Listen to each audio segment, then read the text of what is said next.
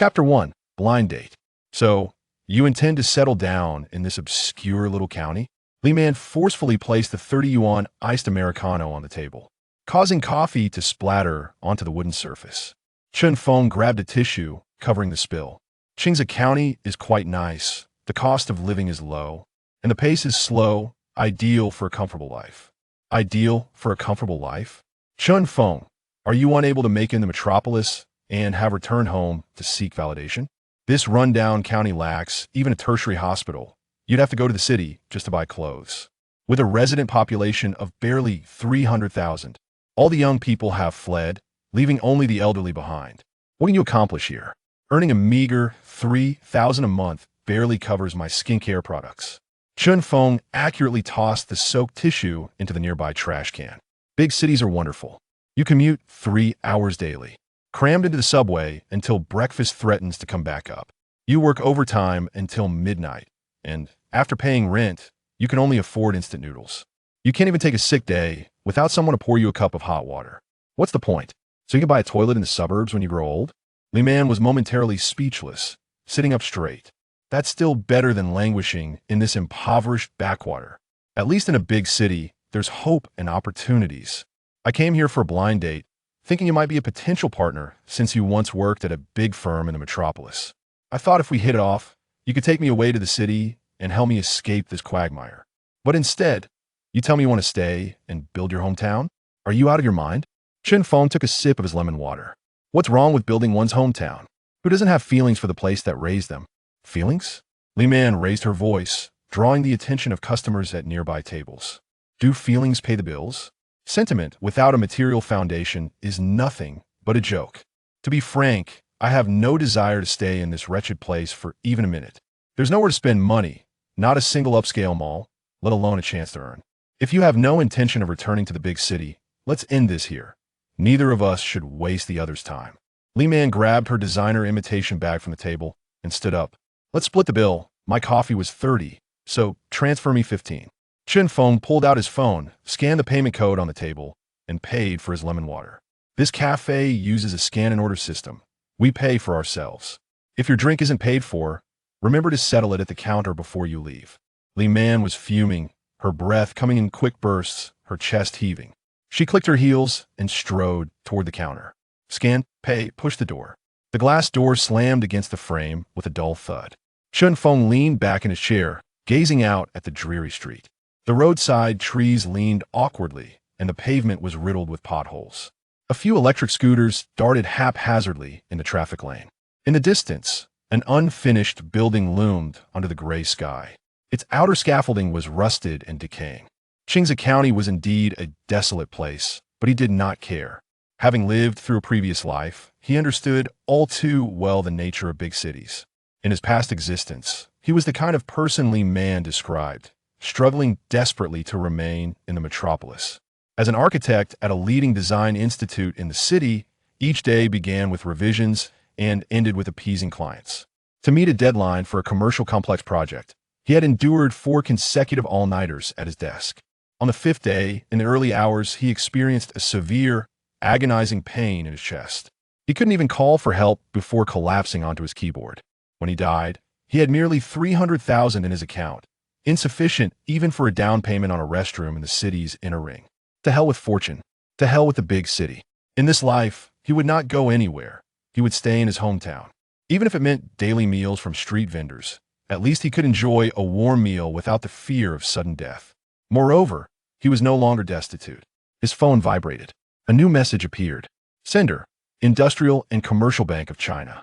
ICBC, your savings account, ending in 7758, received a transfer of 287,421 renminbi on October 15th at 14:30. Current balance, 1,026,161 renminbi. A total of over 1 million. Chen Feng glanced at it for 2 seconds and casually turned off the screen. 3 days ago, upon his rebirth, he discovered a new system in his mind. The rules were simple and straightforward. For every person in Qingze County, the system would deposit 1 yuan into his account daily. Settled on a daily basis, funds were transferred punctually. According to the system's precise statistics from yesterday, The current resident population of Qingze County was 287,421. This meant that he could earn nearly 290,000 in cash daily simply by opening his eyes. Over 8 million a month.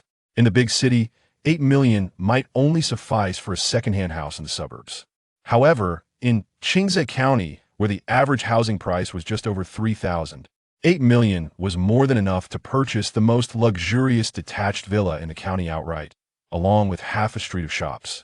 Yet, Chen Feng's ambitions extended beyond that. The system's payment was based on the population count. What if the population of Qingze County increased? What if it broke 50,000 or even 100,000? Then his daily income could double or even multiply tenfold.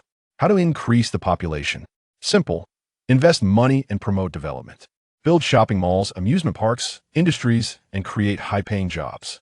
As long as he transformed Qingze County into a prosperous and livable city, outsiders would naturally flock to it. This was not merely about constructing his hometown. It was about creating a super money-making machine for himself. Chen Feng finished the last sip of his lemon water and pushed open the cafe door, stepping outside. The autumn wind carried a slight chill, swirling the fallen leaves along the roadside. In this small county, where even the traffic lights often malfunctioned, life moved at a pace that seemed to suspend time itself. Passing a deli, Chen Feng caught a whiff of the long-missed aroma of braised meat. "Boss, give me a pound of pig's head meat, and I'll take a roasted duck, the fattest one." Chen Feng approached. "Sure, that'll be 85. The boss deftly scooped up the meat, weighed it, and sliced it. With steaming hot food in hand, Chen Feng strolled over to a nearby fruit stand. "How much for these cherries?" 280 a box, imported, very sweet. The boss was engrossed in a short video, not even looking up. "I'll take 2 boxes, and choose the 2 largest watermelons." The boss paused, finally lifting his head to glance at Chen Feng. In the county, it was rare for someone to buy such expensive fruit without haggling. "That'll be 632. I'll give you a price of 620. Chen Feng scanned the payment code, grabbing 2 large bags and heading home. After 10 minutes of walking along the uneven streets, he turned into an old residential complex. This was once the dormitory for employees of a fertilizer factory. The red brick exterior was peeling and worn, and the corridors were plastered with ads for plumbing services and unsecured loans. The motion sensor lights had long since broken. Chen Feng climbed the dim staircase to the 3rd floor. Stopping at the door, he listened to the sound of the television from inside, then took out his key and turned the rusty anti-theft lock. Click! The door swung open. A rich aroma of pork rib and wintermelon soup wafted towards him. In the narrow living room, an old CRT television was playing a local opera program. His father, Chen Jiangwo, wearing reading glasses, sat on a somewhat sagging fabric sofa, perusing the newspaper. Hearing the noise, his mother, Li Xiaolan, called from the kitchen. "Xiao Feng is back. How'd the blind date go? Did the girl take a liking to you?" Chen Feng changed into slippers and placed the food and fruit on the dining table. "Mom, don't mention it. It didn't work out." Chen Feng walked into the kitchen, observing his mother's hunched silhouette. "They think our Qingze County is too impoverished and insist that I buy a house in the big city." Li Xiaolan wiped her hands and sighed. "Today's girls are so pragmatic. The big city is indeed appealing, but the housing prices are far beyond what an ordinary family like ours can bear." She turned around, her heart aching as she gazed at her son. "And you, instead of staying in a good company in the metropolis, insisted on resigning and returning home. Now, finding a partner has become a challenge." Chen Jiangwo set aside his newspaper, removed his reading glasses, and shot a stern glance at his son. "I've always said that young people should venture out into the world. Yet here you are, back home, living off your parents. What do you plan to do in the future? Are you really considering finding a job that pays 2 or 3,000 yuan in the county just to get by?" Chen Feng remained silent. He walked over, unwrapped the delicacies, and laid the roast duck and pig's head meat on the table. Then opened a box of cherries and washed a large plate of them in the sink. "Oh dear, why did you buy such expensive things? How much do they cost per pound?" Li Xiaolan exclaimed, looking at the purplish-red fruit with a pained expression. "It's not that much, just wanted you to try something fresh." Chen Feng replied as he placed the fruit platter on the coffee table and pulled up a stool to sit down. "Mom, Dad, please don't worry about the job situation. I actually brought back some savings this time. I plan to start a business in our county." "Start a business?" Chen Jiangwo frowned. You know nothing about business. You studied architectural design in college. What kind of work can you possibly find in this rundown county? Are you going to build pig pens for people? Chen Feng tossed a cherry into his mouth. The juice was abundant and overwhelmingly sweet. He spat out the pit and grabbed a tissue to wipe his hands. Building pig pens is so uninteresting. Chen Feng lifted his gaze, looking out at the distant silhouette of a dreary building. I was thinking of taking over our county's struggling garment factory. Chapter 2. The varied human experience. Are you out of your mind? Are you trying to take over that garment factory? Chen Jiangwo glared, crumpling the newspaper in his hands. That decrepit factory had been dormant for over 6 months, drowning in a sea of debts, unable to even pay the watchman's wages. You want to take it over? What will you use? Your meager salary to fill the ocean? Li Xiaolan, growing increasingly anxious, shook her head in disapproval. Xiaofeng, your father is right. It's a bottomless pit, and we cannot afford such a venture.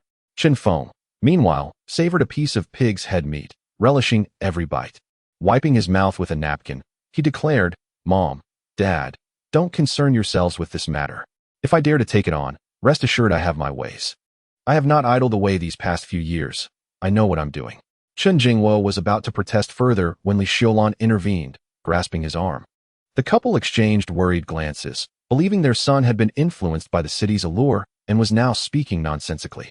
The room fell into silence, only interrupted by the distant melodies of traditional opera emanating from the television. Suddenly, a buzz from Chen Feng's pocket broke the quiet. The screen illuminated with a name, Haozi. Lu Hao, his childhood friend, now a taxi driver in the county town, was calling. Chen Feng answered, Chen Feng, why didn't you say you were back in Qingze? The lively sounds of honking cars and Lu Hao's booming voice filled the line. I just arrived this afternoon. My mom dragged me to a matchmaking meeting, Chen Feng replied. Matchmaking nonsense. Hurry over to Lao Zhao's barbecue. I just finished my shift. I'll be there in 10 minutes. All right. Chen Feng hung up, standing up. Mom, Dad, Haozi wants me to join him for a meal. You two eat without worrying about me. At the old street in the county town, the bustling Lao Zhao's barbecue stall filled the air with the enticing aroma of grilled lamb and cumin. A weathered Jetta taxi screeched to a halt at the roadside, and Lu Hao emerged from the driver's seat. Clad in a faded black jacket, with a noticeable belly and thinning hair, he strode over to Chen Feng, delivering a playful punch to his shoulder. You've changed, man. After all these years, you look quite respectable. Lu Hao grinned, revealing his yellowed teeth. Chen Feng retaliated with a light jab. You've put on quite a bit of weight. What's the taxi driver diet like? They settled at an empty table in the corner. Lao Zhao, 20 skewers of lamb, 10 pieces of tripe, and 2 large kidneys, and another box of ice-cold daju. Lu Hao shouted towards the grill. Coming right up. Lao Zhao responded, making his way over with skewers in hand. Haozi, you finished your shift early today? Lao Zhao noted. Lu Hao pointed at Chen Feng. My brother is back from the metropolis. We must drink to celebrate. Lao Zhao, bring out your finest liquor. Lao Zhao chuckled. You still owe me $200 for your last meal. You think you can drink the good stuff? Chen Feng pulled out his phone and scanned the QR code at the stall. Lao Zhao, I'll cover his bill today. Lu Hao swiftly pressed down on Chen Feng's phone, exclaiming, Hey, are you slapping me in the face? You just got back? Today's meal is on me. Chen Feng, conceding, put his phone away without further argument. Lu Hao produced a pack of cigarettes, offering one to Chen Feng. No thanks. Lu Hao held a cigarette between his lips, ignited it, took a deep drag, and exhaled a cloud of thick smoke. The rules of the big city are numerous. Having even given up smoking, what hope is there left in life? Chen Feng did not respond. Instead, he picked up a kettle of boiling water to sanitize the dishes and then inquired, How's the sports car? Lu Hao flicked the ash from his cigarette. It's just as it is. Look at my car. The air conditioning has been broken for half a month, and the boss is too stingy to fix it. During the day, it's hot enough to give one rashes, and at night, it's cold enough to cramp one's legs. I drive 14 hours a day. After paying my dues and refueling, I'm left with barely over 100 yuan. It keeps me from starving, but it hardly satisfies. Old Zhao approached with a basin of chilled beer, placed it on the ground, and popped open 2 bottles with a corkscrew, the sound echoing twice. Lu Hao handed 1 bottle to Chen Feng, took one for himself, and downed half of it in one go. Refreshing. Lu Hao burped and set the bottle down. In this decrepit county town, you know as well as I do, without connections or backing, there's no way to make money. Chen Feng took a sip of the icy beverage, the cool liquid flowing down his throat. What about Erhe and Sanzi? Are you still in touch? Lu Hao picked up a peanut and crunched it loudly. Erhe's in prison. Last year during the crackdown. He got involved with that bald guy from the south of the city during a demolition project and ended up breaking someone's leg. He was sentenced to 5 years and is now sewing in there. Chen Feng paused momentarily. And Sanzi? Sanzi's situation is even worse. Lu Hao sighed, raising his glass to clink with Chen Feng's. He went to work on a construction site in the south 2 years ago. The scaffolding collapsed, and he fell from the 3rd floor. The contractor fled, leaving no one to cover the medical expenses. Now he is disabled, with a limp, and has returned to the village to run a small shop, barely getting by with a rundown freezer. Skewers of grilled meat were served, sizzling with oil. Lu Hao picked up a skewer of lamb and bit into it fiercely. This is our fate. For us, born in this impoverished place, only a few manage to escape. Even those who do may not fare well. Those left behind are all struggling at the bottom. How many can work in a big factory in the metropolis like you? Chen Feng observed Lu Hao's rough fingers, but remained silent. By the way, Lu Hao suddenly leaned in, lowering his voice. Do you remember Qiao? Chen Feng pondered for a moment. The one who opened the billiards hall on East Street and had a few followers, right? Wang Qiao? Yes, that's her. Lu Hao took a deep drag of his cigarette and extinguished the butt on the table. A few years ago, she was quite prosperous. She closed the billiards hall, borrowed money, and started a building materials company. She hit the jackpot with the County South New Street development, driving a Land Rover and wearing fur, walking with an air of confidence. And then, Chen Feng picked up a skewer of beef tendons. Then she fell from grace. Her young, handsome husband fell for a woman from out of town, while Qiao Jia was away on business. He absconded with all the money from the company's accounts and even borrowed 3 million in high-interest loans in her name. Chen Feng frowned. Didn't she report it? She did, but he fled abroad, and they couldn't catch him. Lu Hao opened another bottle of beer. The loan sharks came knocking daily, splattering red paint on her door. Qiao Jia sold her Land Rover and mortgaged her house, still owing over 1 million yuan, all while caring for her 5-year-old daughter. And now, where is she? Lu Hao gestured towards the building across the street, illuminated by flashing neon lights. The Golden Club, where Qiao Jia was currently providing foot massages. From 10 in the morning until 2 in the morning, she accepted any work that came her way. Those ruffians who once referred to her as Qiao Jia now sought her out specifically for foot massages. They would touch her inappropriately, hurling insults. Yet she dared not utter a word in protest, sacrificing her dignity to repay debts and support her child. Lu Hao took a sip of his drink and continued. Qiao Jia's daughter, named Yiya, used to wear imported clothing, yet now they cannot even afford kindergarten. She spends her days in the staff dormitory behind the club, following her mother around. Last month, when Yiya had a high fever, Qiao Jia could not even gather 300 yuan for medical expenses. I had to lend her the money. Chen Feng followed Lu Hao's gaze. The 4 characters of Golden Club emitted a vulgar red glow in the night. Wang Qiao. Chen Feng had a recollection of this woman, decisive in her actions, loyal. With a strong sense of control, she was indeed a rare talent in management. In the past, when the group of them visited the pool hall, she often treated them to free games. In this small town, those who could leave had already done so. Those who remained all had their share of troubles. Lu Hao raised his glass. Come on, let us drink. Let us not dwell on these misfortunes. The two clinked their glasses. After setting down his drink, Lu Hao looked at Chen Feng. Now that you're back, how long do you intend to stay? Is it easy to find a job in that bustling metropolis? Chen Feng picked up a napkin from the table to wipe his hands. I've resigned. This time, I don't plan on leaving. Lu Hao was taken aback, staring at Chen Feng for a full 10 seconds. You've resigned? Not going back. Lu Hao suddenly slapped his thigh, causing the plates on the table to jump. Damn, that's great. What is so good about the big city? Living like a servant every day? It's better to be back. We can look out for each other. Lu Hao appeared genuinely pleased, downing 3 more glasses of liquor, his face flushed. However, after his initial joy, Lu Hao's expression turned serious. You've seen the situation here in Qingze County. With your background in architecture, what can you do upon returning? Move bricks at a construction site? Or work as a temporary staff at the county construction committee? Don't worry about finding a job. Lu Hao patted his chest. I'll ask the boss of the transport team tomorrow if I can secure a vehicle for us. We can drive a taxi together. It may be hard work, but earning 4,000 to 5,000 a month would be feasible. That's enough for you to enjoy life in the county. Chen Feng gazed into Lu Hao's sincere eyes. Haozi, I don't intend to work for someone else, Chen Feng stated. Not working? Then what will you do? Start a business? Lu Hao shook his head. Everything is losing money now. Half of the storefronts on the street have closed down. Chen Feng picked up a skewer of lamb and drew a line on the greasy table. Howsy, you're always roaming around the county. You must have your ear to the ground. What is the current situation with that old garment factory in the south of the county?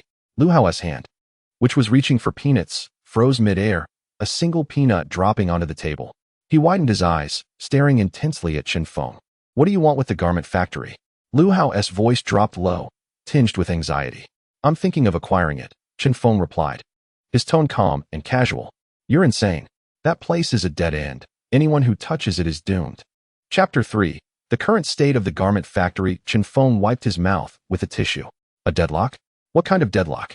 Lu Hao snatched the crumpled tissue from Chen Feng's hand and accurately tossed it into the plastic trash bin at his feet.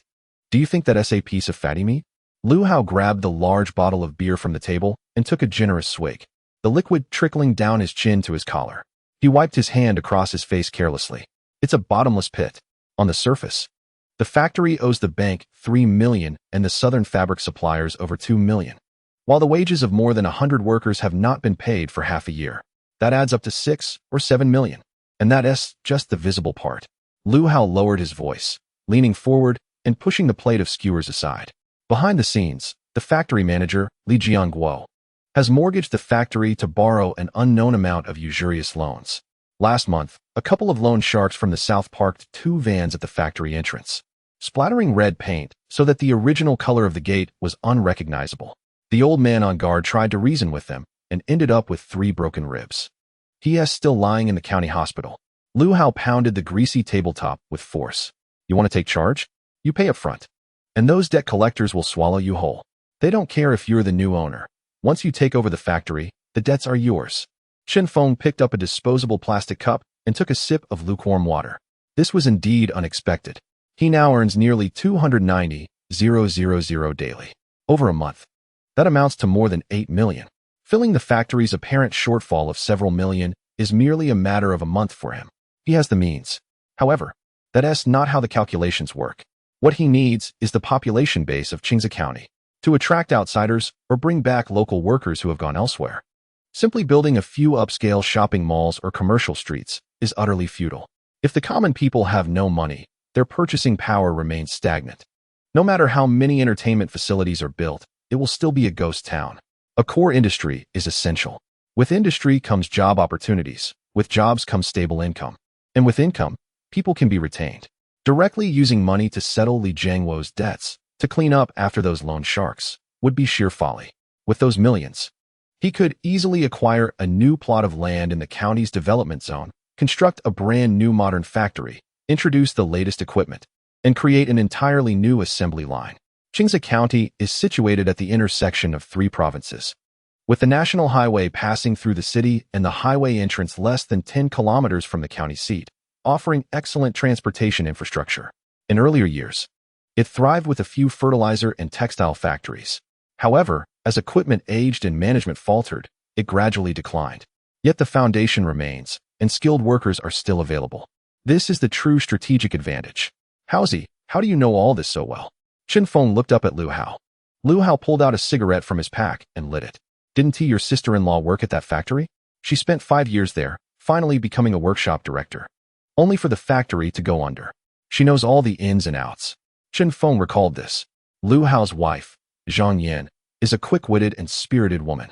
In the past, when friends gathered at Lu Hao's home for a meal, Zhang Yan could prepare an entire feast of hearty dishes within half an hour, her efficiency unmatched. What is she doing now? What else could she do but stay at home? Lu Hao exhaled a thick cloud of smoke, which dispersed under the dim streetlight. It has been over half a year, and she incessantly reminds me that with the new year approaching, expenses abound. The fees for the children's after-school program are due, and my mother's hypertension medication needs to be purchased. Relying solely on my meager earnings from driving a taxi is insufficient to cover these costs. Lu Hao's fingers, clasping the cigarette, trembled slightly. She contemplated joining a few women from the village next month to work at an electronics factory in southern Jiangsu, where it is said that meals and lodging are provided, and one could earn 4,000 to 5,000 in a month by working over 10 hours a day. In our decrepit county, aside from the barely functioning garment factory, there are no decent enterprises to speak of. Working as a stock clerk in a supermarket offers a mere $2,000 a month, hardly enough to cover property and utility fees. Is it feasible not to seek employment? Chen Feng remained silent. In a small county town in 2019, indeed, such wages were the norm. Earning over $3,000 was considered quite commendable. Perhaps the southern regions offer slightly better prospects, but not by a significant margin. The barbecue stall buzzed with chatter. Nearby, several shirtless men were engaged in a game of rock, paper, scissors, empty bottles strewn across the ground, the sound of glass clinking resonating continuously.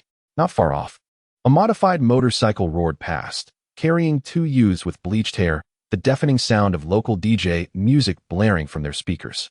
Lu Hao gestured toward the direction in which the motorcycle had vanished. Do you see that? The most common sight in our county these days is precisely this type of spirited youth. Their parents work in the South, and they hardly see each other throughout the year. The kids are left to be raised by their grandparents, who can hardly manage. They drop out of school before finishing middle school, loiter aimlessly on the streets, engaging in fights and causing trouble. Lu Hao tossed the cigarette, but to the ground, and crushed it underfoot. In our county, there are countless women who can operate sewing machines and understand knitting. Years ago, when the county promoted light industry, every household had a sewing machine. Which household's women didn't know a bit of needlework? But what about now? There are no industries. The county incessantly calls for investment, with slogans echoing loudly. Investors visit, take a tour, enjoy a meal, grab some local specialties, and leave without making a splash. Lu Hao poured himself another drink and filled Chen Feng's glass as well. Who the hell wants to leave their hometown? Who doesn't desire a warm home with a loving wife and children? Going out to work means living in overcrowded shared rentals, constantly watching the faces of landlords. When illness strikes, their isn't even someone to fetch water. If it weren't for my family ties, if I didn't miss your sister-in-law and the kids, I would have long since gone south to drive for Didi instead of plying this dilapidated Jetta in this rundown county. With that, Lu Hao tilted his head back and downed the beer in one go. Chen Feng observed the reddening of Lu Hao's eyes, his fingers gently tapping the table. Lu Hao's words resonate profoundly with the poignant realities of a small county. Left behind children, empty nest elderly, and hollowed-out industries. These issues not only reflect the current state of Qingze County, but also serve as microcosms of countless obscure towns. However, for Chen Feng, this presents an opportunity. Every individual yearns for a sense of belonging. As long as there is sustenance in their hometown, few are inclined to wander elsewhere. Howsy, Chen Feng began. If our county had a legitimate garment factory. He enumerated conditions with his fingers, detailing a fully air-conditioned workshop where winter warmth and summer coolness reigned. Lu Hao merely smirked. With 5 insurances and 1 housing fund, formal contracts. Lu Hao paused, his hand hovering above the pen. Piecework with nimble hands. One could earn $5,000 to $6,000 a month, perhaps even more.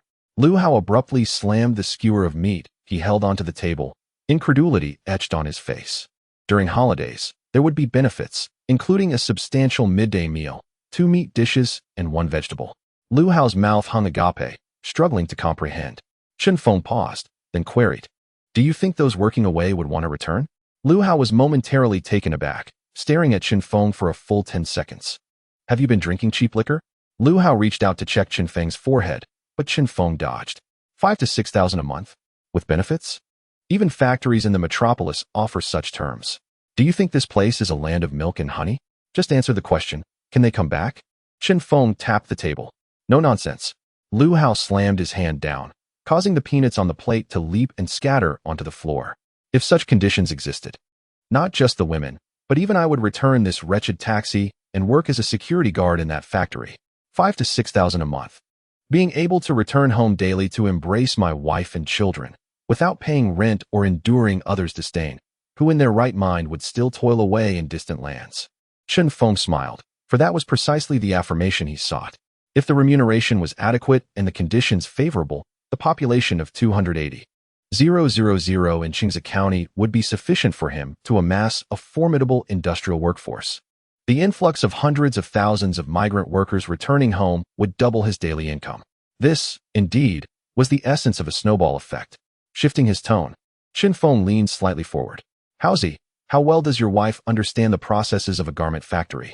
Upon mentioning his spouse, Lu Hao's posture straightened, pride illuminating his countenance. I'm not boasting, he asserted, pointing at himself.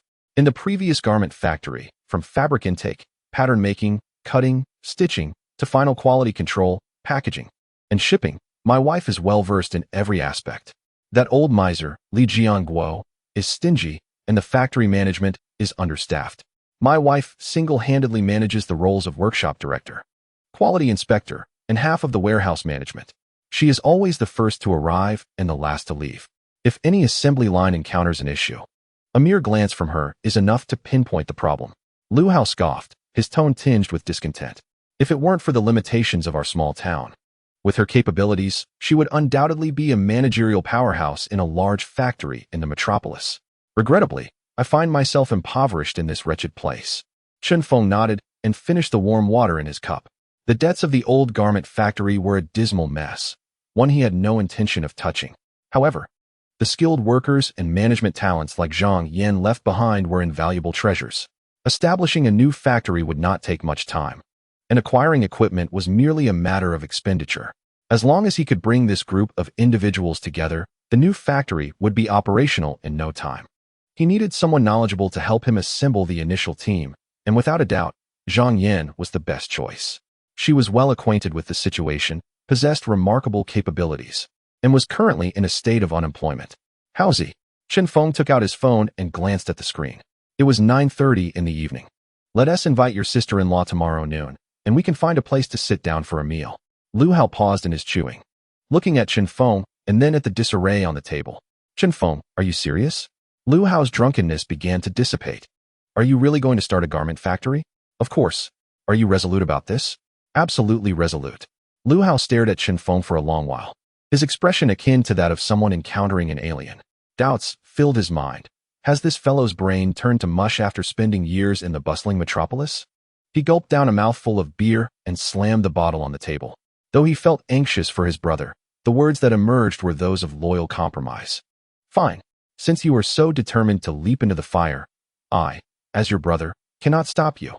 Tomorrow noon, I'll bring your sister-in-law out to give you some guidance. Chapter 4.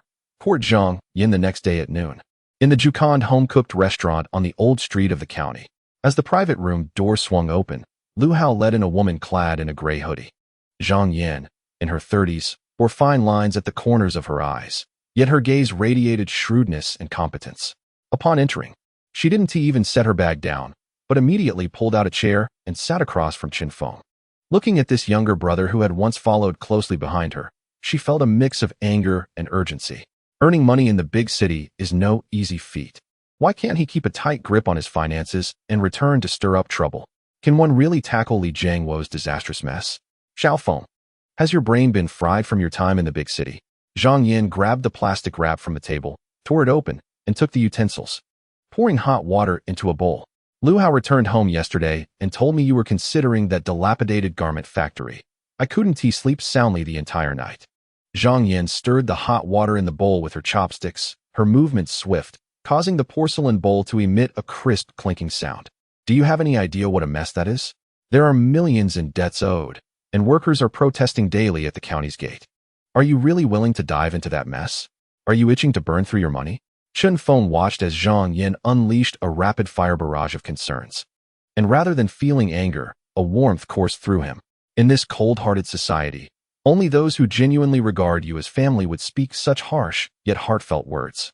He seized the teapot and filled the glass in front of Zhang Yin with coarse tea. Sister-in-law, please have some water. Zhang Yin pushed the teacup aside forcefully, causing a few drops to spill onto the table. Water? What water? I have come today to awaken you with my words. You are well aware of the business environment in our county. Today, the Industrial and Commercial Bureau inspects fire safety. Tomorrow, the tax authorities will scrutinize the accounts. The day after, the Environmental Protection Agency will claim that your wastewater emissions do not meet standards. It is a relentless peeling away of layers, where whoever engages in this endeavor faces dire consequences. Zhang Yin extracted 2 sheets of tissue from the box, vigorously wiping the water stains off the table. Heed my advice. Dear sister-in-law, if you have indeed saved some money in the big city, it would be wise to deposit it in the bank. Even purchasing a fixed deposit will yield sufficient interest for you to live comfortably in our small county. There is no need to throw your hard-earned money into that bottomless pit. Lu Hao, sitting beside her, was peeling a head of garlic. Indeed, Fengzi, your sister-in-law speaks from the heart. Lu Hao tossed the peeled cloves into a dish of vinegar before him. That dilapidated factory is truly untouchable. Chen Feng picked up his chopsticks and placed a piece of freshly served cold cucumber into his mouth, chewing a few times before swallowing. He understood that when dealing with someone as pragmatically shaped by life as Zhang Yan, mere sentimentality would not suffice. He needed to lay his cards on the table with utmost clarity. Sister-in-law, Haozi, I comprehend your words. Chen Feng set down his chopsticks and gazed at Zhang Yan. However, my return this time is not solely for the purpose of making money. Zhang Yan paused, her hand with the tissue resting on the table. Chen Feng continued. I recall that our county was once renowned for its textile industry.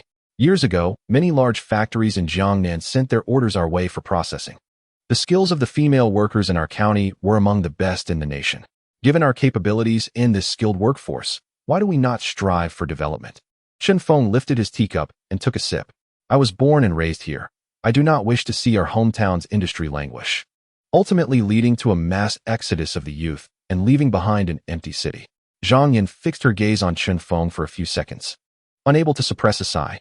After all, he is well-educated, still as idealistic as ever. Xiao Feng, you are truly a bookworm. Zhang Yan discarded the crumpled paper into the trash bin at her feet. What era are we talking about? Why bring up the past? Nowadays, it is all about large factories and fully automated production lines. Computer typesetting, laser cutting, machine stitching. These enterprises can produce tens of thousands of items in a single day, keeping costs exceedingly low. Zhang Yan raised a finger, gesturing in the air. Do you still expect our county's seamstresses to operate sewing machines? It takes an exorbitant amount of time to make a single garment. Who can afford to wait? What use is craftsmanship when faced with the absolute speed and low costs? Chen Feng nodded, leaning back in his chair. Zhang Yan's reaction was entirely within his expectations. Sister-in-law is right. It is precisely because we cannot compete on quantity that we lack competitiveness. Chen Feng interlaced his fingers on the table. If we are to embark on this venture, let us not engage in low-end products with mere pennies of profit. Instead, we shall focus on distinctive high-end customization and develop independent design brands. Zhang Yan furrowed her brow, her face etched with confusion. Chen Feng did not hesitate, directly revealing his true intentions. Moreover, I merely alluded to the notion of acquiring the garment factory during my conversation with Haozi yesterday as a means of testing the waters. Chen Feng gazed intently at Zhang Yan. Rest assured, sister-in-law, I have no intention of taking on that dismal enterprise. I will not shoulder a single cent of the debts left by Li Jiangguo. Lu Hao paused in his task of peeling garlic, while Zhang Yan stood there, momentarily stunned. We shall embark on our own venture, Chen Feng declared, rapping his knuckles on the table. Let us establish a new factory. You shall take the lead and recruit those skilled and seasoned workers from the original factory. With your managerial experience and comprehensive understanding of the entire production line, you can assume the role of the new factory's director. Chen Feng scrutinized Zhang Yan's expression. Isn't this a more favorable prospect than laboring for hours on end at the electronics factory in Sunan?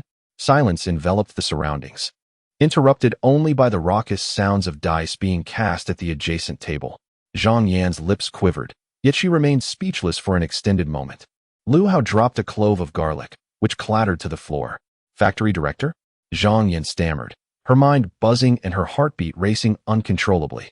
Nevertheless, the burdens of her long-standing life swiftly steeled her resolve, prompting her to instinctively search for potential pitfalls within this enticing proposition. She swallowed hard, leaning forward with her hands pressed against the edge of the table.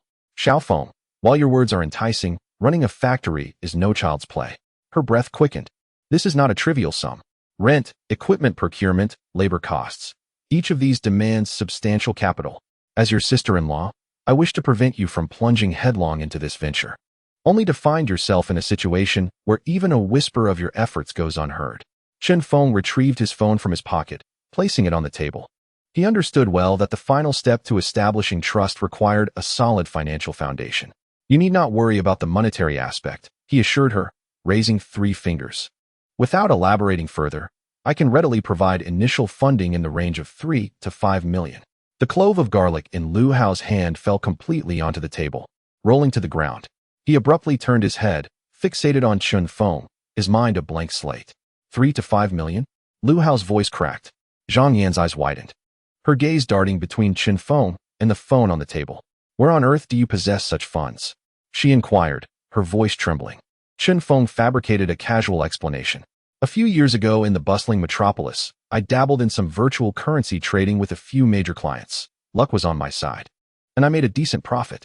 Coupled with the income I've accrued from freelance design work over the years, I've managed to save quite a bit. While this amount may barely create a ripple in the metropolis, it is more than sufficient to establish a factory in our county." Zhang Yin clasped her hands tightly, her fingers twisting anxiously. "Even if you do possess this startup capital," she replied, still unconvinced, "what about the clients? Once the factory is operational, who will purchase the garments we produce? The previous factory's clients have long been alienated by that scoundrel Li Jianguo, who has offended them thoroughly, failed to deliver goods, substituted inferior products. It is simply impossible to win them back now. Without orders, the factory will merely burn through cash." Chen Feng picked up the teapot, refilling Zhang Yan's cup once more. "I have connections in this regard as well. Previously, in the metropolis, I designed a manor for a prominent clothing retailer. We maintained a good relationship and have stayed in touch. Previously, I had casually mentioned to her the idea of returning home to establish a factory." Chen Feng gazed at Zhang Yan, who was holding on to dozens of upscale boutique stores, troubled by her inability to find a factory with exceptional craftsmanship. "As long as our skills meet her standards, the orders will be ceaseless. As for the clientele, you need not worry." Zhang Yan found herself utterly speechless, staring at Chen Feng's calm visage, unable to discern any flaw. The funds were available, the clients assured, and even a backup plan was in place. Zhang Yan bit her lip, her fingers nervously rubbing the strap of her canvas bag, her heart racing. The prospect of becoming a factory manager with a lucrative salary while remaining in the county to care for her children and elders was irresistible. Such an offer was hard for anyone to decline. Yet, doubt lingered in her mind. Could such a fortuitous opportunity truly exist? Chen Feng noted her hesitation, opting not to elaborate further. He picked up the phone on the table, unlocked the screen, and opened the banking app. Inputting Lu Hao's bank account number and the amount of 100,000, he clicked on transfer. Facial recognition was successfully completed. Ding. 2 seconds later, the second-hand domestic phone on the table lit up with a text notification. Lu Hao instinctively glanced down. Upon seeing the message, his neck stiffened as if caught in a vice. He abruptly snatched up the phone, bringing the screen close to his face, counting the zeros with his rough fingers. Units, tens, hundreds, thousands, 10,000s, 100,000s. Lu Hao gasped, suddenly looking up at Chen Feng. "Fengzi, why did you transfer me 100,000 yuan?" His voice boomed, drawing the attention of the restaurant owner, who peeked from the kitchen. At the mention of 100,000, Zhang Yan's body jolted. She seized the phone from Lu Hao's grasp. On the screen, the notification from the Industrial and Commercial Bank was unmistakable. 100,000 yuan. Zhang Yan's hands began to tremble. She raised her head, her face a canvas of astonishment as she looked at Chen Feng. Chen Feng tucked the phone back into his pocket, picked up his chopsticks, and took a piece of pancake from the clay pot chicken. "Sister-in-law, rest assured, I have transferred 100,000 yuan to Haozi. This amount serves as your advance salary for the first year. I heard from Haozi that the family has pressing financial needs, medical expenses for the elderly, childcare fees for the children, all require funding. First, let's fill the family's gaps, and then you can diligently assist me." Chen Feng was unconcerned about the expenditure. He trusted both Lu Hao and his sister-in-law due to their shared history. Even if the venture did not succeed, he was more than willing to help them resolve their living situation. After all, he was different from others. This money felt like a windfall, and he felt no remorse in spending it. As Zhang Yin gazed at the number on the phone screen, her eyes instantly welled with tears. She opened her mouth, but found herself at a loss for words. 100,000 yuan. The amount she earned as a workshop manager at the old garment factory was merely a little over 3,000 a month, meaning it would take her 3 years of relentless toil without food or drink to save such a sum. Yet now, Chen Feng had nonchalantly bestowed it upon her. Lu Hao stood by, anxiously wringing his hands. "Fengzi, this is unacceptable. The amount is far too great, and we haven't even commenced the work. How can we take such a sum?" Lu Hao reached for his phone to initiate a refund. Chen Feng swiftly intercepted his hand with his chopsticks. "Brothers must settle accounts clearly. This is your sister-in-law's salary, not yours." Chen Feng then turned to Zhang Yan. "Sister-in-law, will you accept this task?" Zhang Yin gazed at the figures on her phone screen, her eyes instantly welling with tears. After years of being bent under the weight of life as burdens, she felt as though this hefty sum of 100,000 yuan and the complete trust placed in her had lifted her spine straight. All her doubts, fears, and hesitations shattered into pieces. If they are willing to entrust their lives and fortunes to me, can I, Zhang Yin, afford to hesitate any longer? With a sudden resolve, she stood up, the plastic stool scraping loudly against the cement floor. She lifted the now lukewarm cup of tea from the table. Chen Feng, I won't be coy with you any longer. Zhang Yin tilted her head back and drank the tea in one gulp. I will take this job. Rest assured. As long as the wages are paid, I can bring the county's finest seamstresses to you by tomorrow. If anyone dares to slack off, I, Zhang Yin, will be the first to send them packing. Chen Feng smiled. He set down his chopsticks and wiped his mouth with a napkin. Sister-in-law, that's exactly what I wanted to hear. The trio continued to chat about mundane matters, discussing mutual acquaintances who were not faring well. They lamented the county's economic downturn and recounted tales of elderly individuals who had passed away, only to be discovered days later. They spoke of children lacking parental guidance who ended up in trouble. Such stories were commonplace in this remote county.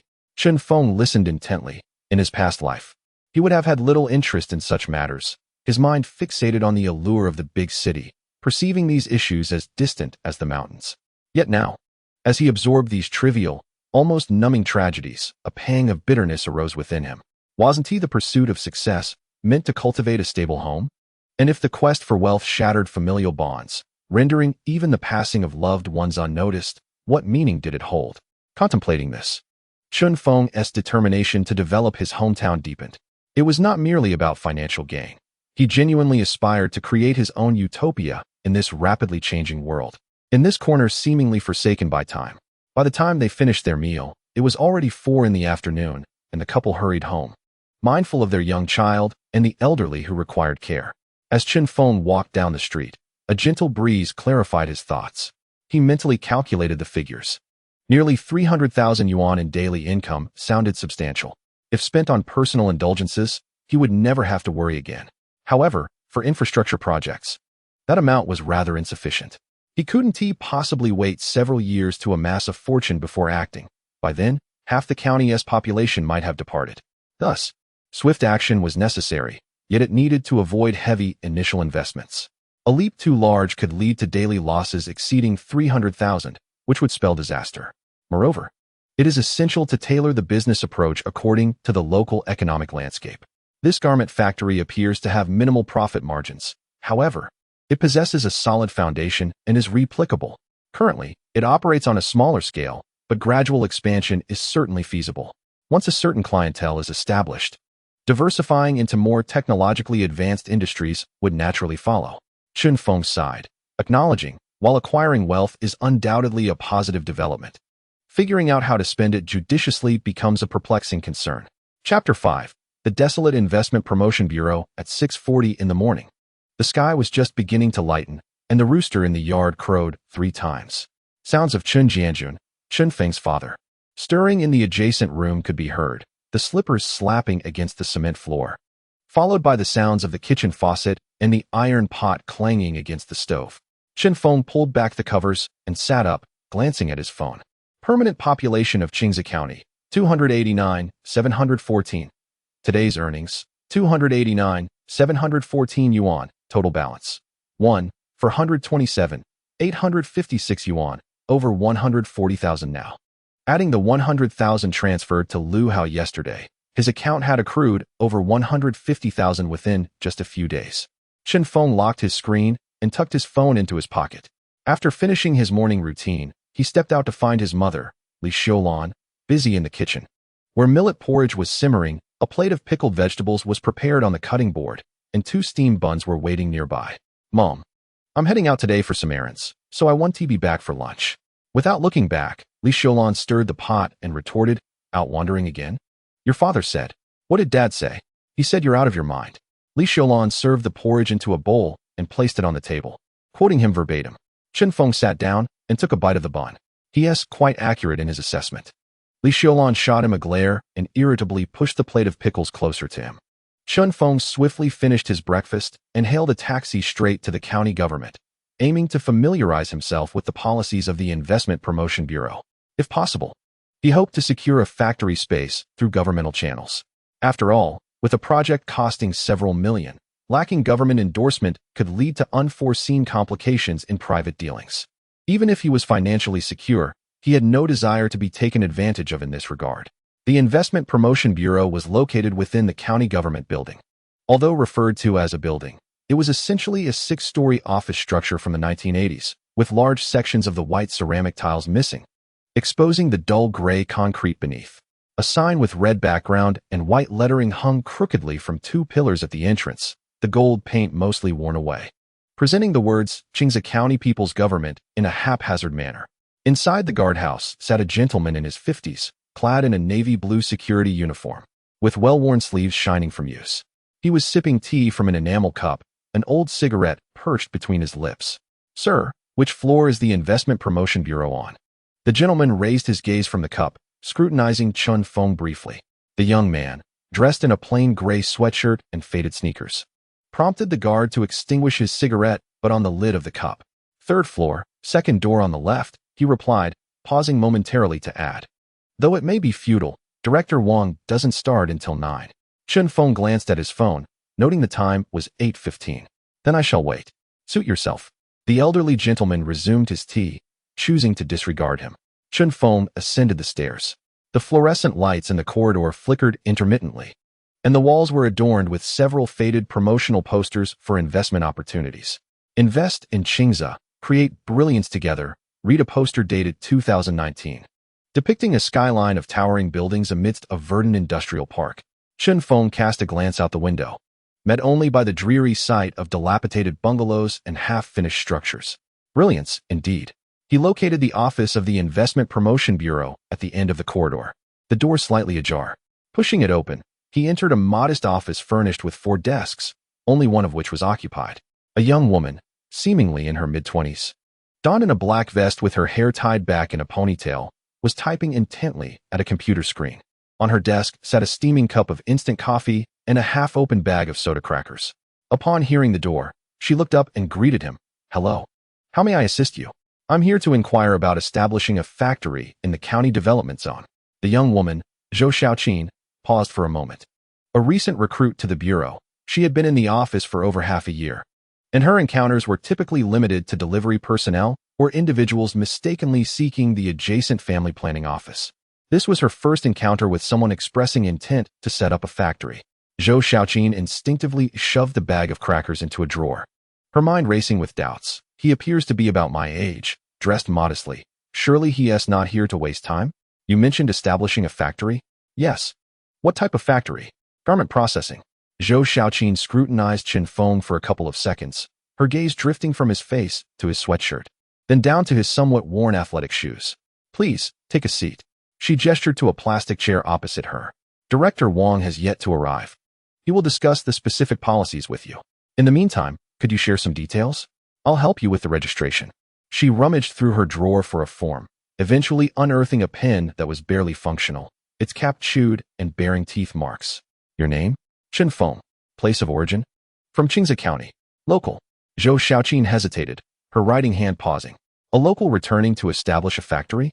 That was indeed a rarity. In recent years, all the investment inquiries she had dealt with were from outsiders. They would come, enjoy a meal, take a tour of the barren development zone, inquire about policies, and then disappear without a trace.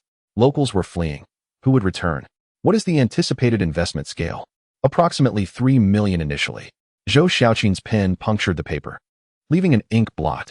She lifted her gaze, reassessing the young man before her. 3 million?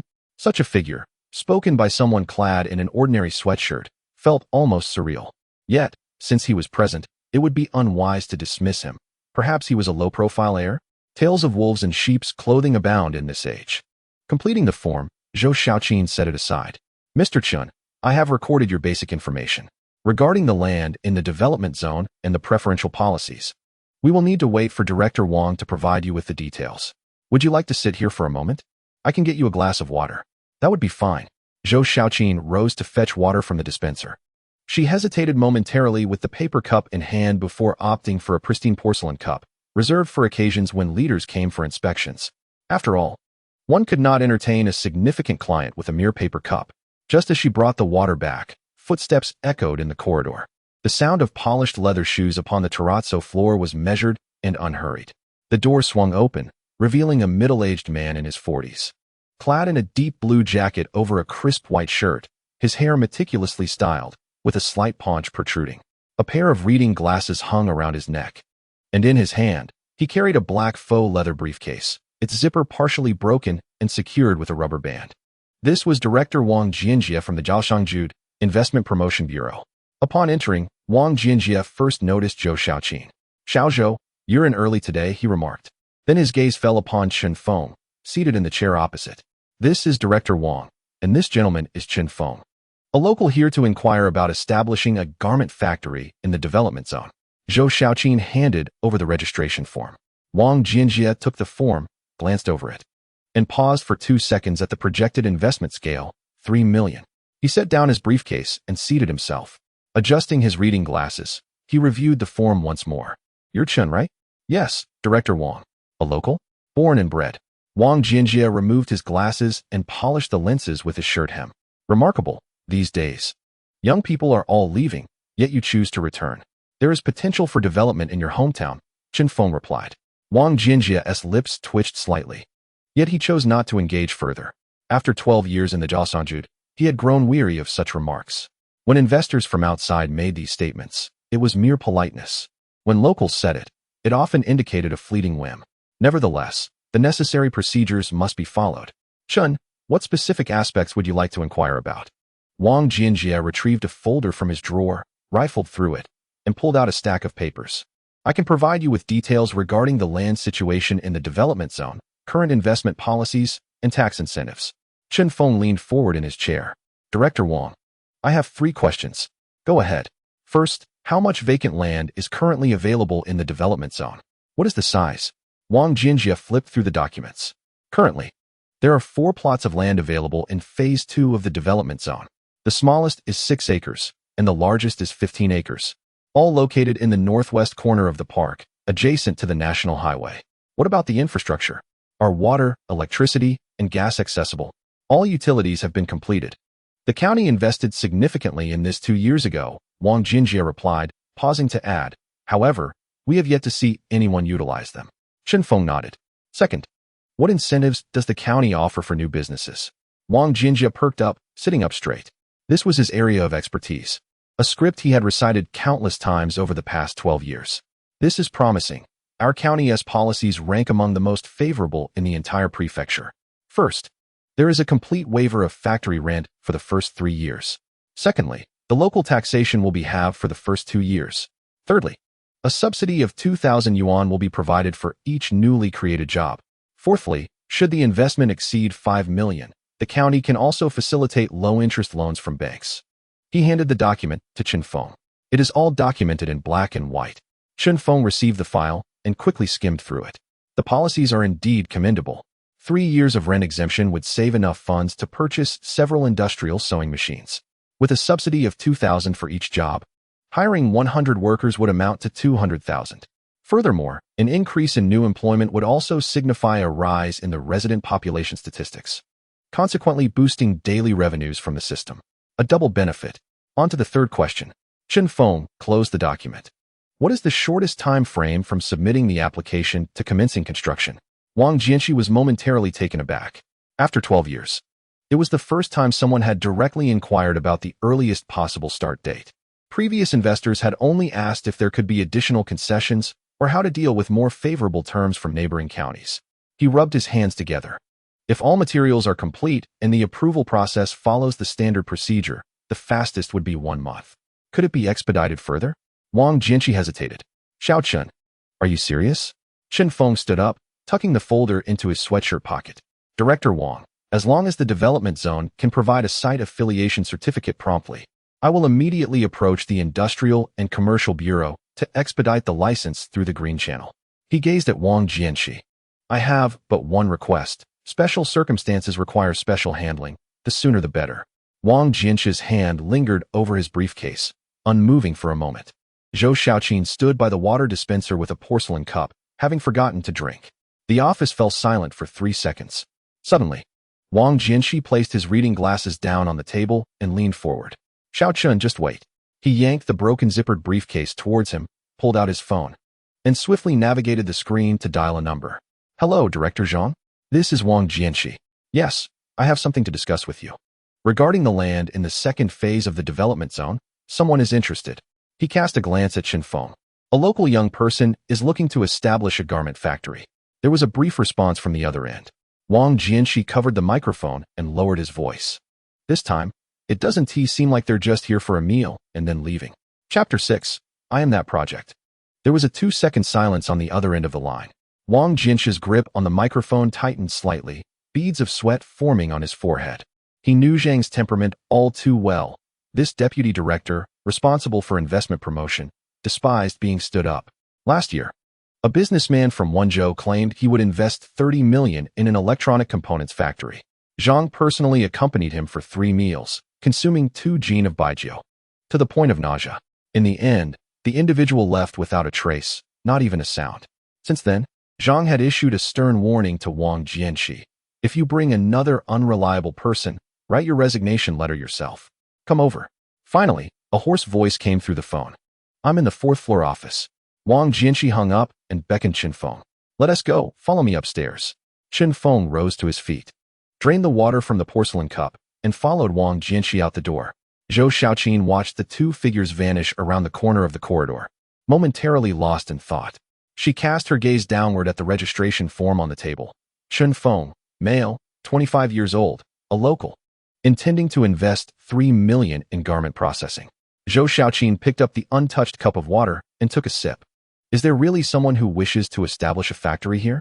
She mused aloud, then retrieved a packet of biscuits from the drawer, tore it open, and continued to nibble. The 4th floor corridor was even more dilapidated than the one on the 3rd. A large, irregularly shaped water stain marred the ceiling, its edges tinged with yellow. The wall paint had peeled away in several places, exposing the underlying red bricks. Wang Jianxi halted before a half-closed door and knocked twice. Director Zhang, a person has arrived. Come in. Upon pushing the door open, the office revealed itself to be modest in size, with an old wooden desk occupying a third of the space. The desk was cluttered with documents, and in the center sat a Lenovo laptop that had seen at least 5 years of service, its screen adorned with sticky notes. Seated behind the desk was a man in his early 50s, Zhang Deming, the deputy director of the Development and Reform Bureau of Qingze County, responsible for investment attraction. His hair was speckled with gray, and the creases on his face could easily trap a mosquito. Bloodshot eyes and heavy bags beneath them added to his weary appearance. Before him lay a document, and in his right hand, he grasped a red pen, the cap chewed into an unrecognizable shape. Upon Chen Feng's entrance, Zhang Deming did not speak at once. He scrutinized Chen Feng for a few seconds, his gaze lingering momentarily on the gray sweatshirt and worn-out sneakers. Then, he glanced down at the registration form handed to him by Wang Jianxi. Please, have a seat, Zhang Deming instructed, gesturing with the red pen toward the chair opposite him. Chen Feng pulled the chair out and sat down, though the uneven legs caused it to wobble slightly to the left. Zhang Deming set the red pen down and placed his hands together on the desk. Xiao Chun, Director Wang has informed me that you wish to establish a garment factory in the development zone? Yes, a local resident, born and raised. Zhang Deming fixed his gaze on him for several seconds. Do you have any idea how many individuals have made the same claim to me before? Chen Feng remained silent. Zhang Deming extracted a manila envelope from beneath the pile of documents on the desk, opened it, and poured out several sheets of paper. Over the past year, the development zone has hosted 17 delegations for site inspections. He raised one finger. Those who signed letters of intent, 6. He raised a second finger. Those who actually registered their capital, 2. The third finger remained down. And the final tally of those who commenced operations, 0. Zhang Deming pushed the papers toward Chen Feng, revealing letters of intent, each adorned with signatures and official seals, the most recent dated 3 months prior. All of this is merely waste paper. Leaning back in his chair, Zhang Deming continued, when you tell me you intend to invest 3 million to build a factory, should I believe it? Honestly, I want to believe it. He rubbed his temples, but I have placed my faith in such promises far too many times. Wang Jianxi stood nearby, his mouth slightly agape, hesitant to interject. He understood Zhang's current mindset. It was not a matter of being difficult, but rather a genuine weariness from past disappointments. Chen Feng glanced at the letters of intent before raising his head. Director Zhang, I comprehend your concerns, thus allow me to rephrase my inquiry. What is your perspective on the disarray caused by the old garment factory in the county? Is it now your responsibility to address this predicament? Zhang Deming halted the motion of his hand that had been massaging his temples. Wang Jianxi inhaled sharply, instinctively retreating a step. Has this young man come forth with a dagger of insinuation? The muscles on Zhang Deming's face twitched slightly. He refrained from uttering a word. Yet the chewed-up cap of the red pen on the table betrayed him. Li Jiangwo's garment factory. This has been Zhang Deming's nightmare for the past 6 months. Following its closure, over 6 million in foreign debts remained unattended, and the wages of more than 300 workers have gone unpaid for 4 months. The workers frequently besieged the county government with banners, with as many as 120 individuals participating at one time, blocking the entrance completely. Reporters from the municipal television station arrived as well. The city's leaders called, not to extend greetings, but to hold him accountable. What on earth is happening with the business environment in Qingze County? The entire city is suffering embarrassment because of it. This was the exact phrase uttered by the deputy mayor responsible for the economy. At that moment, Zhang Deming gripped the phone, his shirt soaked through with perspiration. He is 52 this year. In 3 more years, he will reach retirement. He seeks no promotion, only a stable conclusion to his career. Yet, Li Jiangwo's mess has shattered the tranquility of his final years. Last month, the city issued new evaluation criteria. There must be no fewer than 5 newly introduced investment projects throughout the year, with actual funds not falling below 30 million. 30 million. Zhang Deming nearly cracked his dentures upon seeing this figure. What was the actual amount of funds in the county last year? 280,000. It scarcely amounts to a fraction. Moreover, the city explicitly noted, any county or district involved in mass petitioning incidents would receive a blanket disqualification in the year-end assessments. A blanket disqualification. Should those workers stir trouble once more, Zhang Deming's political career would be irreparably tarnished. Not merely retirement, but retirement accompanied by disciplinary action. These matters had never been divulged to anyone. Yet now, the young man clad in a gray sweatshirt before him had struck a nerve with a single utterance. Zhang Deming remained silent for several seconds.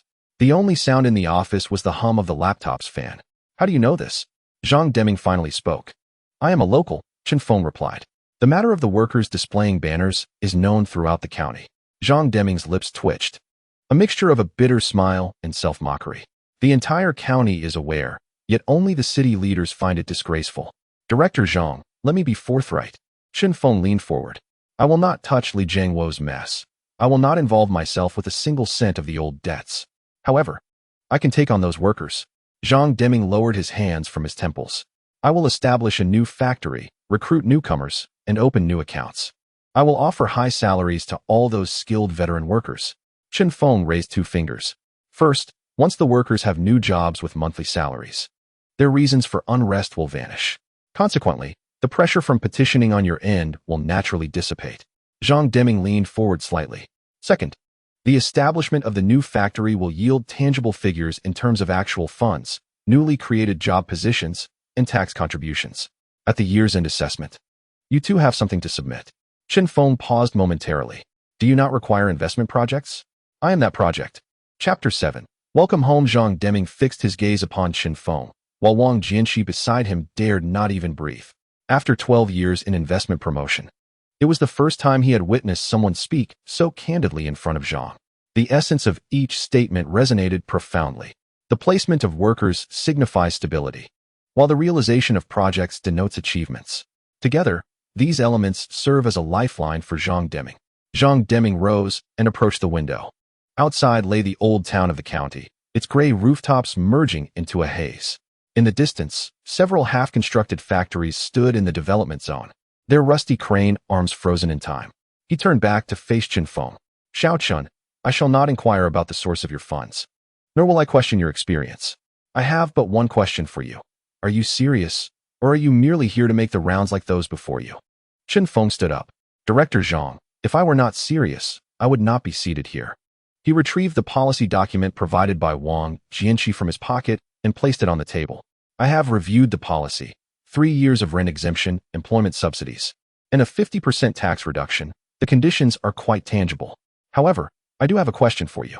Zhang Deming raised an eyebrow. Speak. From land approval to factory construction, and then to equipment installation and commissioning, the standard procedure takes at least 3 to 4 months at the quickest, Chen Feng stated. Looking directly at Zhang Deming. That is too slow. Zhang Deming and Wang Jianxi were momentarily taken aback. 3 to 4 months deemed slow? Wang Jianxi could hardly contain himself. In his 12 years of investment promotion, he had never encountered anyone who considered that timeline excessive. Investors typically sought to delay for a year or more post-agreement, waiting for land appreciation before flipping it. Disregarding Wang Jianxi's reaction, Chen Feng continued, Director Zhang, are there any ready-made factories in the development zone? I do not require new constructions. I need a space that is immediately usable. I will procure the equipment myself, and as long as there is a location, I can commence operations within half a month. Zhang Deming scrutinized Chen Feng for 5 seconds before shutting the window and returning to his seat at the table. He rhythmically tapped his fingers on the surface. Ready-made factories. Zhang Deming glanced at Wang Jianxi. Wang Jianxi instantly comprehended the unspoken message, yet hesitated before speaking. There are indeed 2 standardized factories in the second phase of the development zone, built by an owner who manufactured plastic products 2 years ago. The factories were completed, but the equipment never arrived as the owner fled. Fled? Chen Feng inquired. The funding chain collapsed, Wang Jianxi replied, shrugging. The factories were mortgaged to the bank and have remained vacant for nearly 2 years. Zhang Deming interjected. Those 2 factories consist of one measuring 2,000 square meters and the other 3,500 square meters. They are both steel-structured standardized factories, fully equipped with water, electricity, and gas. I can coordinate with the bank. If your intentions are sincere, we can discuss rental terms. Chen Feng lightly tapped his fingers on his knee. 2,000 square meters is perfect for a startup. I would like that 2,000 square meter space. What is the rental fee? Zhang Deming and Wang Jianxi exchanged glances. Wang Jianxi rifled through the folder and retrieved a sheet inscribed with figures. The bank's listed price was 1,200,000 annually. However, considering that you are a newly established investment enterprise, according to our county's policy, the rent is entirely waived for the first 3 years. In other words, it costs nothing. Upon uttering this statement, Wang Jianxi himself felt slightly incredulous. A standardized factory of 2,000 square meters, free for 3 years. In a coastal city, the rent for just 1 year would suffice to purchase 2 apartments in Qingze County. Chen Feng's mind raced with calculations. With 3 years of rent-free usage, the savings could be fully invested in equipment and labor. Coupled with a daily income of nearly 300,000 from the system, the initial investment posed no issue. The crux of the matter was speed. With the equipment in place within half a month, and with Zhang Yan mobilizing personnel, the first batch of samples could be produced within a month. Director Zhang, if we can finalize the factory arrangement, how long will it take to complete the other procedures? If you are willing, I can assist in coordinating the formal process to secure it all within a week. A week? He had initially prepared himself for a timeline of half a month. Zhang Deming added, but I have a condition. Director Zhang, please speak. Prioritize hiring workers from the old garment factories. Recruit as many as you can. Director Zhang, that was already my plan. With the ready-made factory, equipped with utilities and fire safety measures, the procedures could be completed in a week, saving at least 2 months compared to constructing a new facility. Xiao Chen, let me make this clear, he said, the cigarette perched between his lips bobbing slightly. I will pave the way for you. But the survival of the factory depends entirely on your own capabilities. If you were to act like those previous individuals and simply walk away. Zhang Deming removed the unlit cigarette from his mouth, twirling it between his fingers. Then you would strip me of the last vestiges of my dignity. Chen Feng rose to his feet. Director Zhang, if I were to abandon this venture, I would deserve the scorn of everyone in the county. Zhang Deming gazed at him in silence. After a few moments, he placed the cigarette back in his mouth and fished a lighter from his pocket. With a flick, a flame danced briefly. Zhang Deming inhaled deeply, the smoke billowing from his nostrils. Wang Jianxi, Director Zhang. Wang Jianxi instinctively responded. This afternoon, take Xiao Chun to the development zone to inspect that factory. Hand him the keys so he can take measurements. Zhang Deming paused. Additionally, inform the legal department to retrieve the contract template for the standardized factory lease. Not tomorrow, but before the end of today. Wang Jianxi nodded vigorously, ushering Chen Feng out. As they reached the doorway, Zhang Deming called out once more. Xiao Chun. Chen Feng turned back. Zhang Deming, cigarette in hand, leaned against the creaky old chair, ashes falling onto the pile of intention letters resembling scrap paper. Welcome home. Chapter 8. The factory secured as Chen Feng exited the county government building. He cast a glance back at the gray, dilapidated structure, a sense of absurdity swelling within him. From the moment he entered to securing the 2,000-square-meter factory, it had taken less than 2 hours. His initial plan had been to accept any suitable location with a first-year rent under $200,000. Yet, he had not anticipated Zhang Deming's decisive gesture of waiving the rent for 3 years. The ease with which he obtained this opportunity weighed heavily on him. It is a well-known adage that fortune does not simply fall from the sky. Zhang Deming's generosity could only indicate one thing. The industrial hollowing out of Qingze County has reached a critical state. With no investors willing to come forth and no enterprises establishing roots, the youth flocked to the big cities. Those 2 completed standardized factory buildings would rather remain vacant and gather dust for 2 years than dare to collect a single penny in rent, all in the hope of securing a viable project. The fear of poverty is palpable, yet this situation plays directly into his hands. The more the county yearns for projects, the smoother each subsequent move he makes becomes. As soon as the first batch of workers enters the factory and the machines begin to hum, his foothold in Qingze County will be firmly established. Chen Feng retrieved his phone and dialed Housie. After 5 rings, the call connected, accompanied by the rumble of an engine and honking in the background. Fengzi, I'm currently picking up passengers from the train station to the bus station. They wanted 10 yuan, but I had to negotiate down to 8. These guys are really difficult to please. Lu Hao's voice dripped with irritation. Stop picking up passengers and drop off the ones you have. Return their fare and let them find their own way. Go home, pick up your sister-in-law, and head directly to the northwest corner of the second phase of the development zone, near the newly constructed factory buildings along the national highway. Lu Hao paused for 2 seconds on the other end. What are we going there for? There's not even a ghost in sight. And the grass is taller than people. To see our factory, Chen Feng replied before abruptly ending the call.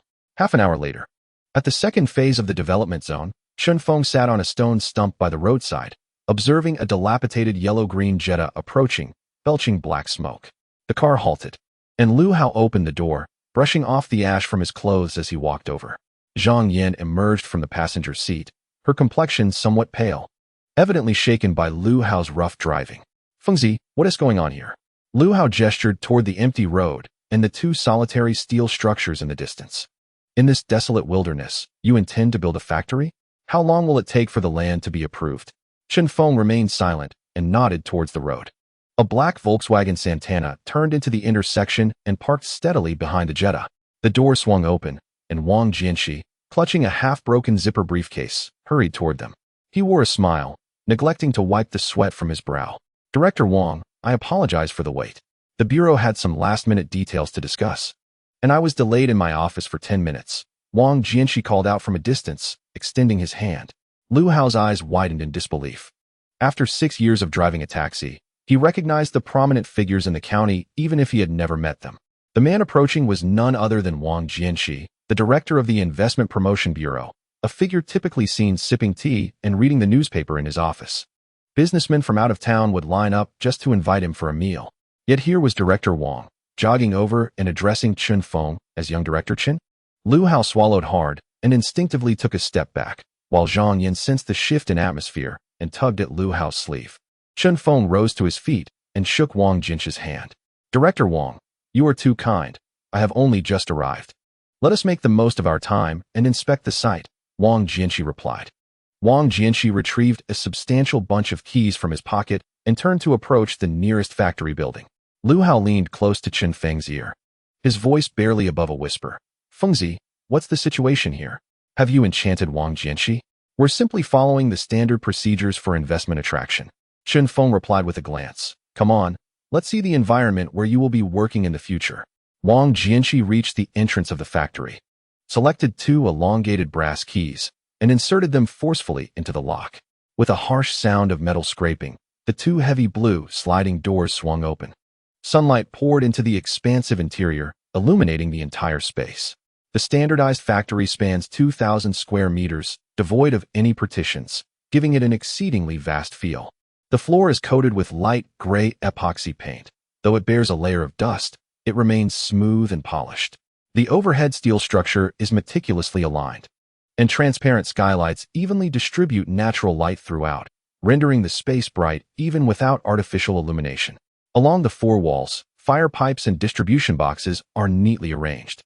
Zhang Yan stood at the entrance, her breath suddenly becoming rapid. Having worked in the garment industry for a decade, she had experienced both the most dilapidated workshops and large coastal factories.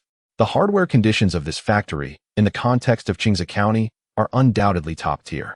Water, electricity, and fire safety systems are all in accordance with national standards. Wang Jianxi stood nearby, providing an introduction, his voice echoing in the spacious factory. The transformer is located at the back of the building, supplying dedicated power. The sewage system connects directly to the park's wastewater treatment network. Frankly speaking, this is a veritable treasure trove prepared for the ready-made boss. Chen Feng turned to Zhang Yan. Sister-in-law, what do you think of this place? Zhang Yan did not respond immediately. She stepped into the factory, her gaze sweeping around. Her steps varied in pace, and her hands subconsciously gestured at her sides. Just as Lu Hao was about to speak, Chen Feng raised his hand to silence him. The distance from the entrance to the two supporting columns in the center is approximately 30 meters. Zhang Yan turned around, speaking rapidly. This space can accommodate 4 standard assembly lines, each equipped with 25 sewing machines. The area by the window on the left has the best lighting, designated for quality inspection and manual finishing. The section near the side door on the right will serve as temporary storage for convenient loading and unloading. The space at the very back needs to be partitioned for a cutting workshop, which requires a separate power supply and dust extraction equipment. She finished in one breath. Her cheeks flushed with excitement.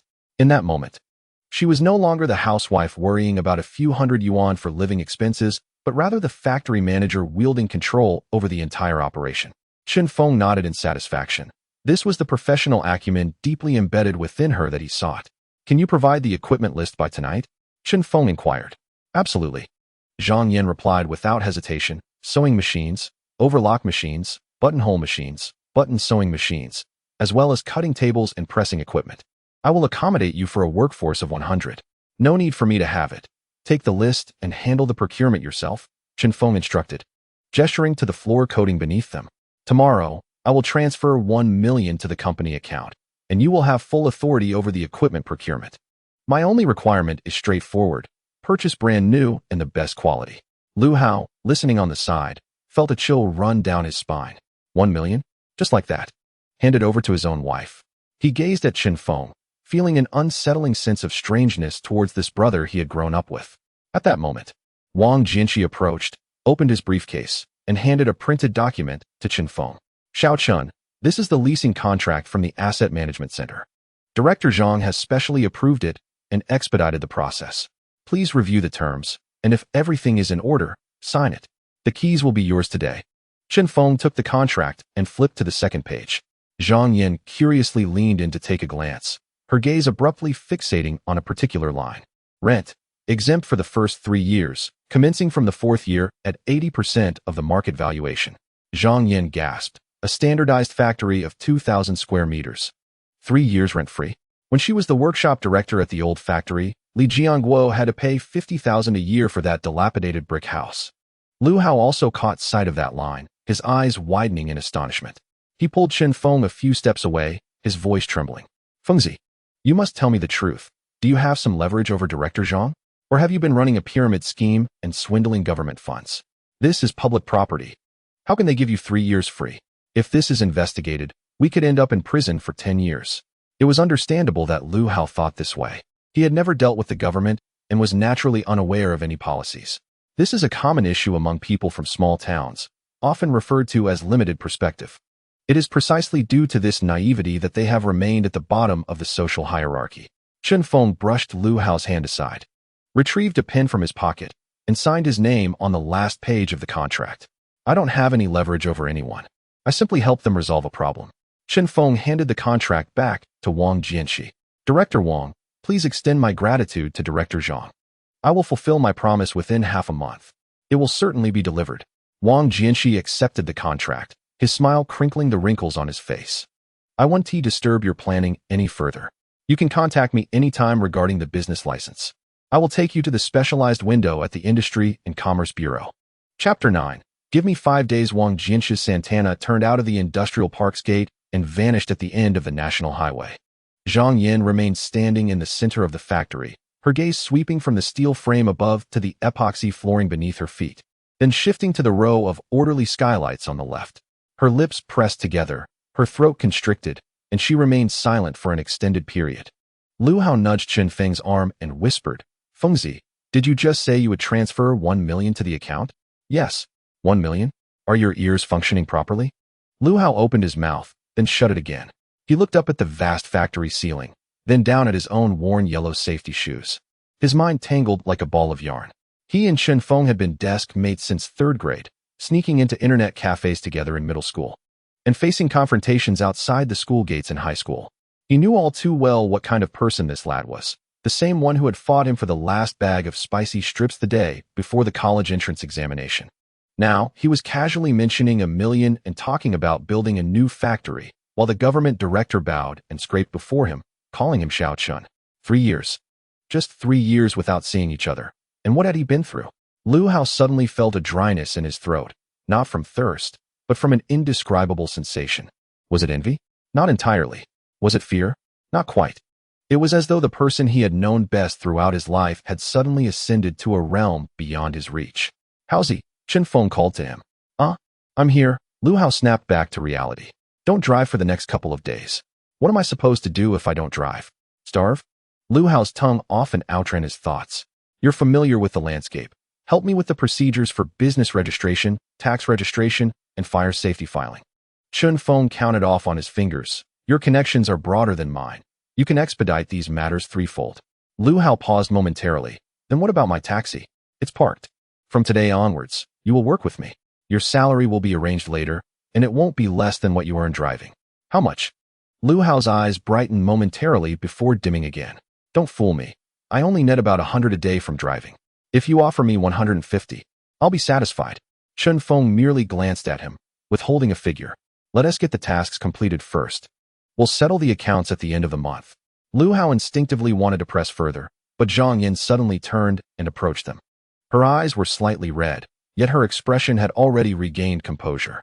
A decade in the garment industry had taught her one vital lesson. While emotions are valid, work remains paramount. "Xiao Feng, let me update you on the situation with the workers." Zhang Yin transitioned smoothly from her earlier excitement to a direct demeanor. "Last night, I made a round of calls, and we currently have 26 confirmed individuals. They are all seasoned hands from the factory, experienced in lock stitching, button sewing, overlocking, and ironing, various trades represented. The quickest among them can arrive within 3 days. And the others? There are 2 scenarios." She raised 2 fingers. "One group has returned to their villages. Their phones are reachable, but they need time to arrange family matters, estimated 1 to 2 weeks. The other group has gone to work in other regions, such as Guangdong and Zhejiang. These individuals cannot be summoned back in the short term." Chen Feng nodded. "Let us secure these 26 first. For the initial batch, we prioritize quality over quantity." "I understand that." Zhang Yin gestured in the air, sketching the outline of the factory. "The premises are ready. Once the equipment arrives, we can operate the sewing machines within a week at most." However, she hesitated. "But what?" Chen Feng inquired. Zhang Yin regarded him, wavering for a couple of seconds before voicing her concern. "I remain uncertain about the clients. You mentioned having client channels in Shanghai. I believe you. But faith is one thing. Where are the orders? If we get the factory up and running, with all the equipment in place, and invest 1 million, only to find there is no work." She left her sentence unfinished, but the implication was clear. The greatest fear for a factory is not a lack of workers or equipment, but rather the absence of orders. Without orders, all investments are rendered futile. Chen Feng remained silent, retrieving his phone from his pocket. "Wait a moment." He opened his contacts and found a number saved under the name Sister Sue. Pressing the call button, Lu Hao and Zhang Yin exchanged a glance, both silent. The phone rang 3 times before being answered. "Oh, Chen Feng, you heartless one. You still remember to call me? I once thought you had returned to your hometown to marry and farm, forgetting about your sister. So, have you grown weary of the mountains? Are you longing to return to the bustling metropolis for Western cuisine?" The voice on the other end of the line was laced with amusement, belonging to a woman in her mid-30s. Her speech was measured, yet each sentence carried the briskness forged in the crucible of the business world. This was Su Hongmei, the founder of Shanghai Red Garment. To understand the nature of their relationship, one must journey back 3 years. At that time, Su Hongmei found herself at the nadir of her life. Her ex-husband's infidelity had siphoned off the capital intended for her brand's public offering, and her partners, sensing the tide, withdrew their investments. The flagship store on Huaihai Road was half-finished, with the foreman and his crew demanding payment daily. It was then that Chen Feng took on his first major project. Though young, he did not flee like others might have. Instead, he discreetly provided several thousand yuan in living expenses to the leading carpenter, thereby stabilizing the workers' morale. For an entire week, Chen Feng went without sleep, transforming a design originally budgeted at 1 million yuan into a project that cost just 800,000, all without compromising its visual impact. By ingeniously substituting materials and manipulating spatial dimensions, the most popular store models in Su Hongmei's brand today are a testament to Chen Feng's legacy. Their bond was not merely one of salvation, but also a deep-seated trust that Chen Feng would never betray her. Sister Su, I am serious. The factory has been established, and the paperwork is underway. Chen Feng did not mince words. There was a brief silence on the line. You truly went ahead with it? Su Hongmei's tone shifted, her mirth largely dissipating. All right, what do you need from me? Orders, sister. Do you have any surplus orders you could share with me? His request was remarkably direct. Su Hongmei chuckled softly. Providing you with orders is not out of the question, given our rapport. However, she shifted her tone. I must be frank with you. Your factory has just opened. I haven't even seen what your workshop looks like, and I have no idea of your workers' skill levels. I trust your character. But business is business. Chen Feng remained silent. How about this? Su Hongmei continued, her voice momentarily pausing as the sound of paper turning could be heard on her end. I happen to have a batch of autumn-winter wool coats ready for production. Not a large quantity, only 400 pieces. I will send you the sample and the technical sheet. You can produce a sample on your end. I will provide the fabric. You can source the supplementary materials yourself. Once you have it ready, send it back to me for quality control. Her tone was steady, but the next statement carried weight. If the quality meets our standards, I will assign you the order for these 400 pieces directly. We can discuss further quantities afterward. However, if the quality is subpar, Su Hongmei paused, allowing the implication to resonate. Do not hold it against me if I am unable to extend favors. This brand is not solely my decision. I have 2 partners. If quality issues arise, returning and reworking is minor, but damaging our reputation is a matter I cannot justify to the board. Understood, Chen Feng replied. The sample will be sent to Qingze County. I'll send you the address via WeChat. The finished product will be shipped back to Shanghai within a week. A week? Su Hongmei seemed taken aback. You certainly dare to make such a promise. Very well, I shall await your delivery. After ending the call, Chen Feng tucked his phone back into his pocket. Zhang Yan and Lu Hao stood 3 steps away, their expressions revealing contrasting sentiments. Lu Hao wore a look of bewilderment, unable to fully grasp the conversation, yet feeling its significance. In stark contrast, Zhang Yan's gaze reflected understanding. She comprehended every word and discerned the underlying implications of the woman's remarks. This was not a mere order, it was a test. Sister-in-law, Chen Feng turned to Zhang Yan. The client will send over the sample garments within 3 days. From the day we receive the samples, I expect to see the finished product within 7 days. Zhang Yan inhaled deeply, her eyes fixed on the factory's large door, which had yet to be closed. 7 days? Can you accomplish this? Zhang Yan remained silent for 3 seconds. Then she turned her gaze, locking eyes with Chen Feng. 7 days is too long. Grant me 5. Chapter 10. The examination paper arrives. Lu Hao had never experienced anything faster than a taxi in his life. However, over the past 2 days, he felt as if he was moving faster than a high-speed train. He had traversed 4 locations: Industry and Commerce Bureau, Tax Bureau, Fire Department, and Bank for account opening, completing all in just 2 days.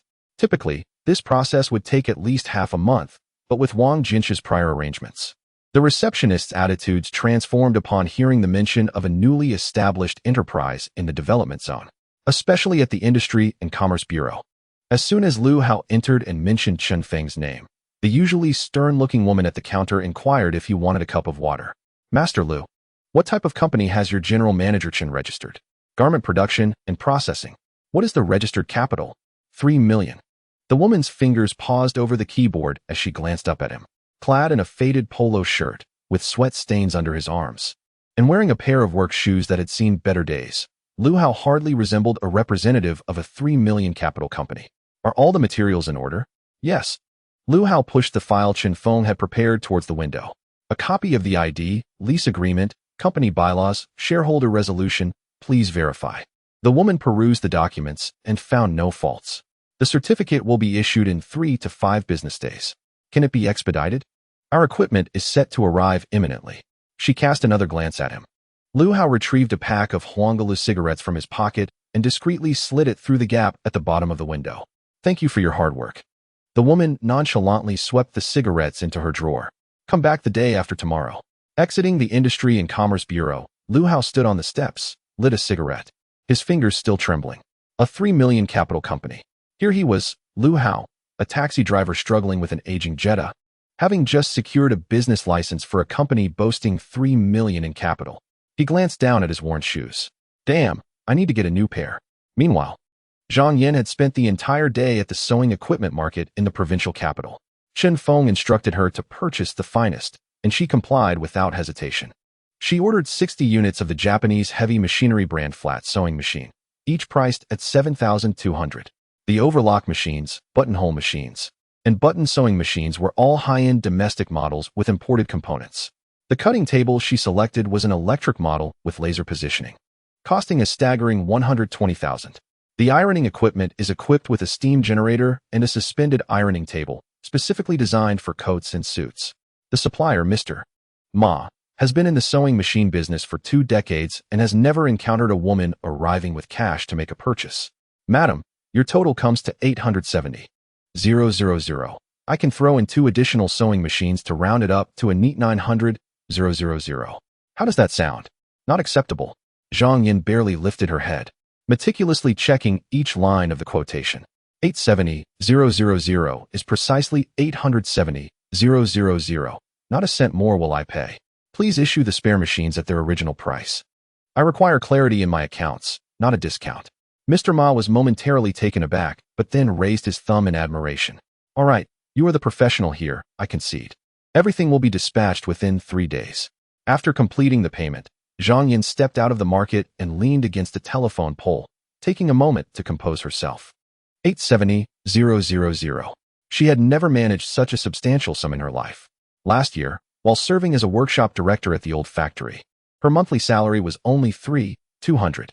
With Li Jiangguo having gone 3 months without paying her, she had even borrowed money for her child's formula from her family. Now, in a single afternoon, she had handled 870,000. She retrieved her phone and sent a WeChat message to Chen Feng.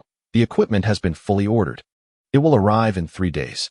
I will keep the remaining 130,000 for purchasing raw materials later.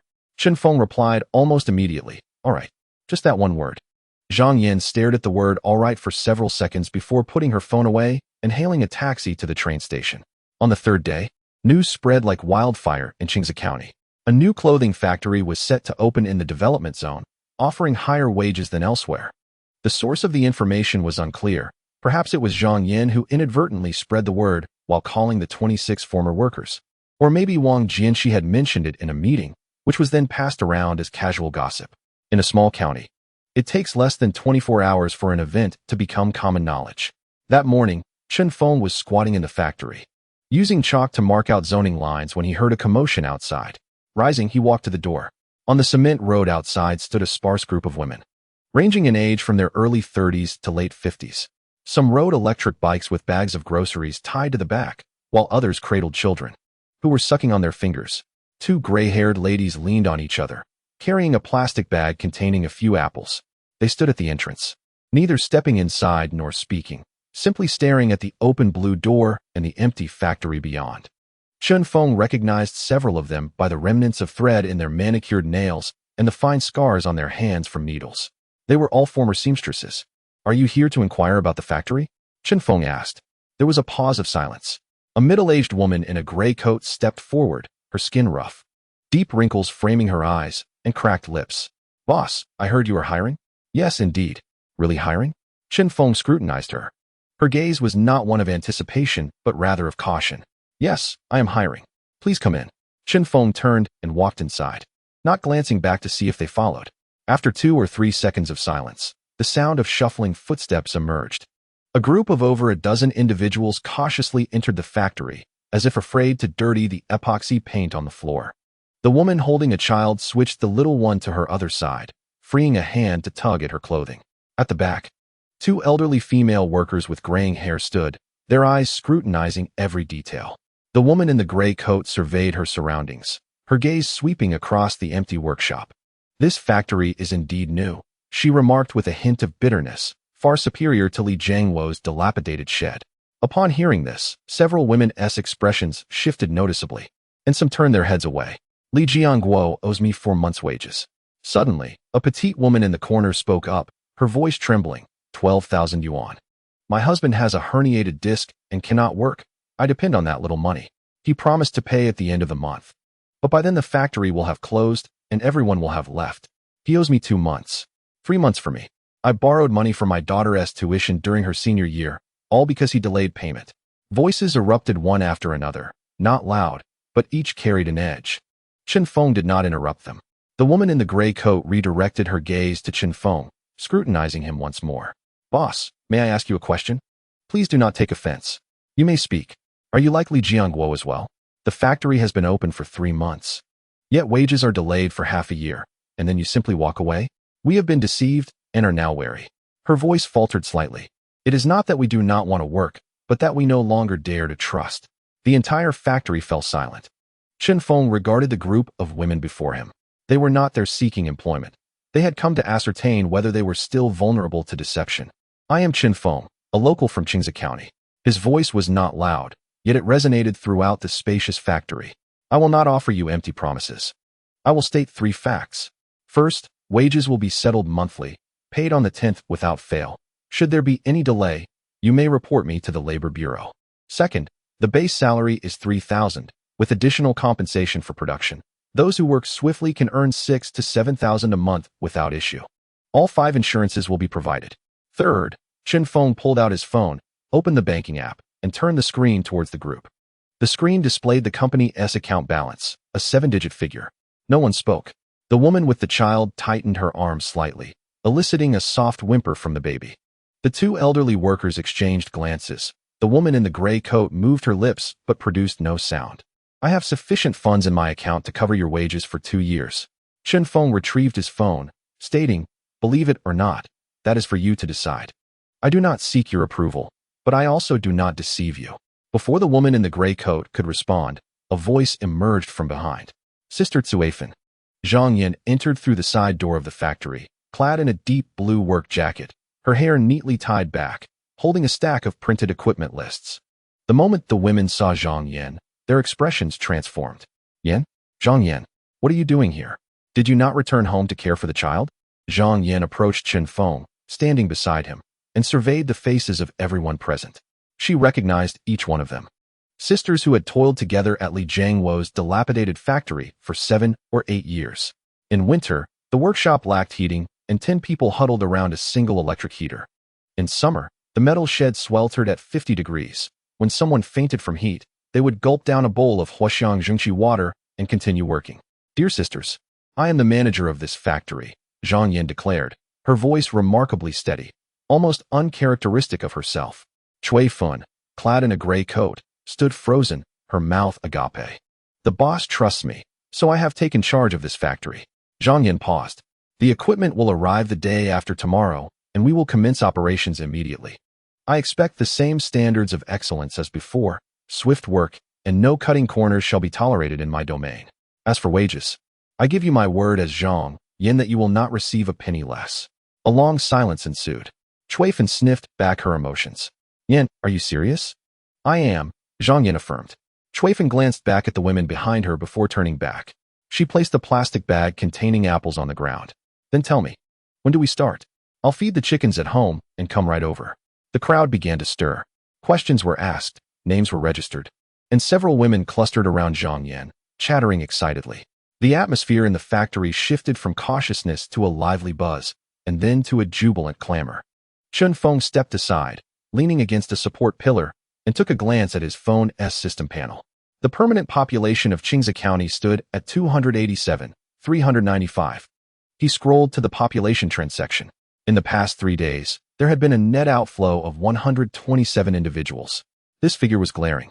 Yet, The dozen women standing in his factory each represented a family, husbands, children, elderly relatives, potentially numbering 50 to 60 souls. As long as they remained, those families would too. This was merely the beginning. Chen Feng locked his screen and was about to put his phone away when a WeChat message popped up. Su Hongmei, the sample garments have been shipped today via SF Express and will arrive tomorrow. I'll send you photos of the craftsmanship sheet on WeChat for you to review in advance. Don't drop the ball. Following were 9 high-definition images. Chen Feng opened the first one, a smoke-gray double-faced wool coat with a notched collar, concealed button placket, a cinched waist, and a length that extended beyond the knee. The silhouette was crisp, yet the craftsmanship was exceedingly intricate. Just the collar S folding and the hand-stitched edges of the garment were beyond the capabilities of a standard sewing machine. Chen Feng zoomed in on the remarks section of the craftsmanship sheet. The final line, highlighted in red, read, "This piece is the main promotion for this autumn and winter season, with a retail price tag of 200 yuan per item. Quality control standards adhere to EU Class 1 inspection. Any rejection rate exceeding 5% will result in the entire batch being returned. 3,200 for each piece. For 100 pieces in total. The total value amounted to 1.28 million yuan. Chen Feng inhaled sharply. He had to admit that Sister Su was quite generous. Such high-end goods were not something that 80% of the processing factories in the market could produce. If he could indeed manage to handle this, it would certainly elevate his reputation. This was both a trial and an opportunity. Chen Feng forwarded the images to Zhang Yan, adding a brief note. Sister-in-law. The exam paper has arrived. Chapter 11. Su Hongmei's concerns. Su Hongmei placed the phone down and stood by the floor-to-ceiling windows on the 14th floor of a building on Nanjing West Road for a couple of minutes. Outside, the skyline of Shanghai in September unfolded, with the trio of skyscrapers in Lujiazui shimmering with a metallic glow under the setting sun. She held in her hand an unlit slender cigarette, twirled it twice, and then returned it to the cigarette case. Having quit for 3 months, she resolved not to falter because of that scoundrel Chen Feng. Turning around, she returned to her desk and reopened the set of craft orders she had just sent to Chen Feng on her computer, reviewing it from beginning to end. The coat was made of smoke-gray double-faced wool, a key piece for the autumn and winter seasons. The fabric was Italian-imported woolen tweed, with the cost of a meter of cloth alone reaching 1,200. The design was crafted by an independent pattern maker she had hired from Italy for 12,000. With the lapel's curvature meticulously measured down to the millimeter. The front and back pieces had to be carefully aligned by hand, with seam allowances controlled within 3 millimeters. The most challenging aspect of the entire garment lay in the waistline. The cinching was not achieved through hard seams, but through three-dimensional tailoring that allowed the fabric to naturally conform to the human silhouette. Even a slight deviation would create creases, rendering it defective. This meticulous work had been done with her Guangzhou factory partner for 6 years, achieving a yield rate of only 85%. She flipped through the factory photos Chen Feng had sent her. The empty workshop displayed chalk lines drawn on the floor, with not a single piece of equipment in place. Leaning back in her chair, she lightly tapped her fingers 3 times on the desk. Indeed, she had not rejected Chen Feng, not because she believed he could deliver, but because she felt she could not refuse. 3 years ago, during that winter when her ex-husband absconded with 8 million, it was Chen Feng who had advanced his own funds to cover the workers' wages, enabling the flagship store on Huaihai Road to open at all. Without that store, the brand Hongshang would have perished in its final stretch. This favor, she recognized. Yet, while she acknowledged it, sending over this year's autumn-winter key piece was not an act of generosity. It was simply because she genuinely lacked suitable low-end orders to offer. Hongshang was positioned as a mid to high-end women's wear brand, with price tags starting at 1,500, and even the cheapest shirt had a factory price of 300. Clothing at this price point demanded craftsmanship that ranked in the top 10% among domestic factories. It was inconceivable for her to dismantle a batch of assembly line goods from her production line for Chen Feng to practice with. That would not be assistance, but a blow to her brand's reputation. Therefore, she selected this coat, 400 pieces, with a total value of 128,000, which sounded quite generous. However, Su Hongmei understood that, given the capabilities of a new factory in a county, it simply could not produce such quality. What she sought was not the finished product, but a stepping stone. She intended to let Chen Feng attempt it, to gauge the skill level of his workers. Failure would not be disgraceful. If successful, she could negotiate further. There was room for negotiation in this process, allowing both parties to maintain dignity. Regarding her statement that if the quality fell short, she wouldn't be able to show him any favor, it was not a threat, but the truth. The two shareholders behind her included a cunning old fox from Wenzhou involved in supply chains and a returnee from Hangzhou engaged in e-commerce. Neither of them would entertain any notions of old friendships. Su Hongmei opened WeChat and navigated to a conversation with a user named Sister Zhou Yamen, Zhou Lihua, the founder of the Yamen brand. The focus is on women's commuting apparel priced between 100 to 300, primarily targeting online channels. Two individuals met 3 years ago at an industry forum. Their acquaintance is not particularly deep, yet they can engage in conversation. Su Hongmei pondered for a moment before typing a line. Sister Zhou, are you there? I have a question for you. A response arrived 30 seconds later. Hongmei, what is the matter? Do you have any basic styles with substantial quantities you wish to offload? Shirts or t-shirts would suffice, provided the craftsmanship is not overly intricate. What is this? Has Hongshang shifted to budget-friendly offerings? It's not me. A friend of mine has opened a new factory back home and is just starting out. She wishes to take on some work to gain experience. The typing speed from the other end slowed. Su Hongmei understood Zhou Lihua's thoughts. In this industry, a friend's newly established factory is essentially synonymous with an unknown entity. No one is inclined to entrust their orders to a factory they have yet to see samples from.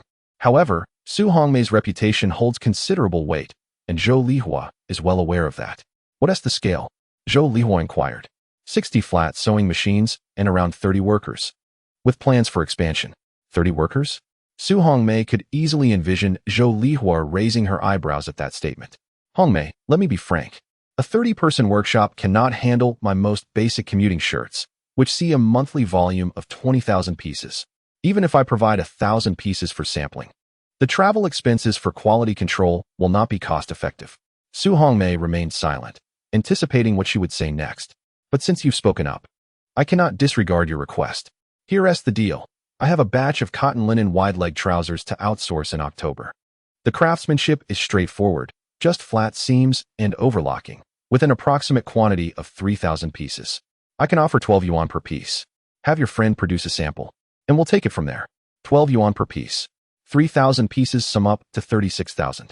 Su Hongmei lowered her gaze, her finger hovering over the screen for a moment. This sum might not even cover the monthly electricity bill at Chen Feng's factory. Yet, even the smallest morsel is sustenance. The new factory must have work, even the most rudimentary tasks, to avoid the machines running idle without orders. All right, thank you, Sister Zhou. I'll confirm on my end and get back to you. After sending the message, Su Hongmei placed her phone on the table, leaned back in her chair, and closed her eyes for a moment. She wondered whether Chen Feng had truly contemplated his decision. Designing buildings and producing garments are entirely different endeavors. Being able to draft blueprints does not equate to sewing clothes. She was uncertain about the population of his county. But how many skilled seamstresses could a small county possibly have? With a sigh, she resolved to wait for Chen Feng to complete his tasks, if necessary. She would have to recommend Zhou Lihua to him. The following day, a SF Express delivery vehicle arrived punctually at the entrance of the development zone at 10 o'clock. When Chen Feng signed for the package, the courier cast a few extra glances his way. A cardboard box, shipped from Shanghai to this county, which scarcely had a traffic light, had incurred over 300 yuan in express shipping fees. As the box was brought into the factory, Zhang Yin awaited inside. She had not slept well the previous night. Having reviewed the 9 images of the craftsmanship orders, Su Hongmei had sent her no less than 20 times, each viewing weighing heavier on her heart. Chen Feng used a utility knife to cut open the packing tape and lifted the lid. Inside lay a neatly folded ash-gray wool coat, wrapped in a layer of acid-free tissue paper. Beside the coat was a transparent document pouch containing a complete paper craft sheet and a small roll of matching fabric samples. Zhang Yin reached in and pulled out the coat, shaking it open. The factory fell silent for 3 seconds. In that fleeting moment, as the garment hung from her hand, Zhang Yin realized this was no ordinary merchandise like those she had previously worked on at Li Jiangwo's factory. The fabric was double-faced wool. Not the synthetic blends commonly found on the market, but a genuine pure wool double-faced material, with no interlining between the 2 layers, relying solely on the interwoven yarn to shape itself naturally.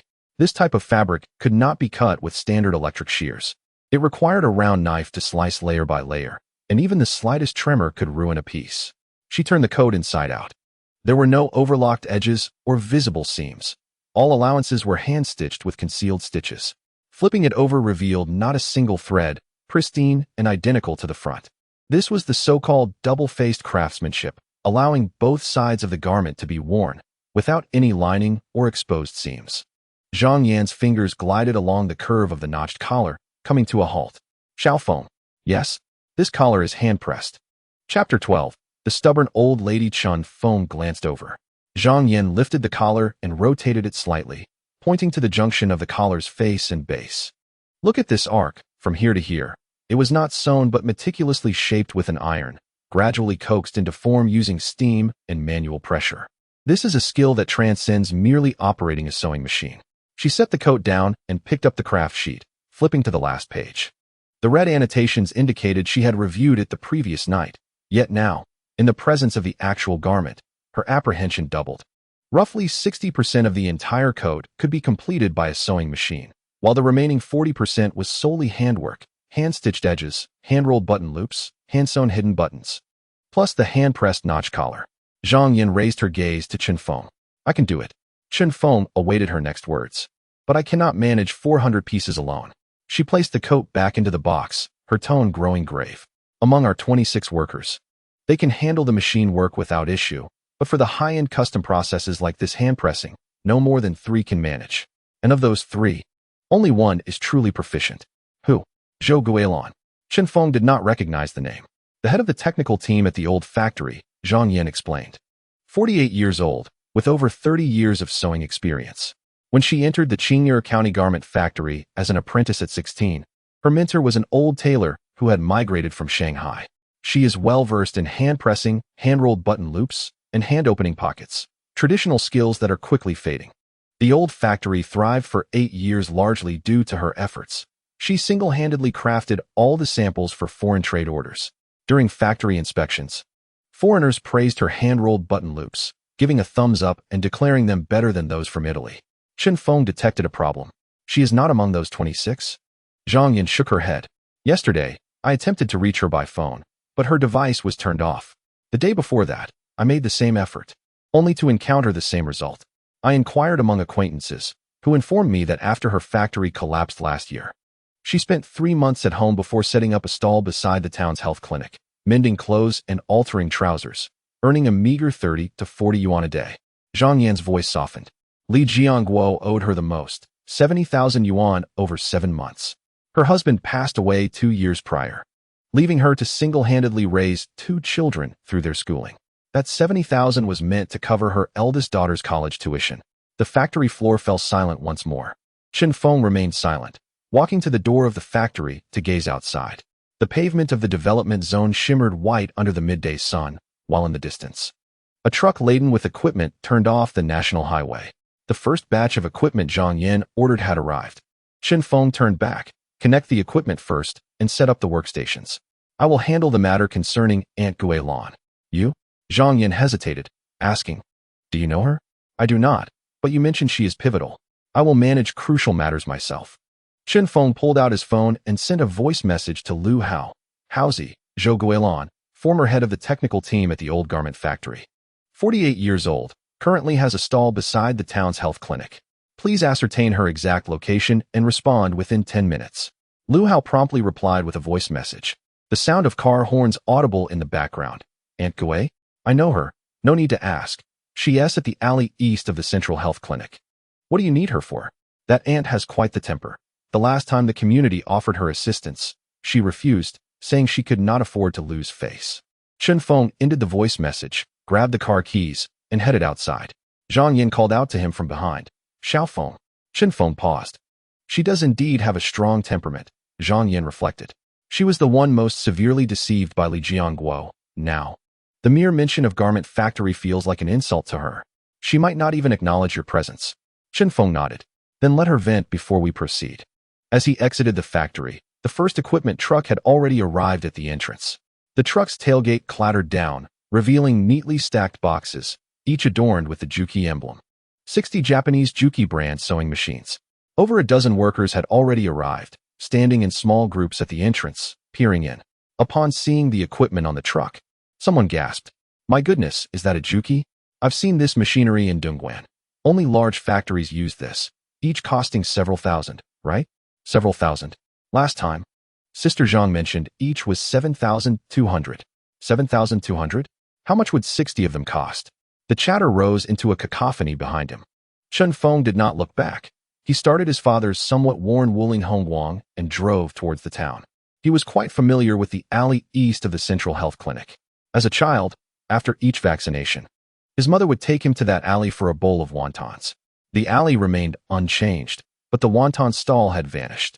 In its place stood a makeshift shelter propped up by two bamboo poles, beneath which sat an old-fashioned sewing machine, not the pedal-operated kind, but a much older hand-cranked model.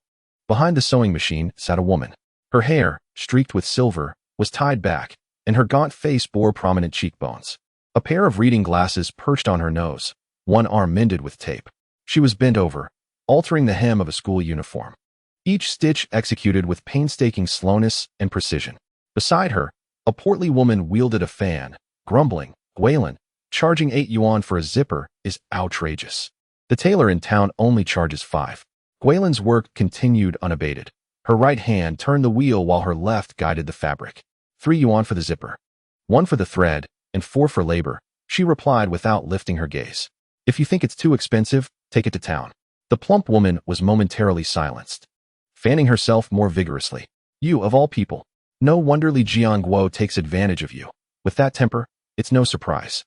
The sound of the sewing machine abruptly ceased. Guilin seized the scissors, snipped the thread decisively, and tossed the trousers onto the table. 8 yuan. Pay up. The woman produced a 10 yuan note, slapped it on the table, snatched her change, and departed in a huff. Guilin tucked the 10 yuan into her apron pocket and picked up another garment. Chen Feng stepped forward. I'll drop off the pants here. I'll return at 4 this afternoon. Guilin remained indifferent, her head still bowed. On a nearby cardboard box, a hastily scrawled price list read, hem alterations 5 yuan. Zipper replacements 8 yuan, patching 3 yuan. Aunt Guilin, I don't need a hem alteration. Guilin paused momentarily, then lifted her gaze, scrutinizing Chen Feng twice through her glasses. I don't know you. Who are you looking for? I'm looking for you. I'm Chen Feng. I run a garment factory in the development zone. Not interested. Her response was curt and emphatic. Guilin returned to her sewing machine, as though their brief exchange had never occurred. Chen Feng did not leave. Aunt, I haven't finished speaking. No need to. Guilin kept her focus on her work. I've heard enough about garment factories. You all come with sweet words and leave with everyone's hard-earned money. She continued, I'm 48. I've been deceived once. That's enough. Her hands remained steady, yet the rhythm of her foot on the pedal quickened slightly.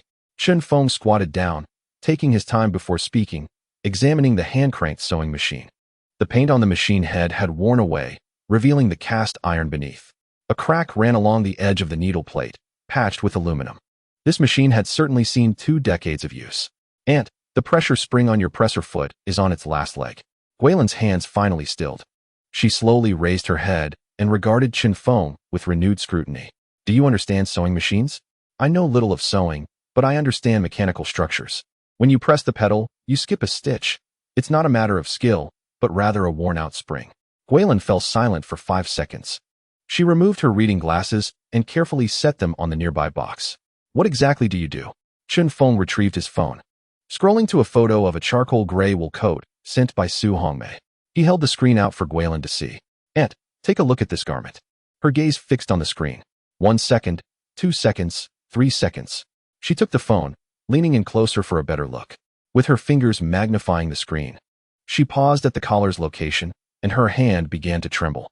It was a quiver born from the depths of something long suppressed, not from fear or anger, but rather from an artisan's intrinsic yearning upon witnessing a truly exquisite craft. Her voice transformed, raspy yet imbued with an ineffable quality. This was the old way. Nowadays, no one in the factories outside would dare to undertake such work. They had all shifted to heat pressing, producing a collar in a mere 3 minutes, swift yet crude. She returned the phone to Chen Feng and donned her reading glasses once more. However, this time, she did not lower her gaze. You want me to do this? Yes. For 100 pieces. Zhou Guilin fixed her eyes on him for an extended moment before she spoke. If you want me to do it, I will. But I have one condition. Chapter 13. Young man, thank you. What condition? Zhou Guilin took her time before responding. She neatly folded the half-altered school uniform in her hands and placed it into a nearby plastic basket, methodically returning the scissors, spools of thread, and thimble to their proper places. Her movements were deliberate and unhurried, as if granting herself a final moment of contemplation. Chen Feng did not rush her. He squatted beside the shed, observing her with an understanding that whatever would compel Zhou Guilin to reconsider after initially refusing was certainly not a monetary matter. Had it merely been about money, she would not have paused for a moment. What halted her was that photograph, that handcrafted collar on the overcoat, the very addiction of a craftsman. Once she had finished tidying up, she pushed her glasses back onto her nose and looked at Chen Feng. Li Jianguo owes the factory workers a total of 473,000 yuan. Chen Feng remained silent. Most of it is my 2,400, while the least, owed by the newer workers, is 3,000. In total, there are 31 individuals, none of whom have received their wages. Her tone was flat, as if reciting a long-remembered ledger. I do not expect you to pay this debt on his behalf. It is his obligation, not yours. However, I have one condition. Zhou Guilin raised a finger. All the people you hire, whether they are from the old factory or newly recruited, must receive their salaries monthly. Payment must be made on the last day of the month, without delay or shortfall. If you cannot disburse salaries in any given month, inform me 3 days in advance, and I will leave on my own accord. But you must not deceive me. Li Jianguo began by withholding half a month's wages. Half a month turned into a month, then 3 months, and eventually half a year. We are all from the same village, too proud to cause a scene, only to find ourselves at the gates when he had already dismantled the sewing machine to sell for parts overnight. She gazed into Chen Feng's eyes. If you can agree, I will proceed. If not, turn around and walk away. I shall not hold it against you. The alley was eerily quiet. From the direction of the clinic, the distant cries of children receiving vaccinations echoed faintly, as if filtered through water. Chen Feng rose to his feet. Auntie, rest assured, I am a local. If I were to engage in such treachery, I wouldn't be able to safeguard even my ancestors' graves in Qingze County. Zhou Guilin's expression remained unchanged. She had encountered far too many who promised without sincerity. Chen Feng retrieved his phone from his pocket, opened the banking app, and navigated to the transfer page. Aunt, please provide your account number. For what purpose? I am ready to transfer your 24,000 now. Zhou Guilin was taken aback. I mentioned that amount belongs to Li Jianguo. I heard you, Chen Feng interjected. This is not a repayment on his behalf. Rather, it is an advance on your salary. You will be the technical supervisor at my factory, with a monthly salary of 8,000, advancing 3 months' wages, totaling 24,000. Just right. Zhou Guilin opened her mouth, but could not utter a word. A monthly salary of 8,000? She had labored at Li Jianguo's factory for 6 years, earning a maximum of 3,800 per month. Do not try to deceive me with this. Her voice was somewhat hoarse. Aunt, do I appear to be someone who deceives? Chen Feng turned the phone screen towards her, revealing the balance page, a string of 7-digit numbers shining quietly. Zhou Guilin stared at the figure for 3 seconds before averting her gaze. I do not wish to see this.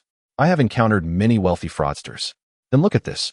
Chen Feng replied, exiting the banking app and opening the album, revealing a photo of the factory in the development zone, where 60 cardboard boxes were arranged in 2 rows, each adorned with the Juki logo. Beside them stood Zhang Yan, counting with a checklist. 60 heavy-duty sewing machines. The first batch arrived yesterday, with overlock machines, flatlock machines, and steam ironing tables to follow, all first-rate equipment. What machines did you use at Li Jianguo's? Feiyue or Zhongjie? Zhou Guilin remained silent. Chen Feng continued to browse through the photos, panoramic views of the factory, equipment layout diagrams, and Zhang Yan's handwritten process flow charts, each image passing by. Zhang Yan is now the factory manager. She mentioned that in the entirety of Qingze County, only you possess the skills for manual assembly. I wish for the craftsmanship of Qingze County to be known beyond. Zhou Guilin remained silent for a considerable time. Someone passed by the alley, glanced into the shed, and then continued on. Sunlight filtered through the gaps in the bamboo poles, casting fragmented light on the cast iron surface of the sewing machine. That girl Zhang Yan certainly has a sweet tongue. Zhou Guilin finally spoke, her tone imbued with an indefinable quality. Are you truly intent on making that coat? For 100 pieces. For 100 pieces? Zhou Guilin's brow furrowed. Do you realize that just assembling a notched collar takes 40 minutes? Even if I worked 10 hours a day, I could hardly produce a few pieces. I am aware, which is why I sought you out. One person alone is insufficient. Thus, I hope you will mentor apprentices. There are 26 workers in the factory. You may choose anyone you deem capable of learning. You need not teach them the entire process. It's an assembly line. You can break down the assembly steps. Who is responsible for steaming? Who for shaping? Each person will execute a single action. You will instruct them on how to manage temperature and pressure while you conduct the overall quality inspection. For every apprentice you successfully train, I shall add 500 to your bonus. Chen Feng laid down his final offer. Zhou Guilin removed her reading glasses, wiping the lenses with her sleeve. Her hand still trembled slightly, yet it was different from before. Initially, she was moved. Now, she was calculating. When a craftsman begins to assess the processes, it signifies that she has already arrived at a conclusion in her heart. I will not provide my account number. Zhou Guilin replaced her reading glasses and stated firmly, I will discuss payment once the work is completed. In advance. I am not a beggar. She bent down to begin collecting the parts from the sewing machine. Where is your factory located in the development zone? Number B12. You can see it right at the entrance. There are 2 trucks parked outside. All right. I will deliver the finished garments and come by this afternoon. Chen Feng glanced at the pile of clothes next to the shed awaiting alterations, estimating there were at least 7 or 8 pieces. Auntie, don't take those jobs anymore. Why not? They've paid for it. Leave your contact number with them and deliver it to the factory another day. It will be altered on the heavy machinery, faster and better. Let them see where you will be working from now on. Zhou Guilin shot him a glare, though the corner of her mouth twitched slightly. Chen Feng pretended not to notice and turned to walk toward the alley. After taking a few steps, Zhou Guilin called out, Young man. He stopped. About the unpaid wages for others at your factory. Can you? Zhou Guilin stood beneath the shed, backlit, making it difficult to discern her expression. She swallowed the rest of her words. Chen Feng turned back. You mentioned 31 people, totaling 473,000. Yes. Do you have a list? Zhou Guilin paused for 2 seconds. She bent down and pulled out a plastic file from the sewing machine drawer, containing a stack of crumpled A4 papers. I've kept accounts for 2 years. It details how much each person owes and for which month. Xiaoli owes 4,002. Her husband is bedridden and on medication. Sister Wang owes 8,000. Her child needs to pay sponsorship fees for middle school. They can barely hold on. She hesitated, aware that she was overstepping. Chen Feng took it without opening it, slipping it directly into his pocket. After a moment of hesitation, he said, I'm not a living bodhisattva. I want to take on Li Jianguo's mess. Zhou Guilin's hand froze in midair. Those who come to the factory for registration can leave their ID as collateral and receive an advance of 2 months' wages, deducted from their unpaid salaries. For those who do not come, I want to be responsible. He understood well that while the people in the county were simple, they were also filled with calculations among the lower strata. There was no guarantee that once these individuals received their money, they wouldn't leave. While he had money, it wasn't to be spent recklessly. Moreover, if word of this got out, it could attract opportunists looking to stir trouble. What he was doing was already a great act of kindness, primarily out of respect for Zhou Guilin's skills. Zhou Guilin remained silent for a while after hearing this. She grasped Chen Feng's intent. This was not charity but a transaction. Yet for those families on the brink of survival, this was a lifeline. Tell them to come to the Development Zone B12 factory at 2 o'clock this afternoon, bringing their IDs. They will sign the labor contract and receive payment on the spot. Latecomers will not be accommodated. Zhou Guilin nodded solemnly. Young man, thank you. Chapter 14. Disbursing wages at 1:40 in the afternoon, at the entrance of the B12 factory in the development zone. Zhang Yin was busy with several workers who had arrived early, unpacking the first batch of sewing machines from their cartons. Foam packing materials cluttered half the aisle, and the air was filled with the distinct scent of new machinery oil. Chen Feng parked his Wuling Hongguang by the roadside and entered to check on the progress. 20 machines were already set up at their stations, and Zhang Yin was leveling the workbench with a spirit level. Aunt Guilin said to come by this afternoon. Chen Feng approached Zhang Yin and handed her the plastic document bag from his pocket. It contained a list of overdue wages from the old factory, comprising 31 individuals with a total of 473,000. Please verify it, he requested. Zhang Yin took the list, flipping through the pages, her brow furrowing deeper with each glance. Are you going to cover this amount? She inquired. No, it's an advance on 2 months' wages, deducted from the arrears. Payment will be made once they arrive. Those who do not come will not be accounted for. Zhang Yin calculated the figures. 31 individuals, averaging around 6,000 each. If all showed up, it would amount to nearly 200,000. She refrained from asking Chen Feng if he could manage it. After yesterday's expenditure of 100,000 on equipment, this sum seemed trivial. What concerned her was another matter. Aren't you worried someone might take the money and not work diligently? We will establish a contract. The advance payment will be included in the terms. Should anyone leave midway, they must return the full amount, with their ID held as collateral. Zhang Yin nodded, storing the list securely. At 1:55, shadows began to appear at the factory entrance. Small groups gathered, their expressions not reminiscent of those heading to work, but rather resembling patients uncertain of their diagnosis, hesitantly peeking in, none willing to enter first. Chen Feng recognized a few faces. They were from the previous visit to inspect the equipment, but today, numerous unfamiliar faces had joined. Some clutched their identification cards, while others had arrived without any documentation, standing at a distance across the road. At exactly 2 o'clock, Zhou Guilin arrived. She had changed into a deep blue polyester jacket, slightly faded but crisp, with a well-structured collar. Her reading glasses had been replaced with a different pair, not entirely new but with intact temples. Following her were 7 or 8 women, the eldest in her 50s and the youngest appearing to be under 30. Each woman held her identification card. Stepping in time with Zhou Guilin, Zhang Yin stepped forward, calling, "Sister Guilin." Zhou Guilin acknowledged her, her gaze drifting past Zhang Yin to the rows of pristine sewing machines in the workshop. She approached the nearest one, a heavy machine DDL 9000C, a computer-controlled automatic thread-cutting sewing machine. The tabletop was anti-static, equipped with an LED sewing light, and a servo motor capable of reaching 5,000 stitches per minute. Zhou Guilin reached out to touch the presser foot. It was made of steel, not the cheap aluminum alloy substitute, but genuine high-carbon steel, polished to a shine. She remained silent, her fingers lingering on the presser foot for a full 5 seconds. "Sister Guilin, please choose a workstation," Zhang Yin suggested. "No rush," Zhou Guilin replied, turning to the hesitant group of female workers at the entrance. Her voice was not loud, yet it resonated throughout the workshop. "Come in, everyone. The boss is here." She referred to Chen Feng as the boss rather than young man, and the weight of that title was palpable among those present. Zhou Guilin had recognized him, affirming he was not a fraud. The crowd at the entrance began to filter inside. Chen Feng instructed Liu how to set up a folding table at the door, on which lay 3 items: a labor contract, a receipt book, and an open laptop connected to a bank USB shield. Zhang Yin sat behind the table with the list in hand.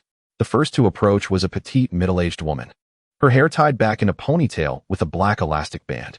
She placed her identification card on the table and wiped her hands on her trousers twice. Zhang Yin perused the list. "Wang Xiufeng, whom Li Jiangguo owes you 8,000. The woman's lips quivered slightly as she nodded. Zhang Yin slid the contract toward her. "Take a look, sign it, and affix your thumbprint.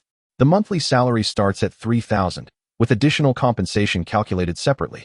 An advance of 2 months' salary amounts to 6,000, which will be transferred to your account now, with deductions from future wages." Wang Xiufeng did not take the contract immediately. Instead, she glanced at Chen Feng. He stood beside her, nodding in acknowledgement. Wang Xiufeng then picked up the contract and scrutinized it from beginning to end. While she might not fully grasp the legal jargon, she fixated on the terms regarding monthly salary and advance payment for an extended period.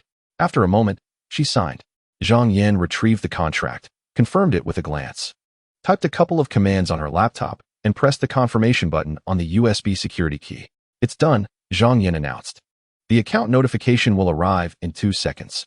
Wang Xiufeng stared at her phone screen, covering her mouth. She did not cry. Her eyes were rimmed with red, yet she held back the tears. Turning, she entered the workshop, found a workstation, and began adjusting the sewing machine.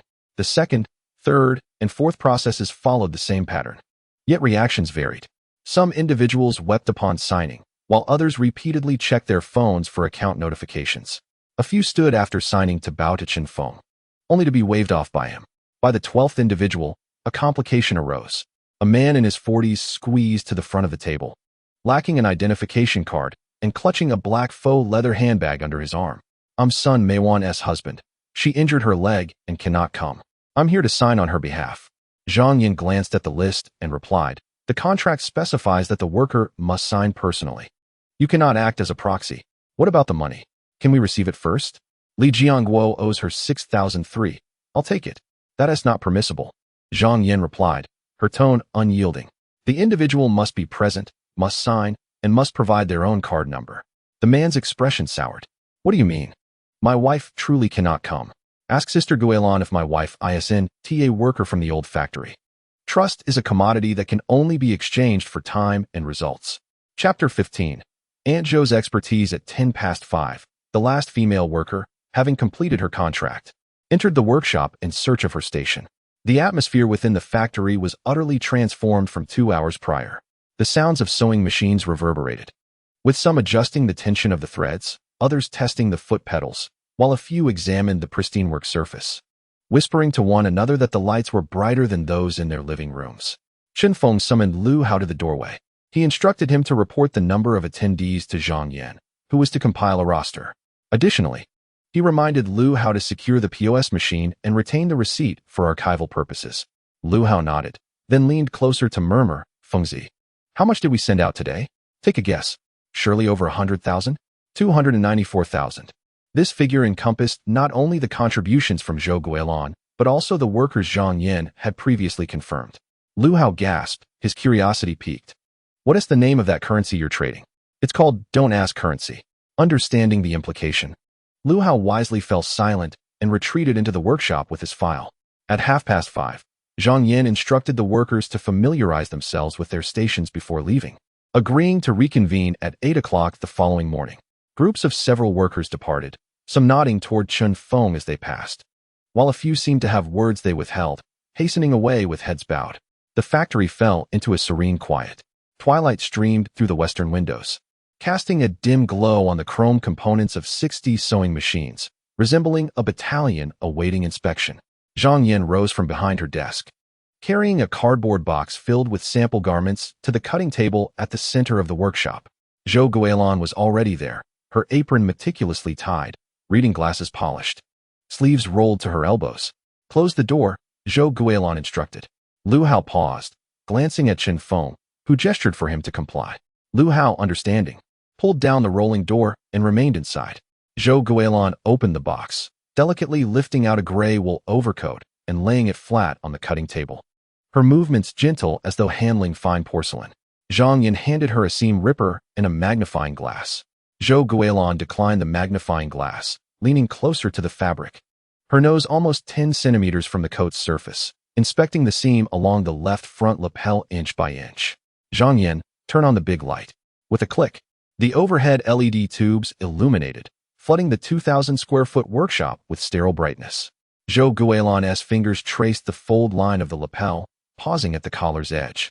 She lifted the collar, inspecting the direction of the hand-stitched lining. Hand-stitched, with a 3mm spacing between the stitches, she murmured to herself, as if conversing with the garment. Using 56 threads, the overlock is executed with diagonal stitches. She moved to the right shoulder, pinching the seam allowance of the sleeve cap. The shoulder gathers are done at 1 centimeter too, she noted, frowning slightly. That is excessive. Zhang Yan leaned in for a closer look. 1 centimeter too? The gathers for the sample should be accurate, shouldn't they? The pattern may be correct, but the stitching is uneven, Zhou Guilin replied, using the tip of her seam ripper to lift a small segment of thread. Observe here, 2 centimeters back from the shoulder point, the gathers are concentrated, causing the fabric to form a subtle crease. Though it may not be apparent when worn, the flaws become evident under side lighting. She set down the seam ripper and turned the coat inside out. Upon examining the center seam, Zhang Yan followed her finger. The reinsertion of the seam was not executed properly. Feel here, Zhou Guilin instructed, indicating the small of the back. The waist seam should have gathered inward by 3 centimeters. Yet the curvature of this piece remained flat. This indicates that the steam temperature during the reformation was insufficient, or that the duration was too short. The imperfections are not visible when the garment is stationary, but movement reveals the truth. Zhang Yan's expression shifted. Despite her years of experience and the numerous coats she had encountered, she had never witnessed anyone discern inadequate reformation temperature by touch. Unbeknownst to her, Li Jiangguo had never dealt with high-end merchandise before, and Zhou Guilin would naturally refrain from disclosing such insights. The craftsmanship of this sample garment rated an 80. Zhou Guilin straightened up, removed her reading glasses, and wiped them. The reason this could fetch such a price in the bustling metropolis is due to the fabric's quality. The double-sided cashmere, priced at 1,200 per meter, provides an inherent structure. However, when compared to Italian goods, this reformation falls short. Chen Feng, leaning against a nearby workstation, had remained silent. Individuals with an architectural background are inherently sensitive to structural deficiencies. While he may not comprehend sewing terminology, he fully understood the translated architectural language, uneven stress, component deformation, and substandard construction techniques. Auntie, are you implying that we can produce something superior to this? Zhou Guilin donned her reading glasses again and regarded him. If you provide me with quality materials, excellent equipment, and proper steam, the product I create will not be inferior to this one. She paused. However, mere quality is not sufficient. What do you mean? Zhou Guilin raised the coat's lapel and supported the collar area with her hand. Observe the folding angle of this lapel. The pattern provides a 7-centimeter fold, but if an additional ½ centimeter of contraction is applied at the collar during reformation, the lapel will sit more closely to the neck, creating a more fluid line between the collar and the lapel. Currently, the lines are correct, yet they lack vitality. She laid the coat down. My master once remarked that a fine garment should fit the wearer, with the collar appearing as if it grows from the neck. This garment's collar merely rests upon it, just a breath short. Silence enveloped the workshop for a few seconds.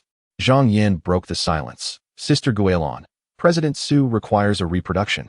For our first order, we must fulfill their specifications without complications. I understand, Zhou Guilin replied without objection. Thus, I will create 2 pieces. 2.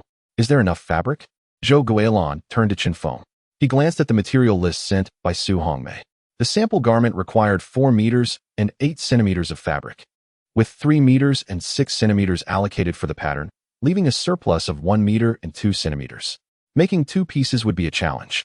But if they economized on the layout, no need to economize, Zhou Guilin interjected.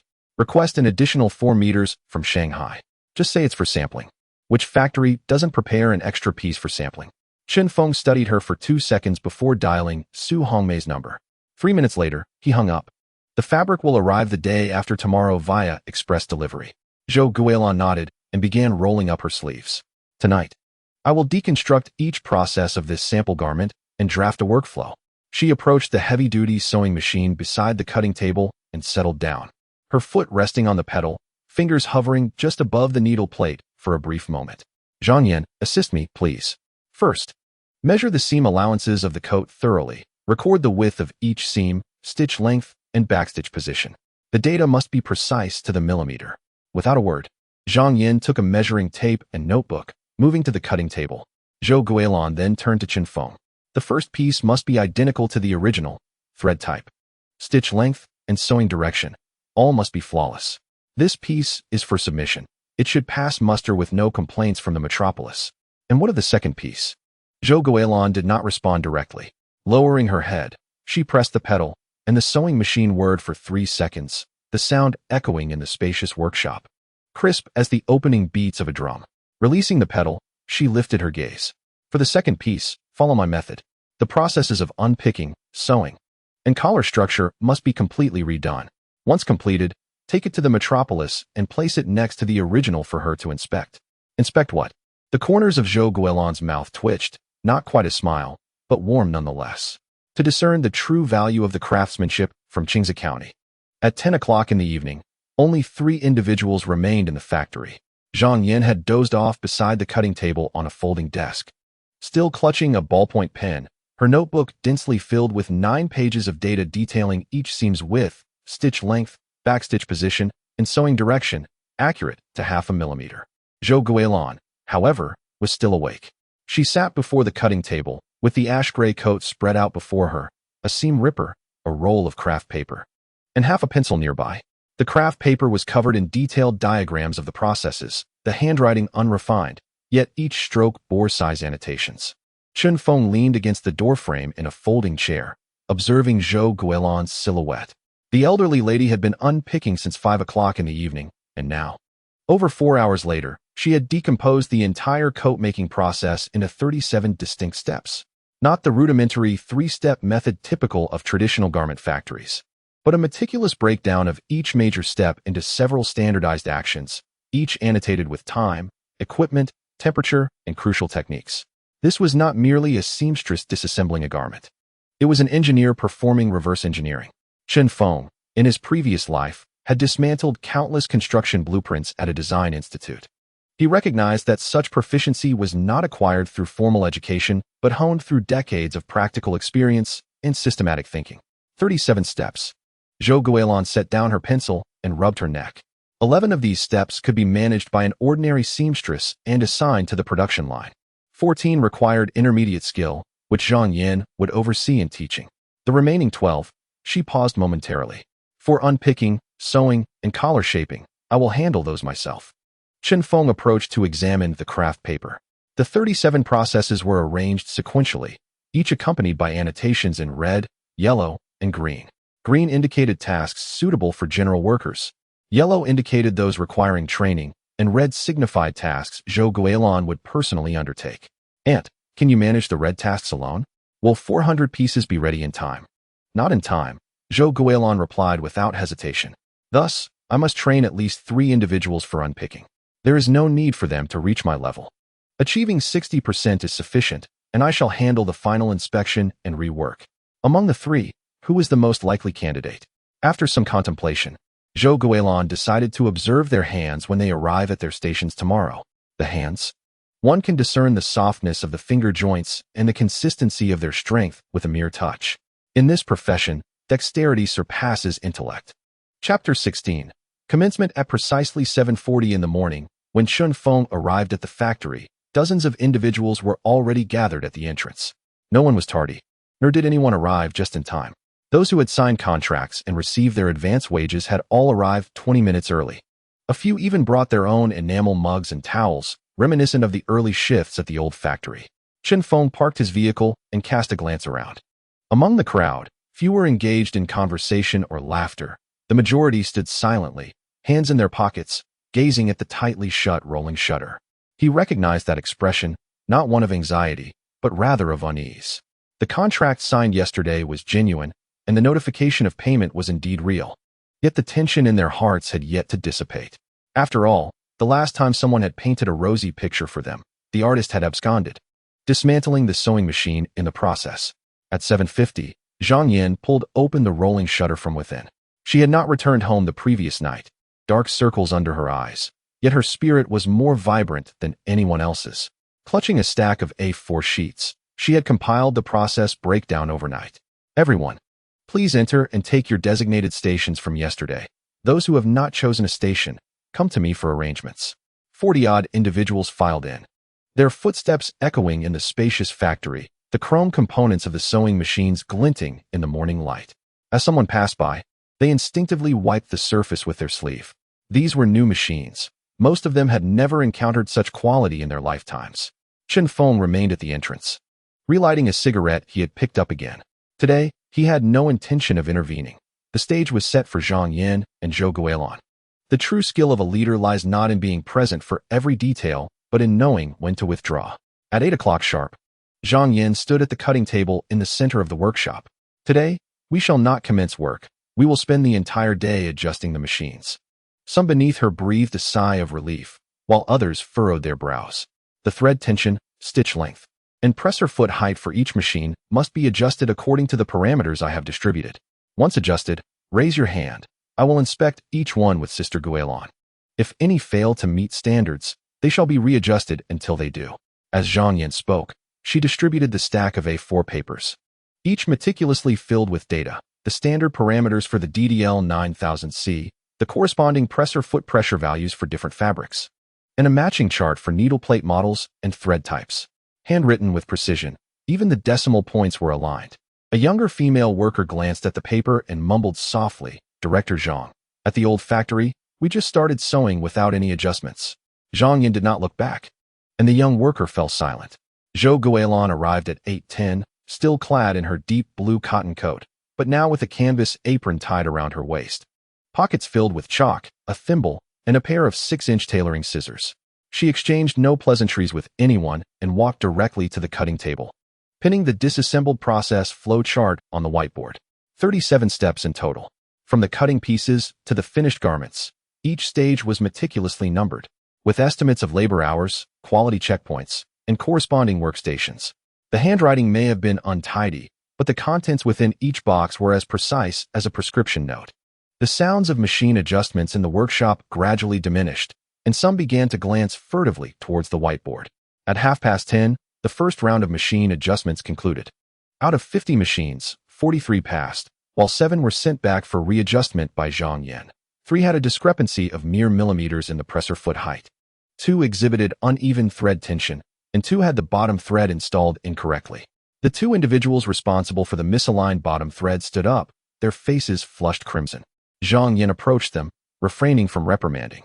She picked up the bobbin, fixed it in 3 seconds, and tossed it back onto the table. Have you understood? The direction should face left, and the thread should be pulled clockwise. Such mistakes are inconsequential here, but repeating them after delivery would result in the entire batch being returned, with the shipping costs deducted from your wages. By the time the machine adjustments were complete, it was nearly 11 o'clock. Zhang Yan granted a half-hour break, allowing the workers to step outside for fresh air. After the workers dispersed, Zhou Guilin called Zhang Yan over. In the afternoon, we will practice Giba. Prepare that batch of scrap fabric, and do not use good materials. Zhang Yan dragged out a roll of the leftover fabric from yesterday's cutting table. A rough-textured gray polyester blend, far removed from cashmere. Sister Guilin, the shrinkage rate of polyester is vastly different from cashmere, and the feel of Giba is entirely dissimilar. I am aware. Zhou Guilin spread a piece of fabric on the ironing table. We will practice with inferior materials first. How can someone who doesn't even know how to push the steam dare to handle a double-sided fabric priced at $1,200 per meter? Zhang Yan contemplated but did not counter her statement. At 1:30 in the afternoon, 50 individuals returned to their workstations. Zhou Guilin stood before the steam ironing table in the center of the workshop, with the whiteboard behind her, quietly displaying the process chart of 37 procedures. This afternoon, we will focus on teaching one thing. She picked up the steam iron, pressing down on the edge of the gray scrap fabric with her left hand. Giba. Silence enveloped the room. Previously, you worked at the old factory producing mid to low-end garments, where plain sewing and overlocking sufficed. Most of you have never encountered Giba, and even if you have not practiced it. There is no shame in that. But starting today, you must learn. She opened the steam valve, and white vapor hissed forth. The principle of Giba can be summarized in 4 characters: heat shrink, cold set. With her left hand pressing down on the fabric, she wielded the iron, tracing a curved line from the center of the fabric outward. As the steam passed over, the once flat polyester surface visibly contracted inward, forming a graceful arc. Do you see clearly? The onlookers craned their necks, some even standing up. Zhou Guilin released her hand. The scrap fabric lay on the ironing table, now featuring a smooth concave surface, akin to the curvature of a bowl's base. Just a minute ago, it was a flat piece of fabric.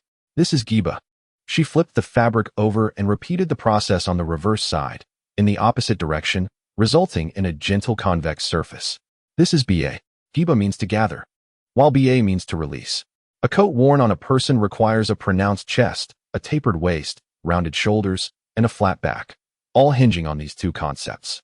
No matter how straight your seams or tight your stitches, if Giba and Ba are not executed properly, wearing it will feel as if one is draped in a mere piece of cloth. She set down the iron.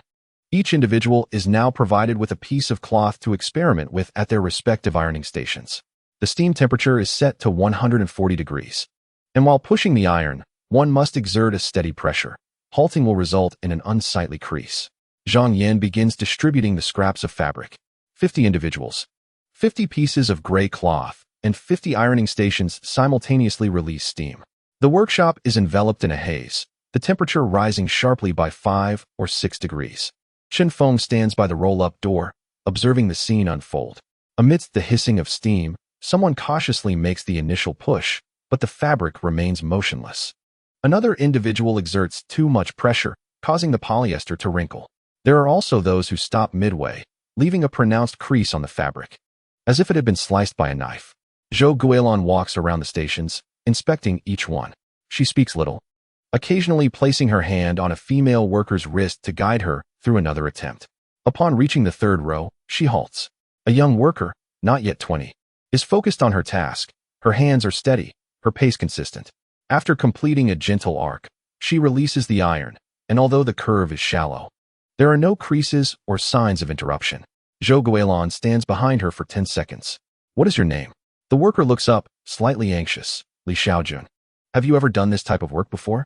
No, but I often iron clothes at home. After my father passed away, I washed and ironed his clothes. Zhou Guilin does not respond. She takes the iron from Li Xiaojuan's hands and swiftly creates a deeper, more even arc on the same piece of fabric, mirroring Li Xiaojuan's technique. The sensation is pleasant. Li Xiaojun is momentarily taken aback, but lowers her head to continue practicing, her grip on the iron noticeably steadier. Zhang Yin stands nearby, noting Li Xiaojuan's name in her notebook, marking it with an asterisk. By 4 o'clock, 36 out of the 50 workers are capable of producing a basic arc.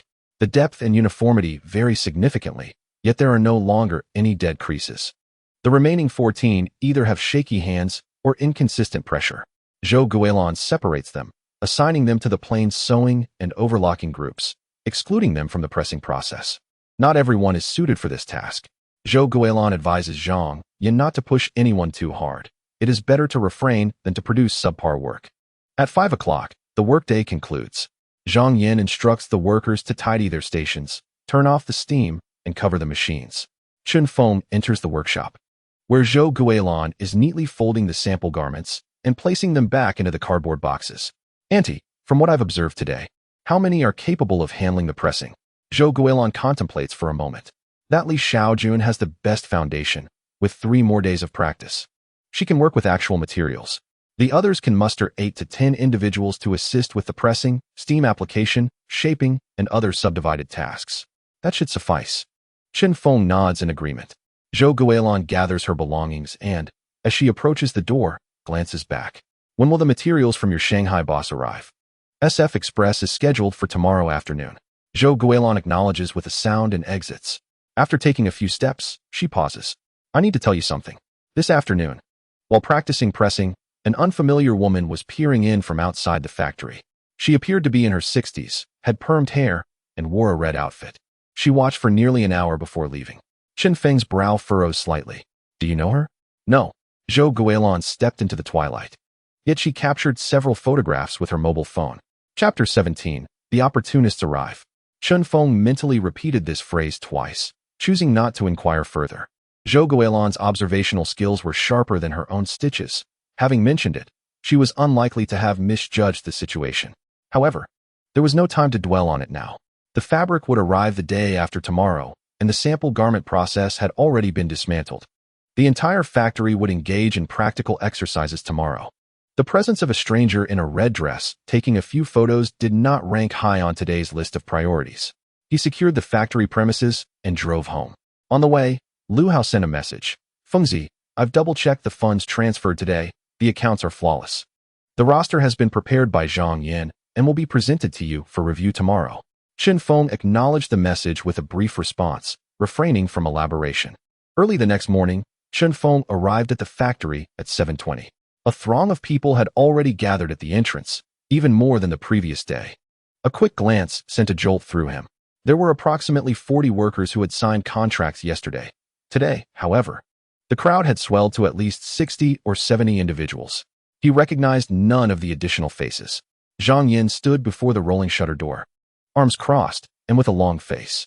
Lu Hao stood beside her, a lit cigarette dangling from his lips, gesticulating animatedly as he argued with a short, stout woman. Chen Feng parked his car by the roadside, taking his time to exit. He rolled down the window, listening for 30 seconds. The stout woman's voice boomed. Capable of serving as an air raid siren, why can they receive 2 months' wages? I worked at the old factory for 6 years. 6 years. Li Jianguo owes me 18,000. Why weren't we informed yesterday when you paid others? A lanky man beside her chimed in. Exactly. I heard yesterday that as long as you come and sign, you'll get paid. What is this preferential treatment? Lu Hao nearly dropped his cigarette. Sister? Who told you that? Who said signing would guarantee payment? Who else? Yesterday, Wang Xiaofan went home and told her mother-in-law, who mentioned it while playing cards with my mom. Chen Feng closed his eyes for a second. The speed at which information spread in this small county was swifter than fiber optics. Moreover, with each node the information passed through, it underwent an automatic enhancement. The notion of advancing 2 months' wages to offset unpaid salaries, by the time it reached the third person, morphed into a tale of free money. By the time it reached the fifth person, it likely transformed into a notion of come and get it, or miss out entirely. He opened the car door and approached the crowd. Someone in the throng recognized him. It's him, the boss who distributed money yesterday. In an instant, 20 to 30 individuals surged toward him. Chen Feng stood his ground, surveying the scene. The crowd roughly divided into 3 groups. The first group, consisting of around 10 individuals, appeared older, their hands calloused, standing rigidly yet not retreating. Their attire resembled that of the workers who had signed contracts yesterday, with a few faces displaying hesitation, those who had not attended yesterday but regretted their absence today. The second group, comprising 7 or 8 people, lingered on the periphery, glancing around nervously, the loudest in their protests yet avoiding direct eye contact. The third group was the most intriguing. 4 or 5 men stood at a distance, hands in pockets, silent yet intently watching Chen Feng's direction. Zhang Yan squeezed her way over and leaned close to Chen Feng's ear. Lowering her voice, they started arriving before 7. The crowd is growing. I inquired around, and several do belong to the old factory, their names appearing on Zhou Guilan's list of unpaid wages. However, some do not even know where the old factory is located. Chen Feng nodded slightly. Where's the list? On the desk, he replied, turning towards the crowd. He did not raise his voice, yet it carried a certain weight. Silence, please. This time his tone was half a pitch stronger than before. A few in the front row fell silent, while those in the back continued murmuring. Chen Feng refrained from calling out a third time. He turned and walked towards the factory, saying to Zhang Yan, let the workers who have signed contracts enter the workshop, while those who have tea should wait at the door. Lu Hao, guard the entrance. No one without a contract should be allowed in. Lu Hao finally lit his cigarette, taking a deep drag before leaning against the door. At a height of 1.75 meters, he was not particularly tall, but standing in front of the roll-up door with his naturally affable face, he exuded a comical aura, as if to say, this path is mine. Everyone, please do not push. It's futile. I possess a thick skin but slender arms, and if you crush me, it will be your fault. The workers who had signed contracts began to filter out of the crowd, entering the workshop in small groups. A woman who had signed her contract yesterday was halted at the door by another woman grabbing her arm. Wang Xiufen, how much did you receive yesterday? Wang Xiufen pulled her arm away, remaining silent as she hurried into the workshop. The woman pursued for a couple of steps before Lu Hao stepped in her way. Ma'am, don't chase after her. That's the production area, no entry for outsiders. If you are a worker from the old factory, wait for Manager Chen to speak with you. If not, who says I'm not? I'm from the old factory's overlocking team. Lu Hao blinked. The overlocking team? What is the name of your team leader? The woman hesitated. The leader has changed several times. What was the last one called? I forgot. Lu Hao flicked the ash off his cigarette, remaining silent as he smiled at her. The woman cursed under her breath and retreated into the crowd. Inside the workshop, Chen Feng sat at his desk, perusing the handwritten list of unpaid wages prepared by Zhou Guilan. There were 31 names, 23 who had signed contracts yesterday, and 8 who had not shown up. He snapped a picture with his phone and cross-referenced it with the roster Zhang Yan had worked on overnight. Then he walked to the entrance of the workshop and called Zhou Guilan over. Auntie, take a look at those people outside. Do you recognize any of them? Zhou Guilan wiped her hands and approached the roll-up door, scanning the crowd. The one in the green sweater is Sun Xiuying, from the sewing group 3. Her name is on the unpaid wages list for 13,000. The one next to her, wearing the blue scarf, is her sister Sun Xiulan, also from group 3. Owed 9,000. She continued to observe. The one in the knitted hat at the back is Wu Qiaoyun. She used to work in the cutting department. Her skills average, but she is honest. The others, I have not seen before. Chen Feng pressed on. Are you certain you haven't seen them? They're not from the old factory? I worked under Li Jiangguo for 8 years, having dealt with at least 200 workers. I have never encountered those faces. Zhou Guilan paused. In addition to the few men standing at the back with their hands in their pockets, the factory floor was devoid of any male presence except for the 3 warehouse workers, none of whom resembled them. Chen Feng was well aware of the situation. He instructed Zhou Guilan to return to the workshop and continue monitoring production while he made his way to the entrance of the factory. As soon as the onlookers noticed his emergence, a new wave surged toward him. Chen Feng seized a folding chair, positioned it at the entrance, and took a seat. Lu Hao hurried over, offering him a bottle of mineral water. Everyone listened attentively as Chen Feng twisted off the cap and took a sip. I am the legal representative of this factory, Chen Feng. Indeed, a group of former garment factory workers came yesterday to sign labor contracts and commence their employment. According to the terms of the contract, newly hired employees may advance 2 months' salary. This money is not a gift. It is earned through labor and will be deducted from the monthly salary thereafter. He paused, allowing this information to sink in among the crowd for 3 seconds. This is not free money. Are we clear on that? The first to speak up was a short, stout woman. That's fine. I want to sign a contract too. If I sign, I can advance, right? Yes, Chen Feng replied succinctly, momentarily startling the woman. But there are 2 prerequisites. He raised one finger. First, you must be on Zhou Guilan's list of unpaid wages. This list has been compiled by the former factory workers themselves and contains 31 names. If yours is not on the list, you may leave today. Some individuals in the back began to retreat. Chen Feng raised a second finger. Second, even if your name is on the list, you must pass a technical assessment before signing the contract. This factory does not accommodate idlers. Once you enter, you must assume a position. If you cannot sew a straight line or adjust the tension, you are of no use to me. A hush fell over the crowd, not the kind of silence born from persuasion, but rather from calculations of worth and value, pondering loopholes. 3 seconds passed before a tall, thin man spoke up again. Why do those who came yesterday not have to take the assessment? Isn't this treating people differently based on arrival? Chen Feng regarded him with a glance. What is your name? I am Zhao Guoqiang. Zhao Guoqiang. Chen Feng repeated, turning to Lu Hao.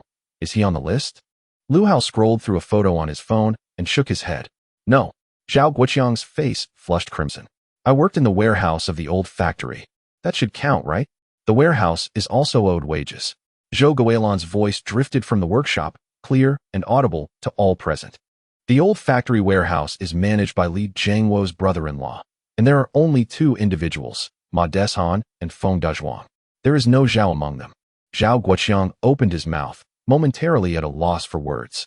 The men with their hands in their pockets exchanged glances. One with dyed yellow hair turned to leave. And after a brief hesitation, the others followed suit. Suddenly, the crowd had diminished by a third. Chen Feng did not intervene. He stood up and folded the chair. Those whose names are on the unpaid wage list should now register with Lu Hao and return at 2 o'clock this afternoon for the technical assessment. Those who pass the assessment will sign contracts on the spot and receive an advance on their wages.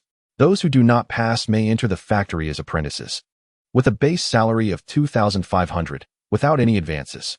After he finished speaking, he turned and walked towards the workshop. A short, stout woman shouted from behind. What about those not on the list? I've worked at the old factory too. Just because my time there was brief, I wasn't included. Chen Feng did not look back. Then go ask Li Jiangguo for it. Asking Li Jiangguo is no different than seeking the Grim Reaper. That man ran off with the last valuable machine in the factory. His phone is disconnected, and I've heard even his wife can't find him. Leave, leave. Don't linger here. Someone pulled their companion to exit. Inside the factory, the sewing machines had already begun to hum. Zhang Yin stood before the cutting table, distributing today's practice tasks to the workers, while Zhou Guilan tended to the steam pressing station, continuing to teach the technique of returning the fabric. Everything progressed as planned.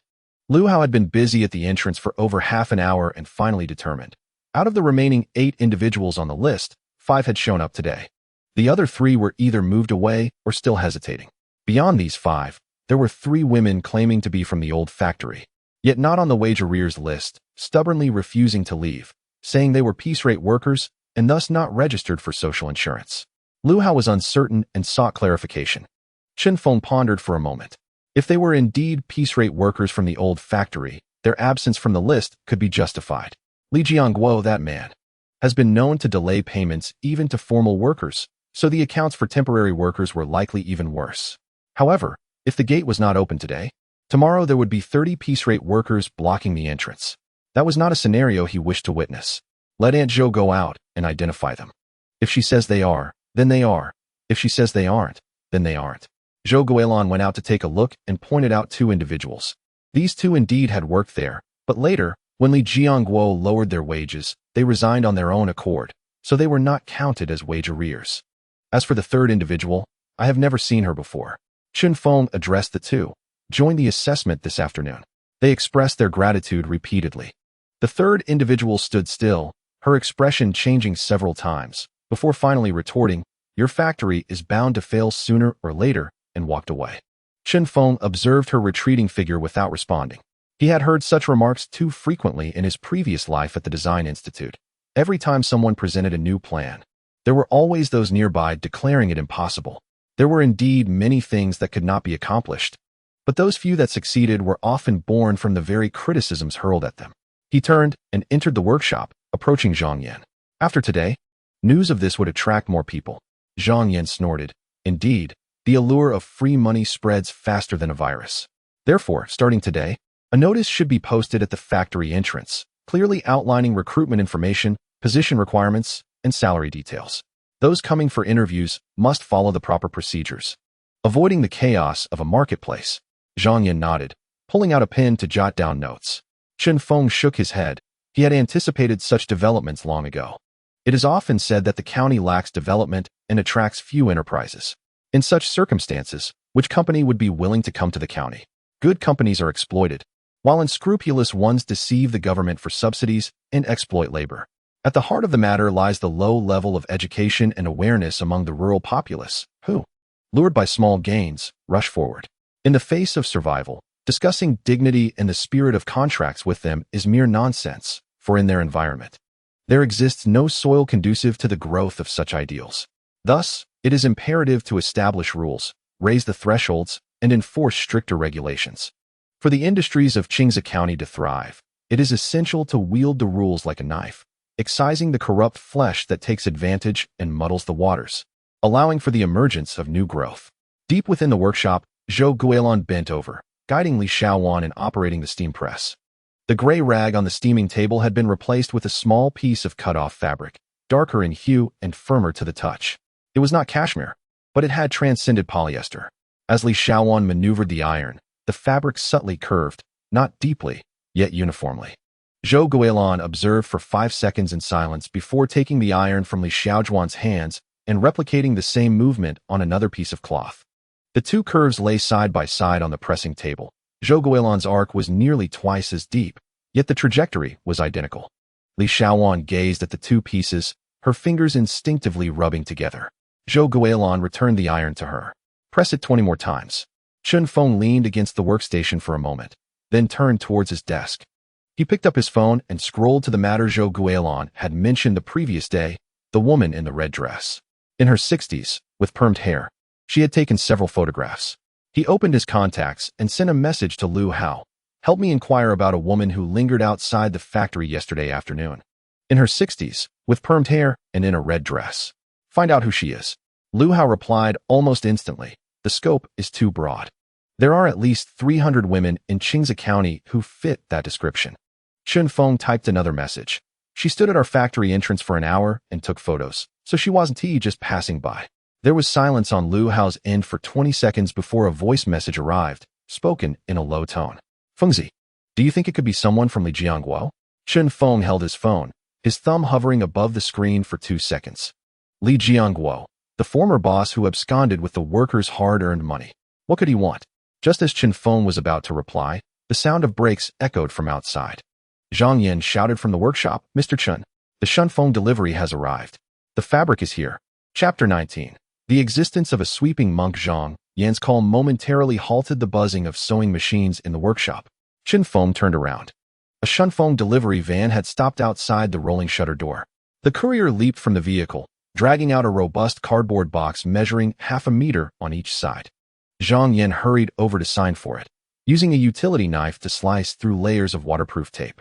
Inside lay a roll of deep camel-colored fabric, wrapped in a transparent dust cover. Nestled within the layers of the box was an envelope emblazoned with the golden logo of Shanghai Hongshan. Zhou Guilin paused her work and approached the box. She did not take the technical drawings that Zhang Yan handed her, but directly unzipped the dust cover. Reaching in to grasp the edge of the fabric, with her thumb and forefinger, she pinched it gently. It was 9-ply cashmere, blended with 15% mulberry silk. She pulled a length of fabric outward, laying it flat on the cutting table, flipping over the base cloth, and lightly tracing the warp and weft lines with her fingernail. The material, delicate and precious, would shrink upon contact with water and gleam under high temperatures, a significant investment from Shanghai. Chen Feng stood silently by, observing. Su Hongmei had indeed mentioned over the phone that this batch of fabric was exorbitantly priced, costing 1,200 per meter. As Zhou Guilin got to work, she quickly gauged the blend ratio with remarkable accuracy. The female workers at the station paused, craning their necks to catch a glimpse of the unfolding scene. Having spent the better part of their lives in the garment industry, they had only encountered fabrics with a mere 50% wool blend at best. The luster emanating from this roll of material was unmistakably luxurious, evident even to the untrained eye. Zhou Guilin retrieved a chalk powder from the pocket of her canvas apron along with a 1-meter bamboo ruler. Xiaolan, lower the temperature of the number 2 ironing table to 120 and drain the tap water from the tank, replacing it with purified water. Li Xiaolan hurriedly rushed to comply. Zhou Guilin opted against the electric cutting machine prepared by Zhang Yan. Instead, she picked up the gleaming 6-inch tailor's scissors, guiding the blade along the chalk lines with seamless precision. The scissors opened and closed without hesitation, yielding a smooth edge devoid of any frayed ends. Chen Feng observed Zhou Guilin's deft movements, his mind racing with calculations. His initial intent in establishing this factory was merely to gather a workforce, to exploit the system as much as possible. The orders from Shanghai were merely a facade to lend the factory an air of legitimacy and provide the workers with some semblance of purpose, a guise to mislead onlookers. However, he now realized he had gravely underestimated the value of the laid-off female workers from Qingze County. Zhou Guilin, holding the freshly cut lapel piece, approached the number 2 ironing table. With her left hand pressing down on the fabric, her right wielded the iron, as purified water transformed into delicate steam. This time, unlike yesterday when she taught her apprentice, she did not apply the iron slowly. It glided swiftly in her hand, her wrist executing slight rotations, utilizing the residual heat of the steam and the fabric's own shrinkage to shape a flat piece of cloth into a 3-dimensional arc within a mere 30 seconds. The fabric conformed flawlessly to the curve from the collarbone to the chest, devoid of any unsightly creases. Chen Feng stroked his chin thoughtfully. This was far from the production of mass-produced garments. Zhou Guilin's craftsmanship, had it been showcased in one of the bespoke tailoring shops along Nanjing West Road in the bustling metropolis, would undoubtedly command a chief pattern maker's salary in the hundreds of thousands annually, with the added prestige of being highly sought after. Yet here she was, earning a mere 8,000 a month, clad in a deep blue polyester jacket, toiling away in a drafty factory in Qingze County. Such talent, which urban employers would pay handsomely to acquire, was reduced to mending hems by the roadside in this county. It seemed he had indeed underestimated the depth of talent concealed within this locale. In the old building at the end of Xinqing Road, on the 3rd floor, room 302, Qian Meihua scrolled through the photographs on her phone for the 4th time. The images were not particularly clear. Her phone was a hand-me-down from her son, with a scratch on the camera lens. Nonetheless, the factory's interior was discernible. The roll-up door was half ajar, the lights ablaze, with rows of brand-new sewing machines aligned neatly, their chrome components reflecting the light. The final photograph captured the cutting table and the process chart on the whiteboard, but the text was too small and appeared blurred when enlarged. Nonetheless, she still passed the phone over. Take a look. The young woman sitting at the other end of the sofa did not accept it. Wang Xiaowei, the daughter of Qian Meihua, was 27 years old, sporting a ponytail and cradling a 3.5-year-old girl in her arms. The child had just fallen asleep, drooling on half of her sleeve. "Mom, I told you I'm not going. Just look before you refuse," her mother insisted. "I want to look." Wang Xiaowei adjusted the child on her shoulder, lowering her voice but maintaining a firm stance. "I will never set foot in a garment factory again." Qian Meihua slammed the phone onto the coffee table. "Look at this machine. Brand new. Imported from Japan. It's completely different from that dilapidated factory run by Li Jiangguo." When Li Jiangguo opened his factory, he claimed his machines were new as well. "Is it the same? What is different?" Wang Xiaowei raised her head. "They are all garment factories, and they all have bosses. The last time I was cheated out of 3 months' wages, I haven't received a single cent since. Why should I trust a newcomer?" Qian Meihua opened her mouth, but could not respond. The room fell silent for several seconds, with only the child's breathing filling the air. "Xiaowei, I'm not forcing you." Qian Meihua's tone softened. She rubbed her hands together, her knuckles thick and ingrained with indelible grime. "Your in-laws have been gone for 3 years. Jianjun works tirelessly at the construction site, earning 5,000 a month and sending back 3,005. How are the two of us supposed to get by with just that, along with the child?" Wang Xiaowei remained silent. "I'm 60 now. My legs aren't what they used to be, and I earn 30 a day making paper boxes. You're at home with the child, without any income. The child will start kindergarten next year, and it costs 2,008 for a semester. Where will that money come from? I could work at the supermarket." The supermarket only pays a little over 2,000 a month, and you would have to work the night shift. If you work nights, who will watch the child? What if I stumble while carrying her up and down the stairs? Wang Xiaowei lowered her head, resting her chin atop the child's head. The garment factory has an 8-hour day shift, and I heard they even provide lunch. If you go, I can stay home with the child. And you can take over in the evening. Isn't that the best arrangement? Mom. Wang Xiaowei lifted her head, her eyes reddening. The last time Li Jiangguo ran away. That night, I went with the sisters from the factory to block his door. His wife crawled out the window and fled. We stood at the door until 2 in the morning, and we didn't get a single cent. She sniffled. The next day, Jianjun came back from the site and asked why I didn't say anything earlier. How could I tell him that I couldn't even keep the money I earned? What face do I have to tell him that? Qian Meihua's eyes also glistened with tears.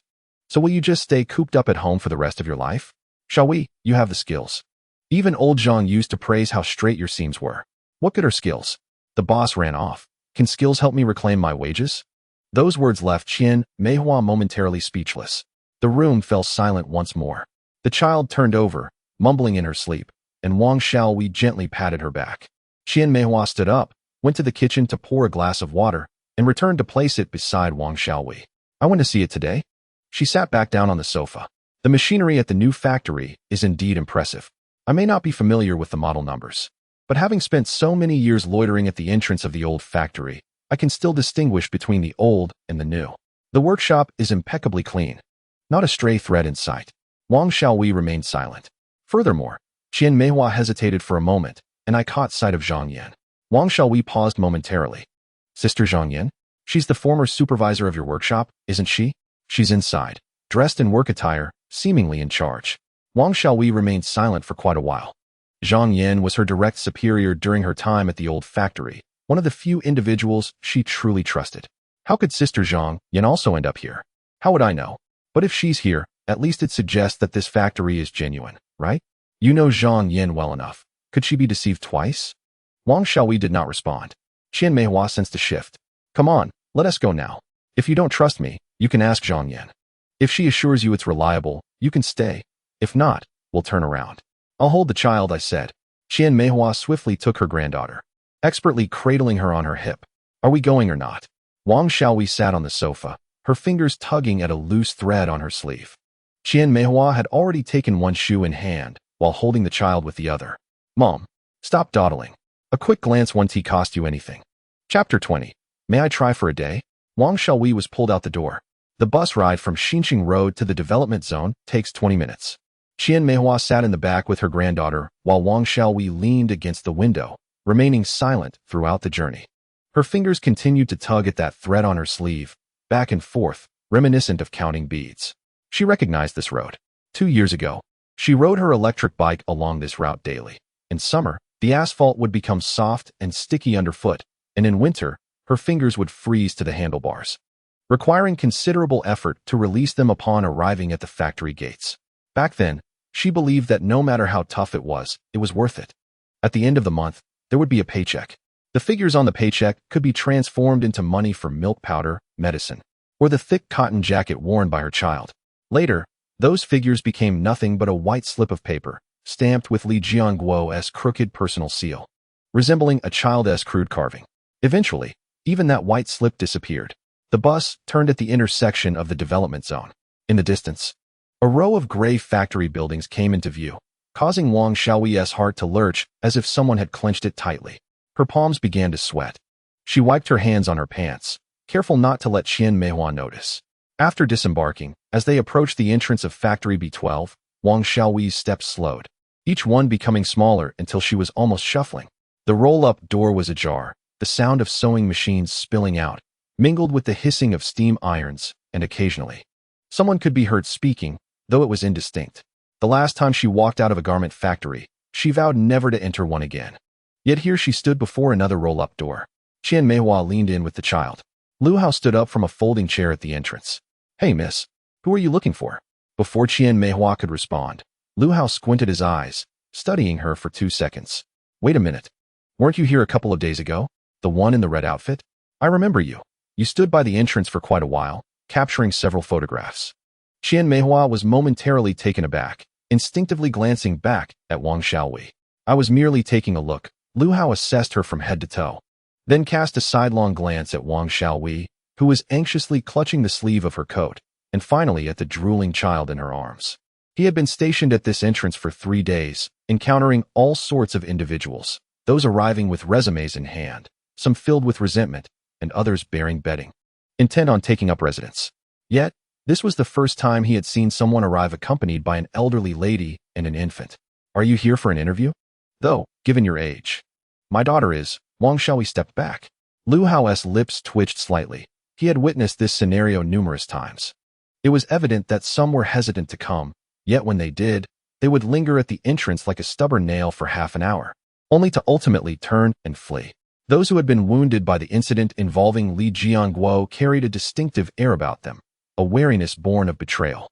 Lu Hao refrained from offering any words of encouragement. It would be futile, were it not for his own eyes witnessing Chen Feng extracting bundles of cash. He too would remain skeptical. He turned and bellowed into the workshop. Zhang Yan. There's someone at the door. Zhang Yan approached from the cutting table, still gripping a piece of chalk. Spotting Wang Xiaowei, she paused momentarily. Xiao Wang. Wang Xiaowei stiffened, not out of fear, but rather an inexplicable, intricate emotion, akin to unexpectedly encountering someone you believed you would never see again. They had once sat side by side on the same assembly line for 2 years, had banged on the boss's office door in unison, and had borrowed money from each other during a month when wages were withheld. Then, they were both cast aside. Zhang. Zhang Yin quickly stowed the chalk into her apron pocket and rushed to the entrance.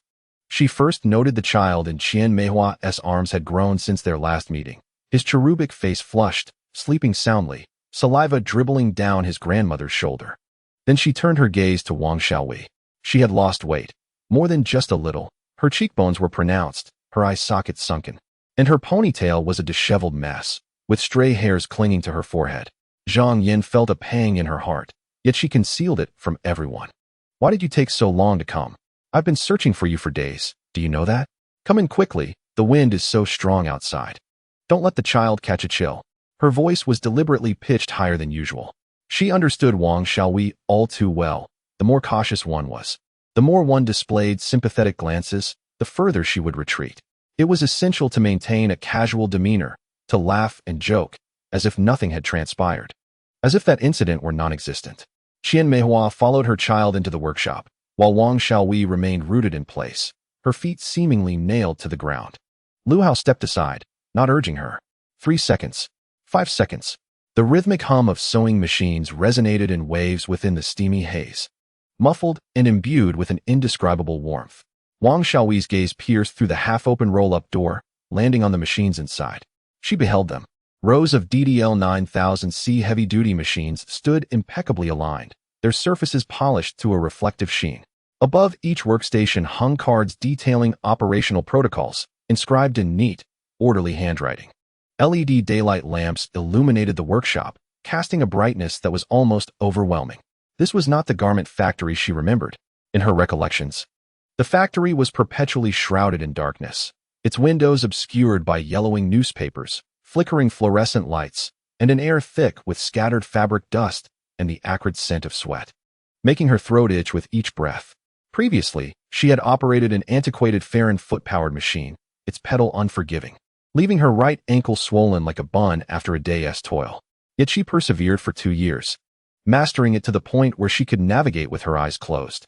Her gaze lingered on the row of DDL 9000C machines for 3 seconds, her throat constricting slightly. Then, she stepped through the door. Zhang Yin moved a chair for Qian Meihua beside her desk, perching herself at the edge of the table. Xiao Wang, tell me honestly, do you want to come? Wang Xiaowei stood 2 meters away, nervously tugging at her sleeve. 2 meters, a delicate distance. Neither the resolute stance of remaining outside, nor the trusting proximity of stepping forward. It was a tentative space, ready at any moment for retreat.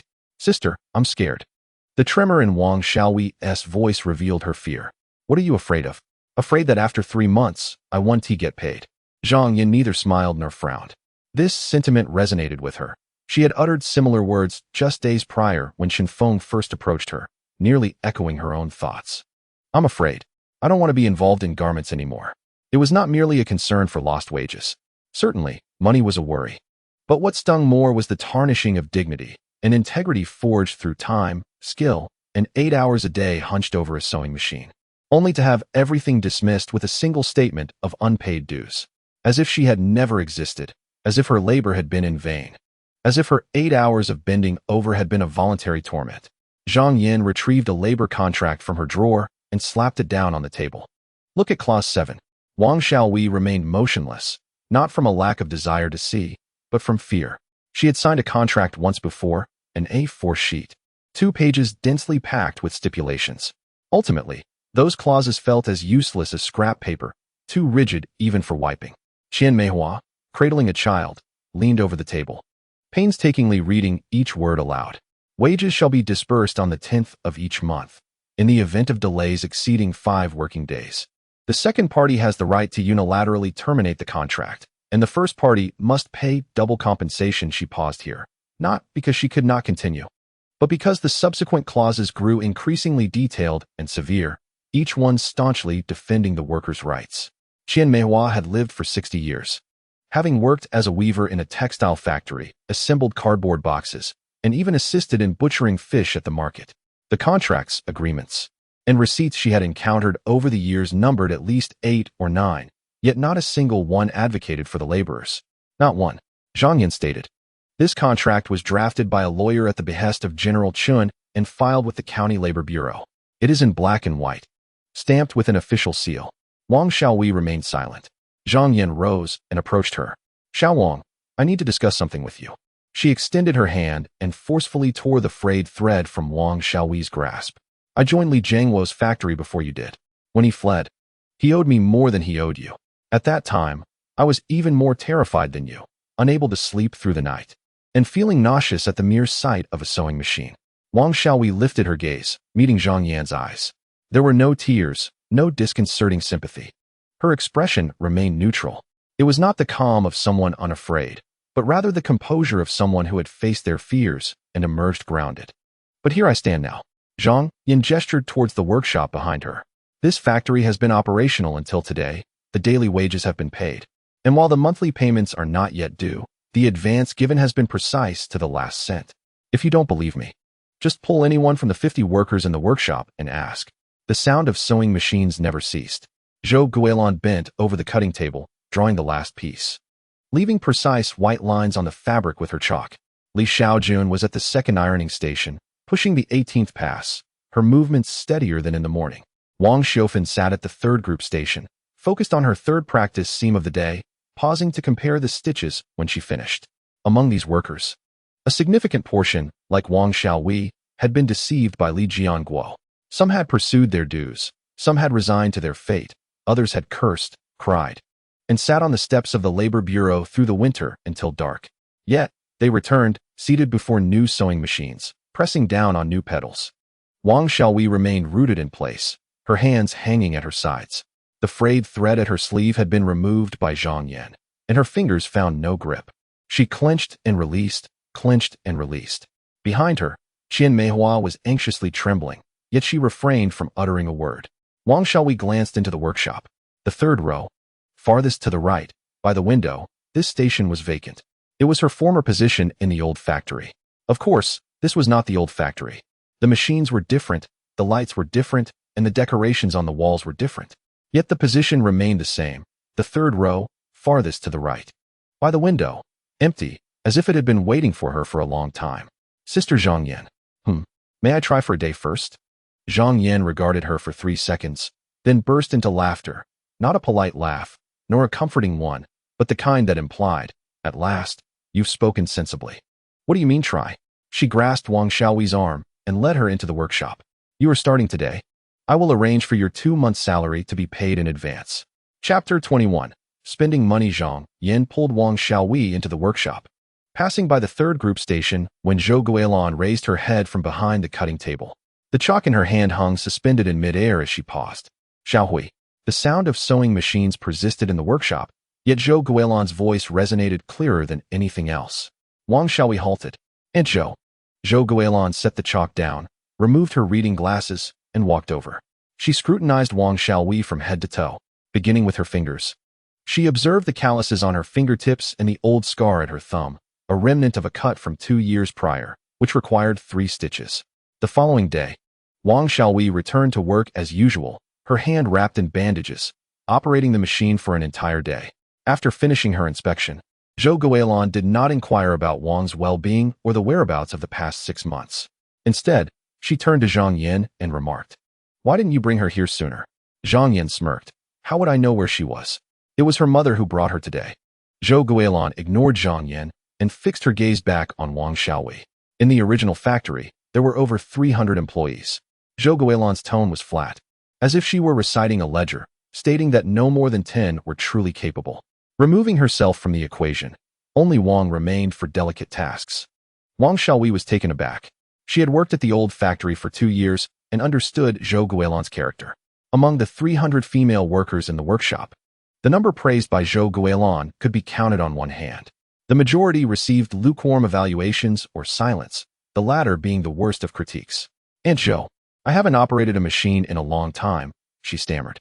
"Skill lies not in the machine, but in the hands," Zhou Guilin replied, patting the back of her hand. "I have felt your hands. They are slender, your fingers nimble. The ability to perform intricate work is a gift from heaven. Such hands cannot be rendered useless even after years away from the machine." After saying this, she turned her attention to the ash-gray fabric laid out on the cutting table. "We are in need of manpower," she stated, devoid of emotional inflection. Yet, when spoken by Zhou Guilin, those words carried weight. When she said they needed help, it was never mere politeness. She would rather toil alone until midnight than recruit someone unqualified merely to fill a spot. When she indicated a need for Wang, it was a genuine necessity. Zhang Yin interjected, "All right, shall we? Since Aunt Zhou has spoken, why are you hesitating? Let us complete the paperwork, sign the contract, and arrange for an advance on your wages. You start today." Wang Xiaowei's lips moved, but she refrained from suggesting a trial period. Instead, she nodded in agreement. The paperwork was processed swiftly. The contract was a ready-made template. Zhang Yin filled in her name and employee number, and Wang Xiaowei signed and pressed her thumbprint. The U-Shield transfer completed with a notification of funds received. Qian Meihua watched the digits with wide eyes, her mouth agape. 2 months' worth of wages in advance, a substantial amount. Qian Meihua had managed finances her entire life, calculating expenses for necessities, navigating the complexities of human relationships, and budgeting for her granddaughter's milk and diapers. She understood all too well what an advance signified. It meant the employer trusted she would not abscond, binding her to this machine for the next 2 months. For others, this was a constraint. For her daughter, it was a lifeline, tethering a family on the brink of disintegration. She glanced down at her sleeping granddaughter. The little one, blissfully unaware, with drool at the corners of her mouth. Qian Meihua tightened her embrace, feeling a pang in her heart, yet she held back her tears. Lu Hao gestured to Chen Feng at the door, lowering his voice. "Brother Feng, I initially suspected it was Li Jiangwo's wife in the red dress taking photos. But it turns out this lady is a mother, here to pave the way for her daughter." Chen Feng sipped from his enamel cup, his expression inscrutable. At 2 in the afternoon, the workshop officially commenced operations. Wang Xiaowei donned her work uniform and took a seat at the rightmost workstation by the window in the 3rd row. Without granting her a moment to acclimate, Zhou Guilin directly handed her a sleeve piece from the sample garment, instructing her to stitch a curved line. As Wang Xiaowei accepted the fabric, her fingers trembled slightly. However, the moment she settled into her chair and pressed her foot onto the pedal, that tremor dissipated. The DDL 9000C's electronic speed regulation was 10 times more responsive than the old-fashioned Farron model. Her initial press was too forceful, causing the stitching to veer off by 3 centimeters. She halted, adjusted her foot's sensitivity, and steadied her second press.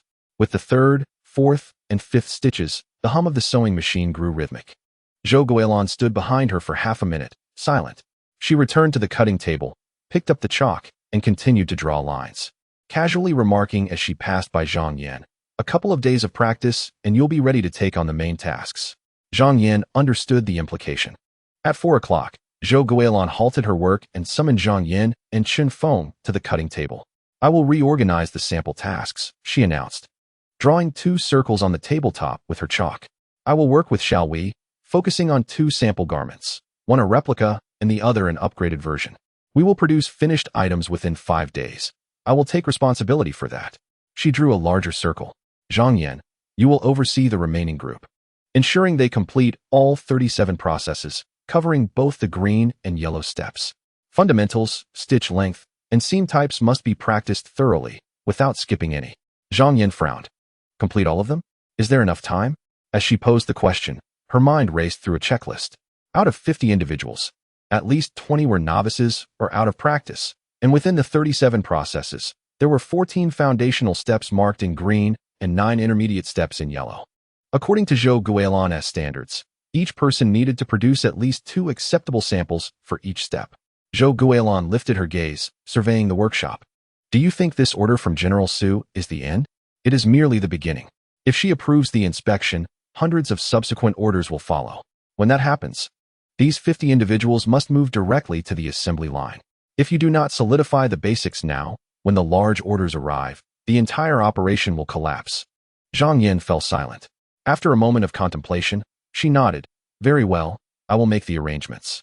Zhou Guilan cast a glance at Chen Feng. Boss Chen, Xiaowei and I will conserve the fabric, but we still require a batch of supplementary materials, interfacing, shoulder pads, and silk linings. The quantities are small, but they must be of high quality. Have someone send them from Shanghai. Do not purchase them locally, as the provincial goods contain polyester. Chen Feng retrieved his phone from his pocket and opened his notes. Provide me with the model numbers. Zhou Guilan listed 7 or 8 types of supplementary materials, specifying weights and suppliers. Chen Feng meticulously recorded each item and promptly forwarded the information to Su Hongmei for procurement. Once he finished sending the messages, he tucked his phone back into his pocket, standing by the cutting table, watching Zhou Guilan return to her workstation, bending over to draw lines. While Zhang Yin picked up the process sheet and walked towards the center of the workshop, calling the workers to gather. Wang Xiaowei, head down, adjusted the machine, her foot pressing the pedal lightly and steadily. Li Xiaojun squatted by the ironing table, wiping the steam pipe. Qian Meihua held her awakened granddaughter, basking in the sunlight at the door.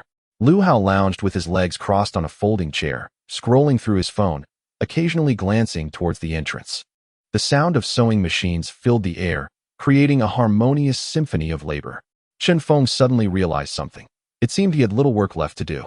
Zhou Guilan managed technology, Zhang Yin oversaw production, Lu Hao attended to miscellaneous tasks, and the workers were all in their respective positions. From the fabric to personnel, processes to scheduling, every cog was in motion and every link was upheld. What had he done? He signed a contract, made a few phone calls, uttered a few affirmations, and then the machine began to operate on its own. 50 individuals, over 60 pieces of equipment for assembly lines. Every morning at 8, they commenced work. At noon, they switched shifts for lunch, and at 5:30 in the afternoon, they concluded their labor. No one was late, no one left early. Even restroom breaks were meticulously timed.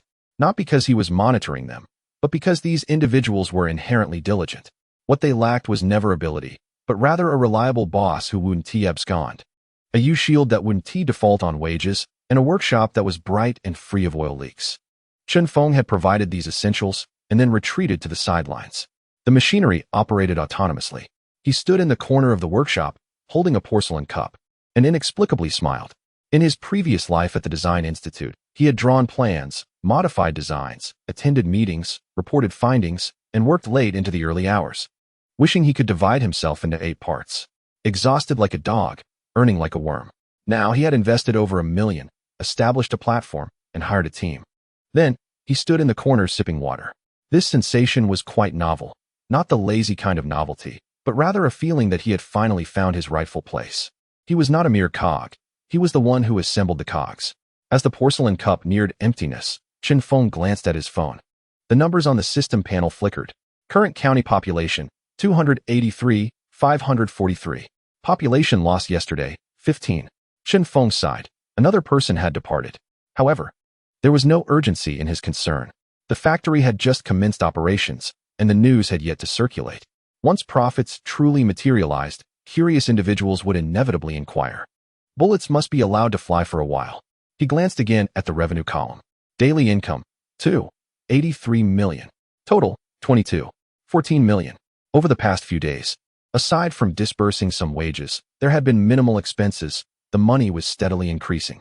In the short term, before the factory's reputation spread, there shouldn't be any significant holes to fill. He looked down at himself. On his feet were the same pair of peeling sneakers he had arrived in. His pants were last year's online purchase for 49 yuan with free shipping. His jacket had a broken zipper on one side. And in his pocket lay an old phone he had used for 2.5 years. Earlier that morning, while signing contracts at the factory, Wang Xiaowei had noticeably gazed at him twice. He recognized that look, not one of admiration or fear, but of confusion. How could someone dressed like this possibly run such a factory? Chen Feng rubbed his chin. A person earning 300,000 a day wearing 49 yuan pants certainly seemed incongruous. Not a pretense of poverty, but a genuine lack of time to spend money.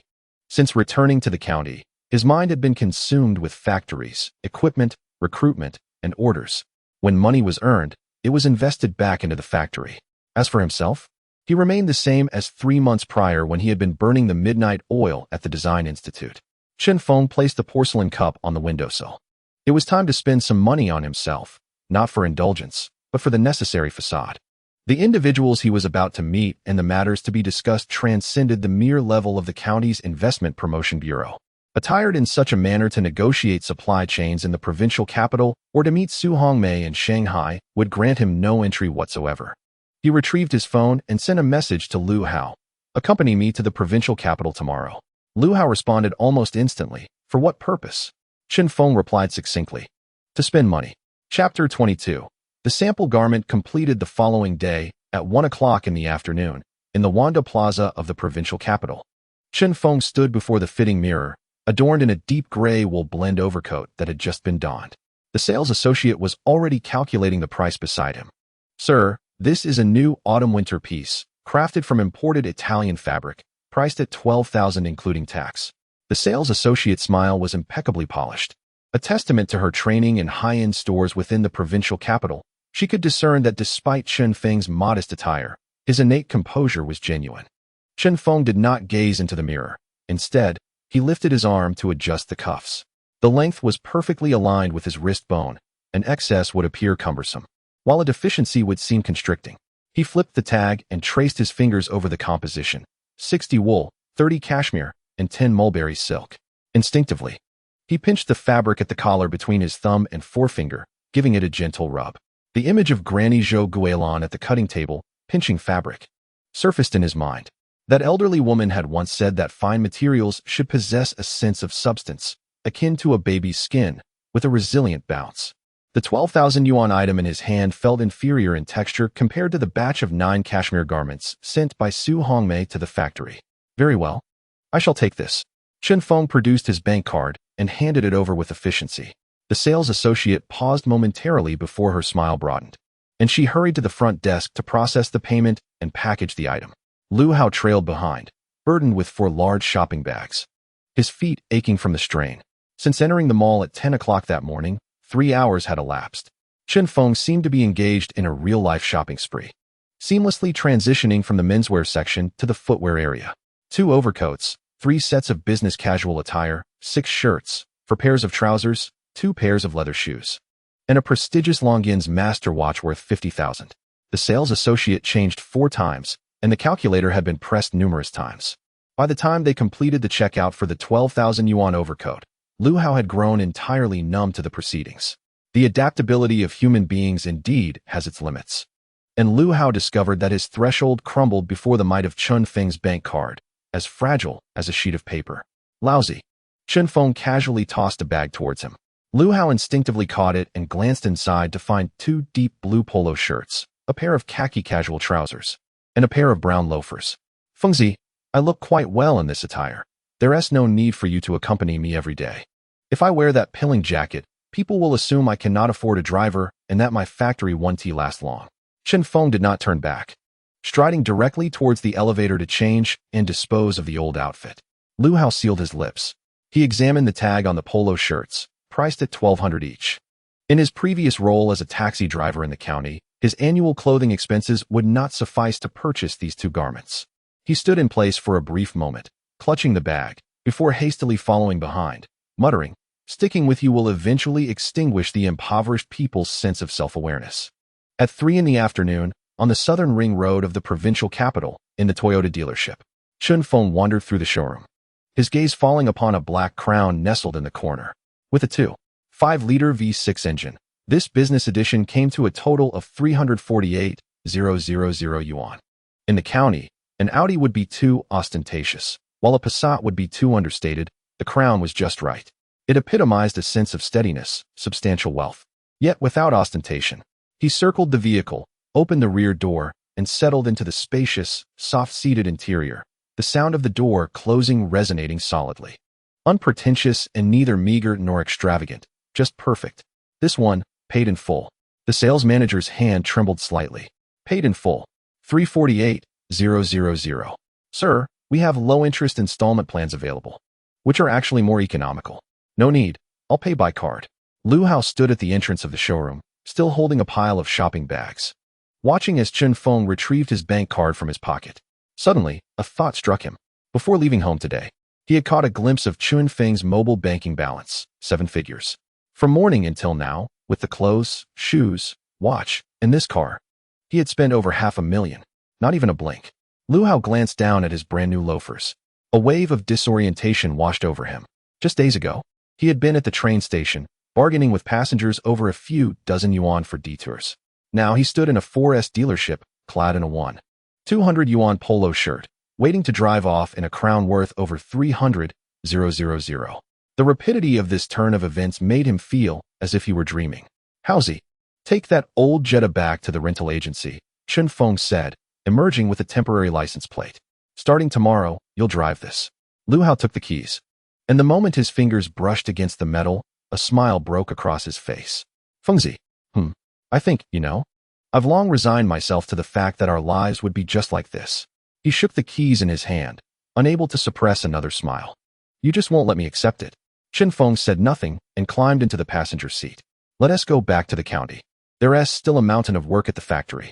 2 days later, on Wednesday afternoon, Chen Feng was sketching the second phase planning for the county's development zone when his phone rang. Zhang Yan's voice burst forth from the receiver, brimming with uncontainable excitement. Xiaofeng, the sample garments are ready. Hurry back to the factory, quickly. Chen Feng set down his pen and promptly headed outside. How do they look? I can't explain over the phone. You'll have to see for yourself. It will absolutely surprise you. At 2:25, the Black Crown came to a steady stop in front of the B12 factory. Chen Feng pushed the door open and stepped inside, only to find the workshop eerily quiet. Of the dozens of sewing machines, only 2 were operating, while most of the workers were gathered around the cutting table, stretching their necks as if witnessing something extraordinary. Zhang Yan stood at the center of the cutting table, with 2 coats spread out before her. One was a smoky gray, and the other was also smoky gray. At first glance, the patterns, colors, and fabrics appeared nearly identical. Chen Feng approached, and the workers automatically parted to create a path. Here, take a look at this one first. Zhang Yan lifted the coat on the left, shook it open, and draped it over the mannequin. Chen Feng, although not versed in sewing, had spent 5 years refining his aesthetic sensibilities at a design institute, discerning the essence of fine craftsmanship at a glance. This coat boasted clean lines, a gently rounded collar, and shoulder seams that gracefully followed the contours of the mannequin. Hanging there, it clung as snugly as a newly formed layer of skin. He reached out to touch the stitching at the cuffs. The needlework was uniform, so fine that the thread ends were nearly invisible. This is a replica, Zhang Yan remarked, exactly 1-to-1 recreated according to the sample sent by Mr. Su. With all craftsmanship parameters intact. Chen Feng nodded in agreement. It was indeed impressive, surpassing his expectations. Turning his attention to the second coat, Zhang Yan lifted it with a noticeably slower, more cautious demeanor. The second coat was draped over the mannequin. Chen Feng squinted, unable to pinpoint what made it different. The silhouette was similar, the color the same, the fabric identical. Yet, it felt distinctly unique. He circled the mannequin, pressing his hand against the shoulder. As his palm made contact, the fabric conformed to the shape of his hand, springing back into place without a wrinkle once he withdrew. He then examined the collar, noting that its curve was softer than the first, transitioning more smoothly, as if the arc had been gently sculpted from shoulder to neck. Stepping back, he compared the 2 garments side by side. The first appeared as a flawless industrial product, while the second possessed a palpable breath of life. He swallowed hard. This one was modified by Aunt Zhou. Zhang Yan crossed her arms, her tone imbued with complexity. The entire collar structure was overhauled, the pathway redefined with her own method. The sleeve cap's fullness redistributed, and the central back seam curved an additional 3 times. She paused, having worked in this industry for nearly 2 decades. This is the first time I've discovered such traditional techniques still preserved in our county. With this level of craftsmanship and fluidity, I would believe it worth 10,000. A silence enveloped the workshop for a few seconds. Zhou Guilin sat at a corner workstation, her reading glasses perched on her nose, meticulously winding thread. Seemingly oblivious to the conversation, Chen Feng glanced down at the coat he had purchased just 2 days prior for 12,000, a piece crafted from imported Italian fabric, marked with brand prestige, a genuine item from a boutique. He then looked back at the garment on the mannequin. The fabric was the same, but the cut originated from the hands of a 48-year-old woman who had once operated a mending stall outside the town's health clinic. Chen Feng candidly admitted, "The coat I'm wearing may not even surpass it in quality." Lu Hao poked his head in from the side. Having seen the garments Zhang Yan had brought back from the old factory, he glanced at the finished product on the mannequin and his expression shifted. "How is this coat so completely different from what you used to make at the factory?" Zhang Yan shot him a glance. "It's not merely different. It's like comparing heaven and earth. First, the material is distinct. This fabric costs 1,200 per meter.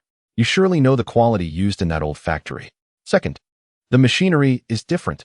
Brand new heavy-duty machines with precision 3 tiers above, resulting in naturally beautiful stitching. Third," she raised her chin, gesturing towards Zhou Guilin. "Thirdly, a significant portion of the work is done by hand. The meticulous tasks of rethreading, concealing needles, and shaping collars have all been executed stitch by Aunt Zhou. Such exquisite bespoke craftsmanship is something that Li Jiangwo's dilapidated factory has never even glimpsed, let alone compared with." Chen Feng remained silent for a few seconds, then turned his gaze toward the corner. Zhou Guilin finally lifted her head, removed her reading glasses, and, with an expressionless face, uttered, "Stop loitering there. Send it off quickly. The fabric will gather dust if left too long." Chen Feng chuckled softly. He took out his phone, opened the Shunfeng app, and filled in the Shanghai address. After sending the parcel, he messaged Su Hongmei, "Sister Su, 2 samples dispatched via Shunfeng. They will arrive tomorrow. One is a replica, and the other is an upgraded version. Please respond once you've reviewed them." Chapter 23. Su Hongmei's astonishment after replying with a simple acknowledgement. Su Hongmei set her phone down on the table. Outside the office window lay the skyline of Lujiazui, and the distant sound of cargo ship horns echoed across the Huangpu River, muffled by the 23rd floor's glass. She took a sip of coffee, now lukewarm. The phrase upgraded version spun around in her mind multiple times, becoming increasingly unsettling. Having navigated this industry for 11 years, she had encountered nearly 80 factories. Almost every new factory, upon receiving a sample, would fall into the same trap of overconfidence. After sending the sample, they would study it for 2 days, and the first thing they would say on the phone was invariably, "President Su, we believe this aspect could be improved." What could possibly be improved? The design of the ash gray overcoat was crafted by the esteemed Italian designer Marco at a cost of 120,000. With the fabric undergoing 3 rounds of inspections, and the technical parameters meticulously adjusted in Shanghai's finest sample room over the course of 2 weeks. When the final version was established, Marco had declared, "This is the best I can do with this fabric," indicating that this was the optimal solution given the existing material conditions. Yet, a new factory in a county, with just 50 employees and barely 2 weeks of operation, dared to claim an upgrade? Su Hongmei massaged her temples, fully aware of this mindset. Eager to make an impression, the new factory owner, alongside the workers striving to solidify their positions, would first seek out flaws in the sample, believing that it was lacking in certain areas. However, after their modifications, they would ultimately find themselves facing a loss of balance. The proportions of the original design would be disrupted, the neckline might appear more appealing, yet the shoulder line would sag, and while the sleeves might fit well, the waistline would sag. In the end, they would fail even to replicate the original, rendering their aspirations for an upgrade laughable. She picked up her phone and navigated to her WeChat conversation with Zhou Lihua. Last week, she had reluctantly approached Zhou Lihua for a batch of wide-leg pants orders, and the latter had readily agreed to send over the technical specifications, priced at 12 yuan each. The process was simple, requiring only straightforward sewing techniques, which the county factory could easily handle. Her thumb hovered over the input box for a couple of seconds. Never mind. She decided to wait until the goods arrived tomorrow. What if, just perhaps, Chen Feng's replica turned out well? At the very least, it could suffice for the time being. and they could gradually improve the quality. As for the so-called upgraded version, she had already condemned it to failure in her mind. Su Hongmei turned off her phone and pulled over a stack of materials regarding the autumn-winter collection ordering meeting, forcing herself to refocus her attention. However, the term upgrade lingered in her mind like a thorn that she could not extract. The following day, at 10:15 in the morning, a Chen Feng delivery truck arrived punctually at the entrance of the Hongshang Warehouse Center in Xinzhuang. Su Hongmei did not go to the office. She had been waiting in the sample room since early morning. The sample room was modest in size, about 40 square meters, with 3 white walls and a floor-to-ceiling window that let in ample light. 2 mannequin stands occupied the center, while a nearby workbench held a magnifying glass, color swatches, and a pair of German-imported tailoring scissors. Her quality control supervisor, Lin Wei, stood at the door, signing for the delivery and unpacking the boxes. Ms. Su, if I may say, for a factory just starting out, we should simply give them some reasonably priced orders to practice with. That batch of 9 cashmere fabrics costs 1,200 per meter. It would be a shame if they squander it, Lin Wei remarked. Lin Wei had been recruited from Qingze in Hangzhou, boasting 8 years of experience in quality control, known for her keen eye and swift hands, and recognized in the industry as a formidable quality inspector. Su Hongmei sighed. Let us take a look. Chen Feng has assisted me, even if this batch incurs a loss. I must acknowledge it, considering it a favor returned. Lin Wei donned white gloves and extracted the first coat from the dust cover, shaking it free and draping it over the mannequin. Su Hongmei did not rush to examine it. Instead, she took a couple of steps back, squinting at the overall silhouette. After 3 seconds, her brow twitched slightly. The pattern had remained intact. The shoulder line's placement, the looseness of the chest, the curvature of the hem were nearly identical to the original she had sent out. This was quite rare in a subcontracting factory. Most new factories require 3 to 4 revisions just to get the pattern right on their first sample. She stepped forward, opened the front placket, and scrutinized the stitching. The stitches were uniform, the seams even, and the finishing neat, with 12 stitches per inch, precisely matching the parameters indicated on the technical sheet. She then examined the lining, feeling the edge treatment of the inner seams. The overlock was intact, with no fraying, and the adhesion between the interfacing and the fabric was commendably high. Lin Wei, observing from the side, also took note. After finishing her inspection, she looked up, her expression somewhat surprised. Is this really made in a county town? Su Hongmei did not respond. She flipped the collar over, using her fingertip to glide along the curve of the collar stand. The collar stand was the most challenging part of this coat. Marco had spent 4 days solely adjusting this section, ultimately settling on a method of machine pressing combined with manual fine-tuning. The replica's collar stand was executed with precision. The curve was correct, the lines were right, and the necessary adjustments were perfectly made. There were no significant flaws to be found. A weight lifted from Su Hongmei's heart. 85 points, she declared. Lin Wei paused momentarily. The original version you rated was only 88. Su Hongmei did not reply. The quality of this coat indeed exceeded her expectations. Her gaze shifted to the workbench, drawn to the unopened dust cover of another piece, as she now held a fleeting interest in the next item. It appeared that Chen Feng's team possessed a certain finesse. Lin Wei unwrapped the dust cover and retrieved the second coat. As the garment was drawn out of the bag, Lin Wei hesitated momentarily. Having worked in quality control for 8 years, she had handled no fewer than 10,000 garments. The quality of the fabric is immediately discernible upon touch. However, when this garment slid out of its dust bag, the drape was unexpectedly remarkable, not merely good, but exceptionally exquisite. Although the fabric and color were identical, the surface sheen was distinctly different from the first piece. It exuded a liveliness, a fluid smoothness, rather than the rigid flatness produced by machinery. Lin Wei draped the coat over the second model. Su Hongmei took a step forward, then paused, observing in silence without reaching out. The office fell into a tranquil hush for approximately 5 seconds. Director Su? Lin Wei tentatively called out. Su Hongmei raised her hand, signaling her to remain silent. She circled the model, examining from the side and then the back. The collar's curvature was entirely dissimilar to that of the first piece. If the first collar was characterized by correct curvature and parameters, the second collar was alive. The transition from the shoulder point to the back neckline was not a stiff arc, but a continuous, flowing curve reminiscent of water. This was not a product of machinery. Su Hongmei's breath caught momentarily as she pressed her hand against the shoulder. The fabric conformed seamlessly to her fingertips, then rebounded without a hint of hesitation. She inspected the central seam. The traces of the tailoring were nearly invisible, yet the dimensionality of the fabric was unmistakable. Its curvature was gradually shaped, not merely pressed out by a machine. How many times was it pushed? She could not tell, but each application of force was precisely calibrated, preserving the integrity of the fabric's fibers and elasticity. Crouching down, she examined the hem. The handling of the hem was clean and crisp, the arc fluid.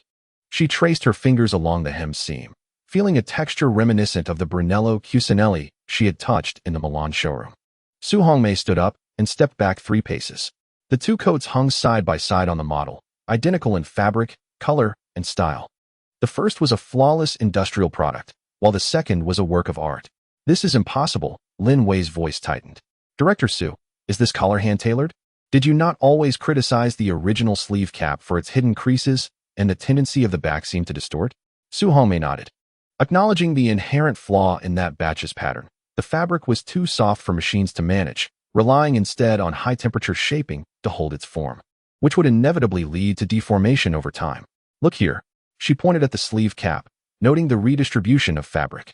The original had an even distribution, but this garment featured minutely tailored tucks 3 centimeters from the shoulder peak. Such precision was unattainable by machines. This was achieved purely by hand. She eagerly flipped the coat's collar, pointing to the stitching within. "And this collar? No fusible interfacing was used. It is entirely reliant on meticulous craftsmanship. Heat shrinking and cold setting have transformed flat fabric into a 3-dimensional structure that conforms to the human neck's curvature."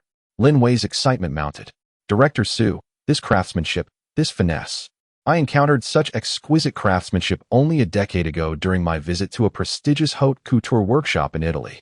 In our country, there are scarcely a handful of artisans capable of achieving this level of precision." Su Hongmei remained silent. She swiftly approached the workbench, opened a drawer, and retrieved a magnifying glass. She scrutinized the seam at the collar of the second coat for a full 10 seconds. The stitches were concealed, each one hidden within the folds of the fabric, rendering any visible thread work undetectable. The stitch spacing was astonishingly uniform, as if measured with a ruler. Su Hongmei set down the magnifying glass, recalling Marco's words during the fitting. "This is the best I can do." Yet, this coat before her surpassed even his best effort. "Lin Wei, summon old Zhao from the technical department. Now." Immediately, Lin Wei nearly sprinted out. Alone in the sample room, Su Hongmei gazed at the subdued gray coat hanging quietly on the mannequin. She pulled out her phone, scrolling to the conversation with Zhou Lihuo regarding the 12 yuan wide leg pants order. After staring at the screen for 2 seconds, she exited the dialogue and locked her phone. It was unnecessary. As the screen dimmed, she opened Chen Feng's conversation, typed 6 words, deleted them, retyped 4 words, and erased them once more. Finally, she sent a single message. "Chen Feng, how many workers of this caliber do you have?" Chapter 24. The first shot fired. Su Hongmei's call came through 3 minutes later. Chen Feng glanced at the screen but did not rush to answer. He extinguished the cigarette in his hand, leaned against the iron railing outside the factory, and waited for the 4th ring before swiping to answer. "Sujia." There was a 2-second silence on the other end, and Su Hongmei's voice was slightly quicker than usual. "Chen Feng, who made the second sample?" "Our technical supervisor." "Do not evade my question." Su Hongmei took a deep breath, her tone steadying. "I have worked in ready-to-wear for 11 years and visited Brunello Cucinelli's workshop in Milan last year. The processing of your upgraded collar is akin to their technique. Where did you find this person?" Chen Feng did not respond to her inquiry. He detected an urgency beneath Su Hongmei's politeness, a sense of anticipation. In commercial negotiations, the one who shows urgency is often at a disadvantage. "Sujia, what score would you give the replica?" 85. There was a pause. "I had Lin Wei and 3 members of the technical department review the upgraded version, and none found any faults. That means it's a perfect score. Don't get too pleased with yourself." Su Hongmei's voice regained its professional steadiness. "One sample does not determine anything. The stability of craftsmanship in a bulk production of 400 pieces is crucial. I am not confident in the capabilities of a newly established factory that has only been operational for half a month." Chen Feng had been waiting for this remark. The more Su Hongmei emphasized the risks, the more it indicated her acknowledgement of the value of this batch. If she truly had no faith, she would not have made this call. "Sujia, let us speak candidly. What processing fee did you quote to other factories for this batch of coats?"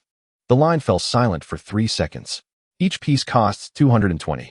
Chen Feng calculated in his mind. 400 pieces multiplied by 220 amounts to a total processing fee of 88,000. After deducting the fabric and accessories provided by Su Hongmei, this 88,000 is pure labor cost. With the current scale of 50 workers, the distribution per worker is not substantial. However, this price is quoted according to the standards of an ordinary processing factory. Sister Su, I am sending you 2 garments. Not one, Chen Feng stated with a calmness akin to reading an invoice.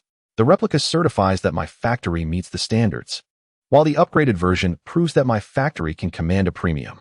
With the upgraded craftsmanship, you can raise the retail price by at least 500. Su Hongmei remained silent. Chen Feng continued, the processing fee is 350 per piece. Are you out of your mind? Su Hongmei's voice rose slightly. That's a 60% increase. Sister Su, have Lin Wei list the upgraded version on your Taobao details page, priced at 3,008. And see what the conversion rate is. Chen Feng's voice held a conviction. You know better than I do that there are no more than 3 factories in the entire Yangtze River Delta capable of producing such collar styles. If you think it's too expensive, you can continue to compare prices with them. Silence enveloped both ends of the phone. Su Hongmei was an exceptionally shrewd businesswoman. She certainly understood that Chen Feng was stating facts. The costs of skilled labor capable of intricate handiwork in Su Nin were more than double those in Qingze County. While 350 seemed exorbitant, she would still profit. Yet, she could not readily acquiesce. That was the rule of the business world. 300, Su Hongmei countered, adding, and I want to inspect each of the first 100 pieces individually. Any that do not meet standards will be returned for rework, with wages deducted. 320 is acceptable, but Sister Su, I have a condition. Chen Feng retreated a step but quickly added, upon completion of this batch, I require your entire autumn-winter line. Not 400 pieces, but 4,000. On the other end, Su Hongmei gasped, followed by a short, mirthful laugh. Chen Feng, when did your appetite grow so large? When I discovered that I have workers capable of outperforming Italian pattern makers, Su Hongmei chuckled genuinely. Fine, 320. The first 100 pieces will pass inspection, and we shall discuss the subsequent quantities later. But let me be clear, if any piece fails to meet standards, the entire batch will be returned, replaced with $12 wide-leg pants. Deal. Chen Feng hung up the phone. 320 multiplied by 400 equals 128,000. This marks the factory's first official processing fee income. The amount is not substantial, but it carries profound significance. It means that the sewing machines of Qingze County have officially entered the supply chain of high-end women's fashion in Shanghai. He turned and walked into the workshop. Inside, 20 heavy-duty sewing machines emitted a steady humming sound. Zhou Guilin stood at the end of the second row of the assembly line, holding a scrap of cashmere, examining its texture against the light. Zhang Yin squatted nearby, jotting down process parameters in a notebook. Aunt Guilin, Chen Feng approached. The response from Shanghai has come in. Zhou Guilin did not lift her head. What did they say? The upgraded sample passed with flying colors. According to President Su, the craftsmanship is on par with that of top-tier Italian workshops. The sound of sewing machines in the workshop suddenly fell silent for a moment. The female workers nearby, engrossed in their tasks, collectively raised their gazes. Zhou Guilin's fingers hesitated for a brief moment, less than half a second. Then, she tossed the scraps onto the table with a dismissive huff, declaring, I've seen Italian craftsmanship 20 years ago. It's nothing remarkable. Despite her words, Chen Feng discerned the slight tremor in the fingertips of the hand that had discarded the remnants. Zhang Yin stood up, her eyes slightly reddened, yet her voice remained steady. What is the processing fee? 320 per piece, came the reply. Zhang Yin swiftly calculated in her notebook, her head snapping up. Is that nearly 50% above the market rate? The upgraded craftsmanship justifies this price, Chen Feng responded, directing his gaze towards Zhou Guilin. Sister Guilin, there may be a subsequent order of 4,000 pieces. The assembly line processes need to be expedited, and you must bring on more personnel. Zhou Guilin finally turned around. Her expression still bore the semblance of someone owed 300 yuan, yet her eyes betrayed a different sentiment. 4,000 pieces? She echoed, pausing momentarily before nodding. Xiaowan's skills have progressed to the yellow process. Give me another week. And I can also train 2 individuals on the red process. Chen Feng clapped his hands. Tonight, we'll have a feast. I'll treat the entire factory to pickled fish. A wave of cheers erupted in the workshop. Wang Xiaowei leaned out from her workstation. quietly inquiring of Li Xiaojun beside her. What does a processing fee of 320 entail? Li Xiaojun calculated briefly and lowered her voice. It means that once this batch is completed, the factory will earn over 120,000. Wang Xiaowei was momentarily taken aback. 120,000. She couldn't earn even a fraction of that amount in a year packaging boxes at home. Lowering her head, she inadvertently quickened her pace at the sewing machine. Chapter 25. I only need 10. The materials arrived far more swiftly than Chen Feng had anticipated. On the third day after finalizing the processing fee, a heavy-duty truck from SF Express halted directly in front of the B12 factory, laden with fabrics, inner linings, buttons, shoulder pads, fusible interfacing, and even the auxiliary shaping cotton for ironing. Zhang Yan meticulously checked each item against the list, her expression growing increasingly perplexed. How long in advance did General Manager Su prepare this stock? Chen Feng leaned against the doorframe, a cigarette nestled between his fingers. He was aware that prior to sending the sample garments, Su Hongmei had likely arranged this batch of materials. If all is well, we'll send it to Qingze County. If not, we'll redirect it to the old factory in southern Jiangsu. After all, a businessman must always be prepared for any eventuality. What truly reassured Chen Feng was a text message received at 3 in the afternoon. A notification from the Industrial and Commercial Bank read, account credited, 120,000 yuan. Summary, initial payment for the first batch of Hongshang apparel. The total processing fee for 400 pieces amounted to 128,000, with Su Hongmei making a substantial upfront payment of 40%. Such a practice is virtually unheard of in the manufacturing industry. The typical protocol involves receiving goods, verifying them, reconciling accounts, and settling payments, where the shortest terms span 30 days and the longest can extend to 90 days. Su Hongmei's direct prepayment suggested one thing, urgency. She was eager to secure the upgraded craftsmanship within Qingze County. Indeed, less than 10 minutes after the transfer, her call came through. Have the materials arrived? They've just been unloaded. In the auxiliary materials package, there's a handwritten note detailing the craftsmanship adjustments for your technical supervisor to review. I've confirmed several details with the end client. The neckline binding needs to be changed to a dark thread, and the button spacing should be adjusted from 7 centimeters to 6.8. Chen Feng acknowledged with a sound and pulled out his notebook, jotting notes on the back of a cigarette box. Su Hongmei paused momentarily, her tone considerably more relaxed than in their previous conversations. Chen Feng, I have transferred the initial payment. No need for thanks. To be frank, this sum is to secure your delivery schedule. The first batch consists of 400 pieces, with a delivery time of 20 days. Can you manage it? 18 days. All right, 18 days. Su Hongmei chuckled softly before hanging up. Chen Feng extinguished his cigarette and discarded the stub into the trash bin. He feared neither the establishment of a factory nor the prospect of financial loss. He was simply apprehensive about a lack of orders. Half a month into operations, the sustenance of 50 employees relied solely on the meager savings in his account.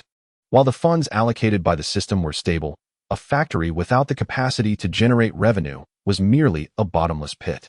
At last, the first shot had been fired.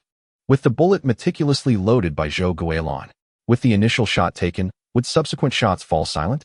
The atmosphere in the workshop visibly shifted. Once news of the materials being ready circulated, the 50 female workers transitioned from merely clocking in to preparing for an examination. Previously, their work at the old factory involved low-cost items that earned 10 or 8 yuan.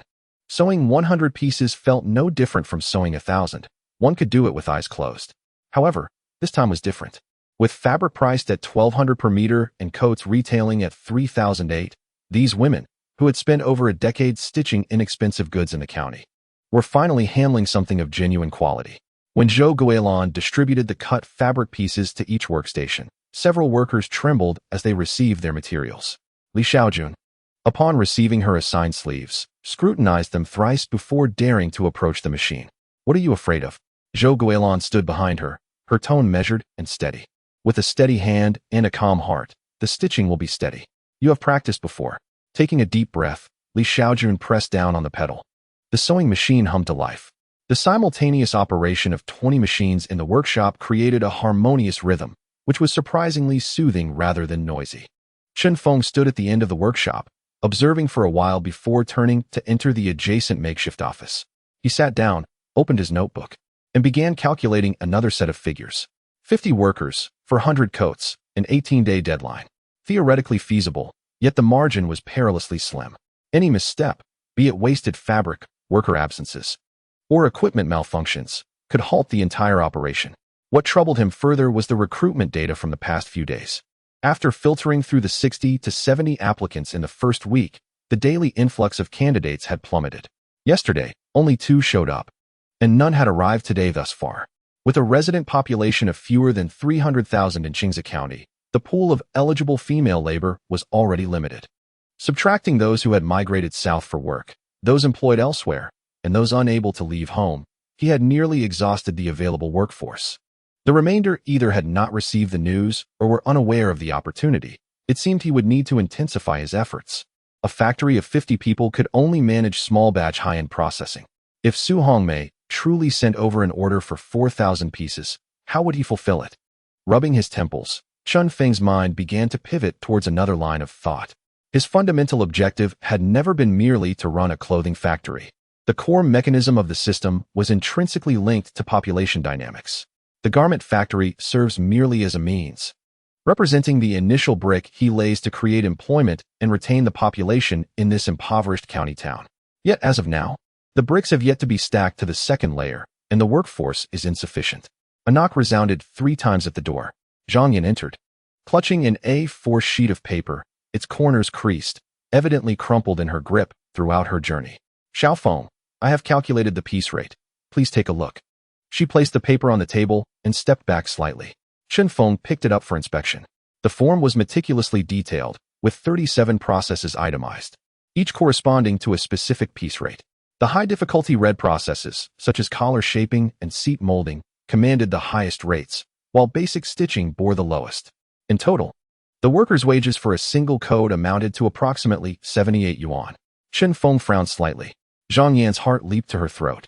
Xiao Feng, this price is based on the standards of our county's previous factories. She spoke rapidly, as if fearing she might run out of time to explain. I know it appears somewhat higher than the outside rates, but everyone has just returned, and the issue of unpaid wages from the old factory hasn't settled yet. We simply cannot lower this price any further. She presumed Chen Feng found it too expensive. Who said I wanted to lower it? Zhang Yan was taken aback. Chen Feng took a pen and scribbled a series of numbers in the blank space of the paper. The processing fee for a coat is 320, correct? Yes.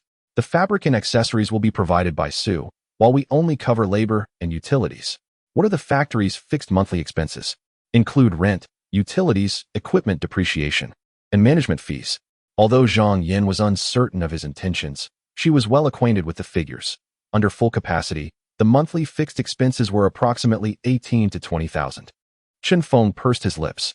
No wonder the owners of the garment factories in the county had thrived in previous years, with fixed costs at 20,000. Even at the previous market price of 220 for processing each coat, 400 pieces would yield 88,000. Subtracting the 20,000 fixed costs and the 31,200 for workers' wages from the 78 yuan multiplied by 400 left a net profit of 36,800, a profit margin exceeding 40%, all derived from squeezing the sweat and blood of the workers. This was merely one order, under conditions where machines were not operating at full capacity. The idea of continuous production for an entire month was simply unfathomable. Henceforth, for all orders at our factory, Chen Feng placed the pen down on the table. Fixing his gaze upon Zhang Yan, the net profit shall not exceed 10%. After deducting fixed expenses and 10% profit, the remainder will be distributed entirely among the workers. Zhang Yan's fingers instinctively tightened around the hem of her garment, doubting her comprehension. What? Can you repeat that? Can't calculate. Allow me to assist you. Chen Feng grabbed the calculator and tapped a few keys. For this batch of 400 pieces, the total processing cost is 128,000. With fixed expenses at 20,000, 10% profit stands at 12,008. That leaves 95,002 to be allocated based on the processes among 50 workers. He pushed the calculator towards Zhang Yan. You do the division.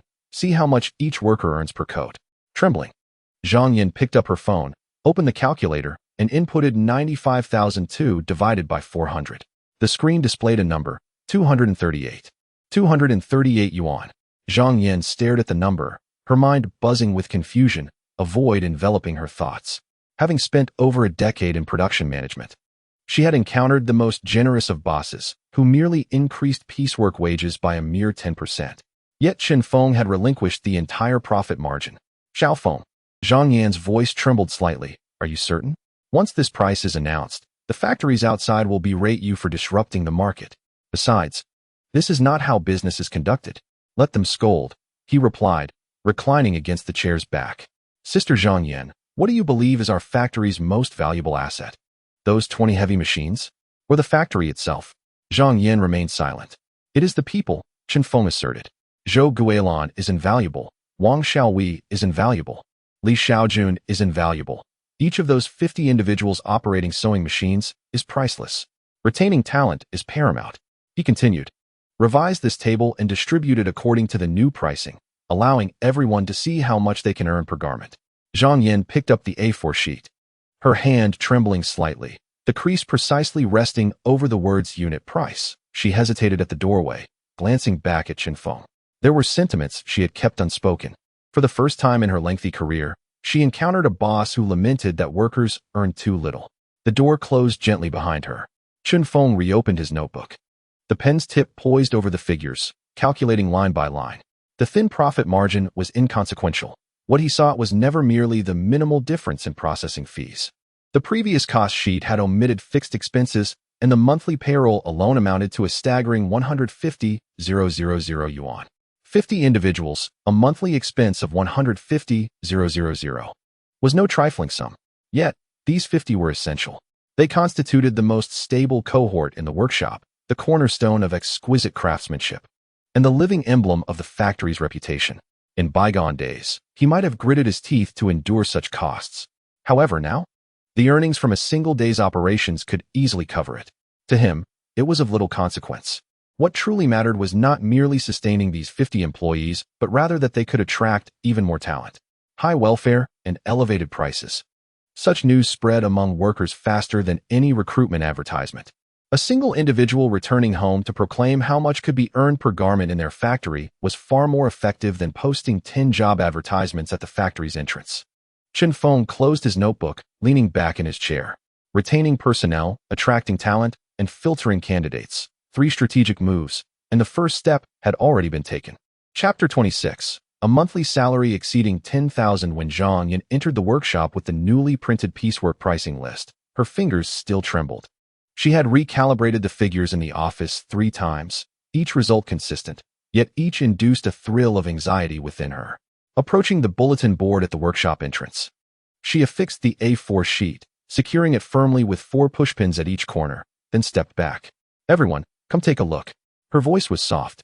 Yet the 20 sewing machines in the workshop ceased their operation almost in unison. These women possessed ears more attuned than radar. The words piecework price were the lifeline of the seamstresses. The earnings from a single task determined how much they could contribute to their households each month, and whether their children would enjoy a meal accompanied by meat after school. Li Xiaojun was the first to approach. Although her literacy was limited, her understanding of numbers was unparalleled. The price list displayed 37 neatly arranged processes, each followed by its corresponding price. She quickly located her assigned tasks, basic stitching and side seam joining. Each piece was priced at 6 yuan and 80 fun. She blinked, thinking she must have misread, and checked again. 6 yuan and 80 fun? Back at the old factory, the same processes were valued at 1 yuan and 50 fun. Believing she had perhaps misread the rows, she traced her finger along the table, confirming each word in sequence. Indeed, it was 6 yuan and 80 fun. As more female workers began to find their respective tasks, an unusual silence enveloped the workshop. It was not a normal quietness. It was the collective holding of breath by all. Zhang, the factory director, watched intently. A girl with a ponytail cautiously raised her hand, her voice barely above a whisper, as if afraid to disturb something. The price for the removal process is listed as 22 yuan per piece. Is that correct? Zhang Yan steadied herself and replied, It is indeed correct. The girl instinctively swallowed hard, her lips moving without sound, and turned to glance at Zhou Guilan. Zhou sat at her station, unmoving, holding a scrap of cashmere in her hand, her expression akin to that of someone observing a group of startled children. Shaping the collar. Another slightly older worker read aloud in dialect, her voice rising with each word. 28 yuan and 50 fun? 28 yuan and 50 fun per piece. The air in the workshop seemed to freeze for 2 seconds. Then, everyone simultaneously pulled out their phones. Wang Xiaowei, however, did not reach for her phone. Instead, she grabbed a pencil and began calculating on the back of the fabric packaging. Her assigned process was sleeve seam precise joining, priced at 9 yuan and 20 fun, coupled with the overlocking process at 4 yuan and 10 fun. The total for both processes amounted to 13 yuan and 30 fun per piece, over 400 pieces. Calculating 13.3 multiplied by 400, she set up the vertical equation, starting with the units, carrying over, then proceeding to the tens, and carrying over again. 5,320. The piecework earnings amounted to 5,320 yuan. Wang Xiaowei's pencil tip lingered on the paper, unmoving for a long moment. The time frame for this batch was 18 days.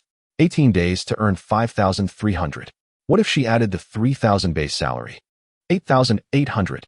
The moment this figure leapt into her mind, she loosened her grip, and the pencil clattered to the concrete floor, rolling far away. 8,800. At home, she crafted paper boxes, barely making over 800 a month. Her fingers were sore and covered in band-aids. Each paper box earning her 3 fun, and even making 100 a day was considered fast. 800 and 8,800. The difference was more than tenfold. She once believed that in a place like Qingze County, a woman earning 3,000 yuan was already quite accomplished. Her mother had sold tofu at the market, and the best month she had managed was just over 2,000. Her husband worked on construction sites, toiling in the sun for 150 yuan a day. And that wasn't even guaranteed every day. 8,800. She, a mere seamstress, could earn that in 18 days. Xiaojun, she turned to Li Xiaojun beside her. Her voice tight and unrecognizable. Please help me calculate this. I must have made an error. Li Xiaojun picked up her pencil and recalculated. First, she computed the piece rate, 133 multiplied by 40.05, 320. Then she added her base salary, 320 plus 3,000. A line was drawn beneath the figure 8 and 820. She then set the pencil down, gazing at the number, her lips moving silently for a long while. There was no mistake. She too was taken aback by this figure. Yet, Wang Xiaowei lowered her voice, gripping the edge of the packaging paper tightly, causing creases to form. 18 days for 800? This was merely for 2 fundamental processes. What about Aunt Guilan and her colleagues who handled the red processes? The two turned simultaneously, glancing towards Zhou Guilan. It was evident without calculation. The combined price of the 3 red processes, removal, seat molding, and manual shaping, exceeded 60 yuan each. For 400 pieces, that amounted to 24,000.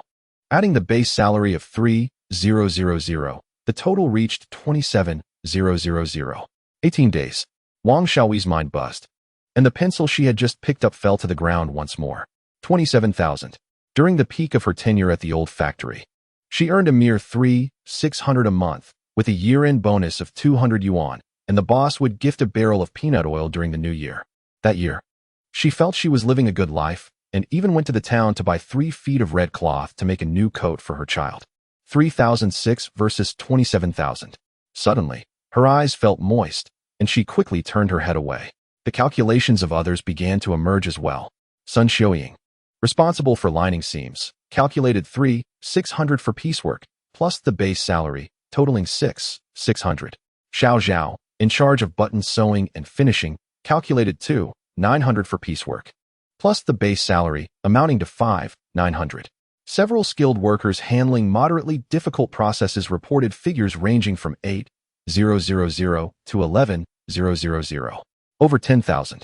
Lu Dajia, responsible for the front piece and pocket fine sewing, calculated the price of her 2 processes at 17.5 yuan each, totaling 7,000 for 400 pieces, plus the base salary, reaching 10,000. She stared at the number on her phone's calculator, her hand trembling with the device. She flipped her phone over, placing it on the table, then turned it back, repeating this 3 times before finally raising it in front of her sisters. Look at this. Her voice strained as if someone had a grip around her throat. A full 10,000. Is this correct? The sister beside her glanced at it, but did not respond, as she had calculated 9,800 herself and was still processing the information. Silence blanketed the room. 50 individuals in the workshop fixated on the numbers displayed on their phone screens or scraps of paper, collectively rendered speechless. Once Li Xiaojun completed her calculations, she stood in front of the bulletin board, muttering a single number repeatedly. Her piecework total was 5,260. Adding her base salary of 3,000, she arrived at an impressive 8,260. At 19 years of age, having never attended high school, she had previously worked at a tea shop in town for 6 months, earning 1,800 a month while enduring 12-hour shifts that left her ankles swollen and painful when she returned home to remove her socks. Her mother had said that earning 1,800 was already commendable for a girl. She should not be ungrateful. 8,002. In Qingze County, what did this number signify? It indicated that her monthly earnings surpassed those of a regular clerk in the county government. It signifies that her income for 3 months is sufficient to cover a year's mortgage for a second-hand house in the county. It implies that she need not travel to Guangdong or Zhejiang, nor endure the cramped conditions of a green train, nor spend the New Year's Eve sprawled on the station floor waiting for a standing ticket. Suddenly, she felt her knees weaken, and she reached out to steady herself against the frame of the notice board. "You all look as if you've seen a ghost," came Zhou Guilan's voice from the second row, neither loud nor soft, like a bucket of cold water poured over them. All eyes swiftly turned toward her. Zhou Guilan remained seated at her workstation, slapping the scraps of fabric on the table. "Have we finished calculating? If we're done, return to your places." The 400 garments, one team magically find their way to Mr. Su. Sister Guilan, Sun Xiuying could no longer contain herself. "Why don't you calculate how much you can earn?" "Calculate what?" Zhou Guilan shot her a glance. "What is rightfully mine is mine. This isn't my first time handling a needle." She said that, yet Zhang Yin noticed the hand resting on her knee, her fingertips gently rubbing the seam of her trousers. That was a little quirk she displayed only when anxious. For 30 years, it had never changed. With piecework at 24,000, her base salary was actually 8,000. If you add it up, her monthly earnings surpassed 30,000. This figure, Zhou Guilan could not possibly have overlooked. During the peak of the state-owned factory, her highest monthly salary had been 4,002, which was the pinnacle for seamstresses in the entire county. After the factory's demise, she resorted to street vending, altering garments for a mere 30 to 40 yuan a day, even scrimping on hypertension medication. Later, she was deceived by Li Jiangguo into a job promising over 30,000. Her fingers continued to rub the seam of her trousers. Zhang Yin cleared her throat and clapped her hands twice. "Silence. Listen to me." The buzzing in the workshop subsided. This pricing list was set personally by Manager Chen. I'll relay his exact words. Zhang Yin glanced toward the entrance, confirming that Chen Feng was absent, before continuing. He stated that after deducting fixed expenses and 10% profit, everything remaining would be distributed among the workers.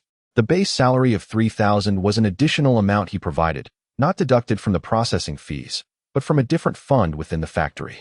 Silence. An even deeper silence ensued.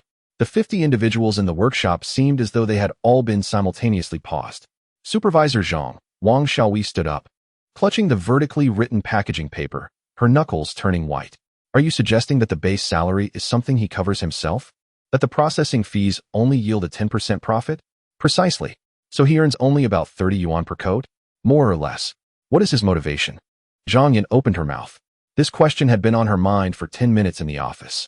Having spent over a decade in production management, she had encountered miserly bosses who pinched every penny, unwilling to spare even a thread, visionary bosses who could talk about year-end bonuses for 12 months, and those like Li Jiangguo, who would abscond with the money, producing pay slips that spanned 30 pages, yet none of which had ever been redeemed.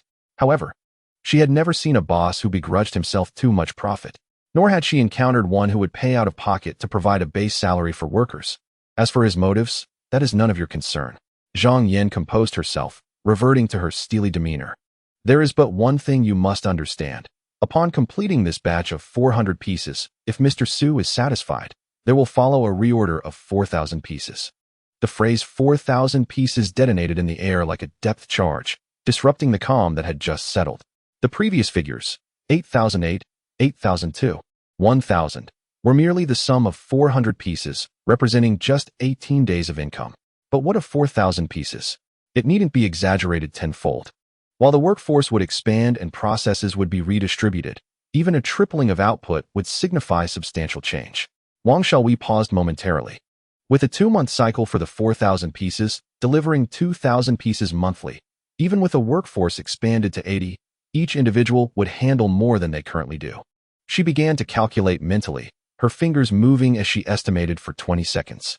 Based on current projections, a solid 8 to 9,000 could be achieved. If they could secure additional processes, it could exceed 10,000. Over 10,000?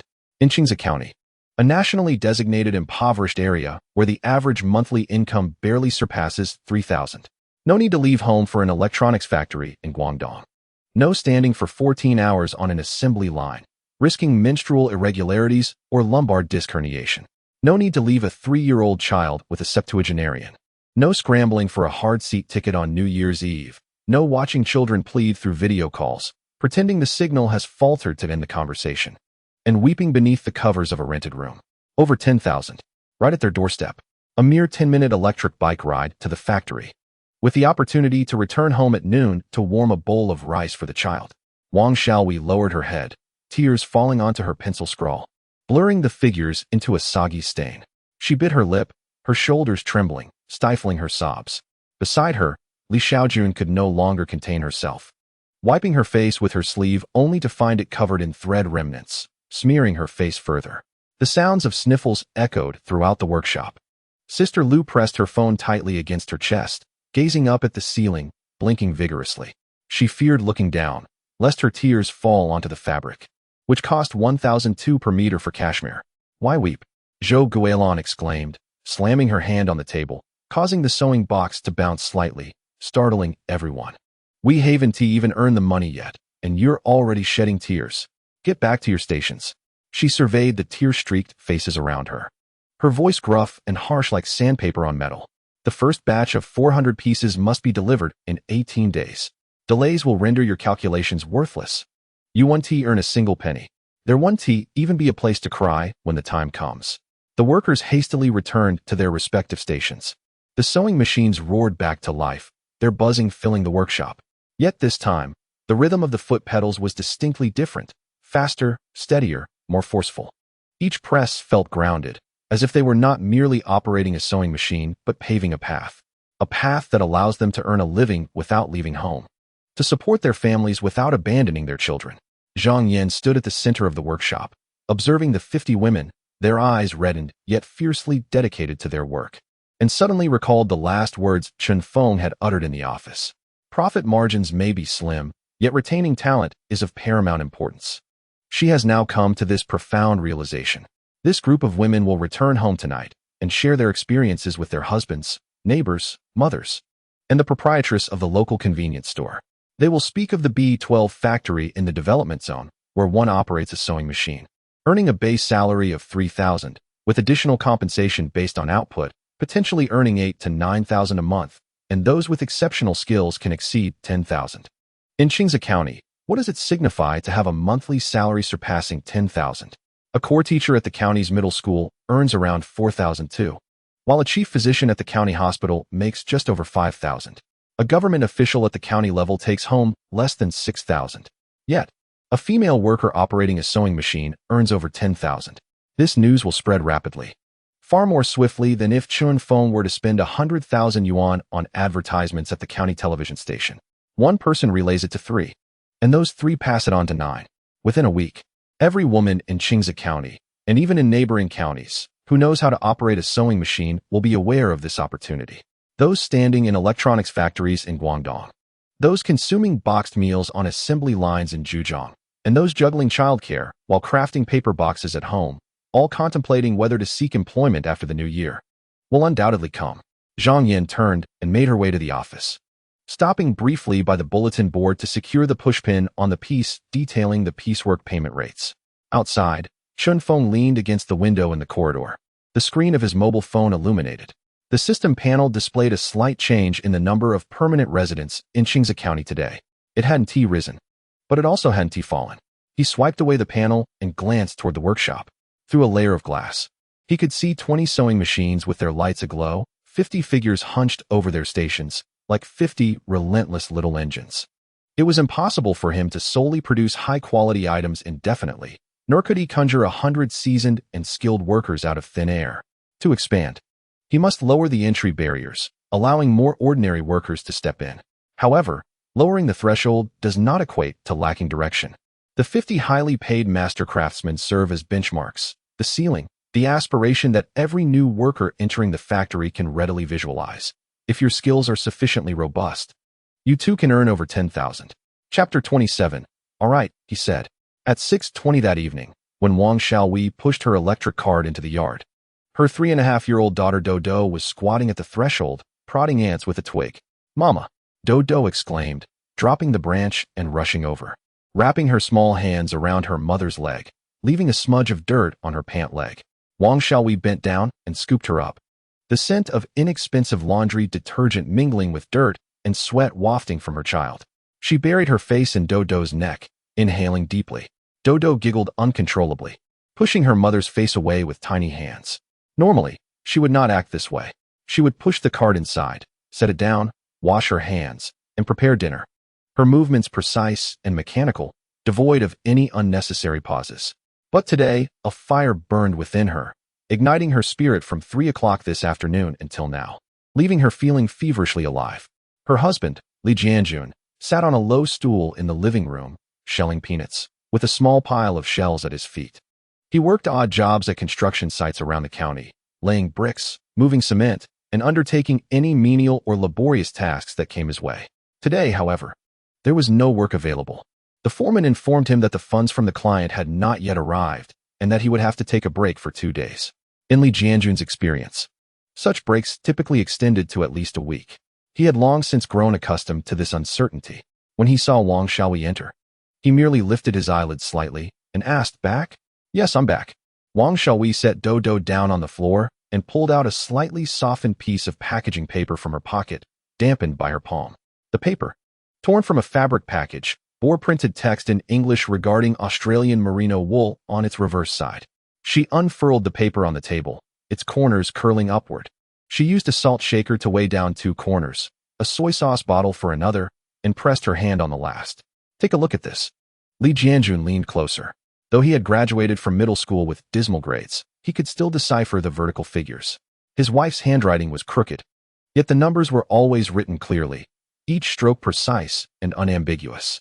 His gaze fell first on the number at the bottom, marked with a line, 8820. "What is this?" he asked casually while mechanically shelling peanuts. "That's my wage," Wang Xiaowei replied, her voice somewhat ethereal. "For this batch, it's the salary for 18 days. The sound of the peanuts being shelled suddenly ceased. It was not a gradual halt.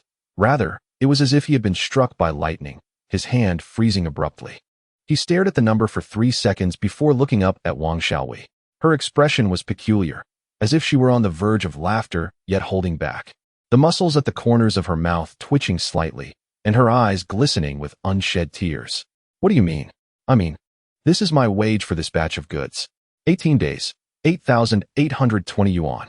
Li Jianjun placed the peanut shells on the table, leaned forward, and brought his eyes nearly to the paper. He no longer focused on the final figure. It was too large, far beyond what he believed their household could ever attain. Instead, he examined the process above it, 133,400. His lips moved as he silently calculated. 13 times 400 equals 5,200. 3 times 400 equals 120. Adding them together gives 5,320. 9 yuan and 2 jiao per item. His voice was parched, as if a lump of cotton had lodged itself in his throat. "When you worked at the old factory, how much was it for the same job?" 2 yuan and 1 jiao. From 2 yuan and 1 jiao to 9 yuan and 2 jiao? That's an increase of more than 4-fold. It's not just an increase. It's 2 factories, 2 bosses. Li Jiangguo paid 2 yuan and 1 jiao. And now this Chun has offered 9 yuan and 2 jiao. Li Jianjun's Adam's apple bobbed. He glanced at another set of figures on the paper, 414001,640. The edge-locking process was priced at 4 yuan and 1 jiao per item. The total for both processes combined was 3,880 plus 1640, yielding 5,520. Adding the base salary of 3,000, she had already calculated this in the workshop that afternoon, but at that time, she had only factored in her most conservative estimates for the 2 processes. On the way back, as she was buffeted by the wind on her electric bike, she had reconsidered. What if Director Zhang were to assign her an additional process that she could manage? She had previously done button sewing and hidden stitching at the old factory. Her speed may not have been remarkable, but her consistency and quality had always remained steady. If that procedure is added, this is the minimum, she said in a hushed tone. I only calculated 2 procedures. If another follows, how much could that be?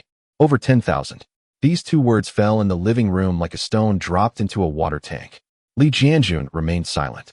He picked up the peanuts once more, shelling 2, only to find the kernels completely crushed, fragments spilling from his fingers onto the ground. He gazed down at the shattered peanuts, as if confronting an unsolvable mathematical problem. Over 10,000. He carried cement on the construction site, 50 pounds per bag, hauling 200 bags a day from dawn until dusk. The sun scorched the back of his neck, peeling away 3 layers of skin, and the calluses on his hands were so thick they could produce a sound when struck. Earning 150 a day was not guaranteed, as work was not consistent. Rainy days halted progress, clients delayed payments, and the frozen ground in winter meant work ceased. If he could manage to work 20 days in a month, that would be considered fortunate. By calculation, he oscillated between 3,000 and 4,000. His wife operated a sewing machine at the factory, over 10,000. He felt no envy. Li Jianjun had many faults, but he was never envious of his wife's earnings. He simply could not believe it. Then how much does that Master Zhou, who handles the most difficult procedure, earn? 270,000. A crisp sound emanated from the kitchen, the sound of a spatula slipping from Qian Meihua's hand and crashing onto the tiles. It was not dropped, it was released. The elderly woman poked her head halfway out of the kitchen, her apron dusted with flour, one hand holding half a peeled garlic clove.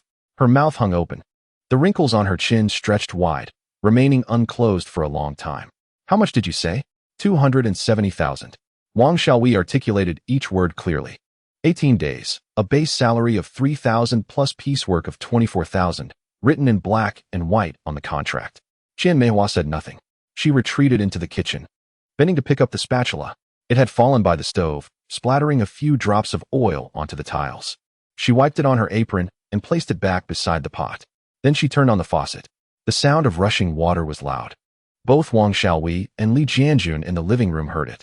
Soon, they discerned another sound beneath the rush of water, muffled, as if something was lodged in the throat, unable to surface or be swallowed. It was Qian Meihua crying, not a wailing cry. The elderly woman had never cried out in such a way in her life. When her husband passed away 10 years ago, she did not cry. When the 4,000 she had saved from hemming pants for 3 years was stolen, she did not cry. When Wang Xiaowei married into the Li family and was scorned for not bearing a son in her first year, she did not cry. She stood in the living room of the Li household and scolded her mother-in-law for half an hour until the latter dared not speak again. But 270,000 brought forth her tears, not because of the amount, but because it reminded her of the meager earnings she had made over the years. Cleaning the floors at the local chess room, 30 a day. Shelling broad beans for sister paying at the market, $2.50 per pound. Setting up a sewing stall at the community entrance, $5 to replace a zipper, $8 to alter a pair of pants, sometimes bargaining down to $5. In the month leading up to the new year, when business was at its peak, she meticulously recorded each entry in her notebook, tallying up to 1,003 in the end. 1,327,000. The disparity between them is 20-fold. It is not the height of 27,000 that brings her to tears, but rather the meagerness of 1,300 from those years. During those times, she would leave before dawn, setting up her stall, waiting for customers amidst the wind, her hands covered in needle marks and frostbite, her back aching so painfully that she could hardly turn over at night. On good days, she earned 1,300. On bad days, it was merely 600 or 700. Insufficient even for Dodo's milk powder. Is she truly worth 1,300? Is she even worth that? The faucet gushed, and Meihua splashed cold water on her face, washing away both tears and flour. Dodo clutched a peanut, tilting her head to peer at the living room door and then towards the kitchen. Her expression, one of confusion. In her world, there exists no distinction between 1,300 and 27,000. There are only branches, ants, and peanuts. Daddy, did Grandma cry? No. Li Jianjun cleared his throat, his voice slightly hoarse. Your grandma is cutting onions. Oh. Dodo accepted this explanation, popping the peanut into her mouth. Wang Xiaowei turned her back, pretending to tidy up the items beneath the seat cushion of the electric bike. There was nothing beneath the cushion but a spare key and a tattered rag. She fumbled for 2 minutes, yet did not move anything at all. Indeed, she did not cry. She had already wept enough in the workshop. Her tears had all fallen onto that sheet of vertically written packaging paper. blurring the numbers 8820 into a splotch of indistinct moisture. Zhang Yin had given her a pack of tissues, 6 of which she used. Now, she no longer wept. Instead, an unfamiliar sensation arose within her. It was not joy. Joy felt too trivial, a term unworthy of her experience. It was a sense of solid grounding. As if for the past 3 years she had been trudging through muck, each step precarious, threatening to swallow her whole. Yet today, a slab of stone appeared beneath her feet, hard, steady, a foundation upon which to stand. 18 days, 8008. She fastened the cushion of her electric bike and turned back towards the house. Jianjun. Tomorrow, you take the child. I need to arrive at the factory half an hour early. What for? To practice. She folded the packaging paper neatly and tucked it into her pocket. Director Zhang said that if we improve our proficiency and increase our speed by 10%, we could produce 50 more items in a batch. 50 items translate to over 600 more yuan. Li Jianjun gazed at her, suddenly sensing a change in her eyes. Nothing akin to the stubbornness he had often witnessed after she felt wronged. It was something else entirely. Akin to someone who had long groped along the walls of a dark room, suddenly finding the light switch. All right, he replied. Chapter 28. So this is our worth meanwhile. In the home of Li Xiaojun at the eastern end of the town, the atmosphere was starkly different. Chen Ho-hot, Li Xiaojun's mother, was at the stove boiling noodles. The iron pot had been used for countless years, its bottom blackened and gleaming, the wooden handle replaced twice. The water had not yet reached a full boil, bubbling gently. As she tossed the noodles in, knowing well that this was the standard of their household, good enough would suffice. Noodles, the most economical type of dried noodles available at the supermarket, cost merely $1.50 per bundle. She typically purchases 10 bundles at a time, and the young man selling the noodles has come to recognize her, often giving her a small discount. Mom, I have something to tell you. Li Xiaojun sat on a small stool by the stove, her knees propped against her chin, arms wrapped around her calves. She was still clad in her factory uniform, a gray-blue smock, with a small tag on the collar indicating workstation B1217. Speak. Chen Ho-hot didn't even glance back. My salary this month is likely over 8,000. The water in the pot was bubbling, and the firewood in the stove crackled. Chen Ho-hot used a slotted spoon to stir the noodles, her movements deliberate and unhurried. Her tone as calm as if she were commenting on the pleasant weather. How much? 8,002. 8,002 in dimes. No, 8,260 yuan. The motion of the slotted spoon halted for a fleeting moment, but just that. Chen Ho-hot resumed stirring the noodles, even adding a ladle of cold water to the pot. Her old culinary skills dictated that 3 parts water should be used for every 3 parts of noodles, and no matter what, that ladle of water could not be spared. Xiaojun. Her voice remained steady, her back turned to her daughter. Tell me the truth. Huh? Have you been deceived? What? Chen Ho-hot placed the slotted spoon on the edge of the pot and turned around. The glow of the fire illuminated her face, accentuating the premature wrinkles that had begun to etch themselves into her cheeks. She squinted at her daughter, her expression one of scrutiny. This was her standard interrogative look, a gaze she had worn since Xiaojun, at the age of 6, had pilfered an apple from the offering table. You're just a seamstress, a girl of 19. Who hasn't even completed high school? Are you telling me you earn 8,000 a month? Do you think your mother is a fool? Mom, I swear let me finish. Chen Ho-hot raised a hand. Last year, the girl from next door, what was her name? Zhang Xiaoyan. She said she was going to the provincial capital to become a live streamer, claiming she made 20,000 a month. Her mother bragged about it to everyone for 3 months. And then what happened? She was scammed out of 8,000 in agency fees. 8,000. Her mother wailed for an entire day and night, nearly going blind from crying. You tell me, Mom. Li Xiaojun sprang up from the stool. I didn't go into live streaming. I didn't pay any agency fees. I'm just sewing. Just sewing clothes. Can you please let me finish? And where is the logic in a seamstress earning 8,000? Chen Ho-hot's voice rose in pitch. You worked at the milk tea shop in town for 6 months, earning 1,008. 1,008. And now you're telling me 8,000? That's more than quadruple. It's not like a pie fell from the sky.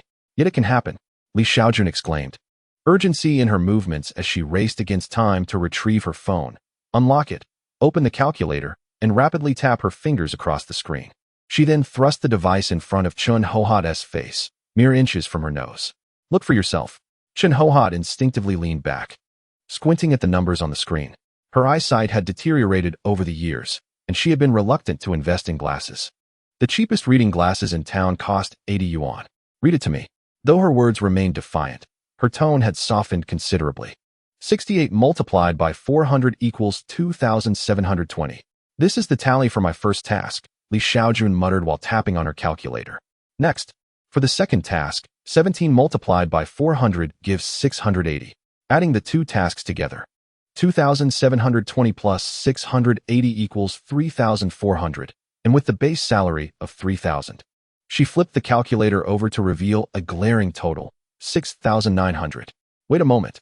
Li Xiaojun paused, momentarily stunned. This afternoon. I calculated it to be 8,200. She retrieved the note detailing her tasks and compared it. Then, she smacked her forehead. Oh right. I forgot to add the third task. There was also a buttonhole, 34 per piece. She resumed her calculations on the calculator. 344 multiplied by 1,360 equals 6,900 plus 3,600 equals 8,260. Yes, this is it. Once again, she thrust her phone towards Chen Ho-hat. Chen Ho-hat did not accept the phone. It was not that she disbelieved the numbers, she understood them. And she was adept at multiplication and addition. Rather, she could not fathom that such fortune could exist in this world. She had spent half her life in this town. When Li Xiaojun was 5, her husband succumbed to liver cancer. From diagnosis to passing, it was merely 4 months. They incurred a debt of 36,000 in medical fees, which took her 7 years to repay. Throughout those 7 years, she had toiled in the fields, washed dishes, assisted at the town's breakfast shop, stitched insoles, and woven straw hats. She had done every kind of work. The breakfast shop owner paid her 30 yuan a day, and she worked there for 6 years without a single day off, including on the first day of the Lunar New Year. 30 yuan a day equated to 900 a month. She was all too aware of how difficult it was to earn money. Was the contract signed? She inquired. Her voice had suddenly dropped, sounding nothing like the woman who had just been arguing with her daughter. It was signed. Li Xiaojun sensed the change in her mother's tone and softened her own. It's in black and white. Director Zhang took us to the County Labor Bureau to file the case. What about the salary card? Has it truly been deposited into your account? Or is this merely talk without action? They advanced 2 months' base salary. 6,000. It has already been transferred. Transferred? Are you certain it is in your account? Not some virtual, intangible sum? Mom, take my phone and see for yourself. Li Xiaojun unlocked her phone, opened the banking app, and handed it over. Chen Ho-hat took the phone, her hands trembling, not from excitement, but from the ailments that came from years of hard labor. Her fingers were deformed and unsteady. She raised the phone to her eyes, squinting to locate the number. The interface of the banking app was as incomprehensible to her as a foreign language. With its colorful icons, investment recommendations, and loan advertisements, all of which made her dizzy. After searching for a long while, she finally found the line indicating her balance. 600,000, 6,000. Indeed, it was 6,000. She stared at that figure as the fire in the stove crackled twice. The water in the pot had long since boiled, and the noodles were rolling over in a frothy surge, spilling over the edge. With the noodle broth trickling down the pot's side, dripping onto the stove and producing a puff of steam. She remained motionless as the broth continued to overflow. Li Xiaojun hurried around to turn off the heat. She retrieved the overcooked noodles from the pot with a colander, now a clump, sticky and congealed. Typically, she would have muttered a few words about her mother, yet today she remained silent. Turning around, she glanced at her mother, Chen Ho-hat, who maintained her previous posture. Phone held aloft, though the screen had gone dark, unnoticed. She stared at the now blackened display, her lips moving as if silently reciting something, yet no sound escaped her. Mom, 6,000. Chen Ho-hat's voice was barely audible, almost drowned out by the faint crackling of the embers in the stove. That is merely the base salary. Li Xiaojun mentioned. She continued, the piecework wages won't be settled until this batch is delivered, which will amount to over 8,000. Over 8,000. Chen Ho-hat set her phone down, not passing it back, but placing it beside the stove, adjacent to a salt jar and a nearly empty bottle of soy sauce. The phone rested on the greasy surface, its screen dusted with a layer of flour. She picked up her apron, a faded floral pattern worn from countless washes, now a pale gray, and wiped the surface. Tomorrow, you'll go to work, she said. I'll boil you 2 eggs to take with you. She turned to scoop the clumped noodles from the pot, saying nothing more. However, Li Xiaojun noticed her mother's shoulders trembling, not a slight shiver, but a violent shake reminiscent of being caught in a winter downpour. the muscles in her back quivering. Yet her hands remained steady as she meticulously ladled the noodles into a bowl, her movements unchanged, only her shoulders betraying her. Standing beside the stove, Li Xiaojun opened her mouth to call out to her mother, but the words caught in her throat. Her eyes brimmed with tears as memories flooded back to last winter when she worked at a milk tea shop, standing 12 hours on her feet. Her ankles swollen and painful upon returning home.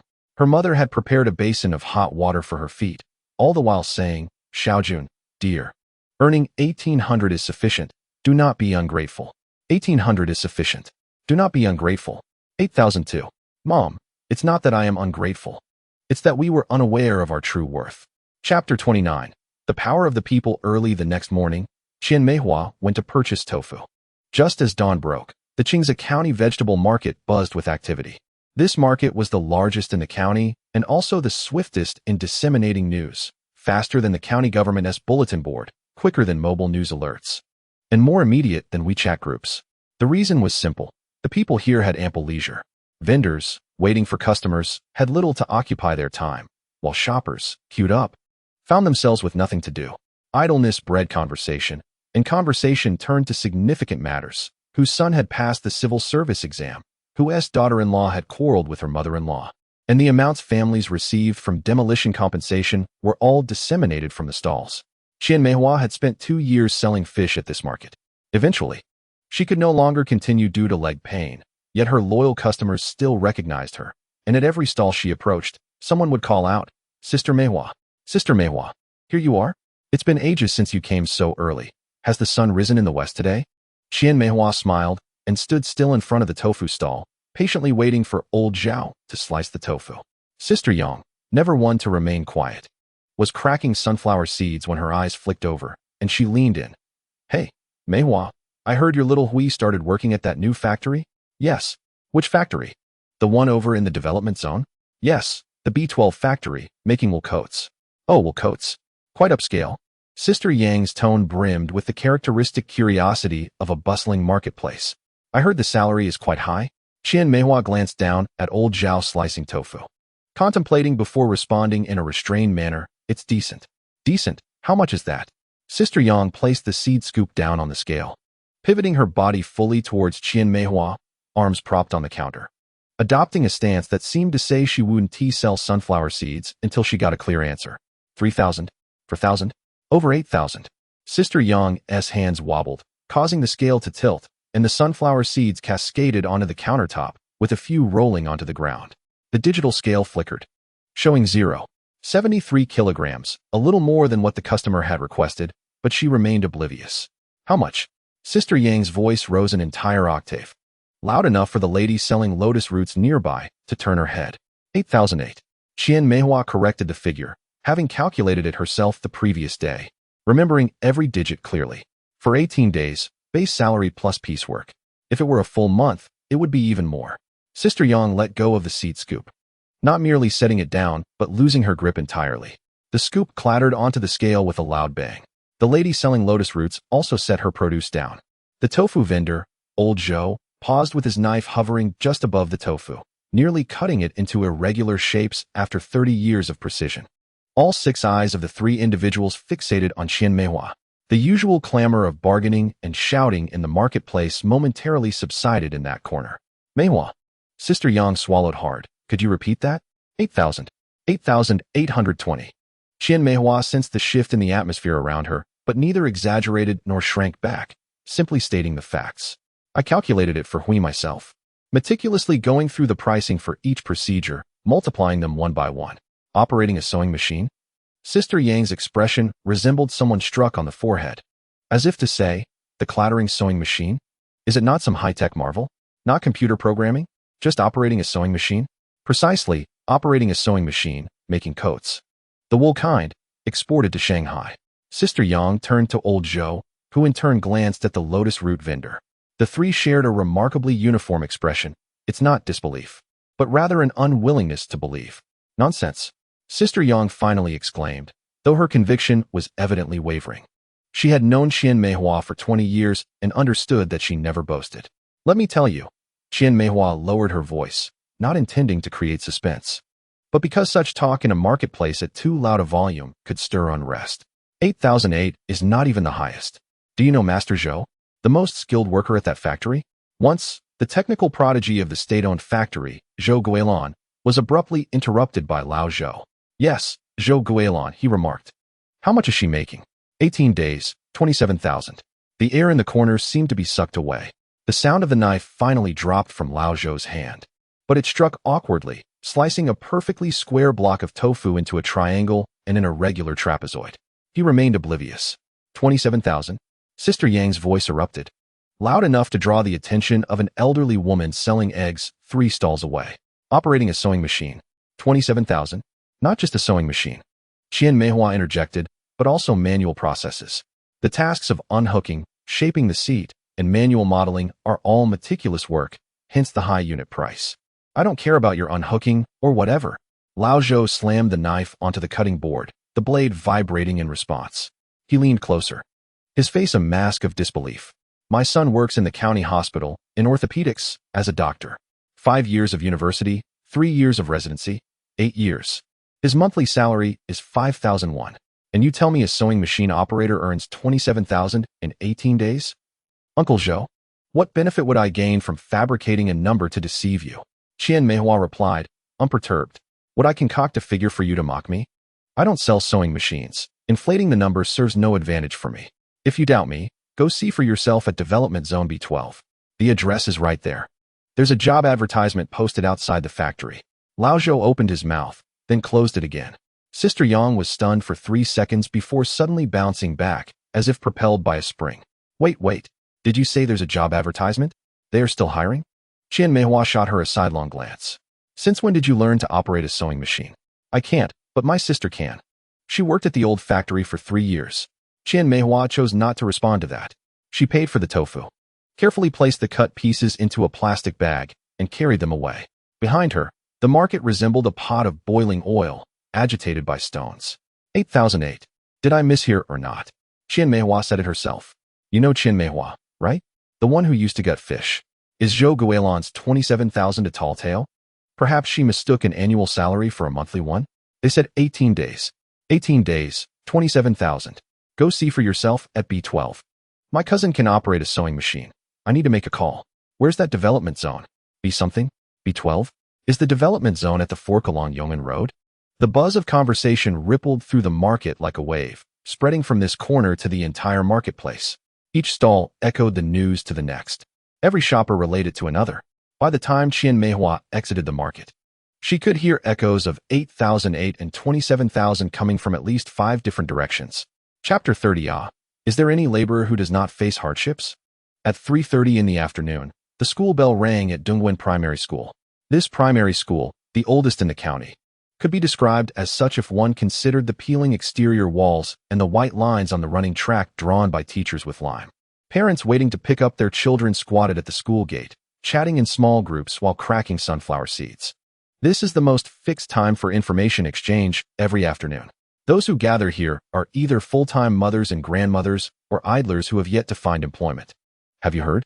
The speaker is Sister Fat, her son in the 3rd grade. She serves as the information hub at the school gate, with a message dissemination efficiency 10 times greater than that of the county's media center. What have you heard?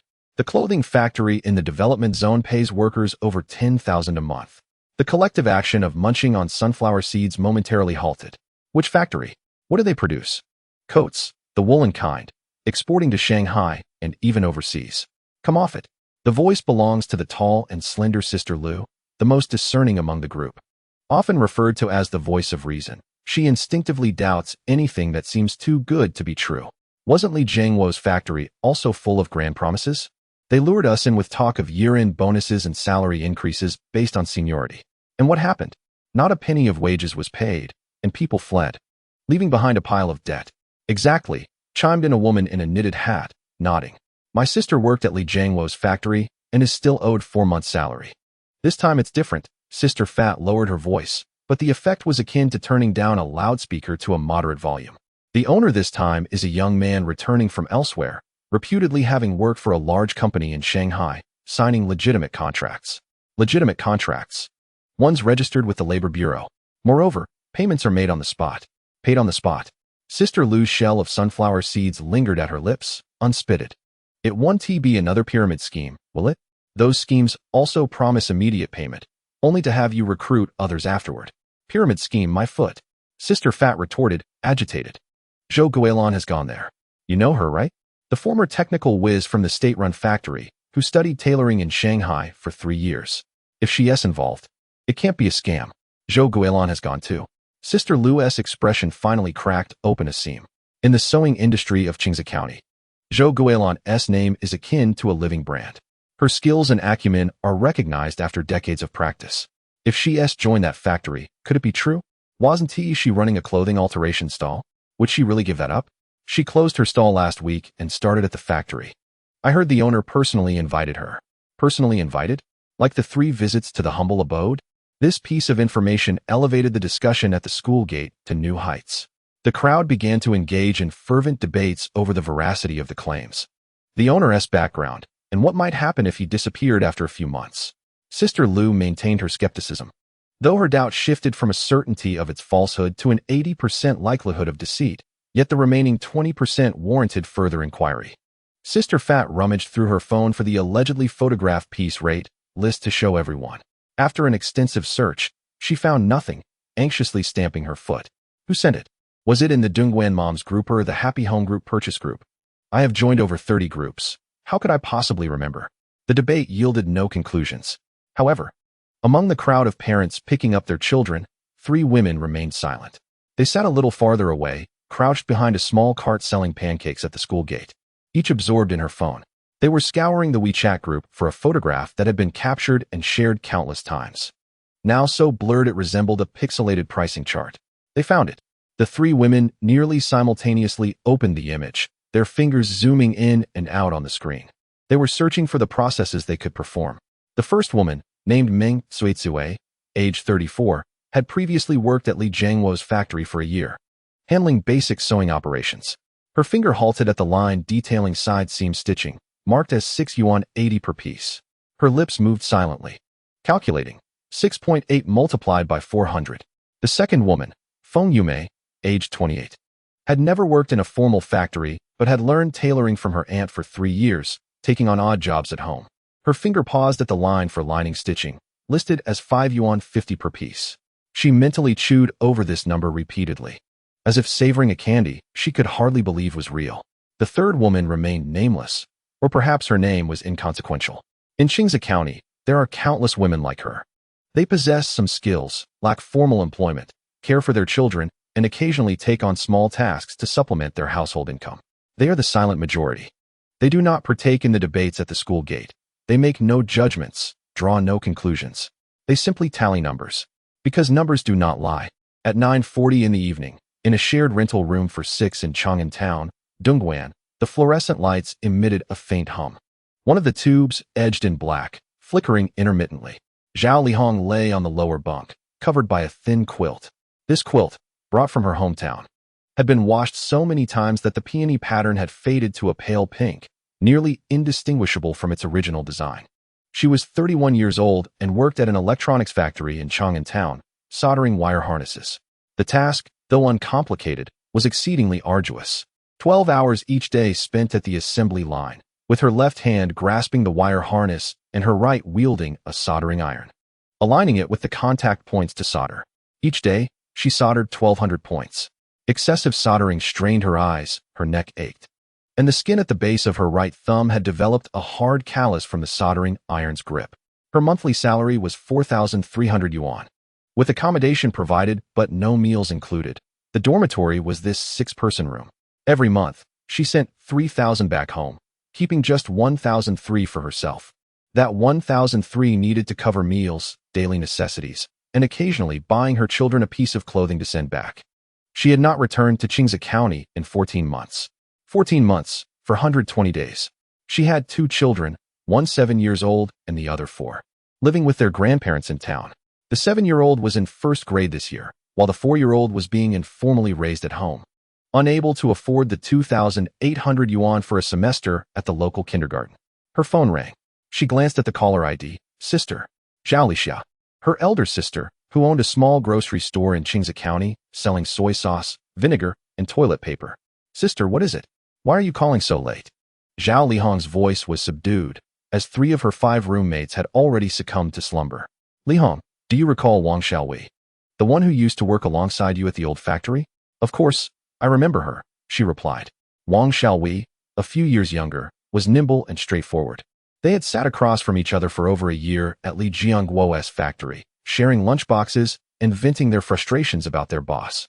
Eventually, when the factory defaulted on wages, they scattered in different directions. She found employment at a new factory, earning over 8,000 a month. Zhao Lihong remained silent. On the other end, Zhao Lixia waited 5 seconds, suspecting a poor connection. Hello? Are you there? I can hear you. Then why aren't you speaking? I'm telling you. Over 8,000. In the county. Right at our doorstep. Not in Guangdong or Zhejiang, but right here in our development zone. Just a 10-minute ride on an electric bike to the factory gate. Did you hear me? Zhao Lihong certainly heard every word. Each syllable pierced her temples like fine needles. Over 8,000. In the county, at her doorstep. Sister, who told you this? She inquired. It spread like wildfire at the market today. Wang Xiaowei's mother, Qian Meihua, said it herself. Not just her. Several who joined that factory are saying it too. A base salary of 3,000, with piecework calculated separately. Those with skill can earn over 10,000. Over 10,000? Indeed. There's a master named Zhou Guilin who tackles the most challenging tasks. She made 27,000 in 18 days. 27,000? Just sewing? Not only sewing, but also intricate handwork. They make high-end wool coats, the kind exported to Shanghai, sister. Zhao Lihong interrupted. I'm going to sleep. I have to work at 5:30 tomorrow morning. Lihong, please, I'm going to sleep. She hung up and tucked her phone beneath her pillow. The rental room was serene, filled only with the sounds of 6 people breathing, shifting, and grinding their teeth, all mingling with the hum of the fluorescent light. Opposite her, Xiaozhou turned over, causing the spring mattress to creak. This mattress had several broken springs. Every time Xiaozhou shifted, it emitted a sound that Zhao Lihong had grown accustomed to over 14 months. The window lacked curtains. There had once been a piece of fabric hung by the previous occupant, but that girl had left for marriage, taking the cloth with her. Since moving in, Zhao Lihong had contemplated buying a piece of fabric to hang, yet had never done so. It wasn't that she couldn't afford the market's cheapest fabric at 5 yuan per meter. 2 meters would suffice. It was a matter of time and spirit. The light from the street lamps across the industrial park seeped in, casting a pallid glow on the ceiling, tainted by water stains of various shades, resembling an abstract painting. Zhao Lihong lay awake, gazing at those stains. Over 8,000. Her monthly salary was 4,003. She worked 12 hours a day, with 1 day off a week, which was hardly a true day of rest, as it involved washing a week's worth of clothes and shopping for the following week's necessities. Thus, it hardly counted as a break. 4,003 minus 3,000 for her return home left her with 1,003. After deducting her meal expenses, 15 yuan daily at a stall near the factory, totaling 450 a month, she was left with 850. After further deducting expenses for daily necessities, phone bills, and the occasional discounted clothing, she barely had 300 by the end of the month. This 300, she saved diligently. As the new year approaches, she plans to purchase a new outfit for each of her 2 children and bring 2 boxes of milk for her parents-in-law. Over 8,000, conveniently located right at her doorstep. Suddenly, she extends her hand from beneath the blankets, retrieving her phone from beneath the pillow, opening her photo gallery. The top image captures her attention, a photograph of her 2 children standing in the yard of their ancestral home, the elder embracing the younger, both beaming at the camera.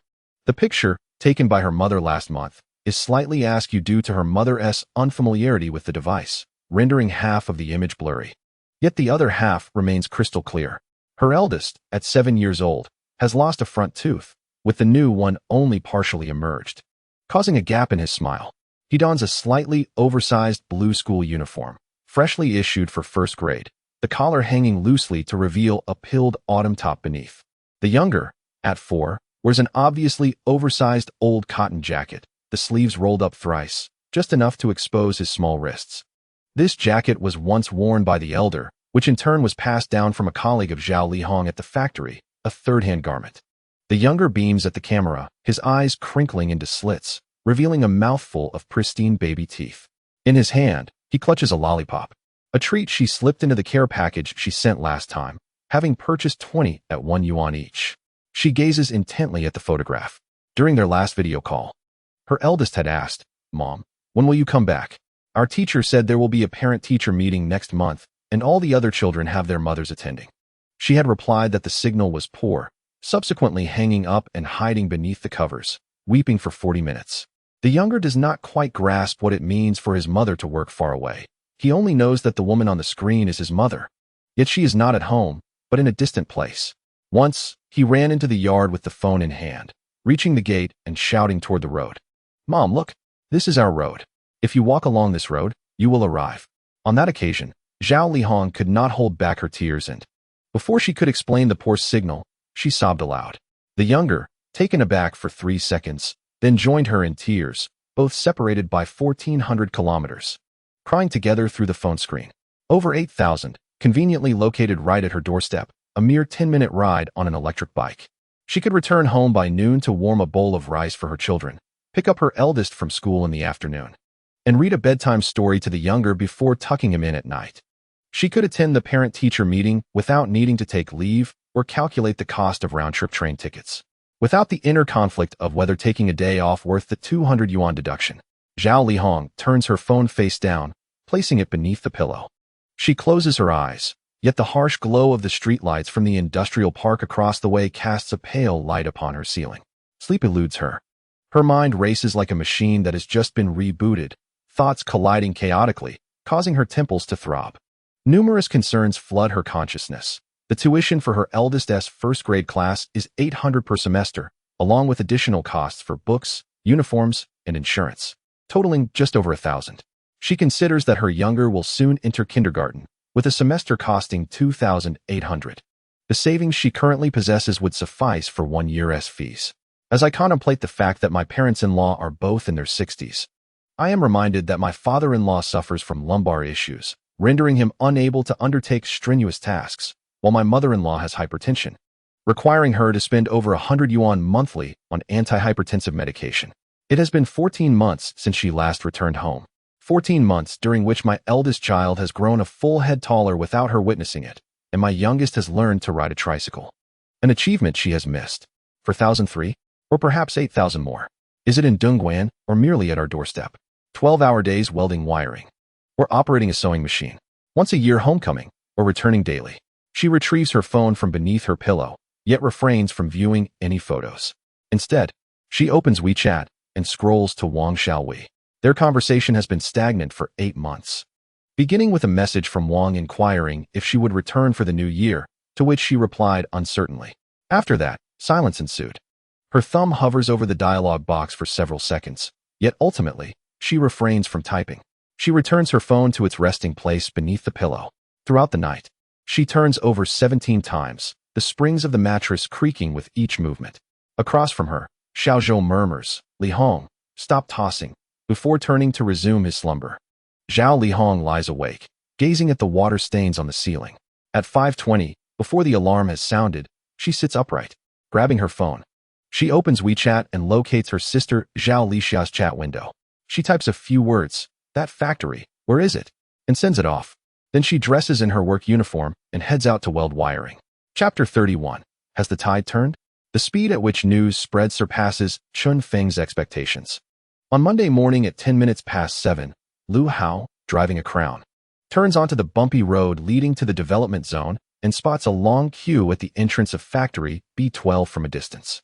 It is not merely 60 or 70 individuals. Rather, it is over 100. Lu Hao parks by the roadside, hesitating to exit, and first calls Chen Feng. "Fengzi, you must come see." The factory entrance resembles a train station ticket window. Chen Feng arrives at 7:40. He stands beneath a sycamore tree across the street, taking a moment to observe before approaching. The line stretches from the factory door to the iron gate of the adjacent abandoned factory B11, comprising approximately 130 individuals, predominantly middle-aged women aged between 25 and 45, with a smattering of men. This group is markedly different from the previous rowdy crowd demanding wages. The current queue is far quieter. Many individuals clutch their identity cards along with a printed job advertisement. A screenshot taken from a WeChat group. Some are accompanied by elderly relatives or children, indicating a family affair to assess the situation. Zhang Yin has already set up a table at the entrance, methodically registering each individual against a stack of forms. 2 seasoned workers, already employed, stand beside her to maintain order. Chen Feng approaches. Upon seeing him, Zhang Yan's expression shifts, her lips moving before she finally states, "President Chen, there are too many people. How many have a technical background?"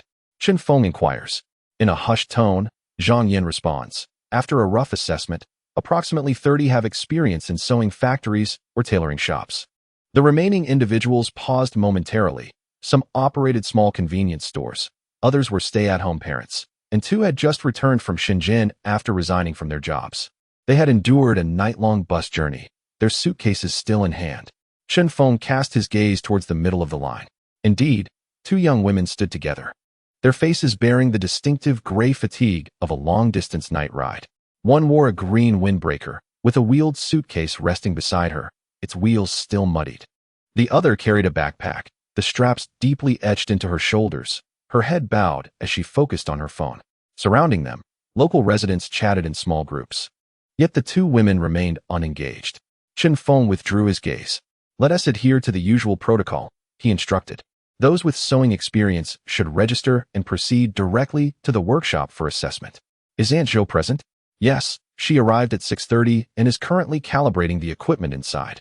"Let her be the chief examiner. The assessment criteria will be the same as last time. Operate the machine to sew a straight line, followed by a side seam splicing task. Contracts will be signed on the spot for those who pass." Zhang Yin nodded, then inquired, "What about those without experience?" "Register their information and collect their contact details. Inform them that the factory will be offering a paid training course next month, with limited slots available. Prioritizing local residents with left-behind children." Zhang Yin paused momentarily. Paid training. These words had never before graced the employment history of Qingze County. Previously, factories were so reluctant that they nearly required workers to pay for their training. She opened her mouth, ready to utter the phrase about subsidizing fees, but withheld it. After working alongside Chen Feng for several days, she had discerned a pattern. Though his every move appeared to be a financial outlay, he invariably managed to recoup his investments. Not merely in terms of processing fees, but rather as if he were winning an entire game of chess. While she could not fully comprehend his methods, she placed her trust in him. "All right, I will make the arrangements." Zhang Yin stood up, brushed off the dust from her clothes, and approached the front of the line. Seizing the megaphone, "Ladies and gentlemen, allow me your attention." The cacophony diminished significantly. "Those with sewing experience, please stand on the left, have your ID ready, and await your call for factory assessment. Those without experience but eager to learn, stand on the right to register first. Please form 2 separate lines and refrain from crowding. We will handle everything today, so no need to rush." The crowd began to disperse. The left line was noticeably shorter, comprising approximately 35 or 6 individuals. The right line was larger, yet quieter. Most faces bore a cautious anticipation, as if fearing that speaking too loudly might scare away this opportunity. The assessment commenced at 8 o'clock. Zhou Guilin sat beside one of the sewing machines closest to the door of the workshop, equipped with a pair of scissors, a piece of practice fabric, and a steel ruler. The first woman to enter was Meng Suizue, 34 years old, one of the 3 silent women who had calculated accounts at the school gate. Her hands trembled as she sat at the sewing machine. Zhou Guilin remained silent, merely pushing a piece of fabric toward her, tracing an imaginary straight line on its surface with her index finger. Meng Suizue took a deep breath and pressed the pedal. The stitches advanced for 20 centimeters. Zhou Guilin leaned in for a brief inspection, then rose to stand beside Zhang Yan, uttering just 2 words, "Serviceable." Tears welled in Meng Suizue's eyes. Throughout the morning, 35 individuals completed their assessments, and Zhou Guilin disqualified 11 of them. Among those eliminated, 3 were in tears. But Zhou Guilin paid them no heed. A woman in her 40s grasped Zhou Guilin's sleeve, inquiring if she could have another chance. Zhou Guilin glanced at her smooth fingertips, devoid of calluses, and noticed her nails adorned with cheap pink polish. "How long has it been since you last operated a sewing machine?" Zhou Guilin asked. 6 or 7 years, the woman replied. "Practice for a few days, then enroll in next month's training class." The woman departed. As Zhou Guilin turned away, she softly remarked to Zhang Yan, "The touch remains. It's just that she has lost her skill. A bit of practice, and she can return." At 2 o'clock in the afternoon, 24 new contracts were finalized. Including the existing 50, the workforce in Workshop B12 officially exceeded 70. Chen Feng stood by the second-floor window, observing below. In the workshop, 24 new faces were adapting to their respective stations. Veteran workers were guiding the newcomers, while Zhou Guilan paced the aisle, occasionally stopping to correct a gesture or adjust the angle of fabric delivery. Zhang Yin reorganized the task assignment chart on the whiteboard, densely populated with red magnets. Wang Xiaowei remained at her station, yet her peripheral vision continually swept over the new arrivals. Her pedal speed had increased a notch from the previous day. Chen Feng retrieved his phone to check the system panel. The permanent resident population of Qingze County, 283,611. Yesterday, it was 283,543. Within a single day, there was a net increase of 68 individuals. This indicated a return of migrant workers, albeit with some incidental factors. Nevertheless, the outcome was favorable. Daily revenue, 2.83 million. Total assets, 25.73 million. He tucked his phone back into his pocket. In the crown car, Lu Hao was munching on a meat sandwich, his mouth full as he indistinctly asked, "Fengzi, do you think these folks came back on their own after hearing the news?" It's the word-of-mouth effect. Chen Feng leaned against the car. 50 people equate to 50 trumpets, each trumpet connected to 3 to 5 families, and each family linked to dozens of relatives and friends. Within a week, the entire county will know. What about those working in other provinces, like Guangdong or Zhejiang? Lu Hao inquired. The news has reached them, Chen Feng replied. But they won't return immediately. They need to resign, terminate leases, purchase tickets, and arrange for handovers. The quickest will take half a month, while the slower ones may take 1 to 2 months. The second wave of returnees will likely occur around mid-next month. Lu Hao swallowed the last morsel of his sandwich, brushed off the crumbs on his hands, and opened his mouth to speak when his phone rang. It wasn't Lu Hao's call, but Chen Feng's. The caller ID read, Su Hongmei. Chen Feng answered. Su Hongmei's voice came through the receiver, her pace much quicker than before. Chen Feng, can the delivery date for the first batch of 400 pieces be moved up? Why? Chen Feng asked. I've been monitoring the market, and some are already starting to move. There was a pause, and her tone grew somber. A few small workshops in Jiangsu and Zhejiang began sampling last week, and their designs resemble our main styles for the autumn-winter line by at least 70%.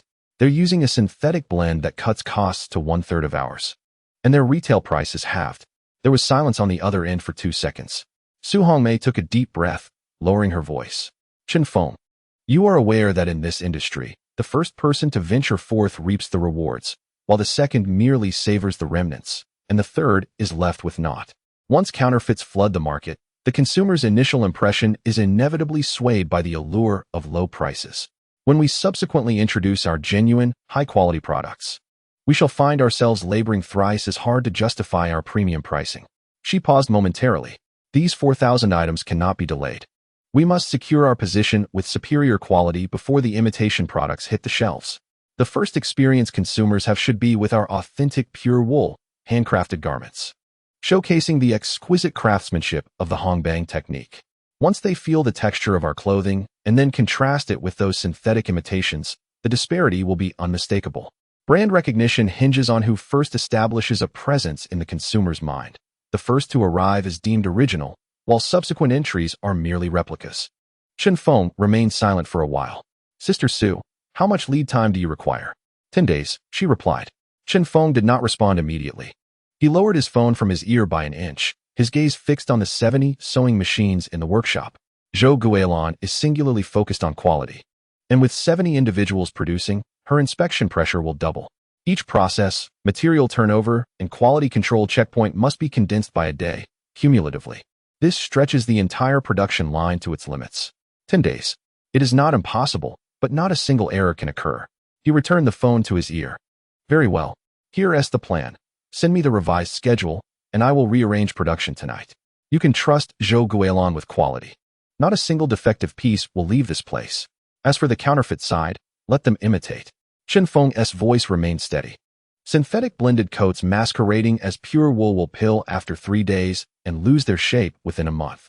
The first batch of consumers will conduct comparative assessments for us without costing a cent in advertising. He paused briefly before adding, provided our products can withstand the comparison. On the other end of the line, Su Hongmei chuckled softly, not a polite laugh, but one of genuine relief. All right, Chen Feng, once you complete those 400 pieces, I will immediately send the materials for the 4,000. Understood. Chapter 32. Warmth. Chen Feng hung up the phone with Su Hongmei and did not return to the workshop immediately. Instead, he stood at the door for 2 minutes, calculating. 400 pieces were originally scheduled for delivery in 18 days. Now, with a 10-day advance, all must be completed within 8 days. With 74 individuals in 8 days, we require a minimum of 50 finished products daily, with zero defect tolerance. This is not simply a matter of exerting oneself. It demands both relentless effort and strategic direction to resolve. Standing at the workshop entrance, Chen Feng hesitated to step inside. The sound of sewing machines melded into a cacophony, akin to an unconducted orchestra. The 24 new hires were still finding their rhythm, while the seasoned workers had already settled into their cadence. Zhou Guilin was crouched next to a new worker, meticulously correcting her fabric feeding technique. Zhang Yin, Chen Feng called out to her. Zhang Yin turned from the whiteboard. A red magnetic tile clutched in her hand. Stop the machines for 10 minutes. Everyone gather. Zhang Yin glanced at him, refraining from asking why. She moved to the center of the workshop and clapped her hands 3 times. Stop. Everyone, halt for a moment. One sewing machine after another fell silent. The last to cease was Wang Xiaowei, who had just completed the final 3 centimeters of a side seam, her stitches impeccably neat before she lifted her head. 74 individuals stood in the aisle, the newcomers and the veterans naturally dividing into 2 groups. The veterans occupied the front row, their expressions composed. The newcomers lingered in the rear, somewhat apprehensive. Chen Feng did not ascend the stage but remained at the doorway, addressing the assembly. A call from Shanghai had arrived, demanding an expedited delivery. What was originally 18 days was now reduced to 8. A moment of silence enveloped the workshop. The reason was straightforward. Competitors were imitating our designs. They were passing off synthetic blends as pure wool, costing a mere third of our expenses while having the selling price. Should their products saturate the market first, our subsequent order of 4,000 pieces would be jeopardized. He referred to us collectively. I eschew grandiloquent rhetoric. Let me state a figure. Once these 400 pieces are completed, they will be settled at the current unit price, with overtime calculated separately based on piecework rates. He paused. Voluntary overtime. No compulsion. Those wishing to leave today may do so, and tomorrow they may return to work, with no deduction in wages. For those who wish to stay and work extra hours, dinner is on me tonight, and overtime pay will be settled daily. He concluded, devoid of motivational slogans. Without appeals to factory loyalty or collective effort. It was simply a clear and transparent financial arrangement. The workshop remained quiet for approximately 5 seconds. Wang Xiaowei was the first to move. She said nothing, turned back to her workstation, seated herself, and illuminated the sewing machine's work light. The sound of the pedal began to resonate. Then came the second and the third. Zhou Guilin stood in the center of the aisle, unmoving. She cast a glance at the group of newcomers and spoke, her voice soft yet audible to everyone in the workshop. Listen closely, newcomers. Tonight, you will only perform basic operations, side seams, hems, and linings. Do not touch the collars, shoulder seams, or armholes. If you do, I will send you back. It will be for naught. She paused. The veterans will guide the newcomers, one-on-one. If the product of your charge is defective, both of you will redo the work. No dissent was raised. The newcomers returned to their stations in small clusters. Among them was a young woman who had just resigned from a job in Shenzhen. The one who had arrived that morning with a rolling suitcase, still clutching a freshly signed contract with ink that had yet to dry. She neatly folded the contract and tucked it into her pocket, seated herself at the sewing machine, and pressed down on the pedal. Zhang Yin approached Chen Feng. Her voice lowered. Overtime pay settled daily? Do you have that much cash on hand? No, Chen Feng replied, glancing at the system panel on his phone. But the bank does. He turned and exited the workshop. Lu Hao was outside, leaning against the engine hood, smoking. Upon seeing Chen Feng emerge, he stubbed out his cigarette. Leaving? To the county agricultural bank. To withdraw money? To withdraw cash. Lu Hao hesitated for a moment. How much? Start with 100,000. The cigarette, but in Lu Hao's hand, fell to the ground, unnoticed. The crown vehicle roared to life and turned onto the main road of the county. The county agricultural bank closed at 4:30, and Chen Feng arrived at 4:08.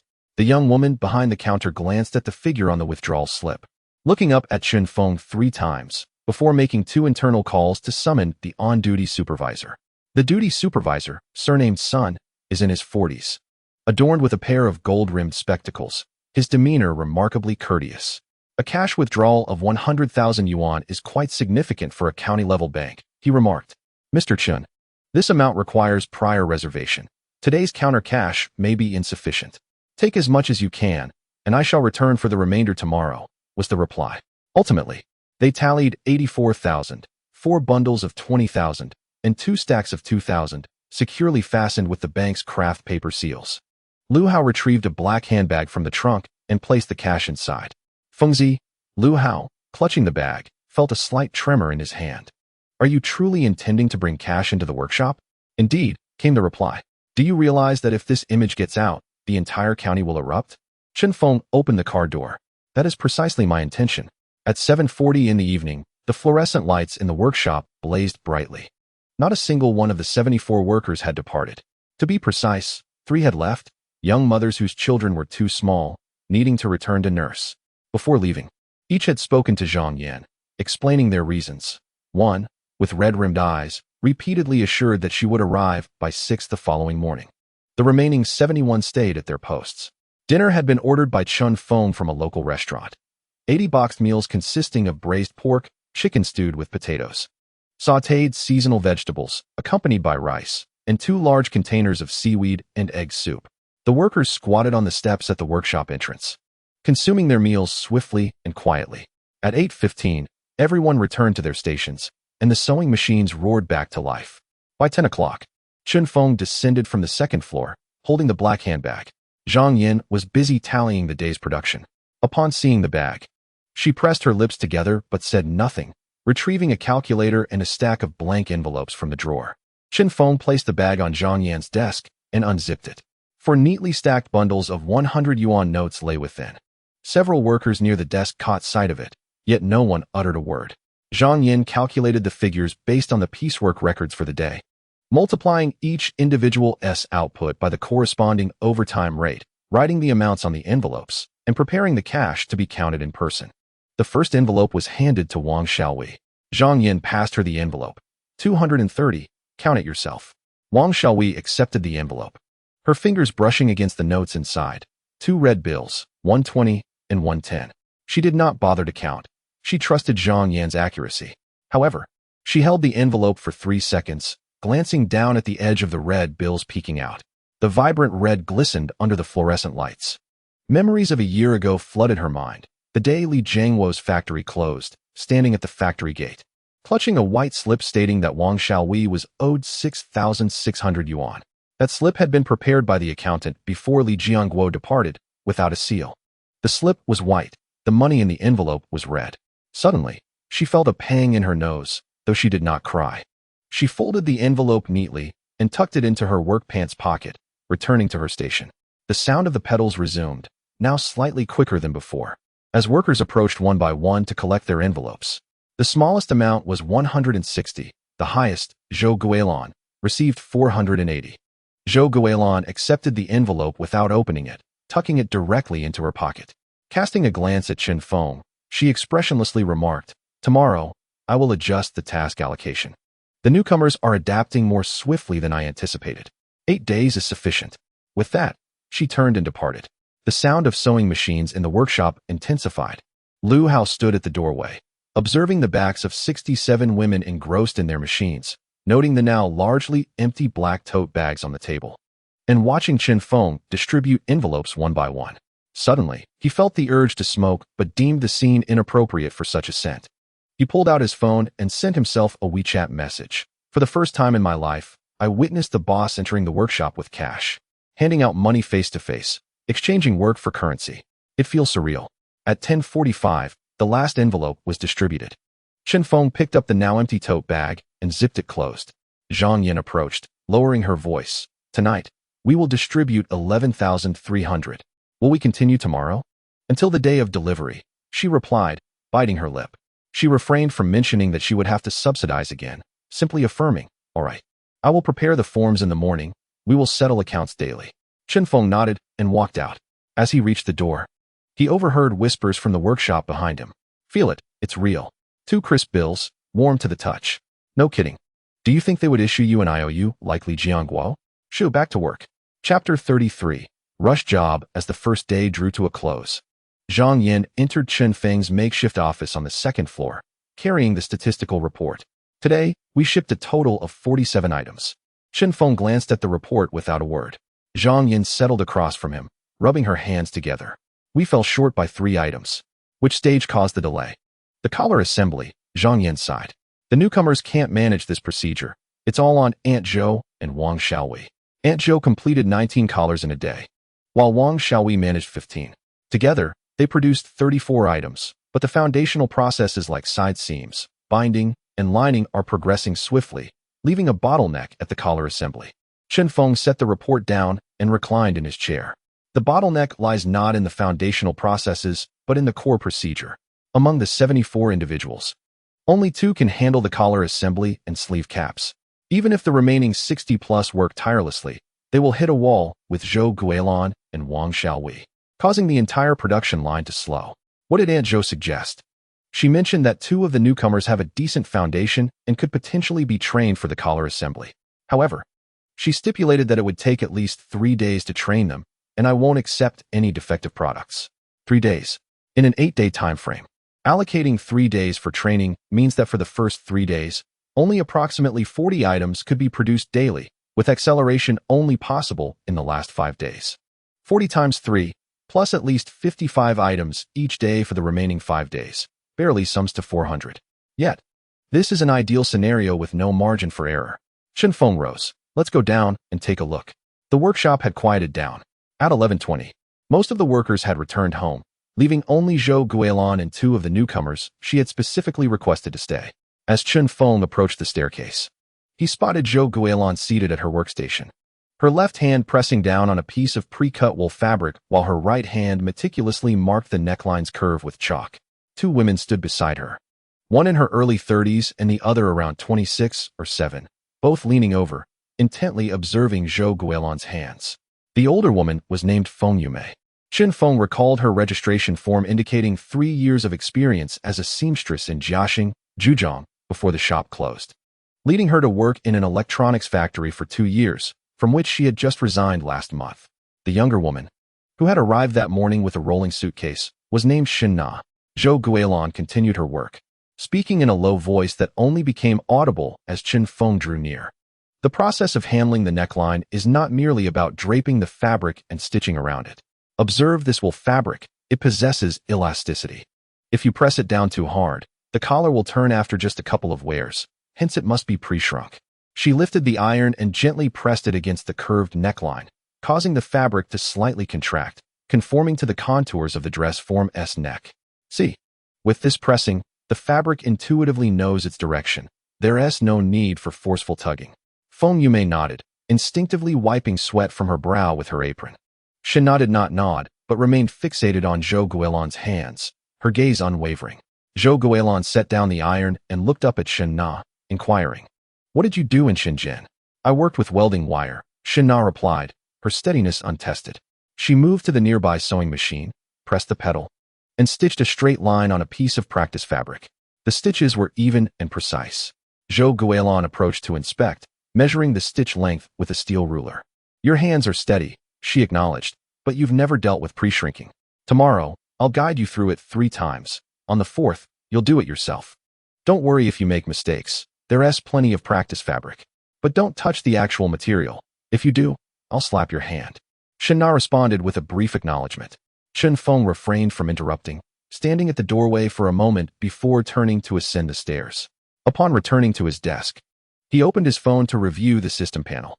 The permanent population of Qingze County stood at 283,643, an increase of 32 since yesterday.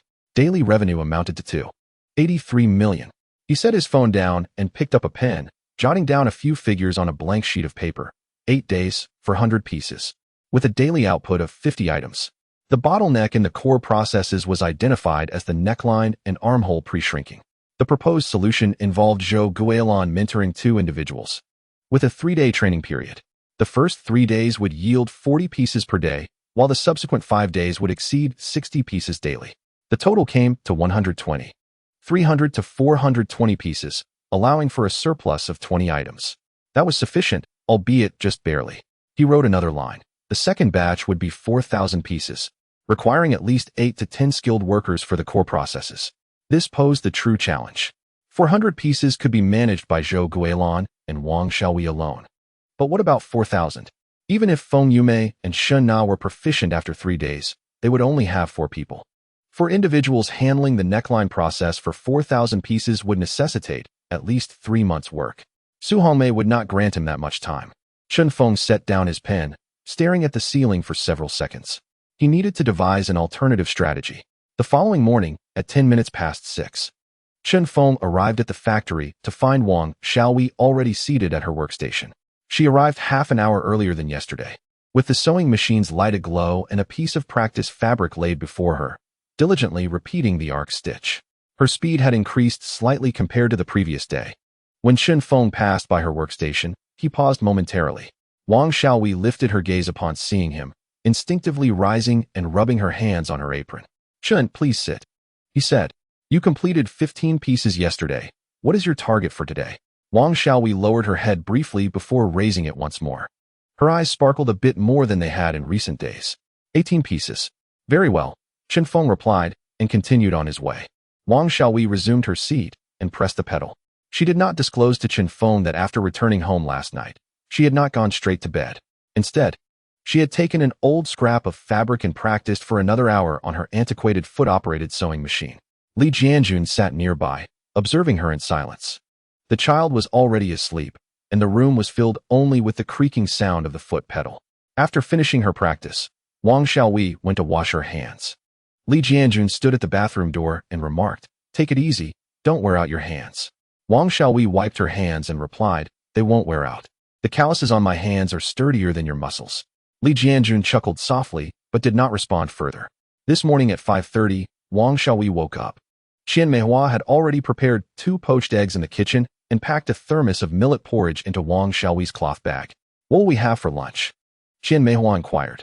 "The factory provides meals. Even so, you should eat the eggs. Doing physical labor without them is unsustainable."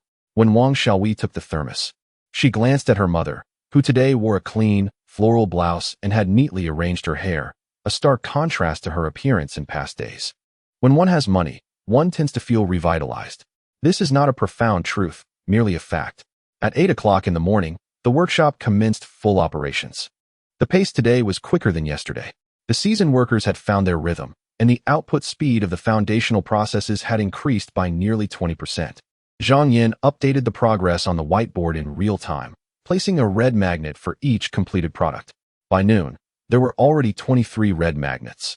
For more than at the same time yesterday, Zhang Yin squatted at the doorway with her lunchbox, speaking to Chen Feng. "The foundational processes are running smoothly. The newcomers are adapting faster than I anticipated. The main issue remains with the collar assembly. How are Aunt Zhou's 2 students faring?"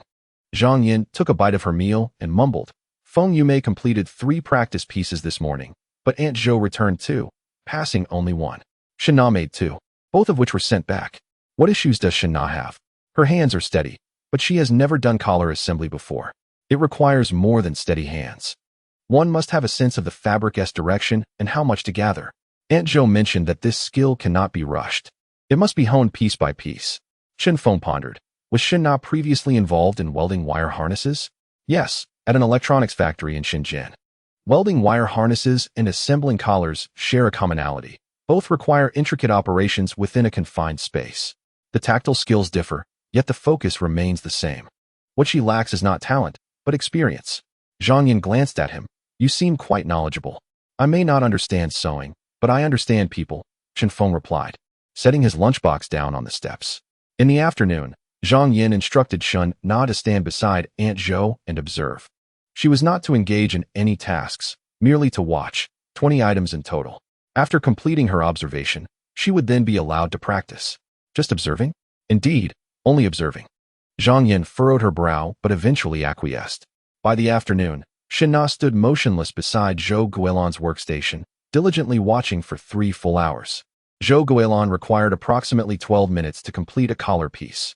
In that span, she managed to produce 14 items, all of which Shen Na meticulously observed. At 5:30, Zhou Guilan relinquished her station and uttered 2 words to Shen Na, "Your turn." Shen Na took a seat, her hand steady. She grasped the iron and pressed it along the curve of the collar for the first time.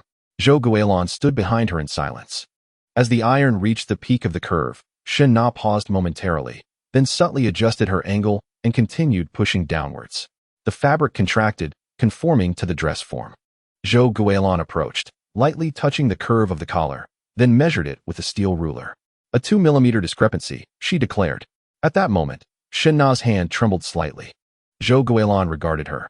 2 mm is barely acceptable on the assembly line, but not under my standards. Try again. Chen Na inhaled deeply, dismantled her work, and began anew. The second piece yielded a discrepancy of 1.5 mm, the third, 1 mm. Zhou Guilin offered no praise. She merely nodded and stated, "Tomorrow you will commence with the official pieces. Any mistakes will be counted against your piecework pay." When Chen Na stood up, her legs felt somewhat weak. After standing for 3 hours, they had long grown numb. Yet her expression had transformed. Gone was the dull fatigue of the morning. That evening, during the distribution of overtime pay, Chen Na found herself in the midst of the queue. Her output for the day had been minimal. Her hours spent merely observing had yielded no production, save for a few basic processes completed during the evening shift. The envelope contained only 80 yuan. She accepted it without counting and slipped it into her pocket. Zhang Yin called out to her, "Tomorrow you will be working on collars. The piece rate is different. If you do well, you will earn 28 yuan and 50 cents per item." Chen Na was momentarily taken aback. 28 yuan and 50 cents per piece. She had previously earned only 2 dimes per line in Shenzhen. Standing there, clutching the envelope, her lips moved silently. Yet no words escaped her. Ultimately, she turned and returned to her workstation, the sound of footsteps echoing once more. Chapter 34. Wang Jianxi's concerns. By the time Wang Jianxi arrived home, it was nearly 8 o'clock. The hallway light bulb had been out for half a month, and he ascended the 3rd floor in darkness. After inserting his key and twisting it twice, the door opened from within. His wife, Chen Feng, stood at the entrance wearing a floral apron, her face adorned with a familiar expression of displeasure, though short of outright anger. "Another social engagement?" he inquired. "Yes. I was caught up with a project," he replied. Wang Jianxi changed into his slippers, inhaling the aroma of stir-fried cabbage wafting from the kitchen, prompting his stomach to growl. Chen Feng turned to the kitchen to serve the dishes, continuing to speak. "I saved you some dinner. The soup has been reheated twice already. Any more, and it will turn to mush." Wang Jianxi washed his hands and sat at the dining table. The spread included 2 dishes and a soup: stir-fried cabbage, braised pork, and seaweed egg drop soup. The braised pork was a leftover from lunch, the cabbage slightly wilted, and a layer of cold oil floated atop the soup. He did not pick at his food and had only a few bites. Chen Feng sat across from him, her phone resting on the table, the screen illuminated, revealing a chat log from a WeChat group. She did not rush to speak, waiting until Wang Jianxi had consumed half a bowl of rice before she began. "Are you aware of the new clothing factory that has recently opened in the development zone?" Wang Jianxi, chewing on some cabbage, replied with a non-committal "It has become quite the sensation lately," Chen Feng said, scrolling through her phone. "Several people in our unit have been discussing it, and my sister called me yesterday, expressing her desire to work there." Wang Jianxi looked up at her. "Your sister?" "Isn't she's selling children's clothing near the county maternal and child health hospital? She earns 2,000 to 3,000 a month, toiling from dawn till dusk. And in winter, her hands are covered in frostbite." Chen Feng put her phone down, recalling her past experience sewing in the south, her skills being commendable. "I heard that factory is hiring and offering high wages." "How high?" Wang Jianxi asked casually, likely estimating the local standards in Qingze County, where a seamstress earning 3,000 to 4,000 would be considered fortunate. Although Chen Feng was generous, running a factory was a business, not a charity. Chen Feng fixed her gaze on him for 2 seconds. "I heard it can exceed 10,000. Wang Jianxi's chopsticks paused in midair. "What? A monthly salary over 10,000? Chen Feng pushed her phone towards him. "Look, this was shared by a colleague in the group. The girl from my neighbor's family works at that factory and says the piece rate is particularly high. A fast worker can earn 8,000 or 9,000 in a month. And with the base salary, exceeding 10,000 is not a problem."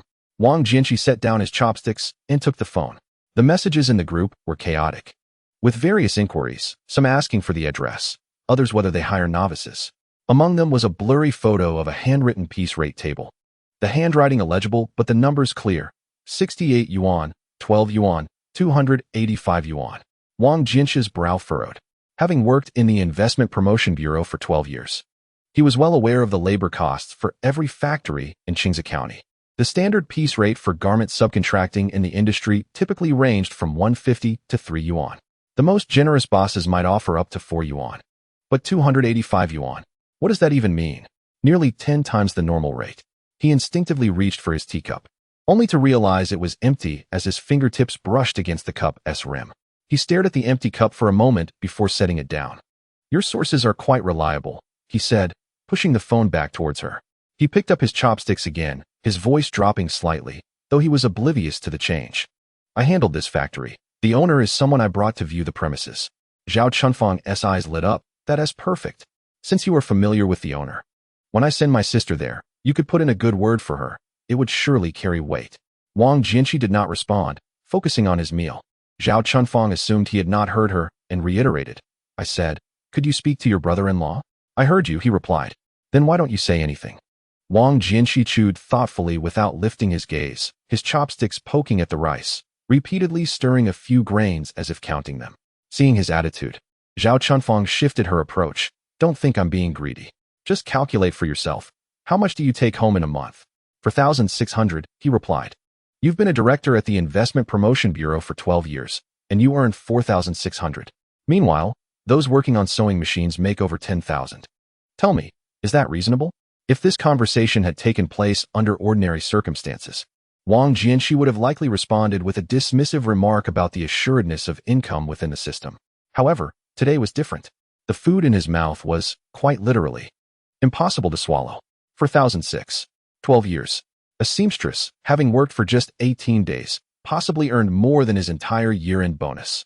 The starkness of this comparison was unbearable. It was not envy, but rather a profound fear, an acute awareness of impending crises that comes from years spent within the system.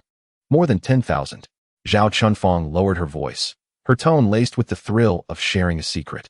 It was rumored that the technical supervisor at that factory, surnamed Zhou, had earned 27,000 for 18 days of work. Wang Jinshi's chopsticks clattered to the table, falling from his grip. He did not bother to retrieve them. Chen Feng, startled by the noise, assumed he was simply overwhelmed and continued to embellish the tale. 27,000 for just 18 days. If calculated over a month, that would amount to over 40,000, wouldn't it? How much does our county chief earn in a month? He heard not a single word that followed. A relentless buzzing filled his ears, akin to the tolling of a bell reverberating through his mind. 18 days, 27,000. A seamstress in just 18 days earned such a sum. After 12 years at the Investment Promotion Bureau, his salary had never exceeded 5,000. Yet, this was not the crux of the matter. What haunted him was his intimate understanding of Qingze County. The average monthly income in the county barely exceeded 2,000. In the development zone, even during its best years, workers' monthly salaries had never surpassed 4,000. He was acutely aware of the meager profits in the garment industry. The processing fee for a piece of clothing rarely exceeded a few dozen yuan. And how many items could a worker produce in a day? He calculated it all in his mind. By normal business logic, a fledgling factory offering workers over 10,000 in monthly wages could either be run by a genius who had discovered a miraculous method of wealth creation or, more likely, be a charlatan, one who lured people with high salaries only to vanish after a single exploit. Wang Jinshi's hand instinctively reached for his phone in his pocket. Li Jiangguo. That name suddenly sprang forth from the depths of his memory. He had personally recruited him, just as he had assured the workers that he would not abandon them, proudly proclaiming that working with him would be fruitful. And what was the outcome? The factory owed hundreds of thousands in wages, and the workers vanished overnight. He could still vividly recall the scene of those female workers protesting at the county government, banners in hand. Zhang Deming had shattered 3 cups in the office. The disciplinary committee had summoned him for a discussion, inquiring whether he had fulfilled his due diligence during the investment promotion process. His hand trembled as he signed the conversation record, although he ultimately faced no repercussions. He knew that his evaluations and promotions had been adversely affected for 2 years due to that incident. Now, another situation arose, one even more outrageous than Li Jiangguo's. At least Li Jiangguo had offered wages in line with market rates, albeit without paying them. But this Chen Feng had the audacity to raise the price to 4 or 5 times the industry standard. On what grounds? Was he relying purely on deception? as a young man recently returned to the county, having opened his factory for less than a month and just secured a contract. How could he dare to offer his workers a monthly salary of $27,000? From where did his funds originate? The more Wang Jianqi pondered, the more he sensed something amiss. He recalled the words spoken by Chen Feng in Zhang Deming's office that day. Each utterance was eloquent and struck precisely at the core of the matter. So beautifully articulated, it seemed far from the capacity of a 25-year-old. Initially, he perceived this young man as capable. Now, he harbored suspicions about him. Zhao Chunfang continued to speak, but her voice faded into mere background noise. Wang Jianqi retrieved his phone, scrolled to Zhang Deming's number, his thumb hovering over the dial key. He glanced at the time displayed in the upper right corner of the screen, 9:47. Zhang Deming had a habit of not answering work calls after 10. Furthermore, he hadn't even formulated how to broach the subject. What could he possibly say? Director Zhang, it is possible that Chen Feng is a fraud? But where was the evidence? The factory had been rented, contracts signed, and equipment installed. What grounds did Wang Jianqi possess to declare him a fraud? Simply based on the inflated salary promise? Yet, if he remained silent and a predicament did arise, what then? The last incident involving Li Jianguo had already placed Zhang Deming in a precarious position, and Wang Jianqi knew that Zhang had been singled out in the executive meeting because of it. If a similar situation were to occur, he dared not contemplate the consequences. He set his phone beside his pillow and turned over. Zhao Chunfang had long fallen asleep, her breathing steady and rhythmic. The glow of the street lamp outside filtered through the thin curtains, casting a soft, yellowish hue upon the ceiling. 18 days, 27,000. These 6 words hammered relentlessly in his mind, impossible to dislodge. He pulled the blanket over his head, then tossed it aside. Checking his phone, he noted the time, 11:18. He placed it down again. At 1 in the morning, just as he was drifting into a haze of sleep, a thought abruptly jolted him awake. Tomorrow, he must personally visit the B12 factory, not as the director of the Investment Promotion Bureau, but as an individual seeking to uncover the truth. He needed to ascertain what transpired within that workshop, what those machines were producing, and what justification the young man, Chen Feng, had for such exorbitant wages. Wang Jianqi lay awake, staring at the ceiling until the pale morning light seeped through the curtain seams. He had not closed his eyes the entire night. Chapter 35. The state of the female workers. Wang Jianqi arrived at the B12 factory at 7:40 in the morning. Intentionally, he refrained from driving his Santana, which bore the official insignia of the Investment Promotion Bureau, opting instead for an electric bicycle. He traversed the old city, crossed the moat bridge, and navigated a stretch of national road before entering through the side gate of the development zone. A row of electric bicycles and regular bicycles leaned haphazardly against the wall outside the factory, while 2 tricycles, tied with insulated containers, likely delivered breakfast for the workers. He parked his bicycle 50 meters away, removed his helmet, and lit a cigarette. The factory's roll-up door was partially open, and the air was filled with the dense hum of sewing machines. Not just 1 or 2, but dozens were operating simultaneously. The sound was remarkably synchronized, reminiscent of a group of individuals running in unison to the same rhythm. Wang Jianqi stepped closer, cigarette in hand. He had worked at the China Merchants Group for 12 years and had visited no fewer than 80 factories. One could discern whether a factory was genuinely industrious or merely posturing without consulting the ledgers. Standing at the entrance and listening for 3 minutes would suffice. In a truly industrious factory, the sound of machinery is continuous, with only brief interruptions of a second or 2, typically for changing materials or trimming threads. Conversely, in a factory merely putting on a show, the sounds of machinery come in fits and starts, akin to an engine struggling to ignite, coughing and stalling intermittently. The sounds emanating from B12 were relentless, uniform, and uninterrupted. Wang Jianqi inhaled half a cigarette, extinguished it, and approached the roll-up door to peer inside. The workshop had undergone significant changes since his last visit. The floor was marked with yellow pathway lines, and 4 assembly lines were neatly arranged, each boasting a dozen workstations, all of which were occupied. The overhead fluorescent lights had been replaced with new, blindingly bright fixtures. At first glance, his attention was not drawn to the machines, but to the workers. The demeanor of the workers was atypical. By atypical, he meant they were far too focused. Wang had encountered countless factory workers in his time. Most employees in smaller factories approached their jobs as if enduring a prison sentence, distracted gazes, mechanical movements, occasionally glancing at the clock on the wall.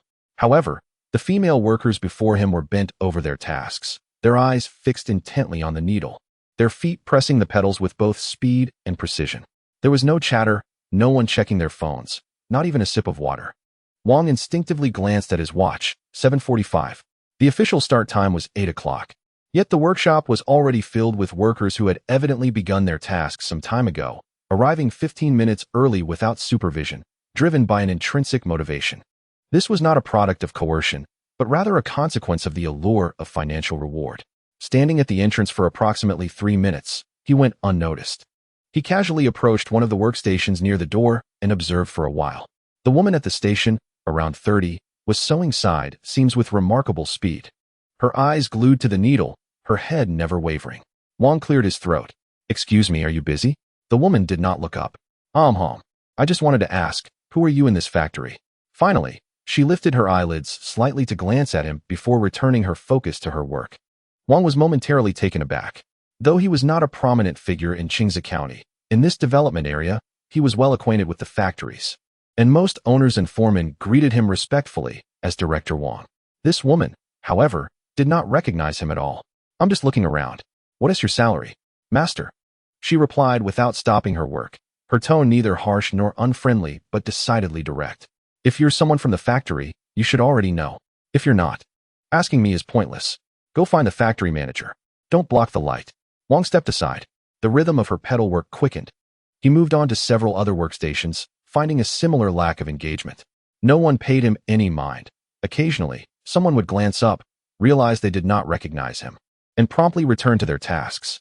A young girl cutting fabric even gestured for him to step aside, indicating he was in the way of her materials. Wang stood in the middle of the aisle, his hands tucked into the pockets of his cotton jacket, as the scale of his thoughts wavered slightly. He had witnessed workers misled by their employers, and he had seen workshops briefly invigorated after being fed grandiose promises. Yet that exhilaration was superficial, characterized by blind enthusiasm and an undercurrent of unease in their eyes. These women were different. They did not exhibit excitement. Rather, they toiled diligently, not out of compulsion, but by choice. As his wife had remarked, those who operate sewing machines for over 10,000 units hardly have the leisure to chat with a stranger. "Director Wang?" A voice came from behind. Wang Jianqi turned to see Zhang Yan holding an enamel cup, standing 3 meters away, her expression a blend of politeness and wariness. "When did you arrive? You could have given me a heads up so I could come to greet you. I just came to take a look." Wang Jianqi replied with a smile. "As part of the investment bureau, it's essential to keep track of the projects we bring in." Zhang Yan sized him up, but refrained from further inquiries. "Xiao Chun is in the office on the 2nd floor. I'll take you up." "No need. I can find my way," Wang Jianqi replied, ascending to the 2nd floor. At the corner of the staircase, a folding table had been set up, cluttered with a laptop, several stacks of documents, and a glass cup steeping with goji berries. Chen Feng was seated behind the table, engrossed in his phone. Hearing footsteps, he lifted his head, momentarily stunned. Wang Jianqi noted this brief pause before a smile graced his face, prompting him to rise. "Ah, Director Wang." Chen Feng circled the table and approached with a natural demeanor. Neither the startled surprise of a small boss before a superior nor the perfunctory politeness of a large employer addressing lower-level staff. "What brings you here?" "You didn't inform me in advance. I could have come to greet you." "No need, no need. I was merely passing by and thought I'd stop in." Wang Jianqi waved his hand, scanning the surroundings. The so-called office was essentially a partitioned space in the 2nd floor corridor, hastily constructed with gypsum board, with 2 ceiling panels missing, exposing a tangle of dark electrical wires. A folding table, 2 plastic chairs, and a wall adorned with several A4 sheets taped together, displaying production schedules and delivery countdowns. Wang Jianqi glanced at the A4 sheets. The production schedule was meticulously detailed, each assembly line, every procedure, daily output targets, and actual completion rates, marked in red and blue ink. Some figures were accompanied by arrows and notes such as bottleneck, add personnel, master Zhou to monitor. This was not intended for external viewing. Production schedules meant for others were usually printed beautifully, with neat figures displayed like a piece of art on the wall. The genuine working schedule, however, resembled the one before him, filled with handwritten amendments, smudges, and additions. Chen Feng pulled a chair closer. "Director Wang, please have a seat. Would you like some water?" "I apologize for the modest conditions. All I have is goji berry tea." No need. Wang Jianqi sat down, but did not lean back against the chair. He leaned slightly forward, his elbows resting on his knees, a posture signaling readiness for serious discourse, though he might not have been fully aware of it. Chen Feng poured a cup of water and placed it before him before returning to his own seat. Instead of sitting behind the desk, he pulled out a chair and sat face-to-face with Wang Jianqi, approximately 1.5 meters apart. The sound of sewing machines from the workshop below buzzed up through the floor, reminiscent of a tireless swarm of bees. The factory seemed to be thriving. Wang Jianqi spoke first, his tone casual. Not bad, just getting started, but everything is a bit rough around the edges. Chen Feng smiled. Did you take a tour downstairs? Yes, I had a look around. Wang Jianqi nodded. The workers seem to be in good spirits. Indeed, they all work hard. They started at 7:45. Even before official working hours, right? Chen Feng paused, as if weighing whether this remark was a compliment or a subtle hint of labor violations. It's voluntary. Chen Feng replied. The factory doesn't require early arrivals. It's a piecework system. The more they do, the more they earn, and they prefer to come in early. No overtime pay then. Time before official working hours isn't considered overtime. Chen Feng answered calmly. But if they work late, the overtime pay is settled daily, without exception. Wang Jianqi acknowledged this with a non-committal sound, opting not to respond further. Chapter 36. I need people. A silence settled for about 5 seconds. Though brief, in the presence of two individuals harboring their own thoughts, it conveyed a wealth of information. Wang Jianqi awaited Chen Feng to speak first. Typically, when a leader is silent, subordinates feel compelled to fill the void, often revealing too much in the process. Yet, Chen Feng remained composed. He lifted his goji berry tea, took a sip, and then set the cup down, patiently waiting. No urgency, no panic, no inclination to divulge prematurely. Wang Jianqi noted this in his mind. Xiao Chen, how many employees does your factory have now? He shifted the topic. 74, we just hired a new batch last week, Chen Feng replied. 74 in the development zone is considered a medium-sized operation. Wang Jianqi nodded. What about the equipment? I noticed quite a few machines downstairs. We currently have 4 production lines. 68 sewing machines, plus cutting tables, overlock machines, and ironing stations, totaling over 80 pieces of equipment. How much have you invested? This inquiry seemed casual, akin to making small talk. However, after posing the question, Wang Jianqi's gaze remained fixed on Chen Feng's face. Chen Feng pondered for a moment. For the equipment, new purchases combined with refurbished second-hand machines, we've invested around 870,000.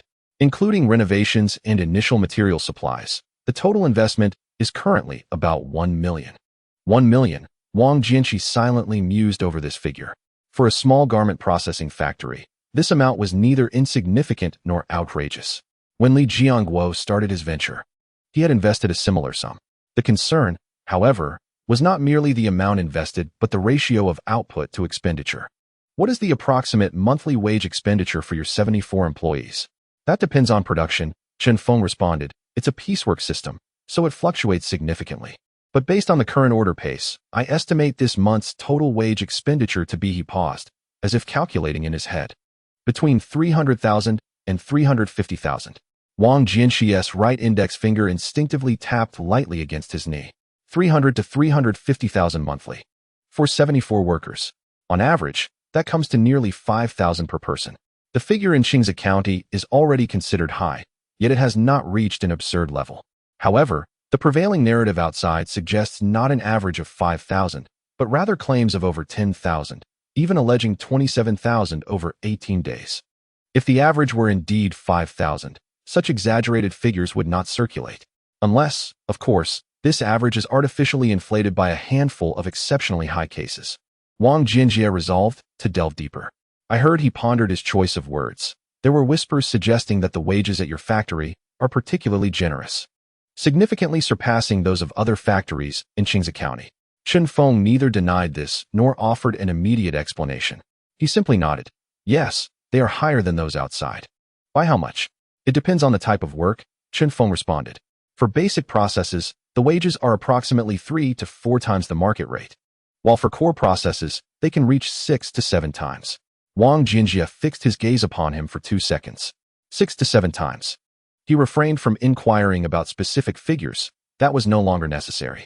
This multiple of 6 to 7 perfectly aligned with the figures circulating outside. 68 yuan, 12 yuan, and 285 yuan per piece indeed represent 3 to 7 times the market rate. In other words, the outrageous wages rumored outside are genuine. Wang Jinjie fell silent. The sound of sewing machines wafted up from below, filling the void between the two men. He was organizing his thoughts. He had 100 questions to ask. Yet he understood that the manner of questioning was crucial. To be too direct would be akin to interrogation. To be overly subtle would yield no clarity. He opted for a middle ground. Xiao Chun, he leaned forward slightly, lowering his voice. Allow me to speak candidly. Chen Feng regarded him, giving a slight nod. I have worked at the Daosanju for 12 years, Wang Jinjie stated, and I have overseen all the factories, big and small, in Qingze County. I can discern which factories are genuinely productive and which merely seek to exploit land and subsidies with a mere glance. He paused. As for your factory, I just toured the premises. The workers are indeed laboring, the machines are operational, and the production plans are more detailed than those of many older factories. I have taken all of this in. Chen Feng did not relax his expression in response to this affirmation. He was waiting for the but, and it came. This wage level is abnormal. When Wang Jinjie uttered those 5 words, his tone was not heavy, yet each word seemed to be painstakingly squeezed out from his throat. Xiao Chun, please do not take offense at my directness. I do not doubt your sincerity. I simply cannot comprehend. He counted on his fingers. In the garment processing industry, profits are transparent. The processing fee for a piece of clothing, depending on style and complexity, ranges from several dozen to a couple of hundred yuan. Even if you take on high-end orders, assuming a processing fee as high as 300 yuan for your initial batch of 400 pieces, the total processing fee would amount to 12,000 yuan. He glanced at Chen Feng. With 12,000 yuan in processing fees, you would need to pay out between 300 to 350,000 yuan in wages alone. This creates a gap of over 200,000 yuan. How do you intend to fill this void? This question was posed with precision, grounded in reality, and sharply incisive. The inquiry is not a vague one concerning the source of your finances, but rather a precise examination of the figures. An income of 120,000, expenditures totaling 350,000, resulting in a deficit exceeding 200,000. How do you intend to bridge this gap? Chen Feng finally made a move. He pushed aside his goji berry tea cup, interlacing his fingers atop the table, leaning slightly forward. Director Wang, he stated, your calculations are erroneous. Wang Jin's brow arched slightly. Firstly, the processing fee for this batch is not 120,000, Chen Feng asserted. We are engaged in the production of high-end cashmere coats crafted in the Italian style, with materials provided by the client, costing over 1,000 per meter. The processing fees for such orders cannot be evaluated at standard subcontracting rates. He extended a finger. For the initial batch of 400 pieces, the contracted processing fee is 128,000. You may have approximated that correctly. However, this is merely the first batch. There are also 4,000 pieces in reorders, for which a framework agreement has already been signed, amounting to a total processing fee of 1.28 million. Wang Jin's eyelids fluttered. 1.28 million. Such a figure had never been witnessed in the garment subcontracting industry of Qingze County. Secondly, Chen Feng raised a second finger. My cost structure diverges from that of traditional factories. Owners of conventional factories typically aim to profit from processing fee margins, usually retaining 30 to 40% profit. I retain only 10%. Only 10%? Wang Jin's voice slightly elevated. Indeed, 10%, Chen Feng affirmed. After deducting fixed expenses such as rent, utilities, equipment depreciation, and management fees, the remainder is entirely allocated to the workers. Wang Jin fell silent for a few moments. This is not how business is conducted, he remarked. True. Not entirely, Chen Feng acknowledged candidly. If we consider only this factory, this model indeed does not yield profit. However, my objective is not the profit from this factory. Then what is it that you seek? Chen Feng did not respond immediately. He stood, walked to the railing, and glanced down at the workshop. Dozens of heads bowed, countless machines whirring, and numerous hands in motion. Director Wang, he turned back. What was last year's permanent population of Qingze County? Wang Jin was taken aback. He had not anticipated the conversation to veer in this direction. 286,000, he replied, recalling the figure clearly, as it always appeared on the first page of the annual investment promotion report. What about the year before last? 293,000. And the year prior? 304,000. In 3 years, a decline of 18,000, Chen Feng observed. At this rate, in another decade, the permanent population of Qingze County will plummet below 100,000. In a county with fewer than 100,000 residents. Director Wang, do you believe there is still a need to establish an investment promotion bureau? The statement was delivered lightly. Yet Wang Jian discerned its gravity. He remained silent. Chen Feng returned to his seat. I operate this factory and offer high wages to workers not out of foolishness or abundance of funds, he explained, but because I require personnel.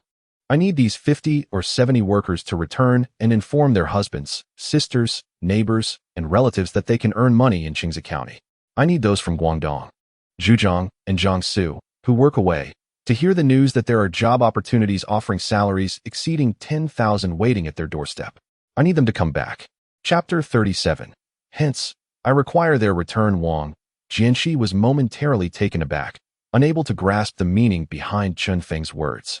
He eventually responded, however, your current actions are unprofitable. There must be a rationale. Relying solely on this notion is rather naive. Chen Feng did not respond immediately.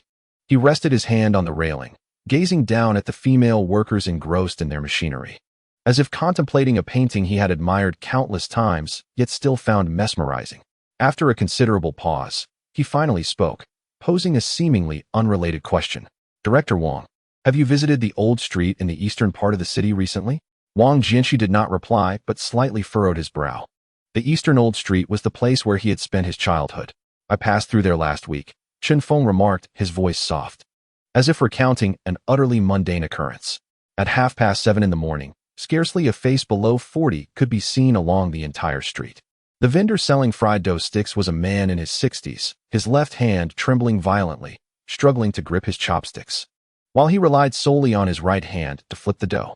Beside him, an elderly woman operated a wonton stall, her back hunched to the extent that she could no longer reach the spice rack above the stove, precariously propped up by 2 bricks.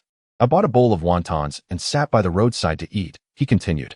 After a brief pause, he elaborated, an elderly lady approached from across the street, appearing to be in her 60s, pushing a stroller.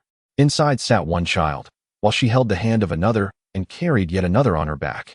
3 children, the eldest not exceeding 4 years of age. She would walk a few steps and then pause to catch her breath, and whenever the child on her back cried, she had to squat down to soothe them. While squatting was manageable, rising left her knees trembling, requiring her to lean against the wall for support before she could stand upright again. Chen Feng turned his head and glanced at Wang Jianxi. I inquired with the aunt selling wontons beside me about the whereabouts of that elderly lady's son and daughter-in-law. The aunt replied that the son was in Ningbo, hauling goods at the building materials market, while the daughter-in-law operated a sewing machine in a sock factory in Yiwu, returning home only once a year. All 3 grandchildren were solely under her care. Wang Jianxi's Adam's apple involuntarily bobbed. He did not require Chen Feng to depict scenes he had witnessed multiple times. Yet, the same scenario recounted from the lips of a 25-year-old bore a different weight. Do you know how many primary schools remain in Qingze County? Chen Feng suddenly inquired. Wang Jianxi pondered for a moment. 13. And 10 years ago? 21.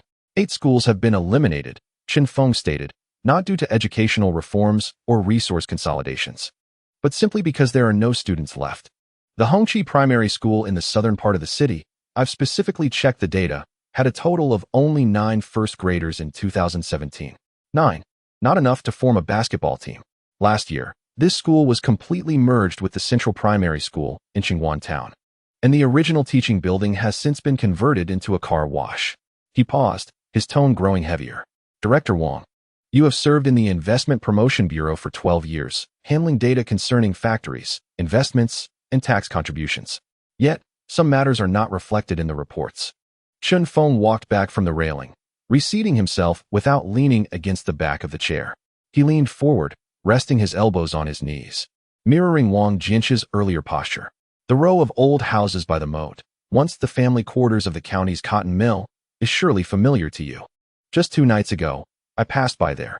The entire building, with its 6 units, was cloaked in darkness, save for 4 households with lights aglow. Among them, one window displayed a battered enamel basin, within which 2 green onions were planted. The curtains were drawn insufficiently, revealing an elderly man, solitary and forlorn, seated on a sofa, watching television. The flickering light from the screen cast shadows across the desolate living room. Where is his son? Chen Feng turned to Wang Jianqi, who resides in Suzhou. And his daughter?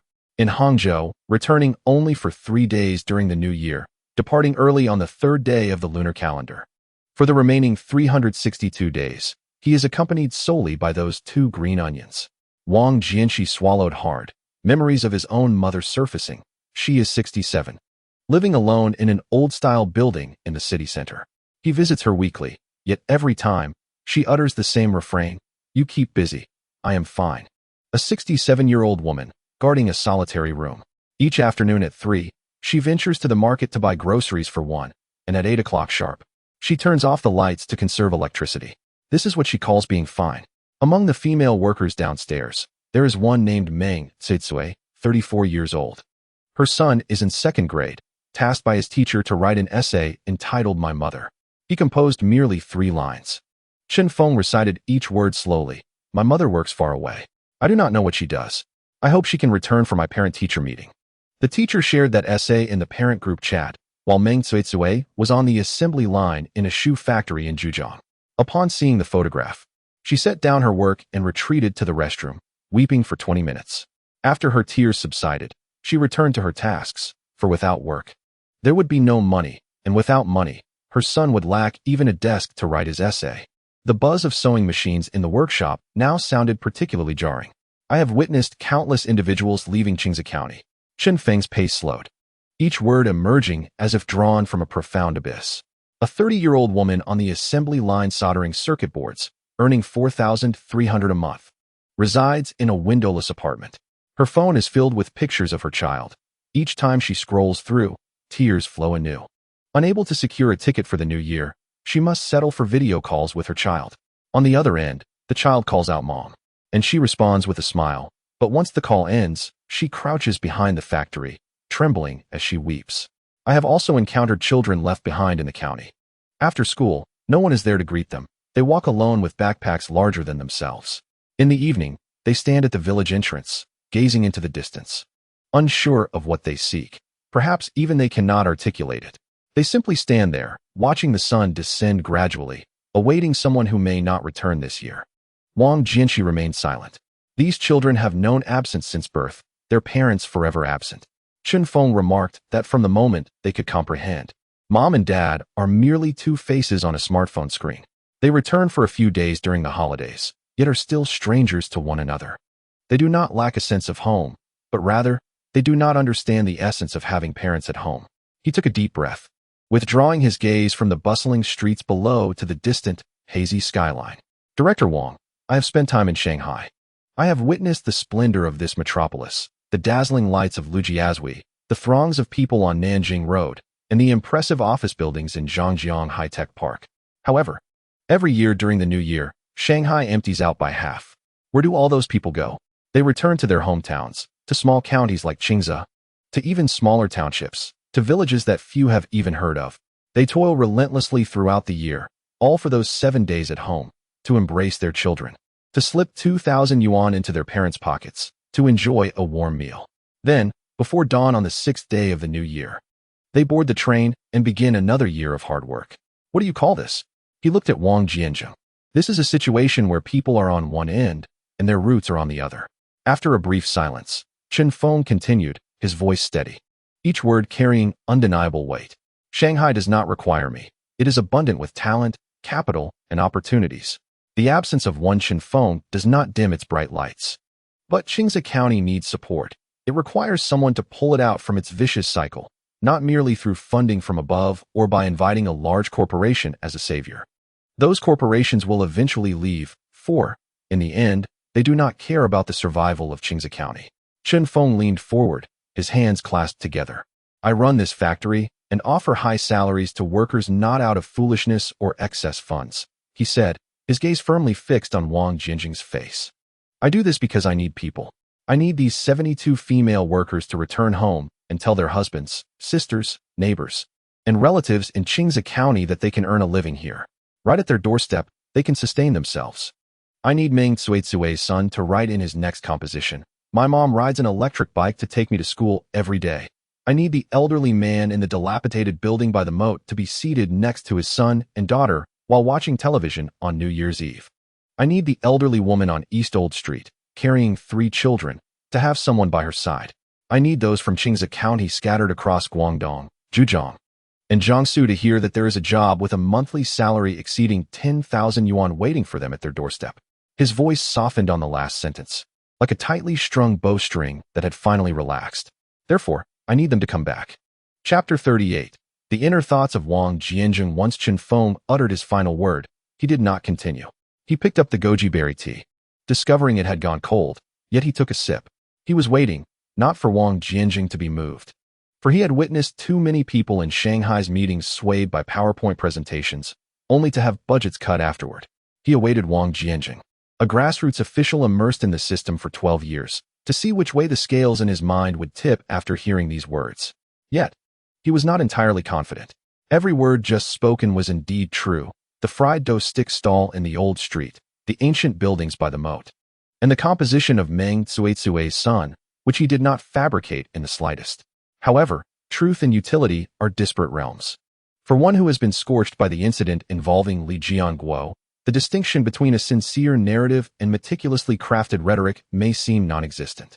Chen Feng was acutely aware that his recent discourse, if placed in a different context or presented to a different audience, would likely be dismissed as mere embellishments typical of a promotional meeting. Wang Jianxi is neither a university student nor a journalist, nor is he a self-media blogger swayed by sentiment to pen soft articles for you. He is a man who has witnessed the act of pushing others into pits, only to observe them clawing their way back to the surface. Such individuals are the most challenging to persuade, yet are the most deserving of persuasion. The rhythmic sound of sewing machines wafted up from the workshop below, a cadence akin to a heartbeat. Wang Jianxi rose from the plastic stool, approached the railing, and turned his back to Chen Feng. He leaned against the iron railing, his fingers clenched tightly. Thoughts surged in his mind like water released from a dam, uncontrollable. He contemplated the numbers Chen Feng had just articulated. 18,000 less in 3 years, 13 primary schools, 9 children. These figures were not unknown to him. They were inscribed in the annual investment reports. Yet, there is a profound difference between reading them on paper and having them recited aloud. When inscribed on paper, they are mere data, trends, abstract concepts digestible through line graphs. However, when uttered by Chen Feng, each number was accompanied by a face. He recalled the elderly woman carrying 3 children. He thought of the way Qian Meihua looked at him from the corridor.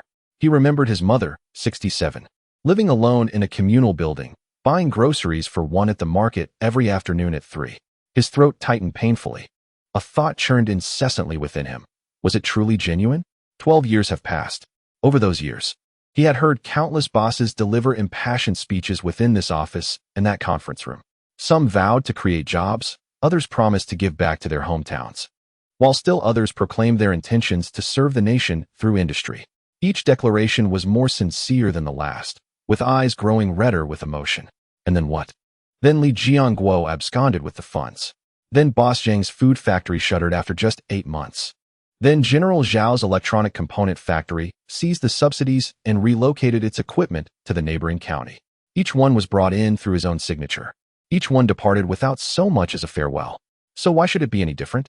Why should Chen Feng be the exception? Merely because his words were melodious? Merely because his gaze was earnest? Merely because he offered high wages to the workers? He lingered for a long time. Long enough for Chen Feng to believe he would remain silent. In the autumn of 2010, Wang Jianxi's voice escaped his throat, raspy as sandpaper against iron. I personally brought in Li Jianguo. Chen Feng did not respond.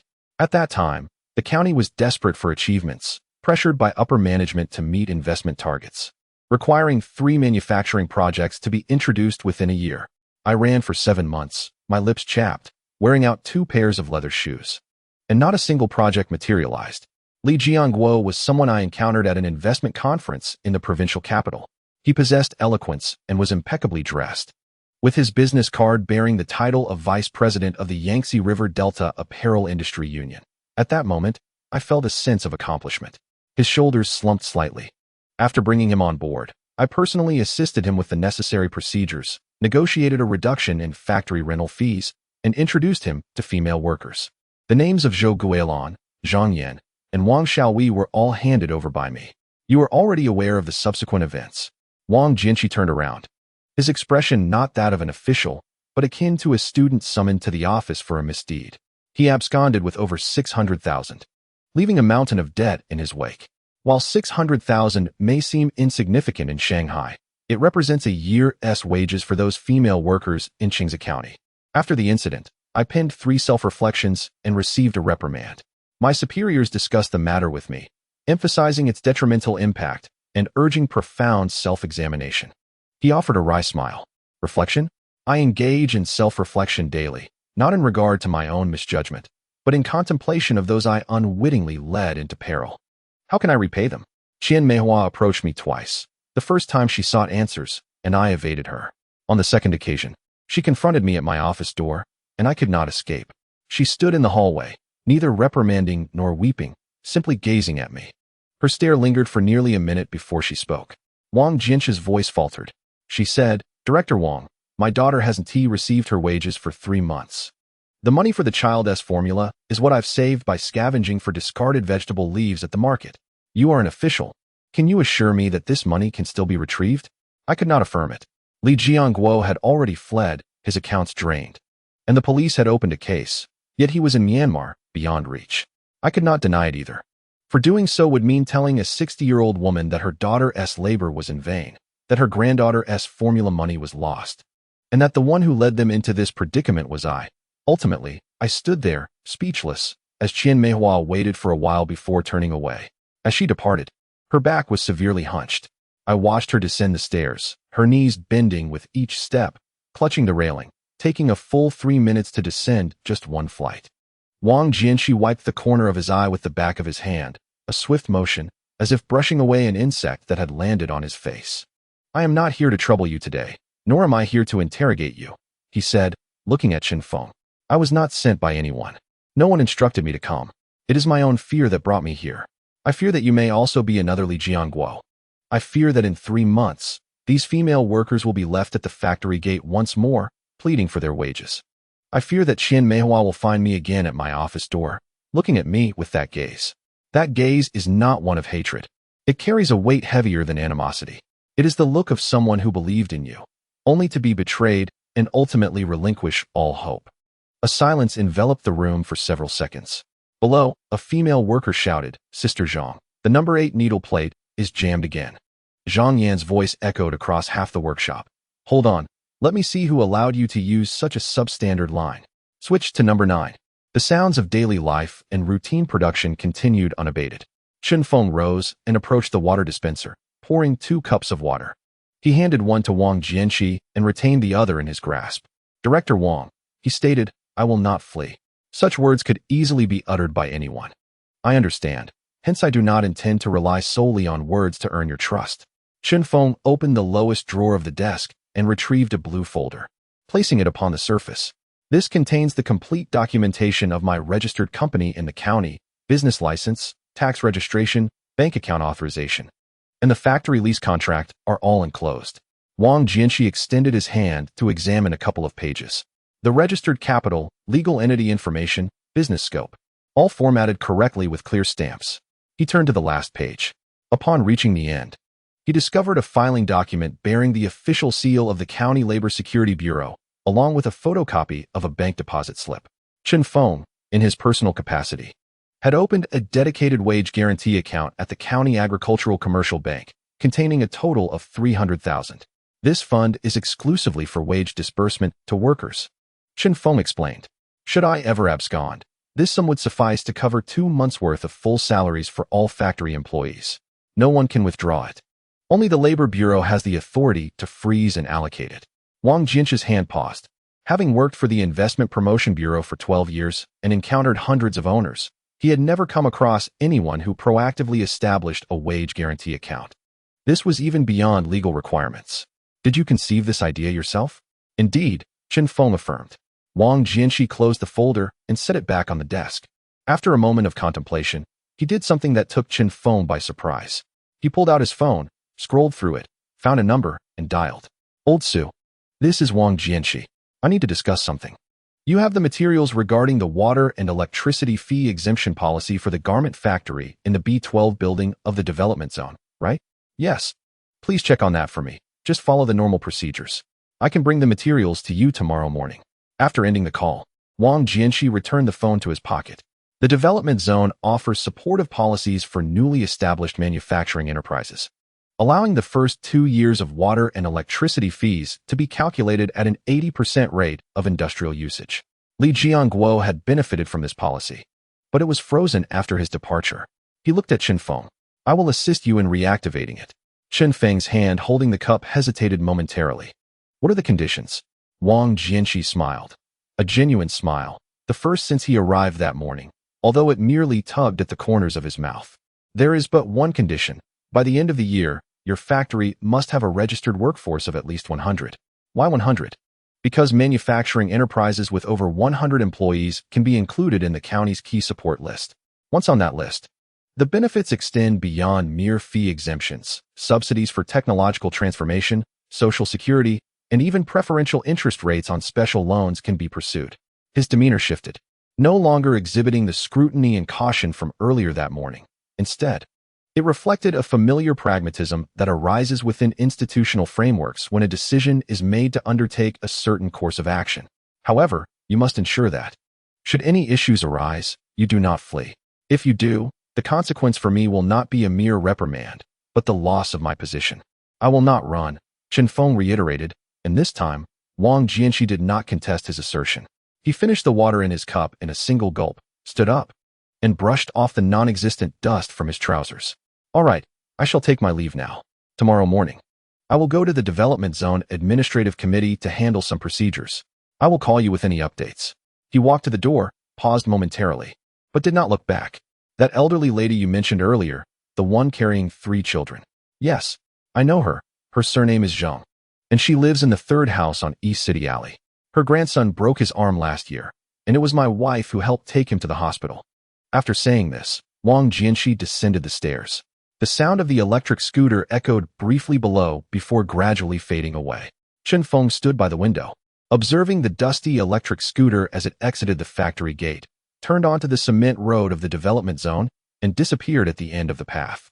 Chapter 000. You deserve to be seen. At this juncture, we arrive at the essence of the entire narrative. I am aware that many initially delve into this book drawn by the premise of each person contributing a mere $1 daily. Perhaps what you anticipated was a narrative filled with extravagant displays of wealth, a tale of ostentation and triumph. Here, I must extend my apologies. Prior to embarking on this writing journey, I hesitated for an extended period.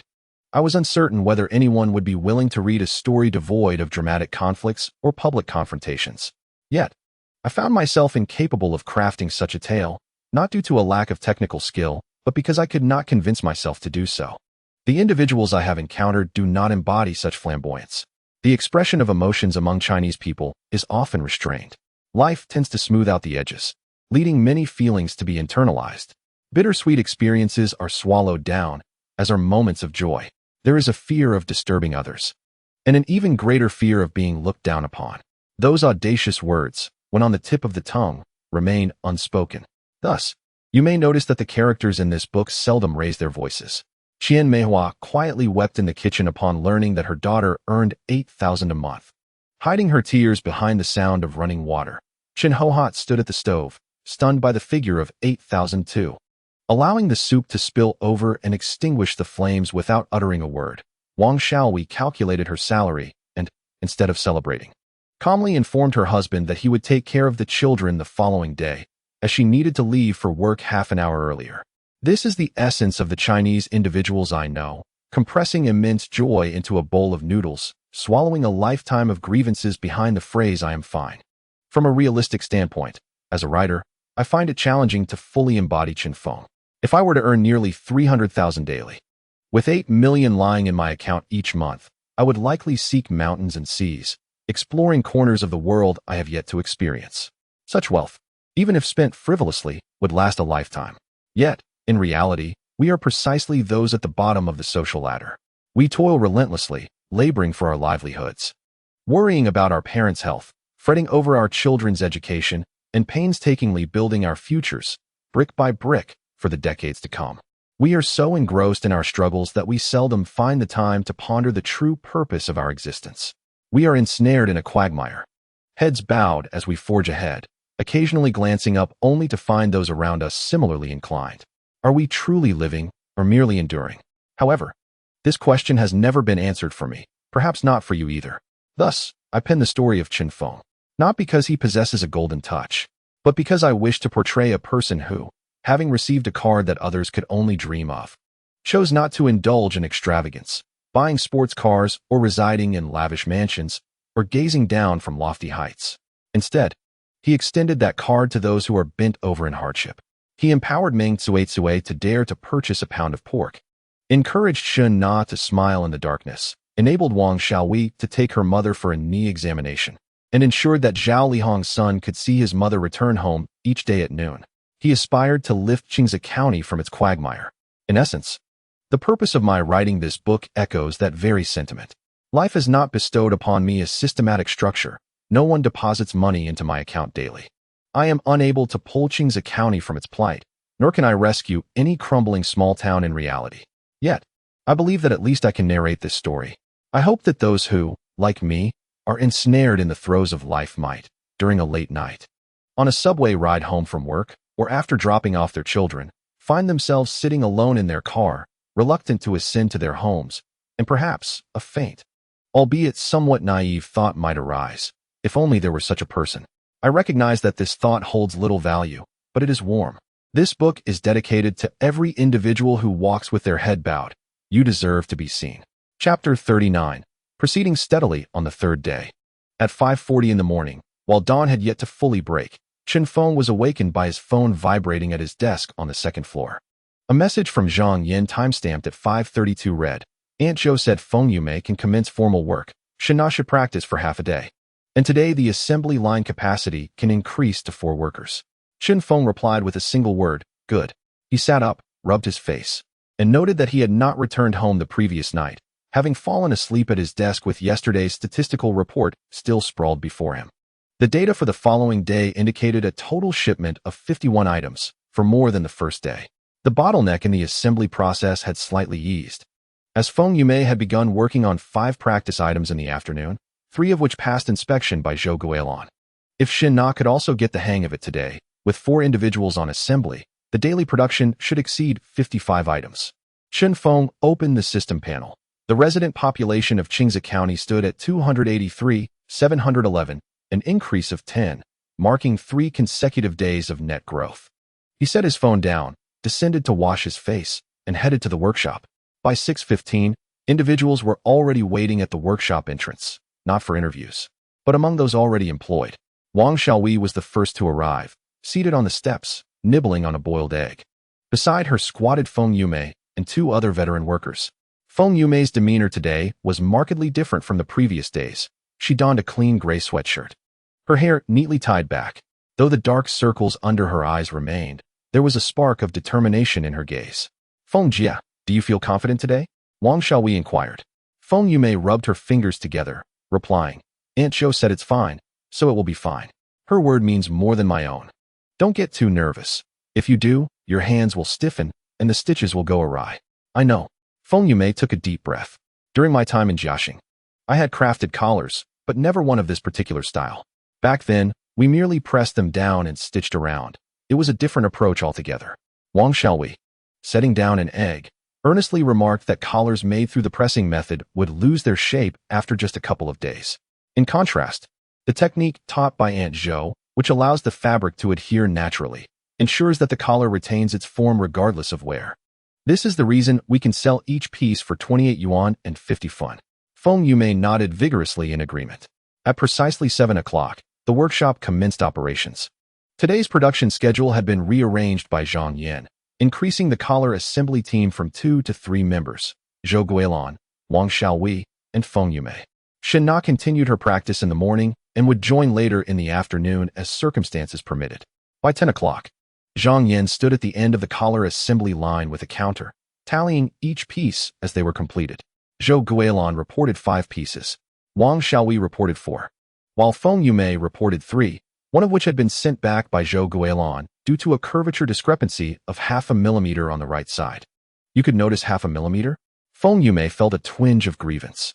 Zhou Guilin, without looking up, returned the collar assembly to her, instructing, feel it yourself. Once you've compared the left side to the right and discerned the difference, redo it. Taking the piece, Feng Yume ran her left hand over the left side and her right hand over the right side. The difference was indeed palpable. The left side was smooth and fitted perfectly, while the right side had a slight protrusion. It was nearly imperceptible to the eye, yet distinctly detectable by touch. She refrained from further comment and focused on dismantling the assembly to redo it. By noon, the piece that had been returned to her had passed inspection. All three were now deemed acceptable. As Zhou Guilin passed by her workstation, she gently patted Feng Yume on the shoulder, saying nothing. Feng Yume's eyes glistened momentarily, yet she held back her emotions. At 2 in the afternoon, Chen Na officially commenced her duties. Her first collar assembly took 18 minutes, 6 minutes slower than Zhou Guilin. After inspecting it, Zhou Guilin remained silent for a few seconds before uttering a single word, qualified. Chen Na withdrew her hands from the sewing machine, her fingers trembling slightly, not from nerves, but from excitement. Having spent 2 years in Shenzhen soldering wires at a mere 20 cents per line, earning only 200 yuan for 1,000 lines, her eyes had grown weary, and her fingers bore the marks of her labor. Now, crafting a collar took her 18 minutes and earned her 28 yuan and 50 fun. Completing 10 pieces in a day would yield 285 yuan. In Shenzhen, she had only earned 4,300 yuan a month. Taking a deep breath, she adjusted her posture and pressed the pedal once more. For her second piece, she managed 16 minutes. For the third, 15 minutes. She was striving to match Wang Xiaoyi's pace. By 9 o'clock that evening, as work concluded, Zhang Yan reported the tally. 58 pieces had been shipped out today, 11 more than the first day and 7 more than the second. We had now reached a rhythm exceeding 55 pieces. Chen Feng looked over the statistics and felt a sense of relief. The cumulative total for 3 days stood at 475. 158 pieces. With 5 days remaining, they needed 244 more, averaging 49 pieces per day to meet their goal. However, it was anticipated that productivity would increase in the coming days, as Chen Na and Feng Yume's speeds were still on the rise. Conservatively estimating, they could produce over 60 pieces daily in the final 5 days, significantly alleviating the pressure. At 10 o'clock that evening, overtime pay was distributed, a routine that had become a daily affair. Zhang Yin meticulously arranged the calculator, blank envelopes, and cash on her desk, as the workers formed a line to collect their earnings one by one. Today, the highest envelope belonged to Zhou Guilin, containing 510 yuan. True to her routine, she pocketed it without a glance. Wang Xiaoyi received her envelope, which held 360 yuan, an increase of 130 from the first day. A slight movement at the corner of her mouth suggested a flicker of satisfaction.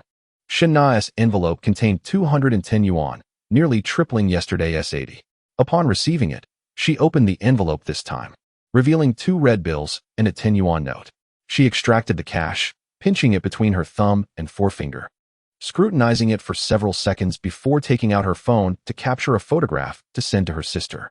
She composed a brief WeChat message. Sister, I earned 201 today, paid daily, it's real money, accompanied by the image of the 2 red bills. After sending the message, she returned the cash to the envelope, tucked it into her pocket, and returned to her workstation. Unbeknownst to her, her sister, upon seeing the message, captured a screenshot and shared it in their hometown classmates group, which comprised 127 members. The message was sent at 10:22 that night. By 8 the next morning, 17 individuals privately messaged Chen Na, inquiring about the factory's address.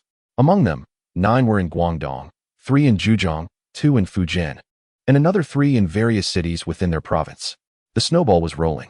Chen Feng was unaware of Chen Na's WeChat post, yet he sensed the snowball effect unfolding. For the system panel had informed him, this figure was not merely idling in a bank account. It was alive, fluid, transforming into the red bills in the workers' pockets, resonating with the rhythmic hum of sewing machines, and illuminating the homes of countless families anew. He put away his phone and descended the stairs. Today marked the 4th day of the rush, and the atmosphere in the workshop had transformed entirely since the first day. Initially, the newcomers struggled to find their rhythm while the veterans adapted to the intensity, resulting in a cacophony of disjointed sounds from the sewing machines. Now, however, the The 74 sewing machines operated almost in synchrony, their foot pedals, fabric feeding, and thread cutting creating a dense and harmonious rhythm. Each individual was acutely aware of their tasks, anticipating when the semi-finished products would be passed along and recognizing the finished goods awaiting them. This was a well-oiled assembly line. Chen Feng stood at the workshop entrance for 3 minutes, observing. Zhang Yan approached, reporting, "This morning's output exceeded yesterday's by 12%. At this rate, we could surpass 60 today. What about Aunt Zhou?" he inquired. She sighed, monitoring Shen Na, who completed 6 collars this morning, all passing inspection. Aunt Zhou mentioned her rapid progress. Those with a good sense of touch are indeed exceptional. Chen Feng nodded in acknowledgement. By the way, Zhang Yan said, lowering her voice, "A few more individuals have arrived at the entrance, claiming they are here to apply. I had them register first." "How many?" 7. 3 mentioned they came from the neighboring county. Chen Feng paused momentarily. "The neighboring county?" "Yes, Omping County. They said they saw our recruitment information in the WeChat group." The news reached the neighboring county. Chen Feng pondered. How is the technical foundation? They have yet to be assessed. Should Aunt Zhou take some time to evaluate? No rush. Let us first complete this batch of 400 items, ensuring they log the information properly, and notify them when the training session commences. Very well. As Zhang Yan turned to leave, Chen Feng called out to her, sister-in-law. Starting tomorrow, provide the workers with a late-night snack at 10 o'clock, a bowl of wontons or a bowl of noodles for each person, along with an egg. Zhang Yan glanced at him, refraining from inquiring about the expenses. She had learned not to ask such questions. "I will arrange it." Chapter 40. Perhaps they were viewed as human beings on the 5th day. A total of 287 items had been shipped, leaving 113 remaining to reach the goal of 400, with only 3 days left. Numerically, it appeared stable. However, Chen Feng was acutely aware that the further they pressed on, the more precarious the situation became. The danger did not lie in failing to meet production quotas, but rather in the exhaustion of the workers. For 5 consecutive days, the schedule had been relentless, from 7 in the morning until 10 at night, with only brief intermissions for meals and restroom breaks. Even the young found it taxing. How much more so for the majority of the female workers in their 30s and 40s, who toiled at the sewing machines for 15 hours during the day, only to return home to wash clothes, prepare meals, and check their children's homework. With barely 4 to 5 hours of sleep, they would rise again at 6 the next morning to rush back to the factory. Humans are not made of iron, and even iron must undergo tempering. At 9:30 in the morning, a problem arose. Meng Suizue had misaligned the side seam by 2 centimeters during the piecing process. In most garment factories, this would be considered trivial, well within the acceptable tolerance range, and quality control would turn a blind eye. But this was not like most garment factories. Here, there was Zhou Guilin. Unpick and redo it. Zhou Guilin stood behind Meng Suizue. Her tone as flat as if she were reading a menu, devoid of anger, disdain, or any extraneous expression. Just 4 words, lightly spoken yet weighing heavily on the heart. Meng Suizue's face paled. She had invested 40 minutes into this garment. To unpick and redo it meant those 40 minutes were in vain. 40 minutes was enough for her to produce nearly 1.5 pieces, sufficient for her to earn an additional 40-some yuan. Aunt Zhou, couldn't you just overlook this slight misalignment? It's hardly noticeable when worn. Zhou Guilin bent down, her index finger pressing on the crooked seam, gently tracing it as if taking a pulse. If you wear this garment and take a few steps, the left side will feel tight while the right side is loose, causing your center of gravity to shift, leading to an awkward gait. When you sit, the waistline twists, and by the end of the day, you'll feel as if you've been wrung out like a wet towel. She lifted her finger. If you spend over 3,000 yuan on a piece of clothing that feels like a burlap sack, would you, as a customer, accept that? Meng Suizue opened her mouth, but could not find the words. Unpick it. Lowering her head, Meng Suizue picked up the seam ripper. Chen Feng observed this scene from the corridor on the 2nd floor. He did not intervene. Matters of quality were under Zhou Guilin's jurisdiction, a rule established on the very first day of operations. If he were to intervene every time, her authority would dissipate within 3 days. However, he noted another detail. The hand with which Meng Suizue grasped the seam ripper was trembling, not the quiver of someone scolded to tears, but a spasmodic shaking, as if her fingers were no longer obedient to her will. His right hand, clutching the unpicker, trembled slightly, akin to an antiquated mobile phone set to vibration mode. He diverted his gaze from Meng Suizue and scanned the entire workshop. In the third row, a female worker with the surname Liu rubbed her wrist several times, shaking her fingers before resuming her grip on the fabric. In the fifth row, Feng Yume's shoulders appeared noticeably more slumped than in previous days. Her posture had shifted from upright to slightly hunched, her upper body unconsciously leaning closer to the sewing machine, signaling the simultaneous cries of pain from her cervical spine and shoulder blades. At the end of the seventh row, an older worker had slowed her rhythm on the foot pedal, not from deliberate idleness, but due to fatigue in her ankle, requiring her to gather strength with each press. Reminiscent of pedaling uphill on a bicycle. The cacophony of the production line persisted, yet upon closer inspection, the tempo had loosened compared to the previous days. Intervals of half a second to a second punctuated the humming of the sewing machines, akin to a heartbeat occasionally missing a beat. Chen Feng descended the stairs in search of Zhang Yan. Zhang Yan was crouched beside the cutting table, verifying the morning's output. A folder rested on her knee, her left hand flipping through pages while her right gripped a ballpoint pen, its cap bitten off. From 2 to 4 this afternoon, all machines would be halted for a break. The pen paused on the paper, leaving a blot of ink. Zhang Yan looked up at him, her gaze distinctly questioning. During the rush? Are you serious? People are not machines, Chen Feng replied. I understand that. But you should take a look at Meng Suetsue's hands. Zhang Yan fell silent, having just witnessed Zhou Guilan returning a garment. Initially, she thought Suetsue was merely anxious. Reflecting now, it was evident that she was exhausted. After 5 consecutive days of relentless work, Chen Feng leaned against the cutting table, his voice low. If we push any further, the defect rate will double tomorrow. The time wasted on rework far exceeds the benefit of a 2-hour break. Zhang Yan calculated in her mind. The average output over the first 5 days was 57 pieces. With a 2-hour break today, approximately 45 to 50 pieces could be produced. With 2 days remaining, producing over 30 pieces daily would suffice to reach 400. Given the current workforce and their proficiency, clearing that amount by midday was feasible. The numbers were sound. She nodded, yet couldn't resist adding, what about Aunt Zhou? Should I address it? Or will you? No need to mention it. Aunt Zhou is more acutely aware of the workers' conditions than anyone. At 2 o'clock in the afternoon, Zhang Yan stood in the center of the workshop, not needing a megaphone for the small space. Her voice was sufficient. All machines stop, everyone rests for 2 hours. One by one, the sewing machines ceased their clattering, akin to a line of dominoes falling backward. The last to stop was Zhou Guilan's machine. She pressed the pedal a couple more times, finishing the collar before lifting her foot. In that moment of silence, everyone heard a sound previously drowned out by the machines, the chirping of cicadas outside. Early September cicadas sang weakly, like the last gasps of summer in convulsion. Is it really a break? Someone asked softly. Indeed, it is, came the reply. President Chen said no one is to touch a sewing machine from 2 to 4. You may go home or rest in the workshop. Will there be any deductions? No deductions. A silence lingered for 2 seconds, and then the entire workshop felt as though a taut string had been severed.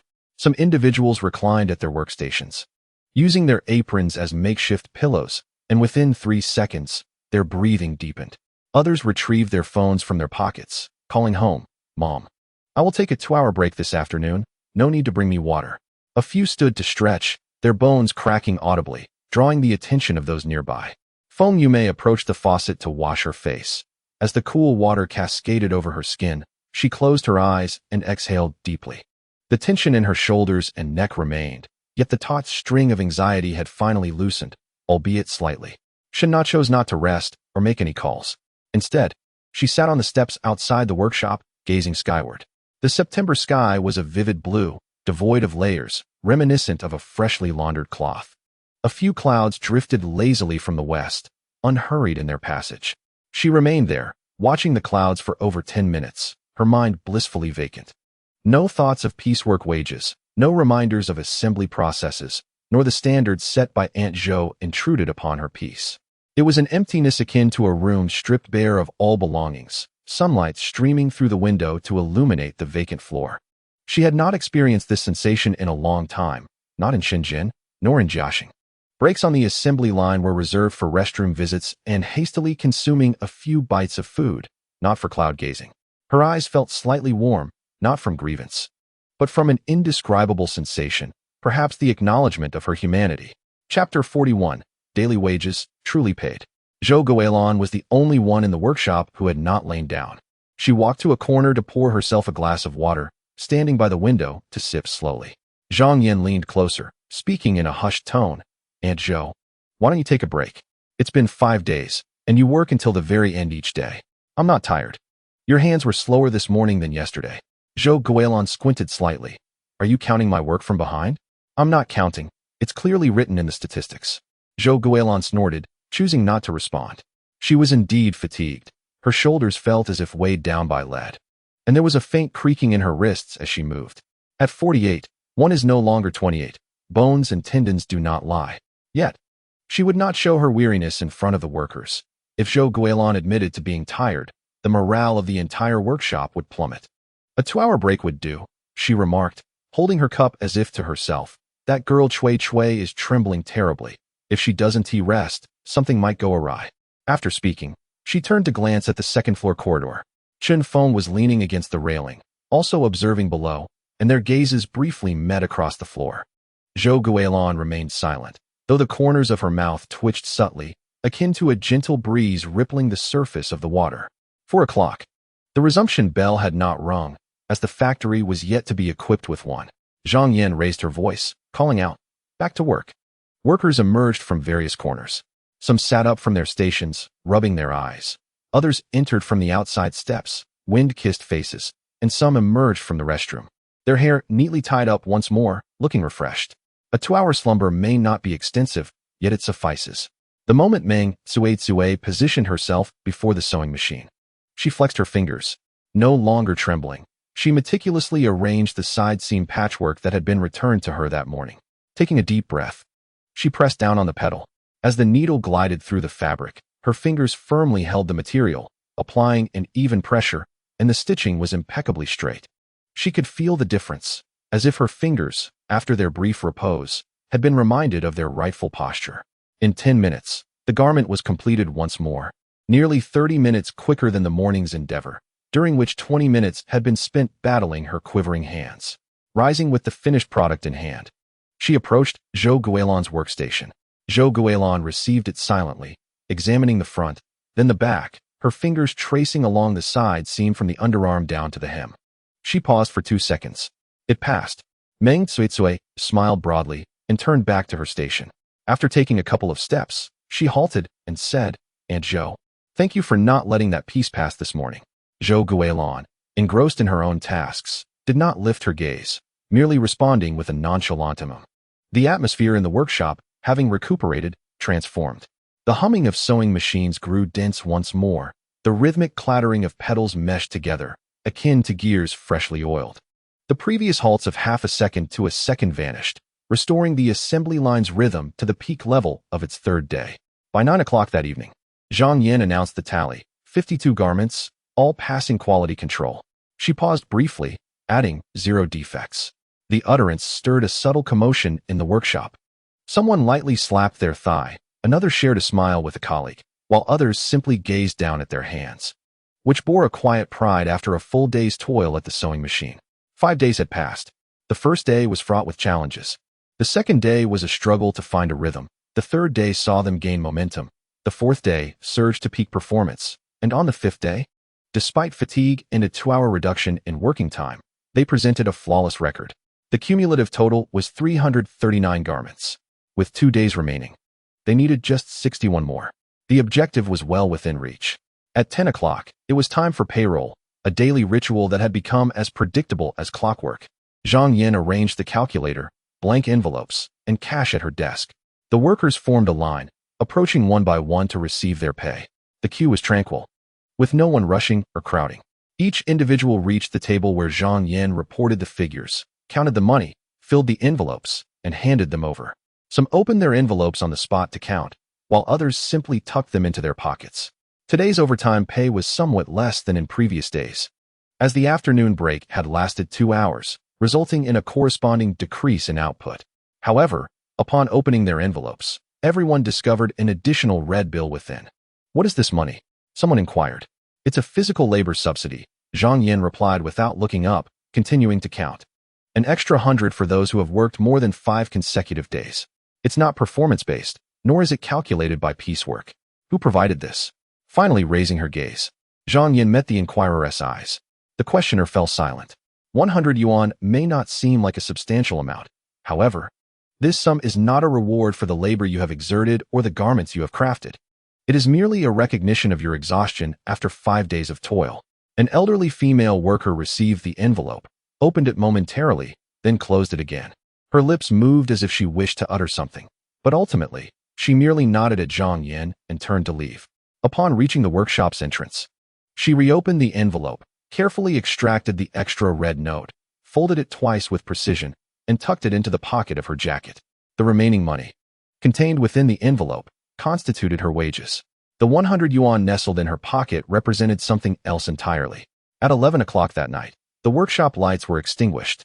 The workers gradually dispersed. Some rode electric bicycles while others walked, gradually vanishing into the dim yellow glow of the development zone's streetlights. Chen Feng did not return home. He sat at his desk on the second floor, spread out before him the statistical sheets from the past 5 days. The figures, 47, 51, 58, 52, formed a line that initially ascended and then stabilized. He reasoned that even if only 31 items were produced tomorrow and the day after, it would suffice.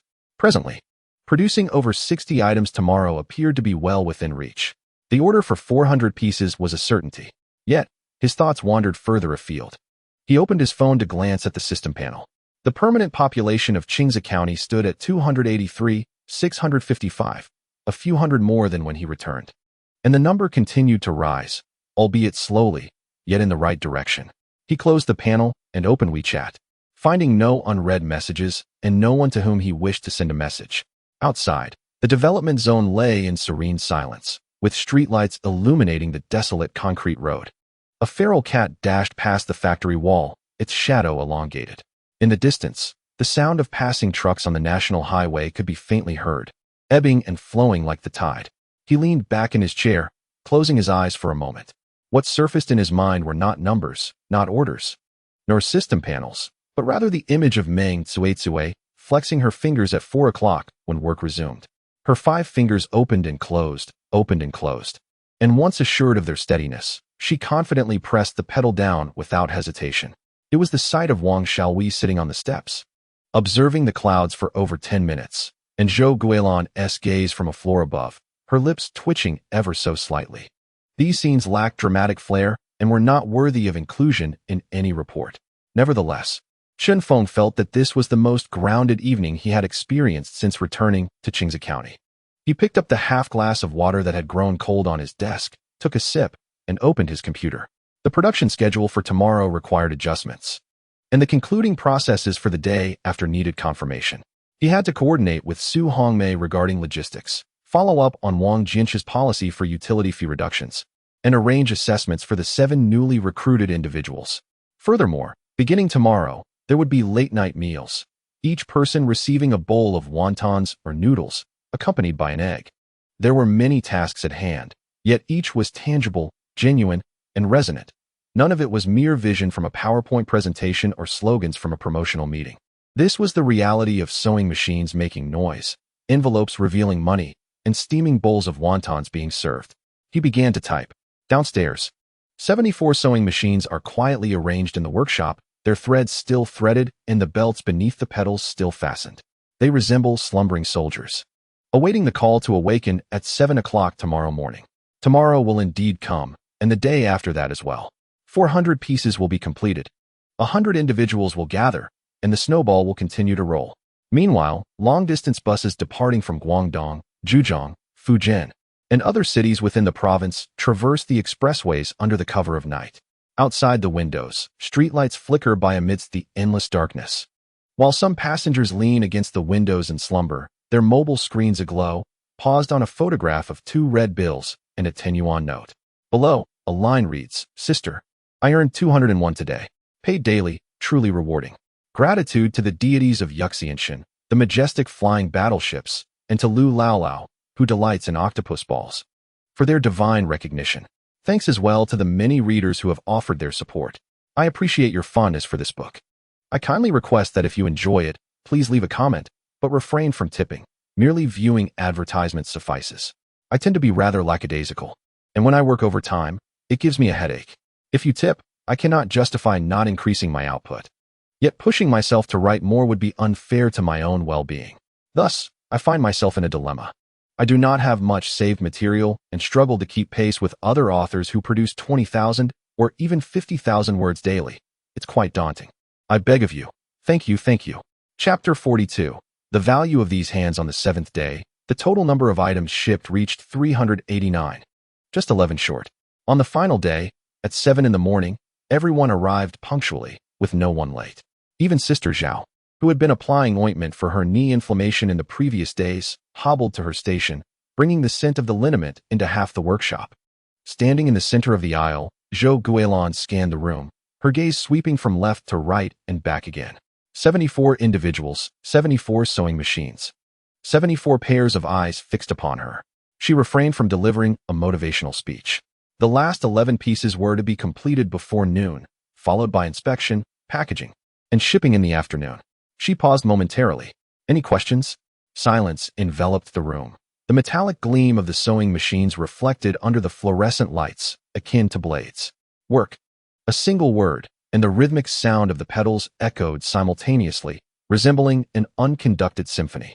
By the 7th day, the assembly line's rhythm no longer required any coordination. The fabric pieces descended from the cutting table, each person aware of the invisible path they were to follow, knowing which station to approach, which process to undertake, and where to converge.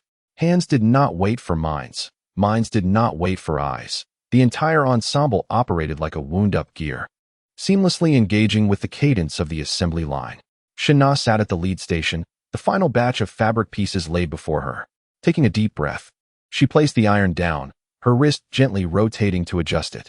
Steam glided over the fabric surface, coaxing the wool fibers to bend and shrink obediently under the heat, gradually revealing the curvature of the collar. Just 3 days prior, she had wrestled with that very curve. Now, she could intuitively sense where the iron should pause and where it should lift, the pressure required, neither heavy nor light. It was not mere talent. Within 3 days, 7 pieces of practice fabric were scorched, resulting in Zhou Guilin sending me back 4 times. I spent 2 hours scrutinizing the samples before the mannequin, forging muscle memory. At 9:40, the last batch of collars was handed over from Shun Na and Feng Yume, all meeting the standards. By 10:11, the sleeves were completed. At 10:28, the hems were securely finished. At 10:37, the hidden buttons were sewn on, and the threads were neatly trimmed. At 10:43, the final coat descended from Zhou Guilin's workstation. She refrained from speaking immediately, lifting the garment to inspect the front before turning it over to examine the back. Her fingers glided along the side, seam from the armpit down to the hem, tracing the stitches like reading braille. She then took a steel ruler to measure the curvature of the collar, the height of the sleeve cap, and the circumference of the hem. Each of the 3 measurements was precise. She hung the coat on the mannequin and stepped back 2 paces. The smoke gray wool coat hung quietly on the mannequin. Under the fluorescent lights, the fabric shimmered with a gentle luster. The collar lay flat, the shoulder seams were crisp, and the sleeves draped naturally, devoid of any superfluous wrinkles. It resembled a second skin adorning the mannequin. Zhou Guilin observed for a few seconds. Then, a sound broke the silence, not loud, but in the stillness of the workshop. Everyone heard it. The silence lingered for about 2 seconds before someone began to applaud. The initial claps were sparse, akin to the first raindrops on a tin roof before a storm. Then came the second, the third, increasingly dense and urgent, culminating in a torrential downpour of applause. Some stood to clap, others remained seated, and one person stomped their foot on the ground, causing the scissors on the sewing machine table to jump. Zhang Yan approached the whiteboard, which was adorned with 400 squares, each filled with a red magnetic sticker for every qualified product. 399 stickers had already been placed, leaving only 1 empty space in the lower right corner. She affixed the final sticker. 400 red dots, perfectly aligned, filled the entire whiteboard like a vibrant flag. She turned to face the 74 faces in the workshop, taking a deep breath. 400 pieces completed with 0 defects. The workshop erupted. It was not the jubilant cheer one might witness on television. Rather, it was a more rugged, primal sound. Some pounded their thighs, others struck the tables. A whistle pierced the air, while some simply rubbed their hands together, unsure of how to channel their exuberance. Meng Cuizui leaned on her sewing machine, tears streaming down her face. Those nearby patted her back, but she ignored them, burying her face in her crossed arms, her shoulders trembling. She could not articulate the reason for her tears. The exhaustion of 8 days, the tension of 8 days, and the pressure of not making a single mistake with each press of the pedal surged forth at that moment, choking her throat and manifesting as tears. Feng Yume remained motionless at her workstation, slowly lifting her hands to cover her face. She had completed 23 collars, each one passing inspection, with none requiring rework. Just 3 days prior, Zhou Guilin had sent her back to redo her work in front of the entire workshop, her face burning with embarrassment, wishing to vanish into a seam. Now, 3 days later, she was the newcomer with the highest pass rate in the collar assembly process. Her shoulders trembled gently, yet the corners of her mouth, visible through her fingers, curled upward. Shana did not weep. She leaned against the sewing machine, her fingers unconsciously resting on the edge of the pedal, her fingertips caressing the polished metal that had been worn smooth by countless steps. She found herself contemplating the person she had been a month prior, in Shenzhen, within a cramped 6-square-meter rental in a village-like urban enclave. Her window faced the drab wall of the neighboring building, allowing no sunlight to penetrate throughout the year. Each month, she earned 4,300 yuan, sending 3,000 home, leaving herself with a mere 1,300. Meals were reliant on the factory cafeteria, laundry was done by hand. And her primary source of amusement was lying in bed after work, scrolling through short videos until sleep overtook her, her phone crashing down onto her face to awaken her. The life she led a month ago felt utterly distinct from her current existence. Wang Xiaoyi did not partake in the celebration. She sat at her workstation, meticulously trimming the loose threads from the last coat she was working on. Once finished, she folded it neatly and placed it into the finished goods bin, her movements delicate as if handling a fragile item. Then, she retrieved a small notebook, fashioned from cardboard and staples, the cover fraying at the edges. Upon opening it, each page was densely filled with writing. Dates, quantities, unit prices, subtotals, all accounted for with precision. She turned to the final page and entered today as figures. 8 days. 131 coats. With her base salary and overtime, her total earnings amounted to 5,816 yuan. 5,816 yuan. Over the span of 8 days. She gazed at this number for an extended period before recalling the white slip tucked within her household registration book. The yellowed paper bore crooked handwriting. Owes Wang Xiaoyi a salary of 6,600 yuan. There was no official seal, no date, and the signature was scrawled haphazardly, resembling a child's scribble. This was the sole proof left by her previous employer before absconding. 6,600 yuan. She had pursued this debt for half a year, making dozens of calls, each resulting in the same disheartening message. The number you dialed is no longer in service. 6,600 yuan of debt. 5,816 yuan of salary. She closed the notebook, secured it with a rubber band, and placed it back into her pocket. Standing up, she walked to the workshop door. The sunlight outside was splendid. The early September sun was gentle, warming her face, and the breeze carried a hint of greenery. She extended her right hand, allowing the sunlight to cascade over her knuckles. Her hands bore the marks of labor, old calluses. A faint scar from a scissor cut sustained on the production line 2 years prior, and newly formed, tender calluses, rosy and glistening with fresh skin. In the sunlight, these traces were illuminated distinctly. Slowly, she withdrew her hand. This pair of hands held value. Chapter 43. A beam of light, yet it shines bright. At 1 in the afternoon, the inspection commenced. Zhou Guilin and Wang Xiaoyi sat on opposite sides. 400 coats were extracted from the boxes, spread out on a long table. The curvature of the collar, the height of the sleeve cap, shoulder width, chest circumference, stitch distance, binding width, location of hidden buttons, handling of thread ends, fabric orientation, symmetry of seams, smoothness of the lining, and the sturdiness of the buttons. All 13 parameters were measured with a steel ruler, touched by hand, and scrutinized with the eye. Zhou Guilin's standards have never faltered, even on the final day. When she reached the 237th item, she paused, fixating on a corner for several seconds. Wang Xiaoyi leaned in for a closer look, her heart racing. A thread end, Zhou Guilin remarked. Wang Xiaoyi scrutinized the hem, discovering a thread in less than 5 millimeters long, concealed beneath the fold, invisible unless one unfolded it. Zhou Guilin retrieved a seam ripper, extracted the thread, and trimmed it with scissors. Once finished, she neatly refolded the hem, smoothing it down with her fingers. Done. Continue. For hours, for 100 items, not a single one overlooked. By 5 in the afternoon, the inspection concluded. Zhang Yin inscribed the final page of her record book with her findings. 400 items, 400 qualified, 0 defective. Rework required. She circled the 0, as if crowning the figure. Packaging was the final step. 50 cardboard boxes stood in the corner of the workshop, each containing 8 garments. Each coat was carefully wrapped in moisture-proof film before being neatly packed into the boxes, which were sealed with cross-tape, covered with moisture-proof bags, and finally labeled with factory identification, quantity, product name, production date, and inspection seal. As Zhang Yin affixed the last label, she paused momentarily, gazing at the 50 meticulously arranged boxes. The brown paper exuded a muted sheen under the workshop lights, the inscriptions on the labels neat and orderly. B12001 to B12400. Qingze County Jinsheng Garment Company, Limited.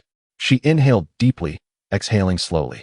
I've been in the garment industry for 10 years, she said, her voice lacking its usual boisterousness.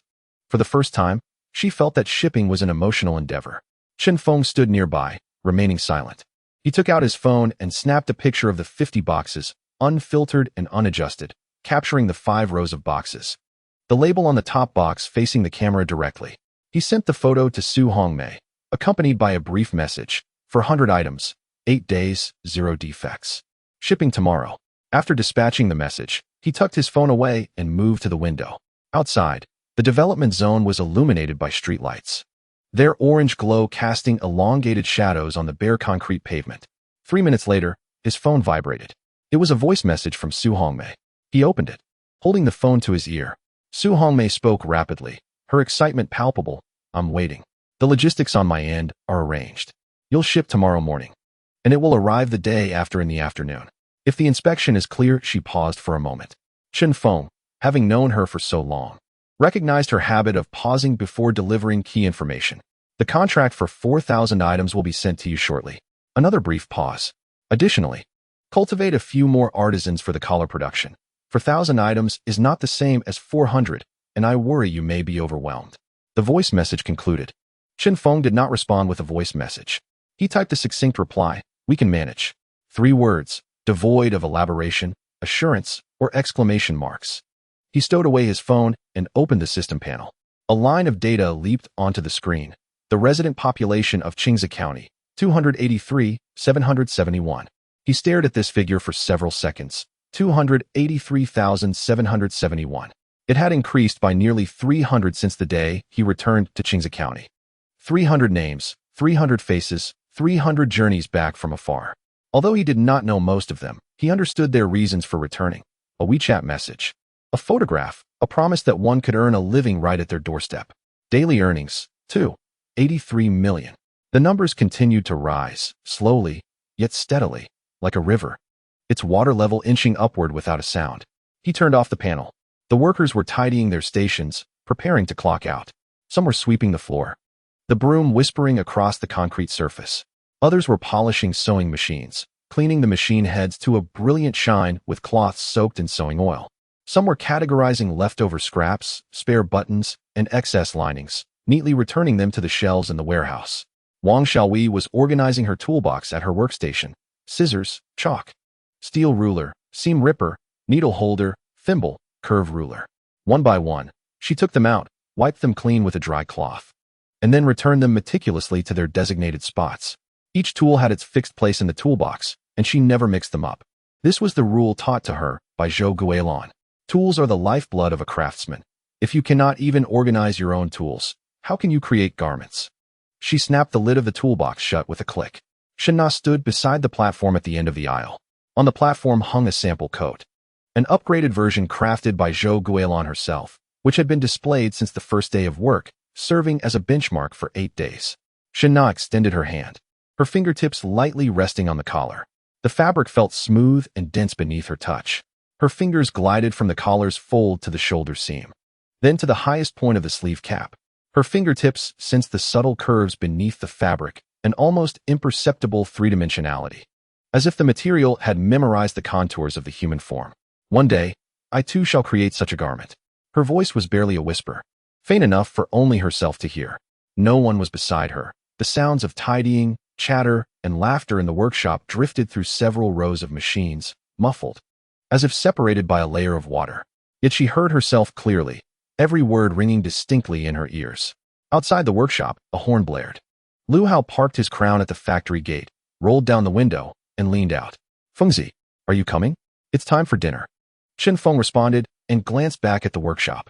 Under the lights, workers were streaming out in small groups. Some chatted as they walked, others changed shoes at the entrance, while a few mounted electric bikes, their headlights flickering to life in the dusk, turning onto the road leading to the development zone, gradually fading away. He exited the factory, opened the passenger door, and settled in. "Let us go find a place for hot pot." "Sure thing." Lu Hao slapped the steering wheel enthusiastically. "I am aware that a new establishment has opened in town, owned by a proprietor from Sichuan. The broth is remarkably authentic, utilizing the renowned Sichuan peppercorns from Maoin's Dahong Pao, and the beef tallow is freshly rendered. Just the aroma is enough to make one's mouth water. Let us embark." The engine of the Crown roars to life, the vehicle swaying slightly as it turns onto the pockmarked concrete road of the development zone. Chen Feng occupies the passenger seat. Lowering the window, the evening breeze rushes in, carrying the crispness of early autumn. It mingles with the faint, bittersweet scent of burning straw from the distant fields. He tilts his head to glance at the rearview mirror. The lights of the B12 factory grow increasingly distant and diminutive, a solitary point of illumination. Yet it continues to shine. Chapter 44. Internal Disputes in Red Attire Shanghai, Jing'an District. Su Hongmei's company occupies the 14th floor of a skyscraper on Nanjing West Road. It is not only spacious, but also favorably located. The northern-facing office offers a view of a bend in the Suzhou River when signing the lease. Su Hongmei deliberately chose this orientation, stating that south-facing offices induce drowsiness, while the cooler northern light is conducive to decision-making. The conference room accommodates 8 individuals. Su Hongmei occupies the seat of honor, a chilled Americano at her side. Opposite her sits the company's second shareholder, Feng Ziyuan, flanked by the brand director, Zhao Qing. The head of the technical department, Kai Guoping, the quality control supervisor, Lin Wei, the supply chain manager, Tao Lei, and the financial director, Wu Ying. Design consultant Marco is absent, having returned to Milan due to visa issues. Scattered across the table are the 4,000-piece autumn-winter production plan documents that Su Hongmei printed that morning. A 4-paper, 12 pages, neatly bound. Aside from the one she had perused, the remaining 7 copies remained untouched. Feng Ziyuan is the first to speak. "Hongmei, I shall not sign this contract." Silence envelopes the conference room for 2 seconds. Su Hongmei remains still, not even glancing at the contract. She takes a sip of her cool Americano and slowly sets it down. She is aware that Feng Ziyuan would voice his dissent. A week prior, when she shared the draft of the plan in the management group, he had responded with a question mark. She understood the implication. Are you out of your mind? However, she did not anticipate him to confront her directly in the formal meeting. This signifies his intention to reject the proposal publicly rather than engage in private discourse. Reasons? She inquires, her voice low yet audible to all present. Feng Ziyuan, 52 years old, has spent 2 decades navigating the apparel supply chain, rising from Guangzhou's 13 halls to Shanghai. He was Su Hongmei's first investor when she launched her venture, holding a 23% stake. And his influence within the company is second only to hers. He adjusts his reading glasses and flips through the materials in hand. For 1,000 pieces. Unit price, 320. Total processing cost 128 million. The fabric cost is separate. We are using Italian imported wool fabric. With a landed price of 1,200 per meter. For 4,000 pieces, we will require approximately 6,000 meters. And the fabric cost alone amounts to 720 million. Adding in auxiliary materials, transportation, customs, and miscellaneous fees, the total cost for this batch approaches 9 million. He raises his gaze to meet Su Hongmei's. 9 million worth of goods, and you wish to entrust them to a small workshop in a county? It is not a small workshop, Su Hongmei retorts. 70 individuals, a metal factory, registered for less than a month. Feng Ziyuan turned the pages of the documents in his hands, having consulted with Tao Lei. Tao Lei, who had recently transitioned from the supply chain department of Uniqlo, nodded in affirmation, known for his meticulous nature and data-driven approach. I examined the industrial and commercial information as well as the records from the development zone. Tao Lei opened the materials before him.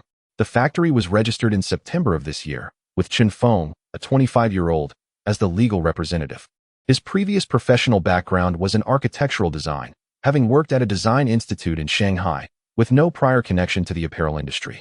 The factory was situated in the standard industrial zone of Qingze County on a rental basis. The equipment was newly procured, primarily consisting of mid-range domestic models, along with some Japanese machinery. Currently, there were 74 registered workers, lacking ISO certification and foreign trade export qualifications. He closed the materials. Objectively speaking, this scale could be classified as a micro-OEM within the industry. Compared to Yongsheng, and even against the family workshops in Changshu, the hardware conditions could only be deemed below average. Feng Ziyuan spread his hands, casting a glance at Su Hongmei, clearly implying that even the personnel she had recruited shared this sentiment. Zhao Qing remained silent. As the brand director at 36 years of age, she had previously spent 5 years in marketing at Taiping Bird before being recruited by Su Hongmei last year. She was responsible for brand positioning and channel strategy. Although supply chain matters typically did not fall under her purview, the autumn-winter line was her flagship core product line, priced at $3,800, targeting high-end shopping malls and boutique buyers, competing with brands like Max Mara and Theory in the Chinese market. The viability of this line would directly influence her KPIs and year-end bonuses. Leaning back in her chair with her arms crossed, she scrutinized Su Hongmei's profile. Su Hongmei remained unresponsive. Feng Ziyuan continued, "I did not halt the previous 400-piece trial order. The volume was small, even in the worst-case scenario. The loss would merely amount to several hundred thousand, which could be managed. However, 4,000 pieces are a different matter." He leaned forward, tapping his fingers on the table twice. "Hongmei, let me present a calculation. The window for launching this batch of goods spans from mid-October to early November. A mere 20 days at most. Should there be any delays in delivery, and we miss the window, 9 million worth of goods would languish in the warehouse, becoming waste by next spring. If there are quality issues, returns and rework would similarly result in missing the window." He paused. "Moreover, it is not solely a monetary concern. The autumn-winter line is our inaugural endeavor into the high-end market this year. The fabric you selected, the price point you established, the brand narrative you crafted, all converge towards the concept of high-end Chinese manufacturing. If this initial endeavor falters, the subsequent spring-summer line and the entire planning for next year would need to be entirely redone." He reclined into his chair. "This risk, I do not recommend taking." Su Hongmei took a sip of her now-cold Americano, its bitter flavor becoming more pronounced. She set the cup down, her gaze sweeping across the individuals at the table. Lin Wei was engrossed in the quality control report before her. Wu Ying was jotting down notes, and Kai Guoping sat with his arms crossed, his expression impassive. Zhao Qing retained her crossed-arm posture, yet her lips were taut, betraying her struggle to remain silent. Su Hongmei was acutely aware of the distribution of positions among the 8 individuals at the table. Feng Ziyuan and Tao Lei were unequivocally opposed. Zhao Qing had not yet expressed her stance, but her body language suggested hesitation. Lin Wei and Wu Ying maintained a neutral position, prepared to listen to whoever presented the most compelling argument. Kai Guoping, with his technical background, placed great importance on data and refrained from making judgments without thorough observation. Was it 6 against 2? No, it appeared to be 3 against 1. In their hearts, Feng Ziyuan, Tao Lei, and Zhao Qing had already dismissed the proposal, while the others remained in a state of contemplation. However, Su Hongmei remained unperturbed. Having spent 8 years building a clothing brand, she had learned a crucial lesson. The last person to speak in a meeting often emerges as the victor. It was wise to allow the dissenting voices to express their concerns fully until no new arguments could be introduced before making her move. This way, her opponents would find themselves with no avenue for retreat. Kai Guoping cleared his throat and added, "President Su, allow me to say a few more words. We collaborated with Jiaxing Yongsheng for 3 years, maintaining consistent quality control and timely delivery without significant issues. If we were to change suppliers, Yongsheng would require a justification. Just last week, Director Chen from Yongsheng called me, inquiring whether we were dissatisfied with their quality. At that moment, I found myself at a loss for words." Chapter 45. The goods arrived finally. Zhao Qing could no longer contain herself. "Hongmei," she began. "My silence was due to the belief that President Feng and Tao Lei had articulated everything necessary. However, old Kai's words compel me to take a stand." She straightened in her chair. "You see, even our longtime supplier, who has been with us for 3 years, is now anxious. In business, stability is paramount. Yongsheng has delivered 400, 800, and 1,200 pieces, step by step, without faltering. And now you propose that we entrust our most vital product line for the year to a factory that has only been operational for less than a month? Her pace quickened. What if they fail to deliver? What if the quality falters? The window for launching our autumn and winter line is a mere 20 days. If we miss it, not only is our investment squandered, but our brand's reputation will also suffer. I have spent half a year cultivating relationships within the buyer channels, and it took considerable effort to persuade the buyers from Lane Crawford and Galleries Lafayette to consider our merchandise. If the first batch falters, these channels will never grant us a second opportunity. A silence enveloped the conference room for several seconds. Every point Zhao King made resonated with reason, and at least 5 of the 8 present nodded in agreement. Su Hongmei set down her pen. Have you finished? Zhao King glanced at her. Yes, I have. What about President Feng? Do you have anything to add? Feng Ziyuan waved his hand dismissively. I have said all I needed to say. Very well. Then allow me to share a few words. Su Hongmei rose from her chair, standing at 5 feet 3 inches. She wore a black cashmere sweater paired with deep gray wide-legged trousers, and her feet were adorned with flat Repetto shoes. To the casual observer, she might not resemble the owner of a clothing company generating 30 million annually, but rather a university professor, if one overlooked the brilliance in her eyes. Those eyes shone not with youthful exuberance, but with a light that had endured the test of time. She approached the whiteboard, not to write, but to stand before everyone, facing them directly. Mr. Feng, I acknowledge every figure you calculated. 9 million, a 20-day window, the inaugural launch of a high-end positioning. I am more aware of this than you, as I have single-handedly built this brand. Feng Ziyuan remained silent. However, your calculations overlooked a crucial variable. She extracted a report from her folder and returned to the table, placing it at the center. This is the Quality Control Inspection Report for a recent batch from Yongsheng. Out of 100 items, 20 were sampled, 6 exhibited deviations in stitch spacing, 3 had unacceptable edge width, and 1 showed misalignment in the hidden button placement. The pass rate. She glanced at Kai Guoping. Old Kai, you tell them. Kai Guoping cast a brief glance at the report. He had personally conducted this inspection and recalled the data. 60%. 60%, Su Hongmei reiterated. Zhao King frowned slightly. The previous batch consisted of basic trench coats, with fabric and craftsmanship difficulties lower than those of the autumn-winter line. A 60% pass rate is acceptable for the mid-range line. She did not say it was unacceptable. Su Hongmei interrupted her, saying, what I mean is, this represents Yongsheng's ceiling. Achieving a 60% pass rate on basic trench coats. How much do you think they could achieve with the high-twist wool fabric and 3-dimensional tailoring of the autumn-winter line? 50%? 40%? She fixed her gaze on Zhao King.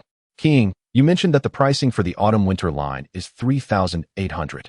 Can you, as the brand director, accept having a factory with a 60% pass rate produce garments priced at that point? Zhao King remained silent. She understood the logic. Yet a production line is still a production line. To enhance the pass rate, one must increase manual labor costs. Money is not the issue, but finding skilled workers is exceedingly challenging. Su Hongmei did not press further. Instead, she turned and walked to the corner of the conference room, retrieving a coat draped in a dust cover. As she unveiled it, the smoky gray wool fabric glimmered softly under the natural light streaming in from the window. Everyone in the room had seen this coat. 2 weeks prior, when Su Hongmei first received it, she had shared photographs in the management group.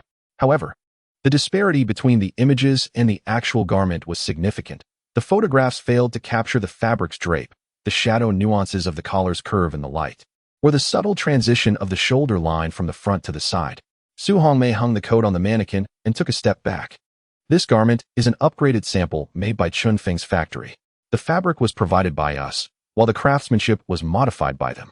She pointed to the collar area. Old Kai, coming from a technical background, you are the most knowledgeable about craftsmanship in the entire company. Tell everyone, can Yongsheng produce this collar treatment? Kai Guoping stood up and approached the mannequin. He reached out to touch the junction of the collar and collar face, pausing for 2 seconds on that curve.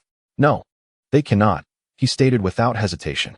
Among all the factories we have engaged with in Jiaxing, Huzhou, and Changshu, who could achieve this? Kai Guoping paused again for 2 seconds, mentally reviewing the factories he had dealt with over the past 14 years. Yongsheng, Huajin, Dingfeng, Changyuan, and the several export-focused factories in Changshu. To my knowledge, none. Zhao Qing's expression momentarily stiffened. Su Hongmei observed her with neither arrogance nor aggression. Her tone was even more subdued than before. Keping, I comprehend every concern you harbor. The volume is substantial, the risks are considerable, and the supplier's qualifications are insufficient. Any reasonable manager would refrain from making such a decision. She traced a line along the shoulder seam of her coat with her finger. However, you have overlooked one critical aspect, the technical barrier.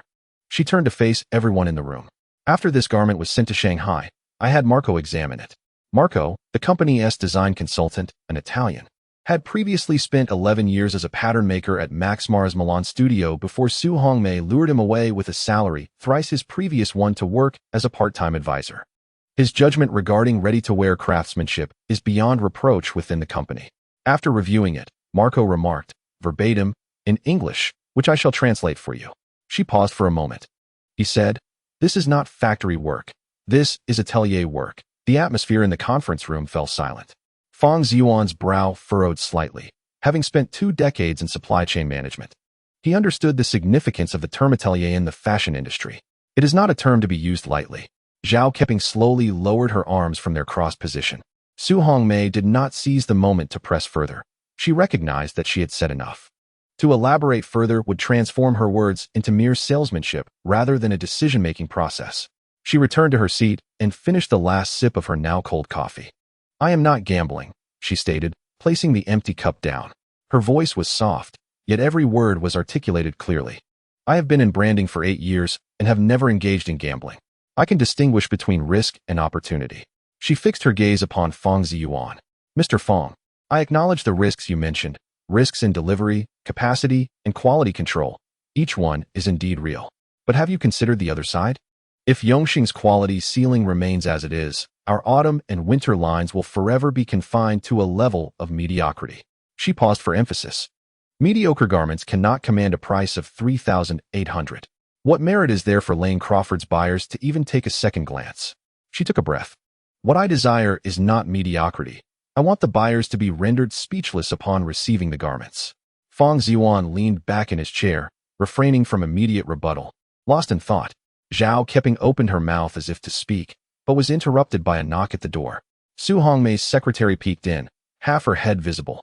"Miss Su, the batch you asked me to monitor has arrived downstairs.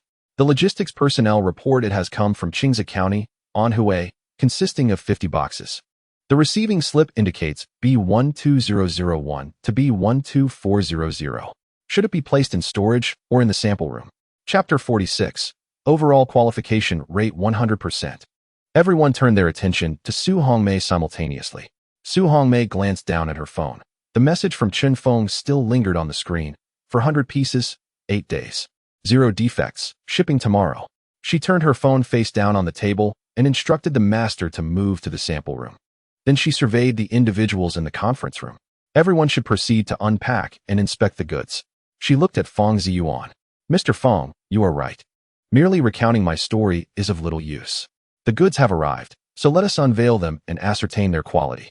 Feng Ziyuan stood up, silent. Yet his expression had shifted from outright opposition to one of anticipation. He was eager to see what Su Hongmei had in store. The sample room was at the end of the corridor, measuring over 30 square meters, illuminated equally by fluorescent lights and natural sunlight. 6 standard mannequin stands were lined against the wall, with a large work table in the center, scattered with fabric swatches and design blueprints left from the previous season. 50 cardboard boxes were neatly stacked on the floor of the sample room. The brown paper packaging was orderly, and the moisture-proof bags were intact. With the outer boxes numbered from B12001 to B12400. Each box bore a printed factory label on its side, detailing the production date, batch number, and quality inspector signature. Kai Guoping crouched down to inspect the label, momentarily taken aback. He had dealt with subcontractors for over a decade, and many factories could not even align their box numbers, let alone include an independent quality inspection card with signatures for each box. Just the level of packaging standardization here surpassed that of most medium-sized factories he had encountered. However, he remained silent. Attractive packaging did not guarantee quality, and he had witnessed too many cases of superficial allure concealing inferior products. Su Hongmei knelt down and personally opened the first box. 8 coats were neatly folded, each separated by acid-free tissue paper. A moisture-proof silica gel packet lay at the bottom of the box. She withdrew the top coat, stood up, and shook it out. The ash-gray wool fabric unfurled under the light, exuding a remarkable drape. The absence of creases indicated that the folding method was indeed correct and that the tissue paper served its purpose. She hung the coat on the mannequin stand in the sample room and took a step back. "Old Kai, come here." Kai Guoping approached, instinctively running his hand along the shoulder seam. His fingers paused. He glanced down and then bent closer for a better look. His hand traced the shoulder line down to the sleeve cap, lingering for 2 seconds.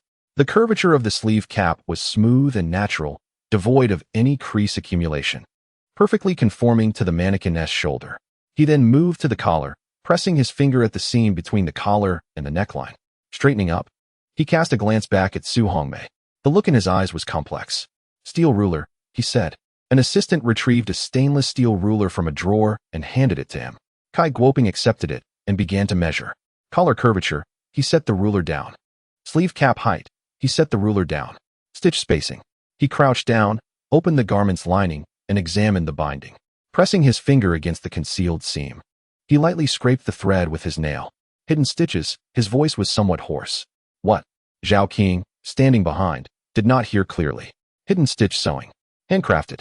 Kai Guoping stood up, turned the coat back to its front, and observed it against the natural light from the window for several seconds.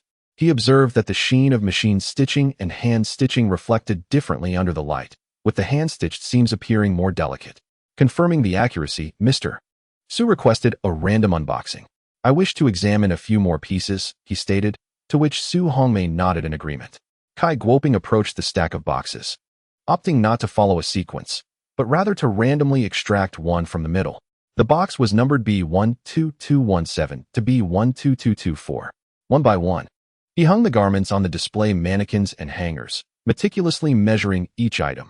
The curvature of the collar, the height of the sleeve cap, the stitch distance, the width of the binding, the placement of the hidden buttons, the length of the coat, the bust circumference, and the shoulder width. After completing the measurements for all 8 pieces, he mentally compared each data point against the standard values. He then selected another box, numbered B12385 to B12392, which contained the final batch of goods. His choice of this particular batch was deliberate, according to the usual production schedule. The last 2 days were when workers were most fatigued. If quality were to falter, it would undoubtedly occur during this concluding phase. Any seasoned quality control expert would recognize this pattern. He repeated the same process, and soon, 24 coats adorned every display mannequin and hanger in the sample room. The ash-gray fabric, under the illumination, formed a cohesive block of subdued color, resembling a serene wall. Kai Guoping stood in the center, clutching a steel ruler. Silent for a considerable time, Zhao Qing could no longer contain her anticipation. "Old Kai, what is the verdict?" Kai Guoping placed the steel ruler on the table. "I have been in this industry for 14 years. From Jiaxing to Guangzhou to Qingdao, I have visited no fewer than 200 factories." He gestured towards the row of coats before him. 24 randomly selected garments, with 13 critical data points, all within tolerance limits. He paused for emphasis, not just barely passing.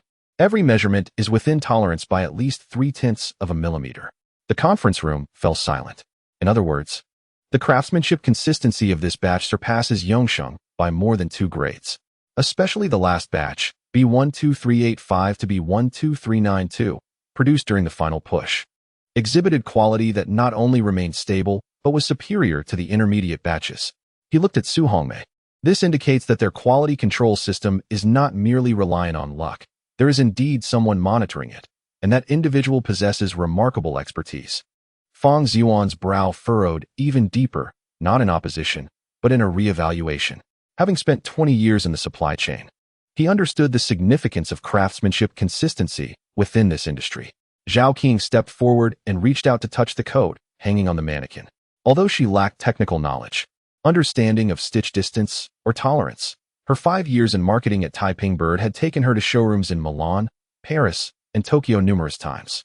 Her hands had grazed the Max Mara Manuela coat, the Theory cashmere jacket, and the minimalist trench coat from Jill Sander. The way this coat draped on the mannequin, the direction of the shoulder line, and the curvature of the collar bore no distinction from the ready-to-wear garments of those top-tier brands she had encountered in the showrooms. She withdrew her hand. Old Kai. Her voice had diminished significantly compared to earlier. The consistency of quality you mentioned is based on 24 samples. Are all 400 at this level? Kai Guoping turned to glance at her. I cannot guarantee that. I only sampled 24. He paused for a moment. However, if General Manager Su is willing, I can inspect all 400 pieces right now. Everyone turned their gaze towards Su Hongmei. Without hesitation, Su Hongmei replied, inspect them all. Without exception. For 100 pieces, every single one. She glanced at her watch. It was 2:40 in the afternoon. Lao Kai, what do you need? Lin Wei can assist me with data recording. A steel ruler, a computer, and a standard size chart. Provide him with these, Su Hongmei instructed Lin Wei. She then turned to the others and said, General Manager Feng, Kuing, you may watch here or return to the conference room to await the results. However, the contract matters will be discussed only after the inspection data is available. Feng Ziyuan did not leave. He moved a chair to sit in the corner, arms crossed. Observing as Kai Guoping and Lin Wei commenced their work, Zhao Qing also remained. For the next 3 hours, Kai Guoping, accompanied by Lin Wei, unpacked all 50 boxes. 400 coats, each meticulously handled. Each garment was removed from the box, hung on a mannequin or laid flat on the workbench, and measured across 13 data points: collar arc, collar height, sleeve cap arc length, stitch distance, binding width, vertical position of hidden buttons, horizontal position of hidden buttons, garment length, chest circumference, shoulder width, hem circumference, and side seam deviation. Lin Wei created a template in Excel, with each garment occupying a row and the 13 data points forming columns. Her data entry was swift. As Kai Guoping announced a number, she recorded it immediately. Their communication almost seamless. Feng Ziyuan watched from the corner for an hour, stepping out to take 2 phone calls, then returning to continue observing. After standing for 2 hours, Zhao Qing's legs grew weary, prompting her to sit briefly in the conference room before returning. Throughout the process, Su Hongmei remained in the sample room. She did not interfere with the inspection nor rush them. Instead, she sat by the window, occasionally glancing at her phone and then at Kai Guoping's actions. She was in a state of anticipation, yet she felt no anxiety. It was not because she was certain that all 400 pieces would pass inspection. No one could be so sure before the results were revealed. Rather, she was prepared for either outcome. If all passed, the contract would be signed today. If issues arose, she would reassess the cooperation plan based on the nature and number of problems. This was her approach to business.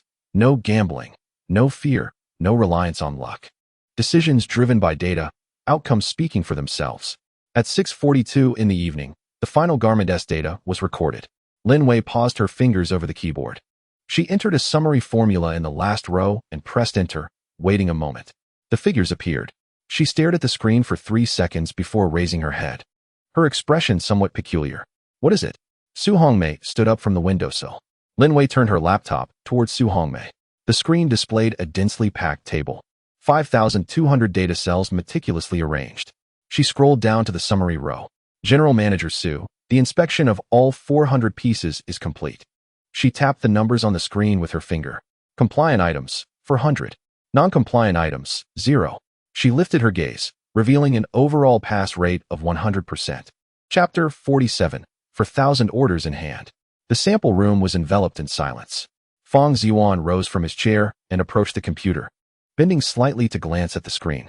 His reading glasses perched on the bridge of his nose, causing his eyes to squint behind the lenses. He remained silent, scrutinizing the data line by line. Kai Guoping placed a steel ruler on the table, his fingers somewhat stiff after more than 3 hours of meticulous measurement, his joints aching. Mr. Su, he spoke, his voice a half-tone lower than usual. Su Hongmei regarded him intently. I would like to add some information. He moved to the workbench, picked up one of the coats, and lifted the lining, pointing to a row of stitches on the inner side. Of these 400 garments, at least half have hand-stitched collars. The other half also features hand-assisted sewing, not purely machine-stitched.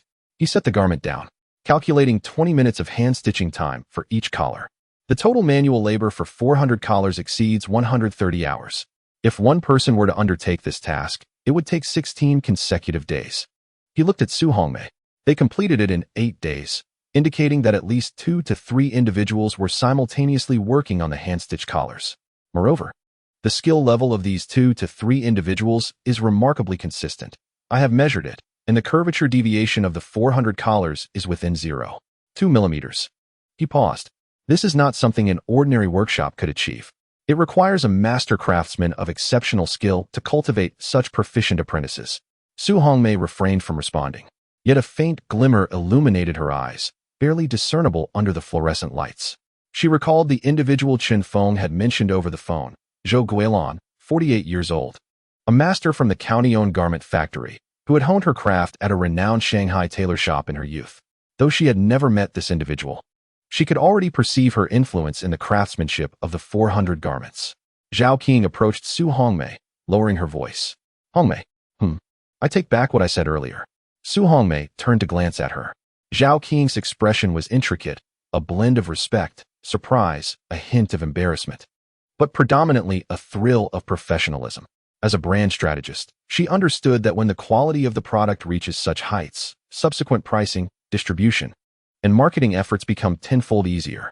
Qing, there's no need to retract your statement, Su Hongmei replied. Every word you uttered was accurate. Prior to the data's revelation, your judgment was entirely reasonable. Zhao Qing paused momentarily. But now that the data has emerged, Su Hongmei closed the computer. We can now discuss the next steps. She turned her gaze toward Feng Ziyuan, who remained standing with his hands in his pockets, gazing at the coats in contemplative silence for an extended period. Hongmei, he finally spoke. Yes, you mentioned that you do not gamble. I do not gamble. Feng Ziyuan nodded, his expression gradually relaxing, not in compromise, but in acknowledgement. Please bring the contract, he said. I will sign. Su Hongmei displayed no hint of triumph. She merely nodded, then turned to Lin Wei and instructed. Compile the full inspection report into a PDF for archiving and send a copy to Chen Feng. Picking up her phone, she noticed a previous message from Chen Feng on the screen. 400 pieces, 8 days, 0 defects, shipping tomorrow. She typed a brief response. Full inspection completed. 400 pieces, 100% qualified. I will send the contract for 4,000 pieces tonight and settle the payment with you. Additionally, please extend my gratitude to the master craftsman who worked on the collars. Send. After a moment of contemplation, she added another line. I am not concerned about production capacity. However, the quality standard for the 4,000 pieces must not fall below that of these 400. Even a slight decrease, and I will return them. That is my bottom line. She tucked her phone into her pocket, approached the coat rack, and adjusted the collar of a large coat on the mannequin. The soft, tranquil light in the sample room illuminated the ash-gray fabric. In her mind, she reflected on a thought she had never shared with anyone. For 8 years, she had dedicated herself to Chinese branding. From day one, she understood her purpose, not merely to create a well-selling brand, but to establish one that would render imported goods unnecessary for Chinese consumers. Yet, throughout these 8 years, she had struggled to find a factory capable of genuinely supporting this ambition and craftsmanship. Yongsheng was not suitable, Huajin was inadequate, and Dingfeng fell short. She had traversed the Yangtze River Delta, the Pearl River Delta, and the Bohai Rim, but even the best subcontractors could only manage something mediocre. Mediocre was never enough. She demanded excellence. Today, 400 garments lay before her. 5,200 data points, ink on paper, all impeccably aligned. She withdrew her hand and returned to the conference room. Addressing everyone, her voice regained its usual swift, steady rhythm, devoid of unnecessary emotion. The production plan for 4,000 pieces is finalized today. Fabric orders will be placed this week, with timelines, logistics, and packaging standards all synchronized. As she paused momentarily at the door, she remembered to contact factory manager Chen from Yongsheng tomorrow. They would still handle the basic orders, but she would cease dealings with Yongsheng after the autumn-winter line. She made her intentions clear, settled the accounts, and ensured no relationships were harmed. Pushing the door open, she stepped outside. The corridor was illuminated with cold white light. Her footsteps echoed crisply against the tiled floor, measured and deliberate. Behind her, the lights in the sample room remained aglow.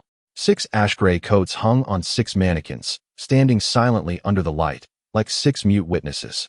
Chapter 48. A new beginning. Su Hongmei's message arrived at 9:17 p.m. Chen Feng sat in his second-floor office, a handwritten production draft sprawled before him. The pen poised over the words for expanding the collar process. His phone vibrated, and he picked it up to read 2 messages. The first read, full inspection completed. 400 pieces, 100% qualified. I will send the contract for 4,000 pieces tonight and settle the payment with you. Additionally, Please extend my gratitude to the master craftsmen who worked on the collars. The second message stated, I am not concerned about production capacity. However, the quality standard for the 4,000 pieces must not fall below that of these 400, even if it's just a single point lower. I will return the goods. That is my bottom line. Chen Feng set his phone down, leaned back in his chair, and stared at the ceiling for about 10 seconds. Then he picked up his phone and replied with 4 words. Received, rest assured. After sending those 4 words, he placed his phone face down on the table and rubbed his face with both hands. His palms felt cool, not from anxiety, but from the tension that had been held for days finally being released. 400 pieces, 8 days, 0 defects, 100% passed inspection. He had anticipated this outcome, but there is a world of difference between anticipation and witnessing confirmation firsthand. Anyone who has worked in engineering knows that there are 100 unexpected occurrences between what is depicted in the blueprints and the actual acceptance on site. Chen Feng exited the chat and opened his mobile banking app. The deposit notification was already displayed in the notification bar. He glanced at it and leaned back in his chair. The fluorescent lights in the office emitted a slight buzzing sound. The production schedule on the wall, altered countless times, still hung there. After the D8 delivery marked in red ink, he had added a line in small letters, 400-400-100. He stared at that line for several seconds, then picked up a pen and wrote a number in the blank space of the production draft, 4,000. Beneath that number, he wrote 2 words. Is it enough? The inquiry was not about money, but about people.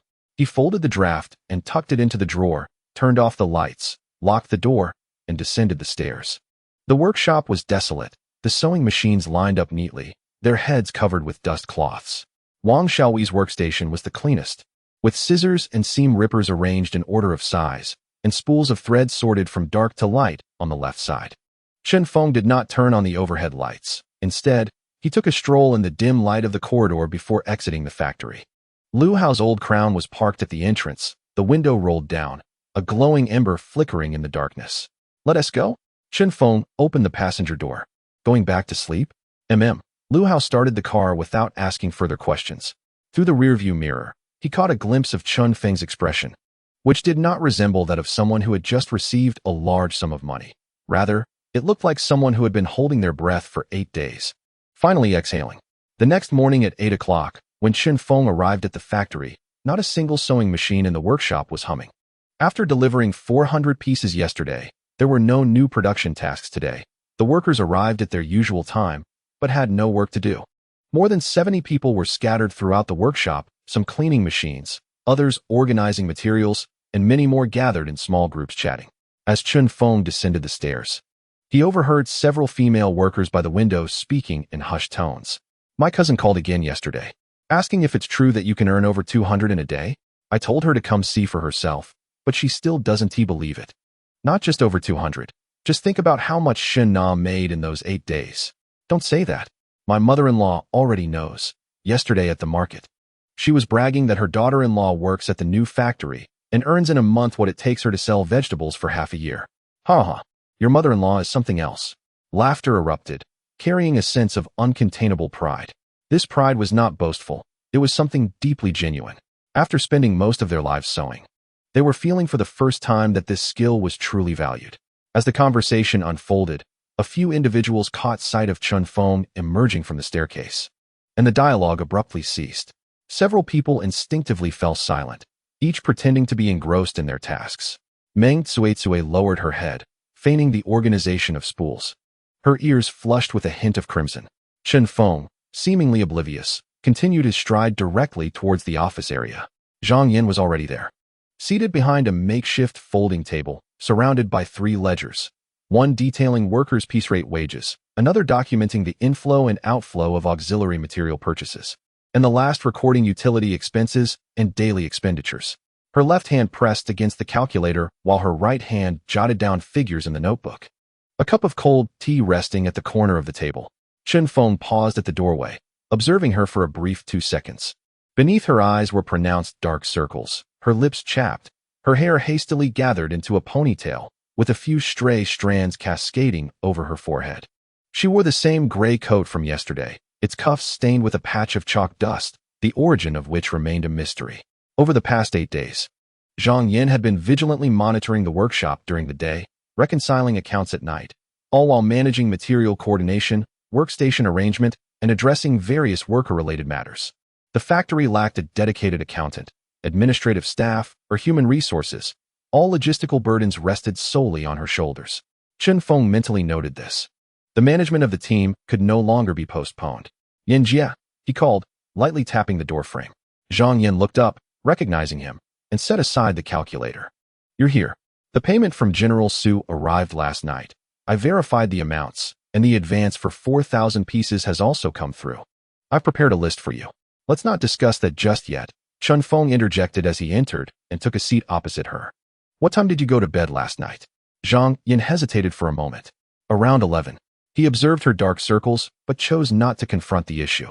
11 o'clock. Indeed, that was the time she turned off the lights. After reconciling the accounts and verifying the payment information from Su Hongmei, it was unlikely she could have fallen asleep before 1:30. He refrained from further comments and stood up. "Come on, let's go downstairs. I need to address everyone." Zhang Yin closed the ledger and followed him down the stairs. In the workshop, the workers noticed Chen Feng and Zhang Yin descending in succession from the staircase. Conversations halted. Machines were wiped, and even those lost in thought instinctively paused, their gazes converging upon the duo. There were no shouts or whistles. Over 70 individuals stood silently beside their respective stations, awaiting his words. This tacit understanding, cultivated over 8 days of hard work, signified that the boss's presence in the workshop must herald important news. Chen Feng positioned himself in the center of the workshop, scanning the faces of all present. Meng Cuizue stood in the third row, clutching a cloth used for machine cleaning. Feng Yumei and Shun Na stood side by side, the latter's fingers adorned with 2 band-aids, a testament to the rigorous sewing. Wang Xiaowei occupied the innermost position, instinctively lowering her head while keeping her ears perked up.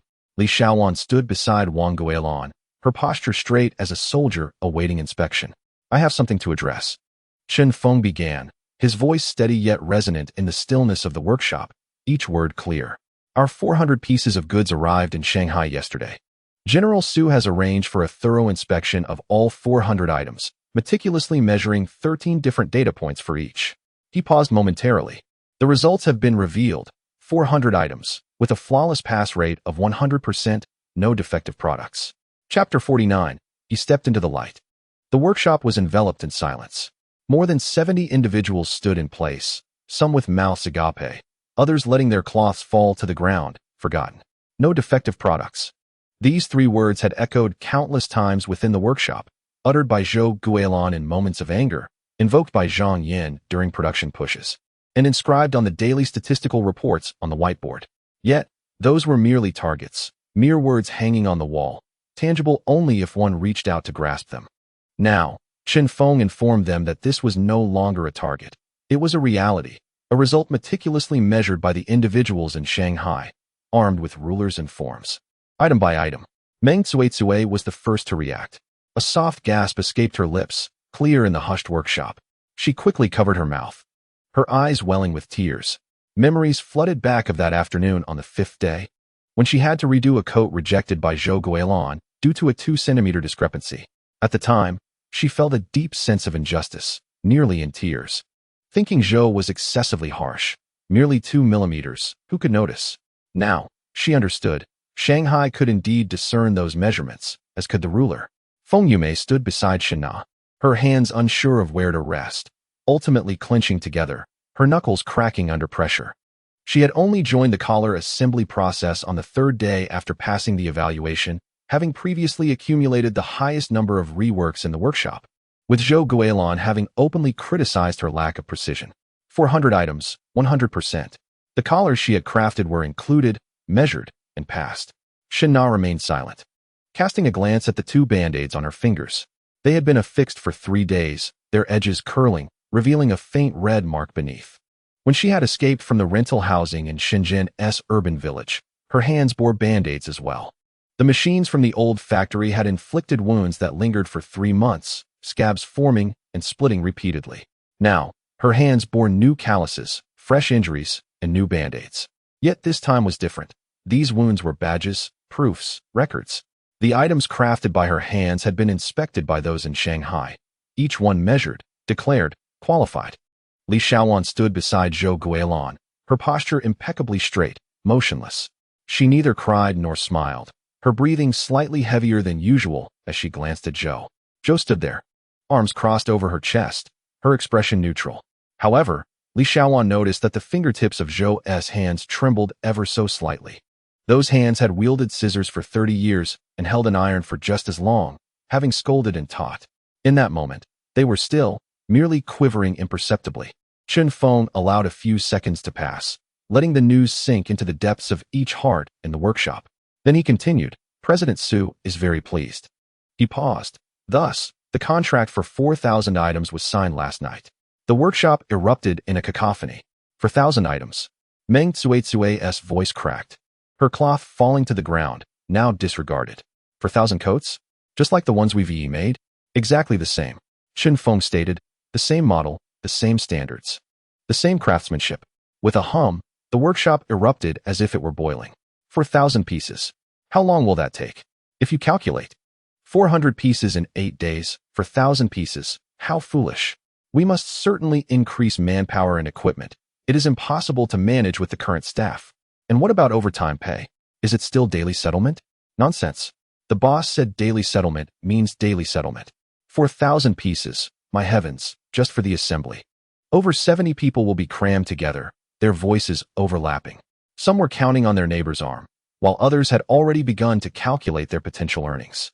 Wang Xiaowei stood in the innermost position, refraining from joining the discussion. Yet her lips moved silently, as if she were calculating something. She was quick with her calculations. 4,000 pieces, at her assembly speed, with the unit price for each piece. She finished, brushing her fingers against the seam of her pants. That figure was sufficient to recover all the debts owed to her by her previous employer. Moreover, the surplus would be enough to buy her daughter a year's supply of formula. Chen Feng raised his hand, and the noise in the workshop diminished as if it had been turned down.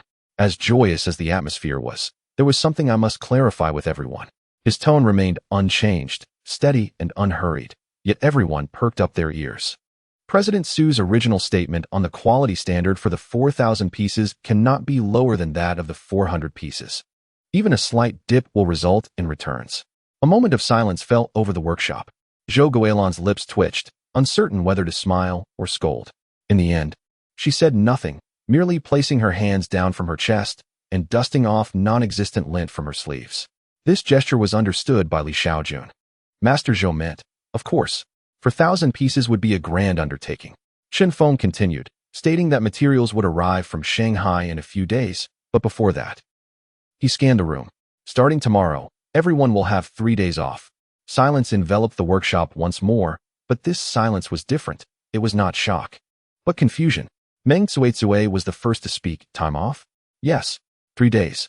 Tomorrow, the day after tomorrow, and the day after that, a total of 3 days. After 3 days, return to work and commence production. He paused. Paid leave.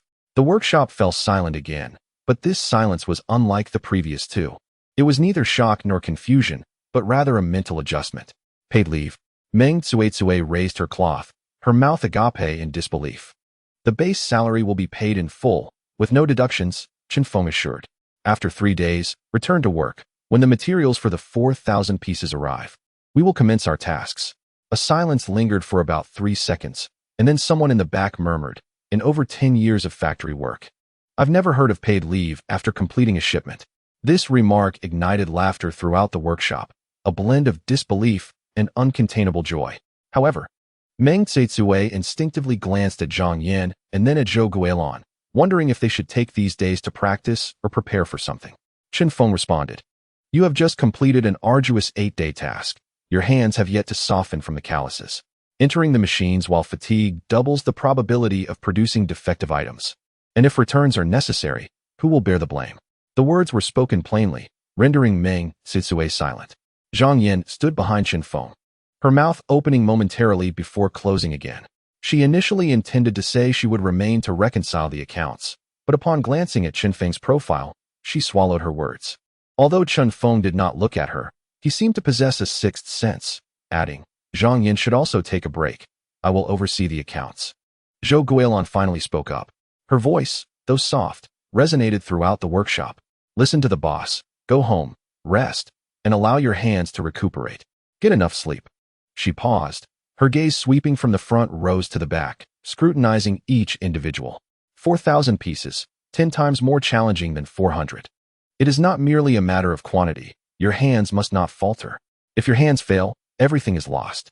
Such words, uttered by anyone else, might seem courteous, but when spoken by Master Zhou, every syllable carried weight. They all understood that the most precious possession in her life was her hands. No one in the workshop dared to voice dissent. The workers began to disperse in small groups, their chatter growing louder than when they had arrived. Some were on calls, others sending voice messages, but Meng Tsuetsue's voice rang out the loudest. "Mom, stop urging me. The factory is giving a 3-day break. I'll return tomorrow. 4,000 pieces. 4,000 pieces." As Shinna reached the doorway, she glanced back at the workshop.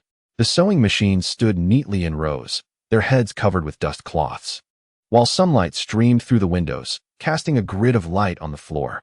In 3 days, these machines would roar to life again, and she would be seated at her station, working on one of those 4,000 pieces. She looked down at her hands. The edges of the Band-Aid were peeling, and the skin beneath still ached. Yet, she did not remove it. She turned away and followed the crowd outside. The workshop gradually emptied. Chen Feng remained rooted in place, waiting for the last worker's silhouette to vanish through the factory door. Zhang Yan approached him, lowering her voice. "You want me to take 3 days off? But who will oversee the material coordination? I'm not entirely at ease with the fabric list from Mr. Su. I'm aware of the situation. Just you? Lu Hao will assist me. That should suffice. You take it easy for the next couple of days. There will be plenty for you to attend to thereafter." Zhang Yan studied him for 2 seconds before ceasing her objections. She understood this young boss too well, stubborn yet tinged with idealism. She said nothing more and turned to leave. Chen Feng stood alone in the workshop, listening to Zhang Yan's footsteps fade away, ultimately drowned out by the wind outside. He cast a glance at his hands. No calluses, no band-aids. His hands did not touch sewing machines, scissors, or irons. Yet, these hands had signed contracts, calculated production schedules, dispersed wages, and sustained the livelihood of over 70 people for 8 days. He slipped his hands into his pockets and walked toward the door. The September sunlight bathed the cement floor outside the factory, rendering it pale. In the distance, Meng Tsuetsue's laughter echoed as she conversed on the phone. 4,000 pieces. He took a deep breath and stepped into the light. Chapter 50. Dispersing salaries at 2 in the afternoon, the workshop was empty, save for the sewing machines cloaked in dust covers. Chen Feng returned to the factory. He walked around the workshop, ensuring that several machine heads that had not been properly covered were secured. He casually picked up a severed wire piece from the ground, grasping it in his hand as he made his way to the office. The office remained the same temporary partition, furnished with a folding table and 2 plastic chairs, while 3 unopened boxes of A4 paper were stacked in the corner. On Zhang Yan's desk, a half-foot-high stack of documents was piled. The corner of the top piece, a summary sheet, curled and held in place by a rusted paperclip. He dialed Lu Hao's number. "Busy?" came Lu Hao's voice. "I just dropped Meng Tsuetsue and the others off in town, and am heading back." The wind howled on Lu Hao's end. "What's up, Brother Feng? More work?" "Jot down a few things," Chen Feng said, pulling out a pen from the drawer and writing on a sticky note. "Hold on. Let me find a spot to pull over." "Go ahead. First, we need to hire staff. 1 accountant and 1 cashier. Both with professional qualifications. None of those who simply keep records. 1 administrative person who can handle miscellaneous business and social security matters, and at least 2 workshop managers, preferably with experience in garment factories, and 1 meticulous warehouse manager. Brother Feng, there are only a handful of accountants with qualifications in Qingze County. We can count them on 1 hand, Lu Hao replied. I'll ask each one. The salary is set at 4,500, with 5 insurances and 1 fund, which is slightly above the local market rate. There will be someone willing to come. On the other end, Lu Hao paused, the sound of the pen on paper ceasing momentarily. 4,500? The accountants at the County Finance Bureau only earn 3,800. I'll check. Secondly, we need to find a construction team. In the empty area west of the factory, we need to partition it into 4 rooms, 2 offices, 1 meeting room, and 1 warehouse. It doesn't have to be overly elaborate. Drywall partitions will suffice, but the electrical wiring must be redone, and the lighting needs to be sufficient, all within 3 days. 3 days? Brother Feng, are you redecorating or going to war? The materials will arrive in a few days, and I need the warehouse ready to receive them. There was a brief silence on the phone before Lu Hao's tone shifted, his usual chatter subdued. Understood. I'll go look for old Zhao's crew. He has about 10 people who work efficiently. Go ahead. After hanging up, Chen Feng gathered the items on the folding table to one side, clearing a space on the surface. The workshop was empty, and the factory was tranquil enough to hear the cicadas outside. The September sun streamed through the west-facing window, casting a long, slanted beam of light on the desk. His gaze fell upon 3 open account books before him. Zhang Yan's handwriting was exceptionally neat. Each worker's name, ID number, process, piece count, and date were meticulously inscribed in blue ink. In the footer, she had annotated with red pen, Meng Tsuitsue, D3 supplementary pieces 2, deducted, Feng Yume, D3D4 rework, Shen Na, D1 starting sequence, piece price as per grade A. Chen Feng flipped through the pages, entering each individual S data into an Excel spreadsheet on the computer. He worked slowly, not because he couldn't calculate quickly, but because he was intent on avoiding errors. To him, this money was merely a figure on a spreadsheet, but for them, it represented rent, baby formula, children's tuition, and the dignity of returning home during the new year. After an hour and a half, the payroll was complete. Chen Feng leaned back in his chair, staring at the summary data on the screen. 74 individuals, 8 days. Piecework wages totaled 97,200 yuan, averaging 1,305 yuan per individual over the span of 8 days. He scrolled down to examine the individual data. Wang Xiaowei, in the lead sewing process, completed 131 pieces, totaling 5,816 yuan. Shen Na, also in the lead sewing process, completed 119 pieces for a total of 4,284 yuan. Li Xiaojun, in the pulling process, completed 127 pieces, amounting to 4,572 yuan. Meng Tsuitsue, in the stitching process, completed 108 pieces, totaling 4,024 yuan. Feng Yume, in the lead sewing process, starting from D5, completed 61 pieces for a total of 2,440 yuan. Most astonishing was Zhou Guilan, who earned 24,920 yuan in just 8 days. In 2019, the monthly salary of an average white-collar worker in Shanghai was approximately 7,000 to 8,000 yuan before tax. And after deducting social insurance and housing fund, the take-home pay was just over 6,000. The amounts these individuals received in 8 days approached or even surpassed the monthly net salary of white-collar workers in first-tier cities. Yet, just a month prior, some of them earned less than 1,300 yuan a month, while others had been owed wages for half a year without even a receipt. Some had fled from urban villages in Shenzhen, returning home with only enough money for a train ticket. Chen Feng took a deep breath and meticulously checked the payroll for a second time. Each line and number was verified one by one. There were no errors. In fact, this payroll had not yet reached its due date. None of the 74 individuals had completed a full month. According to standard procedure, salaries were to be disbursed on the 10th of the following month. However, he was unwilling to wait. He wanted these workers to open their phones on the first day of the holiday and see the bank notification of their payment. He aimed for them to know that this factory owed nothing, not a single cent, and that what was promised was delivered without delay. He wanted them to hold their heads high on their way home, at the market, at the dinner table, and while speaking with their families. Chen Feng logged into the corporate online banking system and uploaded the payroll. The system prompted a review page displaying 74 records, with amounts shown line by line. He confirmed each detail from the first to the last. He inserted the USB security token and entered his password. The page transitioned to the final confirmation interface, where a blue button read, "Submit to bank." His finger hovered over the mouse for 2 seconds, not out of hesitation, but contemplating how the workers would react when these figures appeared on their phones. He clicked. The page spun for a few seconds before displaying a line of green text. Submission successful. Leaning back in his chair, he rubbed his face with both hands, feeling the coolness in his palms. It was done. 97,200 had been dispatched. He glanced at the system panel. The account balance had decreased, but that figure simply transformed from one substantial amount to another still considerable sum. He closed the online banking page, removed the USB security token, and locked it away in the drawer.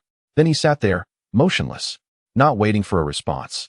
He knew that most of these female workers would not message him. They neither dared nor were accustomed to it. He merely sat on that plastic chair, listening to the faint cicadas outside the tin-roofed building, imagining the moment unfolding at that very instant. Chapter 51. Ultraman, Take 1. When Meng Suetsue's phone rang, she was crouching before a stall at the vegetable market, selecting potatoes. It was a September afternoon in Qingze County, and the sun was still fierce around 3 o'clock. The concrete ground radiated heat. The vegetable leaves drooped languidly on the plastic sheets, and flies buzzed around the meat stall. Her phone vibrated once. She paid it no mind and continued sifting through the potatoes. Today, the price was 2 yuan per jean, a dime more than the previous week.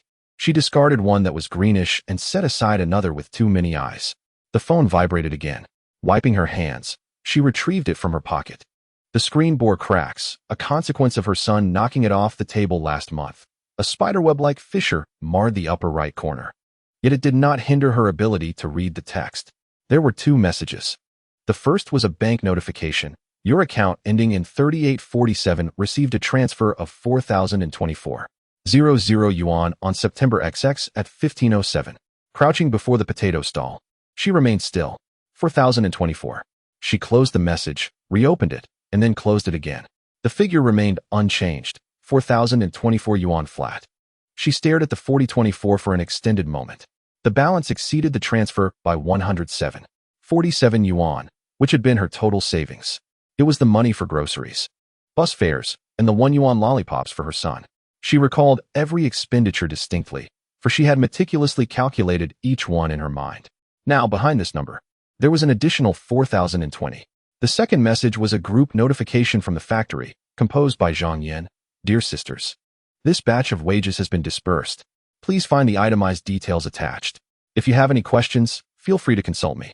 Enjoy your time off, and remember to soak your hands. Zhang Yan, the elder sister selling potatoes, leaned in. What's wrong? Are you just sitting there? Have you made your selections? I have, Suetsue replied, standing up as her knees protested from the crouch, causing her to stagger slightly. She picked up 3 potatoes, set one down, picked it up again, and then set it down. How many to take? 4. After a brief pause, she added a handful of garlic sprouts. Her budget for today was 5 yuan for 2 potatoes and 1 block of tofu, sufficient for 2 dishes. The garlic sprouts, priced at 2 yuan a handful, were beyond her initial plan. She hesitated for about half a second, but ultimately decided to take them. As she exited the market, she turned back and lingered for a moment in front of the meat stall. Pork shoulder was priced at 14 yuan per jean. The meat on the cutting board was divided into large chunks, the lean parts glistening faintly pink, and the fatty portions shining white. The last time she bought meat was in August, when her mother-in-law brought half a chicken from the countryside, and the family gathered together. They brewed a large pot of chicken soup.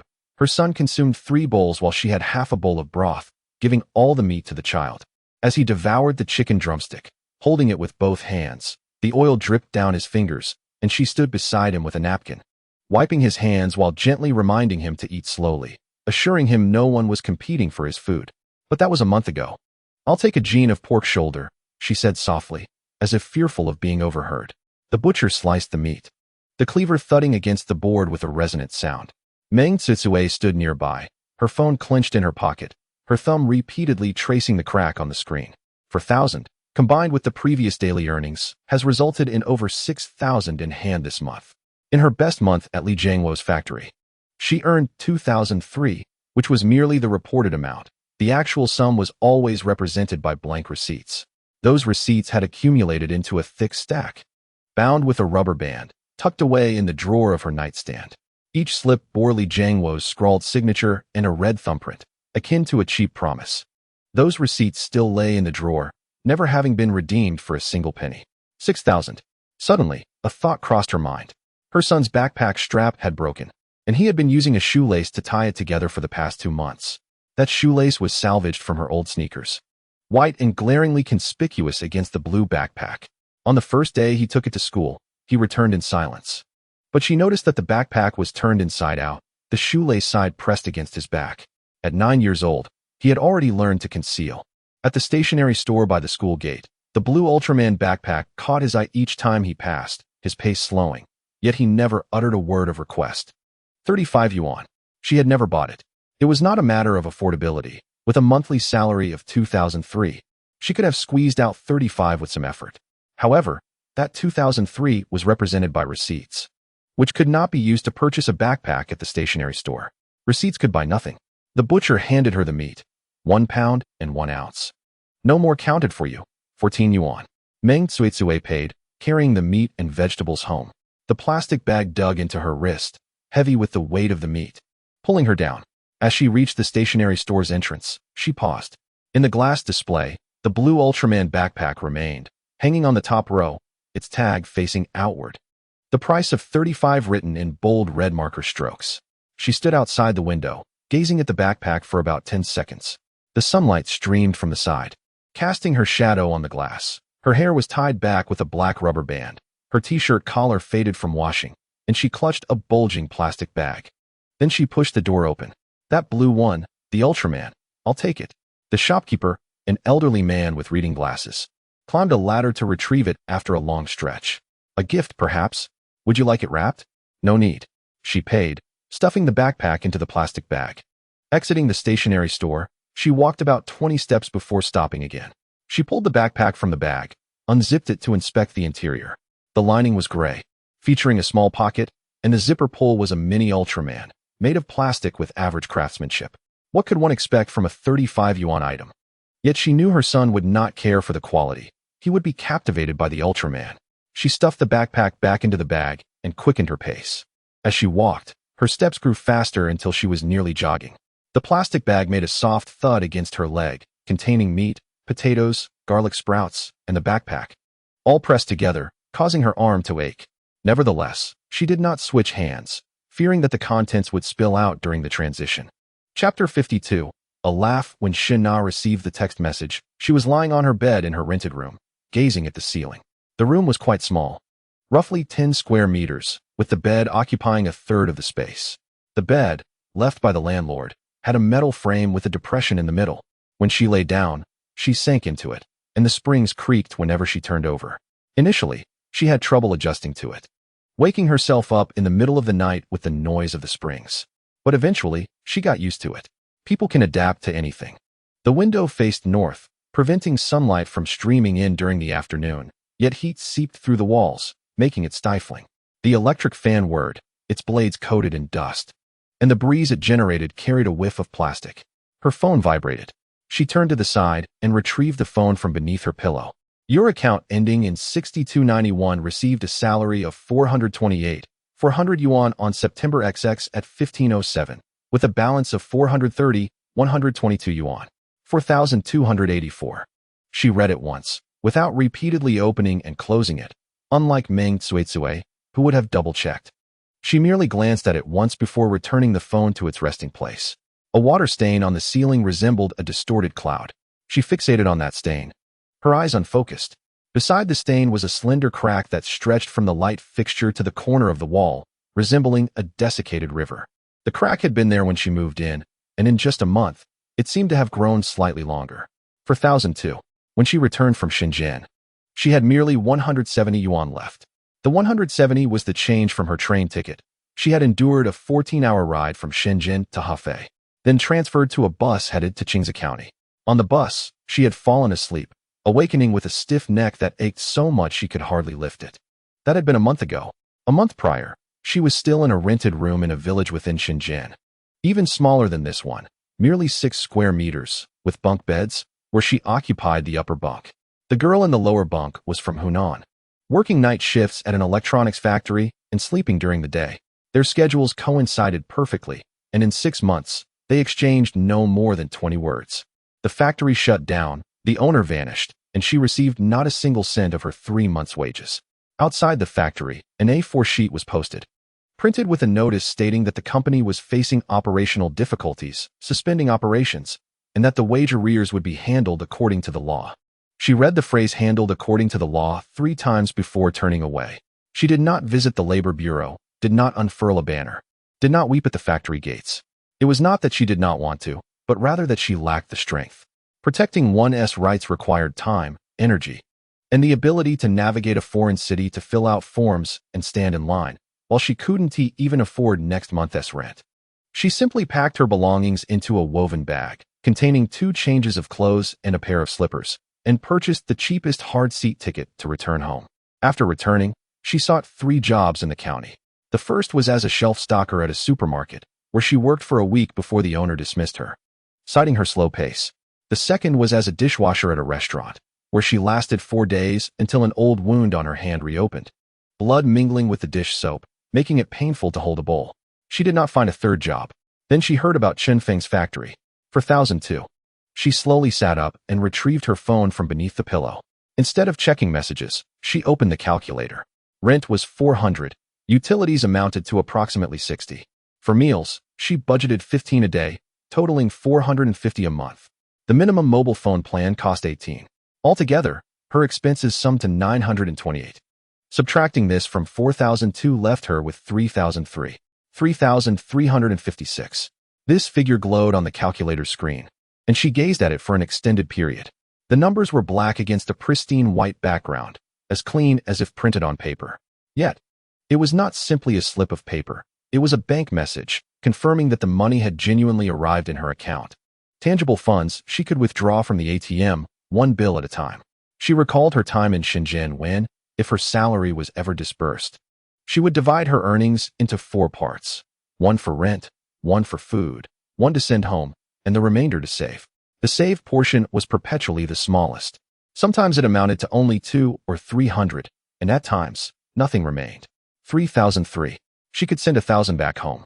Her mother's knees were in poor condition. Last winter, the pain had rendered her unable to get out of bed, and she had repeatedly mentioned a visit to the county hospital, yet had never gone.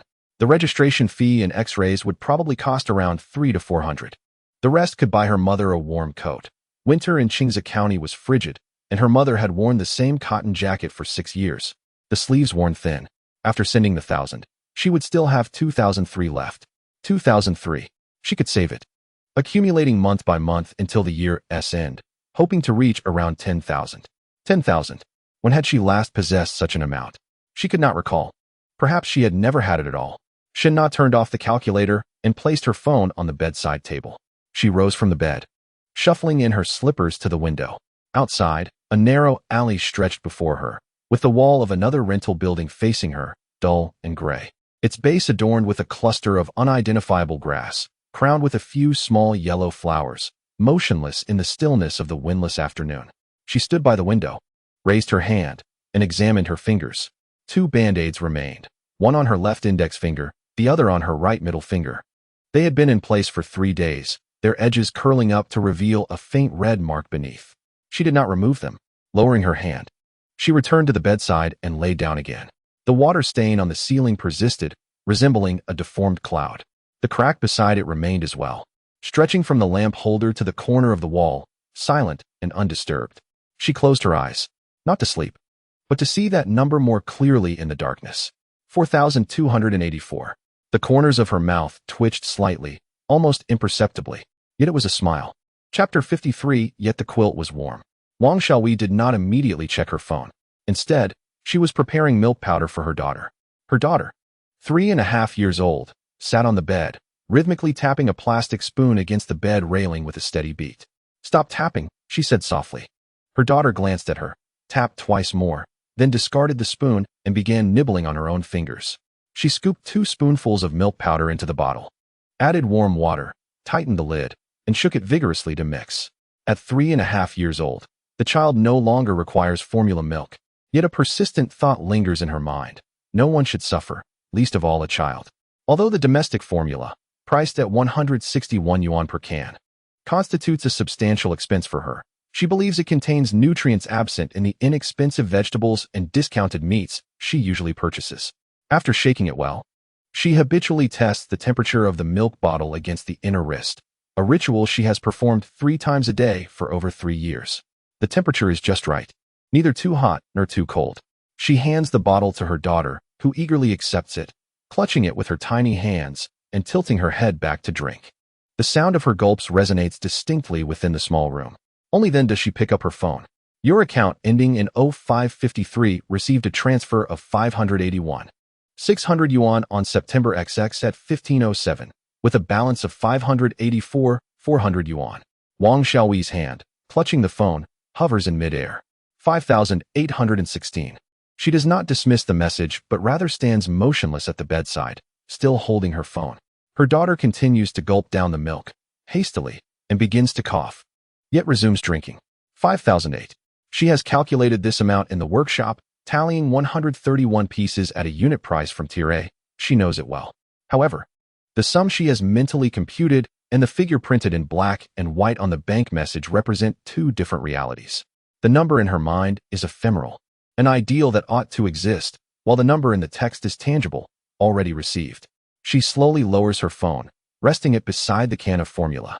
Then, she crouches down, not from weakness, but because standing with that number looming is overwhelming. Crouching, she curls into a small ball, diminishing the world around her, rendering the number less intimidating. 5,008. Li Jiangguo owes her a total of 6,006.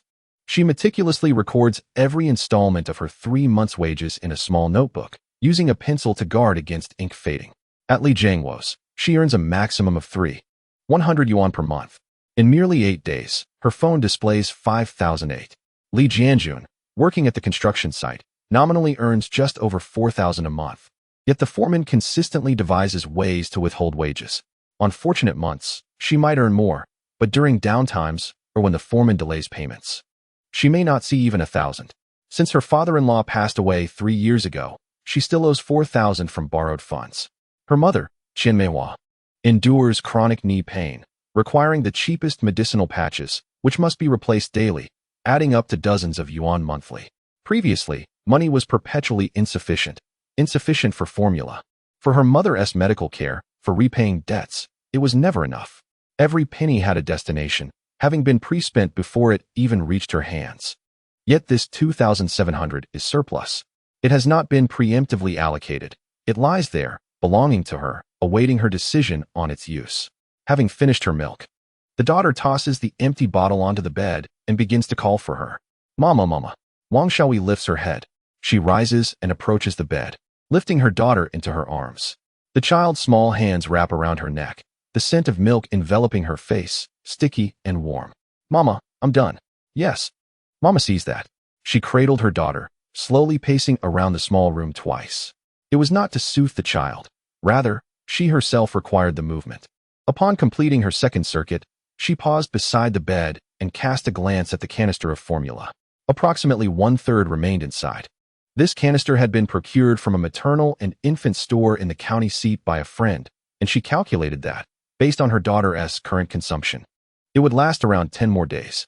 In the past, whenever the formula reached its end, a wave of anxiety would wash over her, not an acute, dramatic anxiety, but a dull, persistent worry akin to a toothache.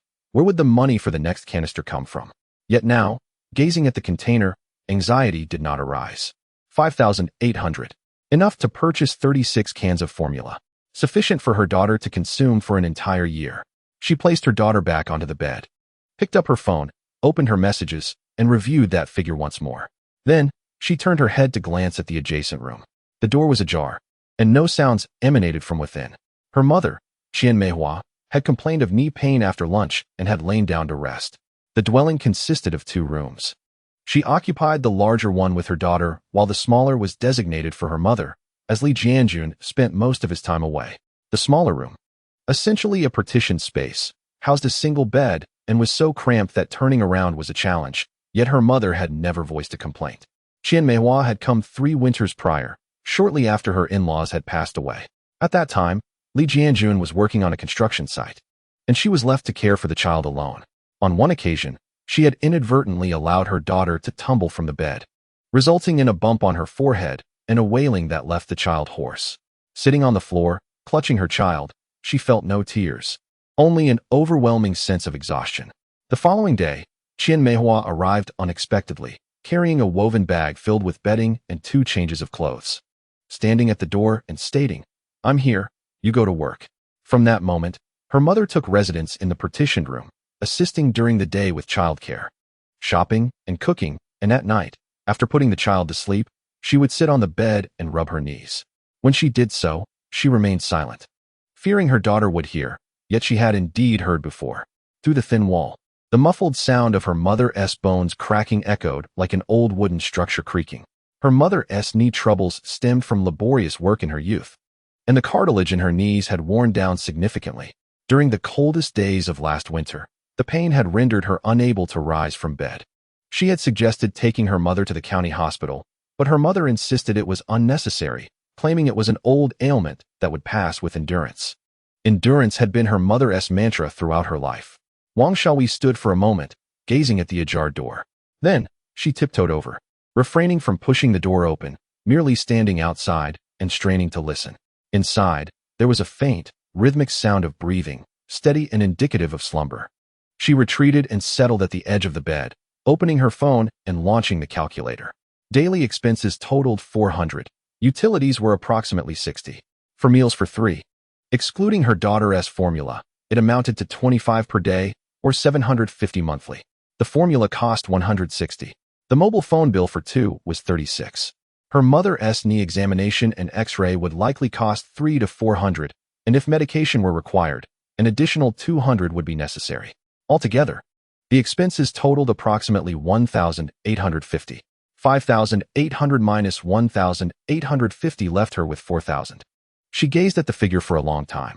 For 1,000 yuan, a sum she could save.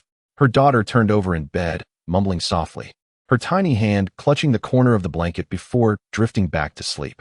Wang Xiaoyi turned off the calculator and placed her phone beside the pillow. She did not lie down. Instead, she sat on the edge of the bed, observing her daughter's face. The cherubic visage of her 3.5-year-old, round and plump, still bore traces of milk at the corners of her mouth.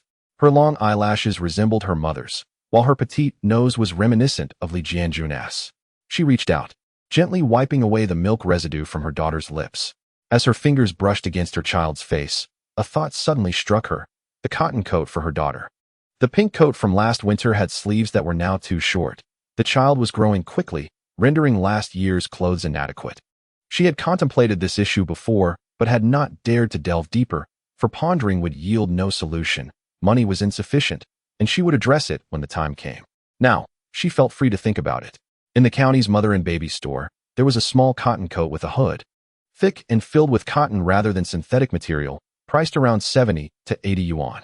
A pair of cotton pants would cost 40 to 50, including a hat, gloves, and socks. It would total about 30 or 40. For less than 200 yuan, her daughter could comfortably endure the winter. She thought of her mother, who had worn her cotton coat for 4 years. The cuffs had become shiny from wear, and the zipper was somewhat dysfunctional, requiring wax to ease its movement. Last year, she had offered to buy her mother a new one, but her mother insisted it was still wearable and not to waste. Still usable. Her mother had always managed to make do, enduring and preserving throughout her life. Wang Xiaoyi sat on the edge of the bed, watching her sleeping daughter and listening to the rhythmic sound of her mother's breath from the adjacent room. The space was small, 2 rooms totaling 40 square meters. The walls were painted a dull white, with several patches peeling. The window did not close tightly, allowing winter winds to seep in. Last year, she had used clear tape to seal the gaps, which had worked for a while, but eventually the tape aged and the drafts returned. Yet, at this moment, the afternoon sunlight streamed through the window, casting warmth upon the foot of the bed and her daughter's tiny feet. She lowered her gaze to her hands, adorned with 2 band-aids, one on her left index finger and the other on her right middle finger. Her nails were cut short, and the skin between her thumb and index finger bore a callus, formed from operating the sewing machine. These hands had stitched for 8 days in the workshop, completing 131 coats, each passing inspection without a single defect. These hands, after 8 days, were worth 5,800. She lowered her hands, stood up, and quietly approached the door of the adjacent room. This time, she pushed the door open.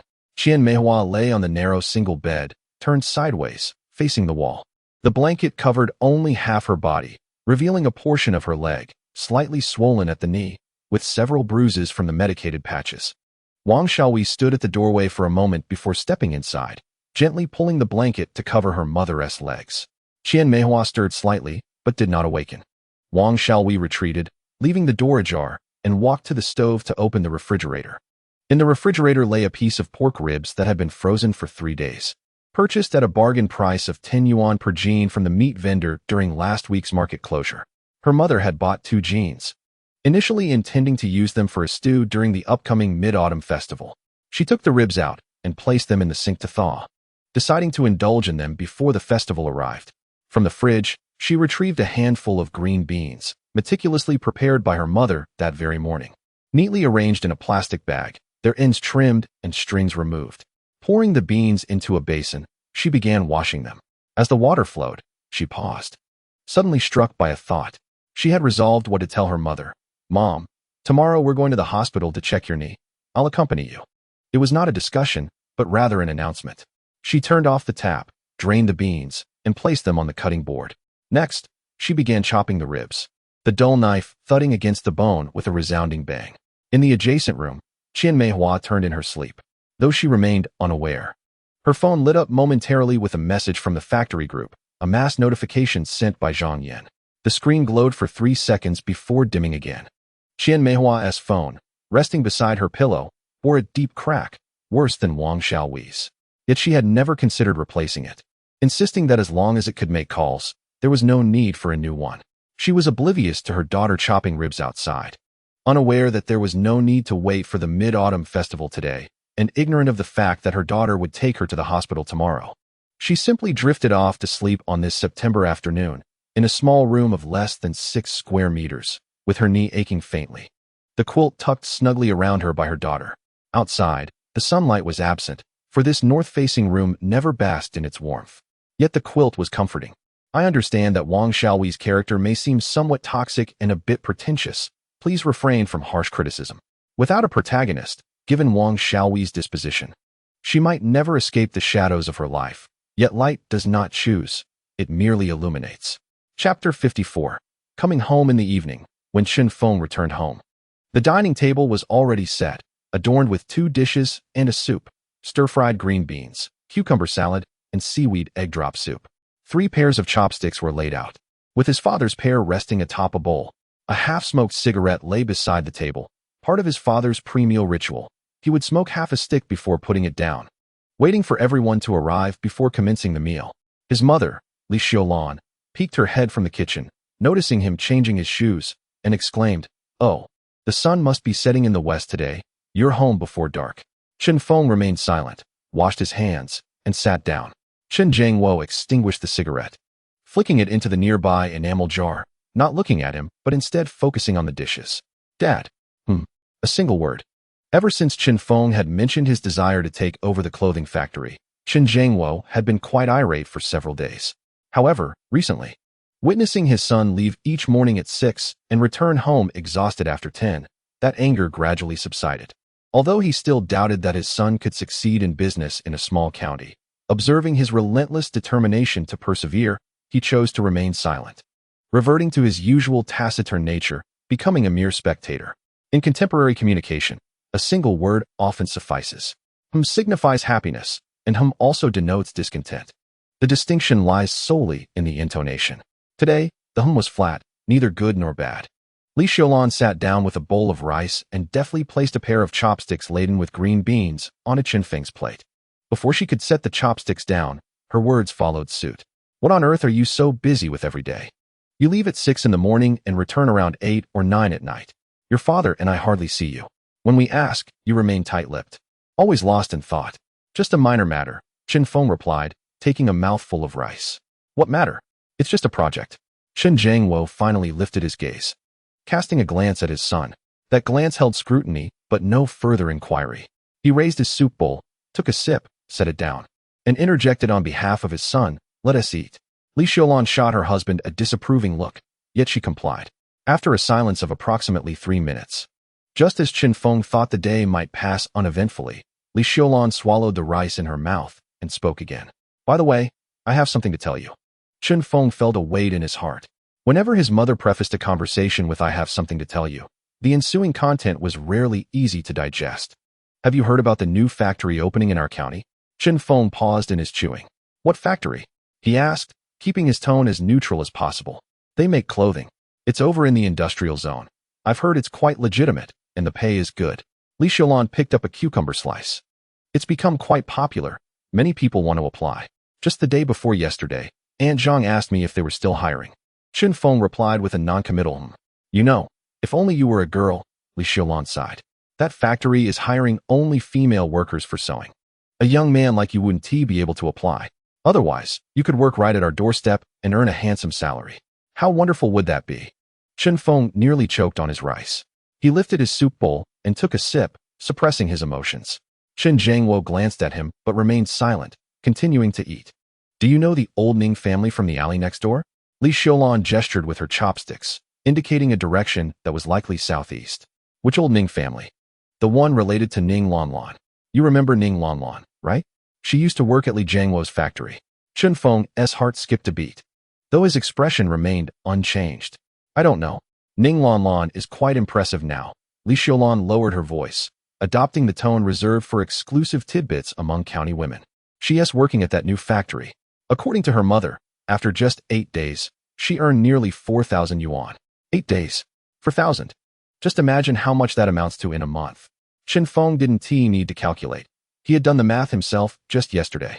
Let me tell you, Ning Lanlan wouldn't have earned that much in 2 months at Li Jiangguo's place. Li Xiaolan became increasingly animated.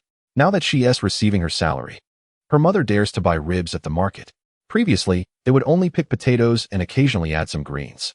Just yesterday, I ran into her at the meat stall. She bought 1.5 pounds of pork belly without batting an eye. Chen Feng focused on his rice, remaining silent. Li Xiaolan picked up another pair of green beans, hesitated as if recalling something, then set her chopsticks down and looked at Chen Feng. By the way, Xiao Feng, there is something I hadn't intended to mention to you. Here it comes. Chen Feng raised his head. Before Ning Lanlan began working at that factory, I encountered her mother at the market, and we exchanged a few words. Li Xiaolan's expression bore a subtle nuance, imbued with an undertone of I mean well. But you might not appreciate this. Her daughter is reasonably attractive, just 2 years younger, and possesses a certain honesty. The implication from her mother was clear. She hoped for the 2 children to meet and discern if there was any spark. Chen Feng, chewing on a green bean, slowed his pace slightly. I thought it might be a good idea, given that we lived in the same county and were somewhat familiar with one another. So I suggested we could arrange a meeting when she had some free time. And then what? Chen Feng inquired. Li Xiaolan fell silent for a couple of seconds. Then she got her salary, she finally replied. The faucet in the kitchen dripped rhythmically, the sound punctuating the quiet. Today, I ran into her mother at the alley's entrance, and I took the initiative to bring up the topic. Li Xiaolan poked at her rice with her chopsticks, avoiding eye contact with her son. She chuckled lightly, saying that Lanlan had been busy lately due to tight deadlines at the factory. Then she diverted the conversation, extolling the prowess of her factory's owner, the management's rigor, and the punctuality of salary disbursements.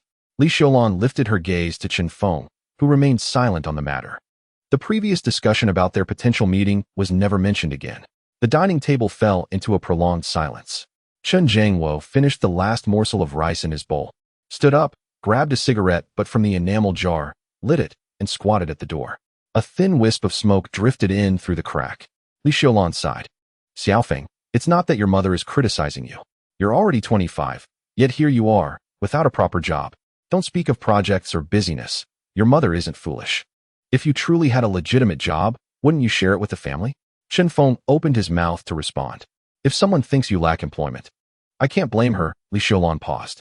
If it were my daughter, earning 4,000 to 5,000 a month, I wouldn't be keen on her marrying someone who wanders aimlessly without a clear purpose.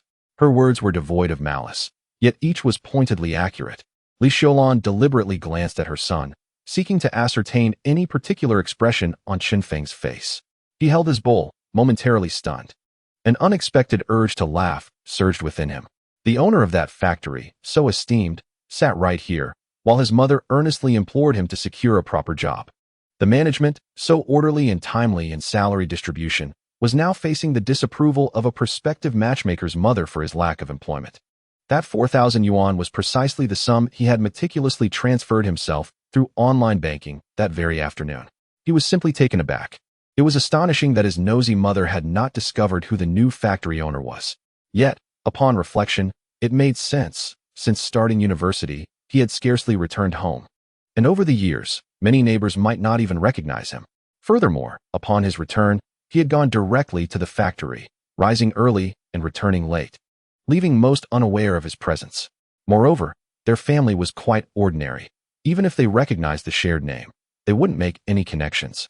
Since his parents remained oblivious, he decided to endure for the time being. After all, the factory was still in its infancy, not yet firmly established.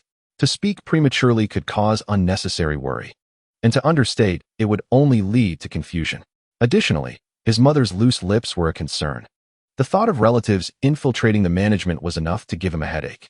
After completing the delivery of the 4000 orders and establishing the management framework, it will not be too late to be frank with my parents. I understand, mother.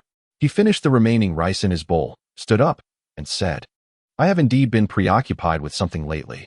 Once I am done, I will inform you. Again, it was about waiting until he was finished.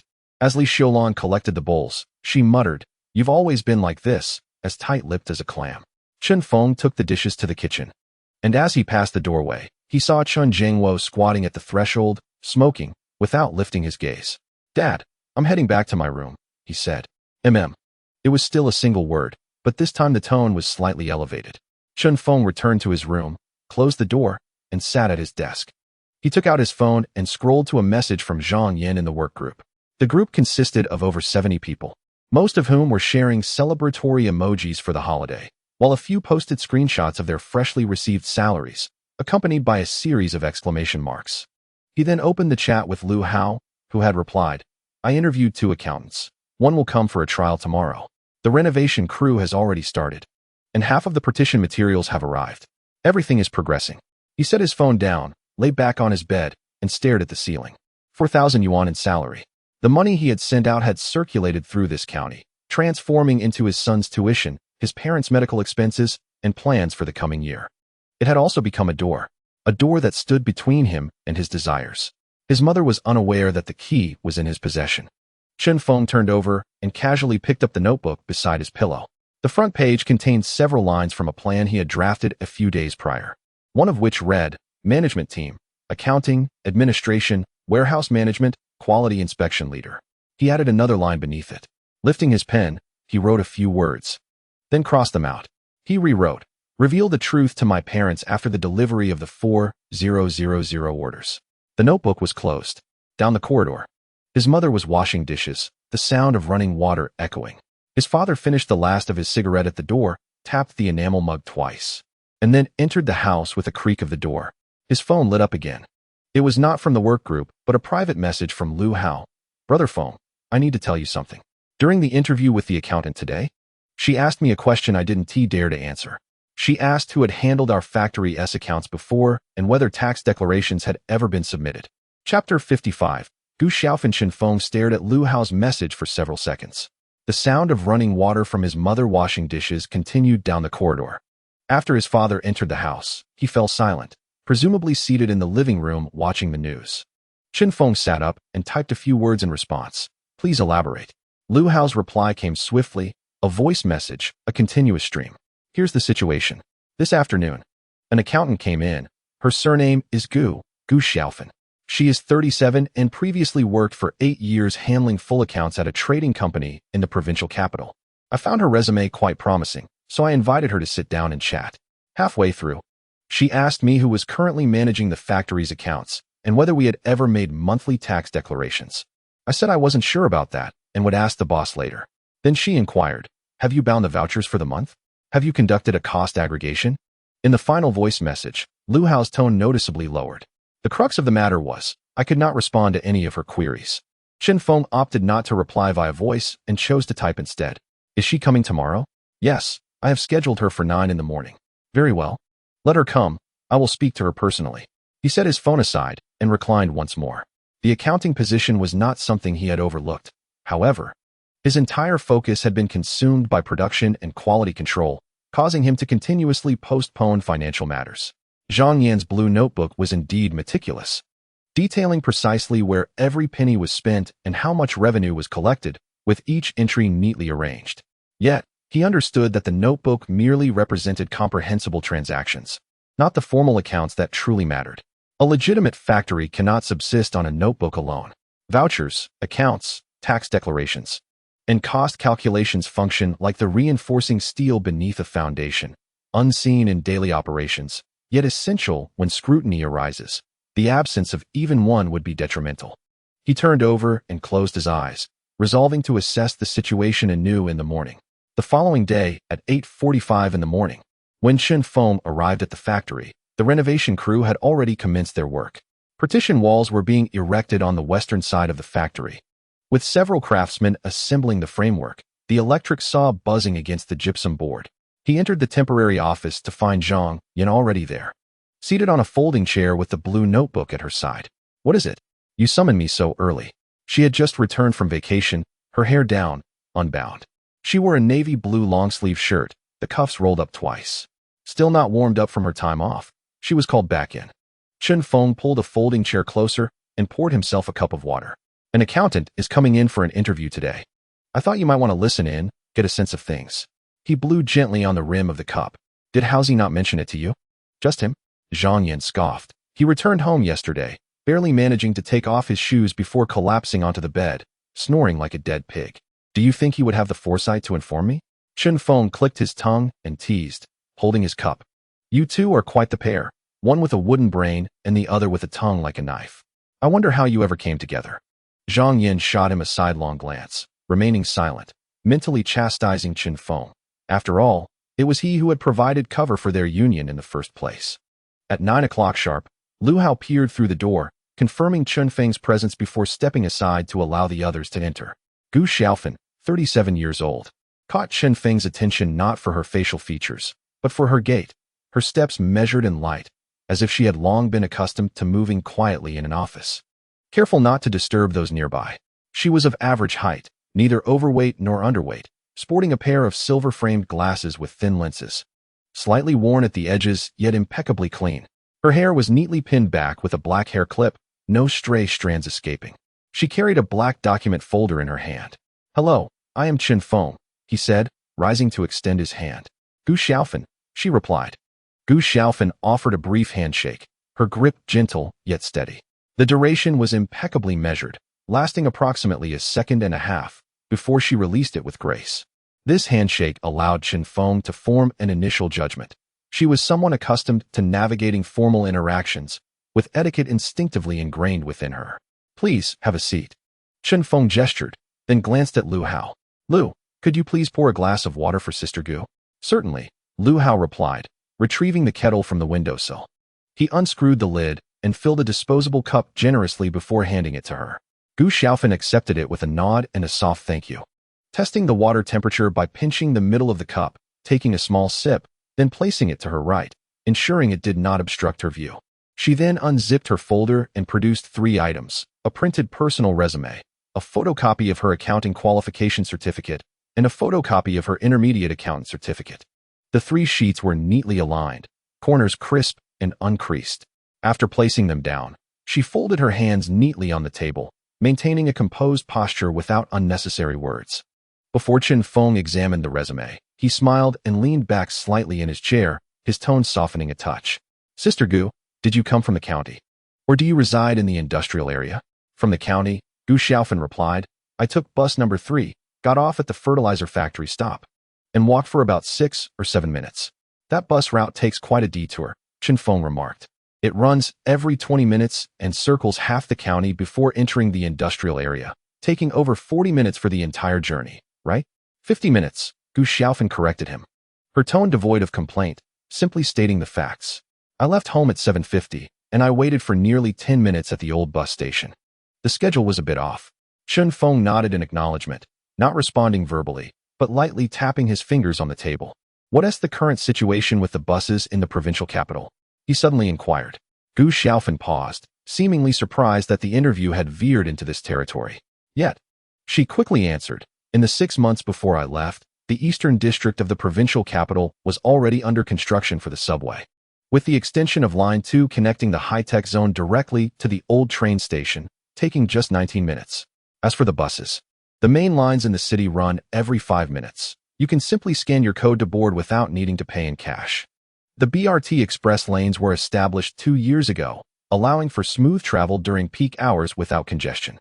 She paused here, seemingly realizing she had shared too much, her tone retracting slightly. "Of course, that's the provincial capital. The scale is different." Chen Feng did not interject. He simply held his cup, gently blowing on the steam rising from the surface of the water.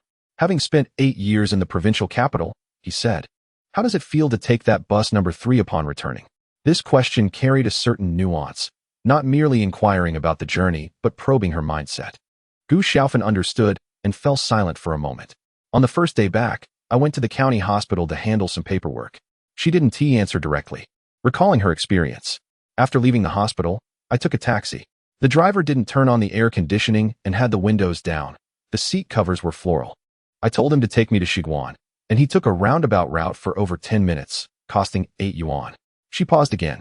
In the provincial capital, my apartment complex was right above a subway station. A community hospital is located 300 meters to the left upon exiting. Registration and payment are entirely automated through self-service machines, and blood test results are available within half an hour, accessible via mobile devices. Beneath the company building, 3 convenience stores offer coffee at 10 yuan a cup, and a breakfast vendor sets up promptly at 7, uninterrupted throughout the year. On the evening of my return, I visited the largest supermarket in the county, situated at the entrance of the pedestrian street in a 3-story building. She paused momentarily. It was 8:30 in the evening, and the store had closed. Zhang Yan murmured softly beside me, remarking that the supermarket had always closed at 8:30 for several years now, extending to 9 at most during the summer. What about the provincial capital? Lu Hao inquired, unable to restrain his curiosity. He crouched by the door, having forgotten his phone in the moment. In my residential area, the convenience store operates 24 hours. The supermarket closes at 10, but a nearby Hema allows for online orders to be delivered within half an hour. If hunger strikes at night, one can order takeout until the latest of 2 in the morning. Gu Xiaofan spoke with a calm demeanor, not extolling the virtues of the provincial capital, but rather indicating that the living amenities there have progressed to an entirely different phase. She refrained from using the terms advanced or backward. Yet, every individual present comprehended the unspoken implications. The office fell silent for a few seconds. Outside, the sound of electric drills ceased, replaced by the clattering of a worker pouring cement from a bucket. Then why did you come back? Chen Feng asked, his question direct. In a typical interview setting, such a query would rarely be posed. While inquiring about the reason for leaving a position is commonplace, asking why one returned implies an entire choice. A person who had lived in the provincial capital for 8 years relinquished the conveniences of subways, 24-hour convenience stores, and community hospitals with half-hour report turnarounds, to return to a county where the supermarket closes at 8:30 and bus rides take 50 minutes. This decision must surely be underpinned by a significant reason. Gu Xiaofan's fingers twitched slightly, her clasped hands tightening a fraction. There are some matters at home, she replied, succinctly. Only 5 words escaped her lips. Her tone remained even. Yet the quality of her calm transformed from the previous discussions about buses and supermarkets, where the calm felt detached and objective, akin to reciting a data report, to one that was subdued and restrained. Chen Feng noticed the shift. He refrained from probing further, understanding. A slight nod sufficed as he averted his gaze from Gu Xiaofan's face, which lingered for less than a second, and naturally shifted his attention to the resume laid out on the table. Chapter 56. Issues with the accounts. The resume was impeccably neat, devoid of ornate formatting or embellishments such as proficient in or skilled at. It consisted solely of a chronological timeline and factual information from 2013 to 2019. Served as the chief accountant in the finance department of Mingyuan Trading Company, Limited, Provincial Capital, managing comprehensive accounts for a general taxpayer, responsible for general ledgers, detailed accounts, and the preparation of account balance statements. Monthly tax declarations and annual reconciliations were also part of the duties, alongside liaising with banks, tax authorities, and auditing firms each month.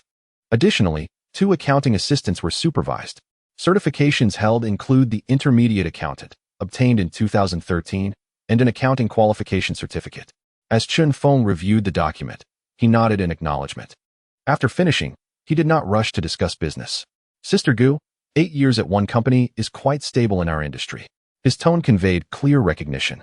I am aware of Mingyuan Trading, a notable player in foreign trade construction materials based in the provincial capital. Gu Xiaofan was slightly taken aback. She hadn't anticipated that a young man from a county factory would know of Mingyuan Trading.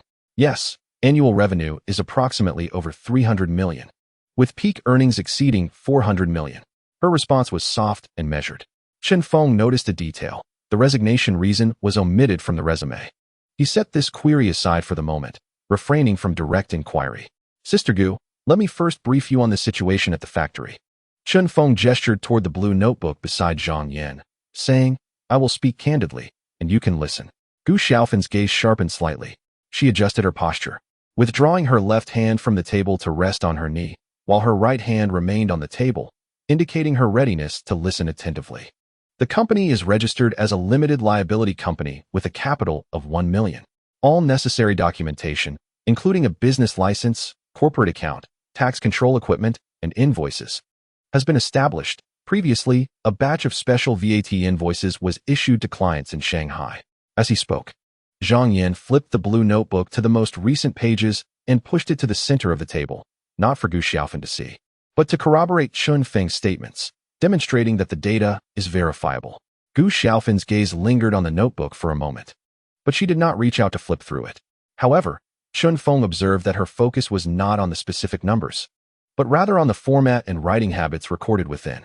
A professional accountant, when examining another's accounts, first looks at the adherence to regulations rather than merely verifying the accuracy of the figures. Chen Feng paused, not in search of words, but weighing whether to reveal his weakest point. Ultimately, he chose to be transparent. However, the accounts have always been maintained by our factory ourselves. Gu Xiaofan reached for the notebook and began to flip through it rapidly. She did not seem to be reading the content. Rather, she merely glanced at each page's numbers before turning to the next. She was assessing the structure, whether the entries followed a logical format, if they were organized by date or category, and whether the inflow and outflow of numbers were properly annotated. When she reached a certain page in the middle, her finger paused for about 2 seconds, her gaze lingering on a particular line before she continued flipping through. The entire process took less than a minute. After finishing, she closed the notebook and placed it back on the table, aligning it exactly as it had been before, with the cover facing up and the spine to the left. This action seemed less deliberate and more a matter of professional habit, returning borrowed items to their original state without altering them. "Mr. Chen, I have a few questions," she said, looking at Chen Feng. "Please do not take offense. Go ahead." First, Gu Xiaofan spoke at a measured pace, enunciating each word clearly. "Your cash flow records are very well maintained. Each transaction is dated, includes an amount, and contains notes. The figures align, indicating that they have been diligently recorded." Zhang Yan's hand moved slightly beside the notebook, akin to receiving praise, yet also waiting for an impending but. "However, you failed to categorize according to accounting subjects." She tapped her fingernail on the cover of the notebook without flipping it open. "For instance, when you disburse wages to workers, it is termed payable employee compensation in accounting. Purchasing fabric is classified as raw materials. Utilities are categorized under manufacturing expenses. Acquiring equipment falls under fixed assets. These items possess entirely distinct natures and must be recorded separately on financial statements." Her hand drew a horizontal line across the table, as if sketching an invisible chart. "Yet, in this notebook, whether it pertains to wages, fabric, or utilities, everything is lumped together under the single-term expenditure. It is akin to visiting a hospital where registration fees, medication costs, and surgical expenses are all scribbled on a single slip of paper, merely totaling the amount. While a doctor may ascertain how much you spent, they cannot discern what ailments your funds were allocated to." Chen Feng murmured in acknowledgement. Should the tax bureau conduct an audit, they would seek both the general ledger and the detailed accounts. There are specific accounts, with debits and credits, amounts, and formal voucher numbers. She adjusted her glasses, indicating this notebook was inadequate. Zhang Yan's expression darkened slightly, not in offense, but rather in the realization that she had indeed reached the limits of her capabilities. This expression lingered on her face for merely 2 or 3 seconds before being suppressed by a harder resolve, as if she clenched her fist in silence, forcing herself to remain composed. Secondly, Gu Xiaofan's gaze shifted from Zhang Yan to Chen Feng once more. "You have issued invoices, indicating that the tax control disk exists. And you have also made declarations. You have performed these fundamental actions." She paused momentarily. "However, the records of input invoices in this notebook are quite vague." She flipped to a later page, revealing records pertaining to the procurement of fabric. Chen Feng leaned in for a closer look. It read, "Auxiliary material purchase, supplier A, 10,000 yuan, paid." Here, you documented the amount and the supplier, yet failed to note whether the invoice was a special or regular one, the applicable tax rate, or the invoice number. None of this information is present. She closed the notebook. "When you purchase fabric, auxiliary materials, or equipment, did the suppliers provide you with a value-added tax special invoice?" Chen Feng pondered for a moment. The fabric supplier issued one. A few small workshops for the auxiliary materials did not provide invoices. Which ones? Were the quantities significant? one each for buttons and zippers. The quantities were not substantial, but each order had invoices. Gu Xiaofan nodded, refraining from criticism, merely stating the facts. Without input invoices, you cannot claim deductions. The calculation for value-added tax is the sales output minus the input. The tax you owe is the amount collected on the goods you sold, reduced by the tax invoices received for the raw materials purchased. She gestured a subtraction motion with her fingers. The fewer special invoices you receive, the less you can deduct, resulting in a higher tax burden. If this matter is not clarified, come year-end, you may discover that your tax burden is considerably higher than that of your peers. The excess funds paid are not indicative of greater earnings, but rather a consequence of insufficient invoicing. Chen Feng leaned back in his chair, his fingers unconsciously tapping on the table. He vaguely sensed this issue, yet no one had ever dissected it for him in such a meticulous manner. For instance, let us assume that this batch of 4,000 coats generates a total revenue of 1 million, inclusive of taxes, where the output tax amounts to 13, thus totaling 1,001, 131, 115. If the expenditure on fabrics and auxiliary materials reached 500,000, then the input tax, assuming there are transfer invoices, would be 575,000. Consequently, the actual tax payable would be 150,575. However, if the supplier provided not a single special invoice, the actual tax remitted would be merely 150,115, leading to a discrepancy of nearly 60,000. This 60,000 is not a consequence of Chen Feng's excessive profits, but rather stems from his failure to collect the necessary invoices, resulting in an unwarranted overpayment to the tax bureau. Particularly, as Chen Feng is currently incurring losses in order to attract personnel, if the income and expenditure cannot achieve equilibrium, the larger the factory grows, the greater the losses will become. Presently, with over 70 employees, he can still afford to sustain these losses. But what if there were 1,000, 10,000, or even 100,000 individuals?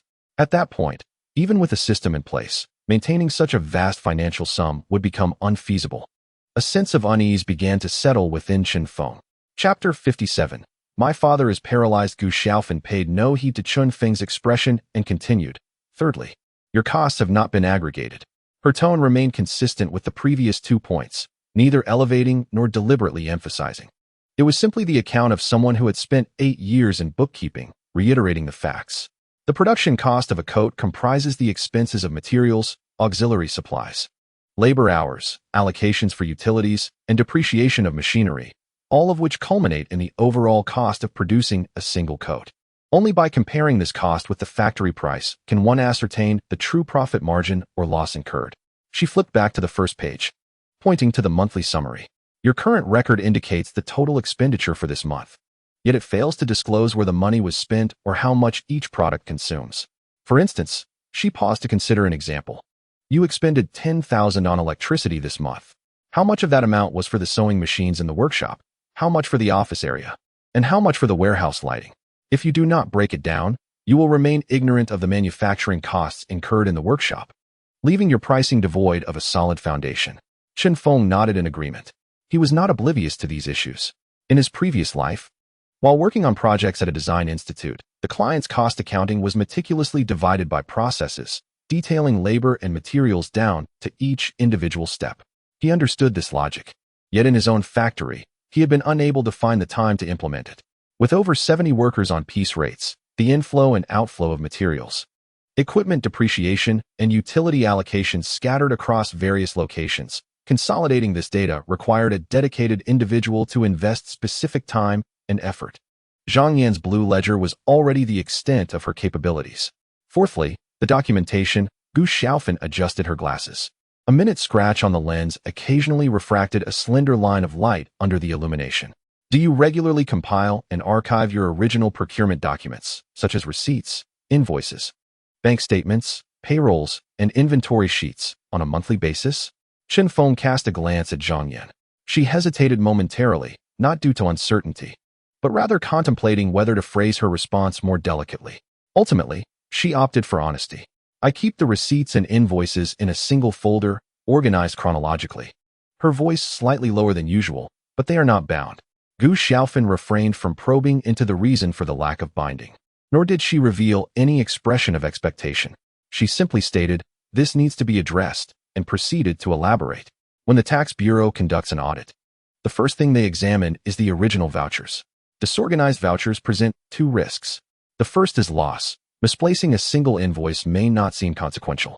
Yet if it is a significant input invoice, the tax deductions you could claim vanish without a trace, leaving you unable to clarify. The second risk is disarray. Over time, it becomes challenging to reconcile. A procurement invoice from March could find itself mixed into June's folder, making it arduous for you to locate, let alone for the auditors. As she concluded this remark, she gently tapped her fingers on the table, as if punctuating her statement.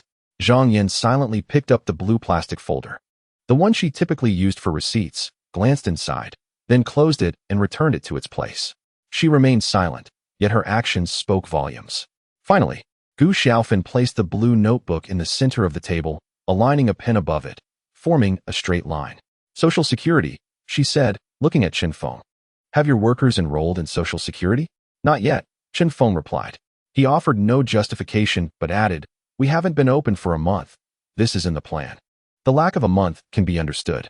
Gu Xiaofan's tone remained steady, neither relaxed nor tense, yet she emphasized that this should not be delayed much longer. She rapped her right index finger on the table with slightly more force than before. "You now have over 70 employees. Not merely a small workshop with 3 or 5 individuals. This number will draw the attention of labor supervision. It's not that they will necessarily conduct an investigation, but if someone files a complaint or an incident occurs, they will come." She paused, "especially concerning work-related injuries." As she uttered these words, her speech slowed, as if weighing their significance. "Your workers operate sewing machines daily, electrically powered. If a needle strays and pricks a finger, or if scissors slip and cut a hand. Such occurrences are common in garment factories. Setting aside minor injuries, what if a more serious incident occurs, such as a finger being severed or a tendon injured? Without Social Security or work injury insurance, all medical expenses, loss of income, and disability compensation would fall entirely on you." She locked her gaze onto Chen Feng's eyes. "Can you bear that burden?" "Perhaps," he replied, "but you should not have to. That is the very purpose of insurance." Having said this, she placed the pen on the table, refraining from writing further. Highly professional, indeed. Even Chen Feng, who has been reborn, finds the professionalism displayed here remarkable. The meticulousness is hardly inferior to that of a financial manager in a major city. The office fell silent for approximately 10 seconds. The sound of the renovation team's electric hammer resonated from the adjacent room, echoing intermittently against the wall, reminiscent of distant thunder. Chen Feng leaned back in his chair, his hands clasped over his abdomen, gazing at the neatly spread resumes, photocopies of certificates, and that blue-covered notebook on his desk. 5 questions loomed before him.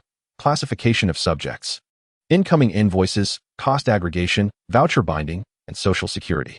None of these were monumental issues. They were not the critical deficiencies that could jeopardize the factory's operation, nor were they hidden time bombs waiting to explode. Yet, each one was trivial, akin to a multitude of stray threads scattered across the floor. Observed in isolation, none of these threads impact the overall picture, remaining harmless in their disarray. However, neglecting to meticulously untangle them one by one would lead to their inevitable entanglement over time, intertwining into an inextricable knot. By the time one wishes to address them, the starting point would be lost. It is not a matter of ignorance regarding what needs to be done. Rather, it is the inclination to procrastinate. Yet, the future never resolves itself. It merely becomes increasingly convoluted. He requires someone knowledgeable to begin the process of untangling these threads immediately. Furthermore, he is acutely aware that he is currently operating a factory in a county town. Its reputation has yet to be fully established, yet rumors have already begun to circulate. Once the surrounding counties learn of this high-paying enterprise, how will other industries survive? He can even envision the frenzied reports flooding in like swarms of flies. At that point, rectifying the situation would transcend mere bookkeeping. Gujia. Chen Feng straightened his posture, resting his hands on the table. Gu Xiaofan regarded him, awaiting his words. Your professional competence is unquestionable. When he uttered this statement, his tone was even, devoid of flattery. He was not adept at polite discourse, a trait reminiscent of his father. Gu Xiaofan refrained from responding. She neither expressed gratitude nor acknowledged the compliment. She simply waited, allowing the silence to linger. This very act of waiting demonstrated a capacity for restraint, a reluctance to fill the silence hastily, enduring the void within the conversation. Most interviewees Chen Feng had encountered, after receiving a note of affirmation, would either embellish their self-assessment or explain their additional advantages. Gu Xiaofan did none of these. She remained seated, her hands crossed on the table, her gaze serene behind her silver-framed glasses. However, I have a question for you. Chen Feng closed her resume, his fingers lingering on the paper surface. You spent 8 years in the provincial capital. Mingyuan, that company, is significantly larger than ours. And you ascended to the position of supervisory accountant there, undoubtedly enjoying a commendable salary. He paused. What prompted your sudden return to the county town? He was aware that he had already posed this question once, only to be met with a 5-word shield, yet he resolved to inquire again. For someone so skilled, relinquishing a position in the provincial capital, abandoning 8 years of accumulation, to return to a small county town as an ordinary accountant defies logic, emotionally as well as rationally. He was not seeking a temporary worker to last merely 3 months, nor someone looking to transition to another position. What he required was an individual capable of establishing roots within the company, someone who would collaborate with him to build a solid foundation. If the reason for this person's return lacked substance, perhaps due to a misstep in the provincial capital or merely a momentary whim, then, regardless of their capabilities, he would have to weigh the implications carefully. Gu Xiaofan's fingers paused momentarily on the tabletop. She did not respond immediately. This marked the first silence in the entire interview. Earlier, when addressing the 5 questions, her speech had been steady, her logic impeccable, each response flowing forth as if from a meticulously organized drawer. However, at this moment, before that drawer could fully open, she hesitated, seemingly grasping the underlying meaning of Chen Feng's words. The office fell silent for 5 or 6 seconds. Gu Xiaofan removed her glasses. The movement was deliberate, not a mere unconscious gesture, but rather akin to a ritual, allowing herself a moment of respite before articulating her thoughts. She retrieved a neatly folded gray lens cloth from her pocket, meticulously unfolded it, and gently polished the right lens, followed by the left. Then, she replaced her glasses. As the metal frame's hook settled behind her ear, it emitted a faint click. My father is paralyzed.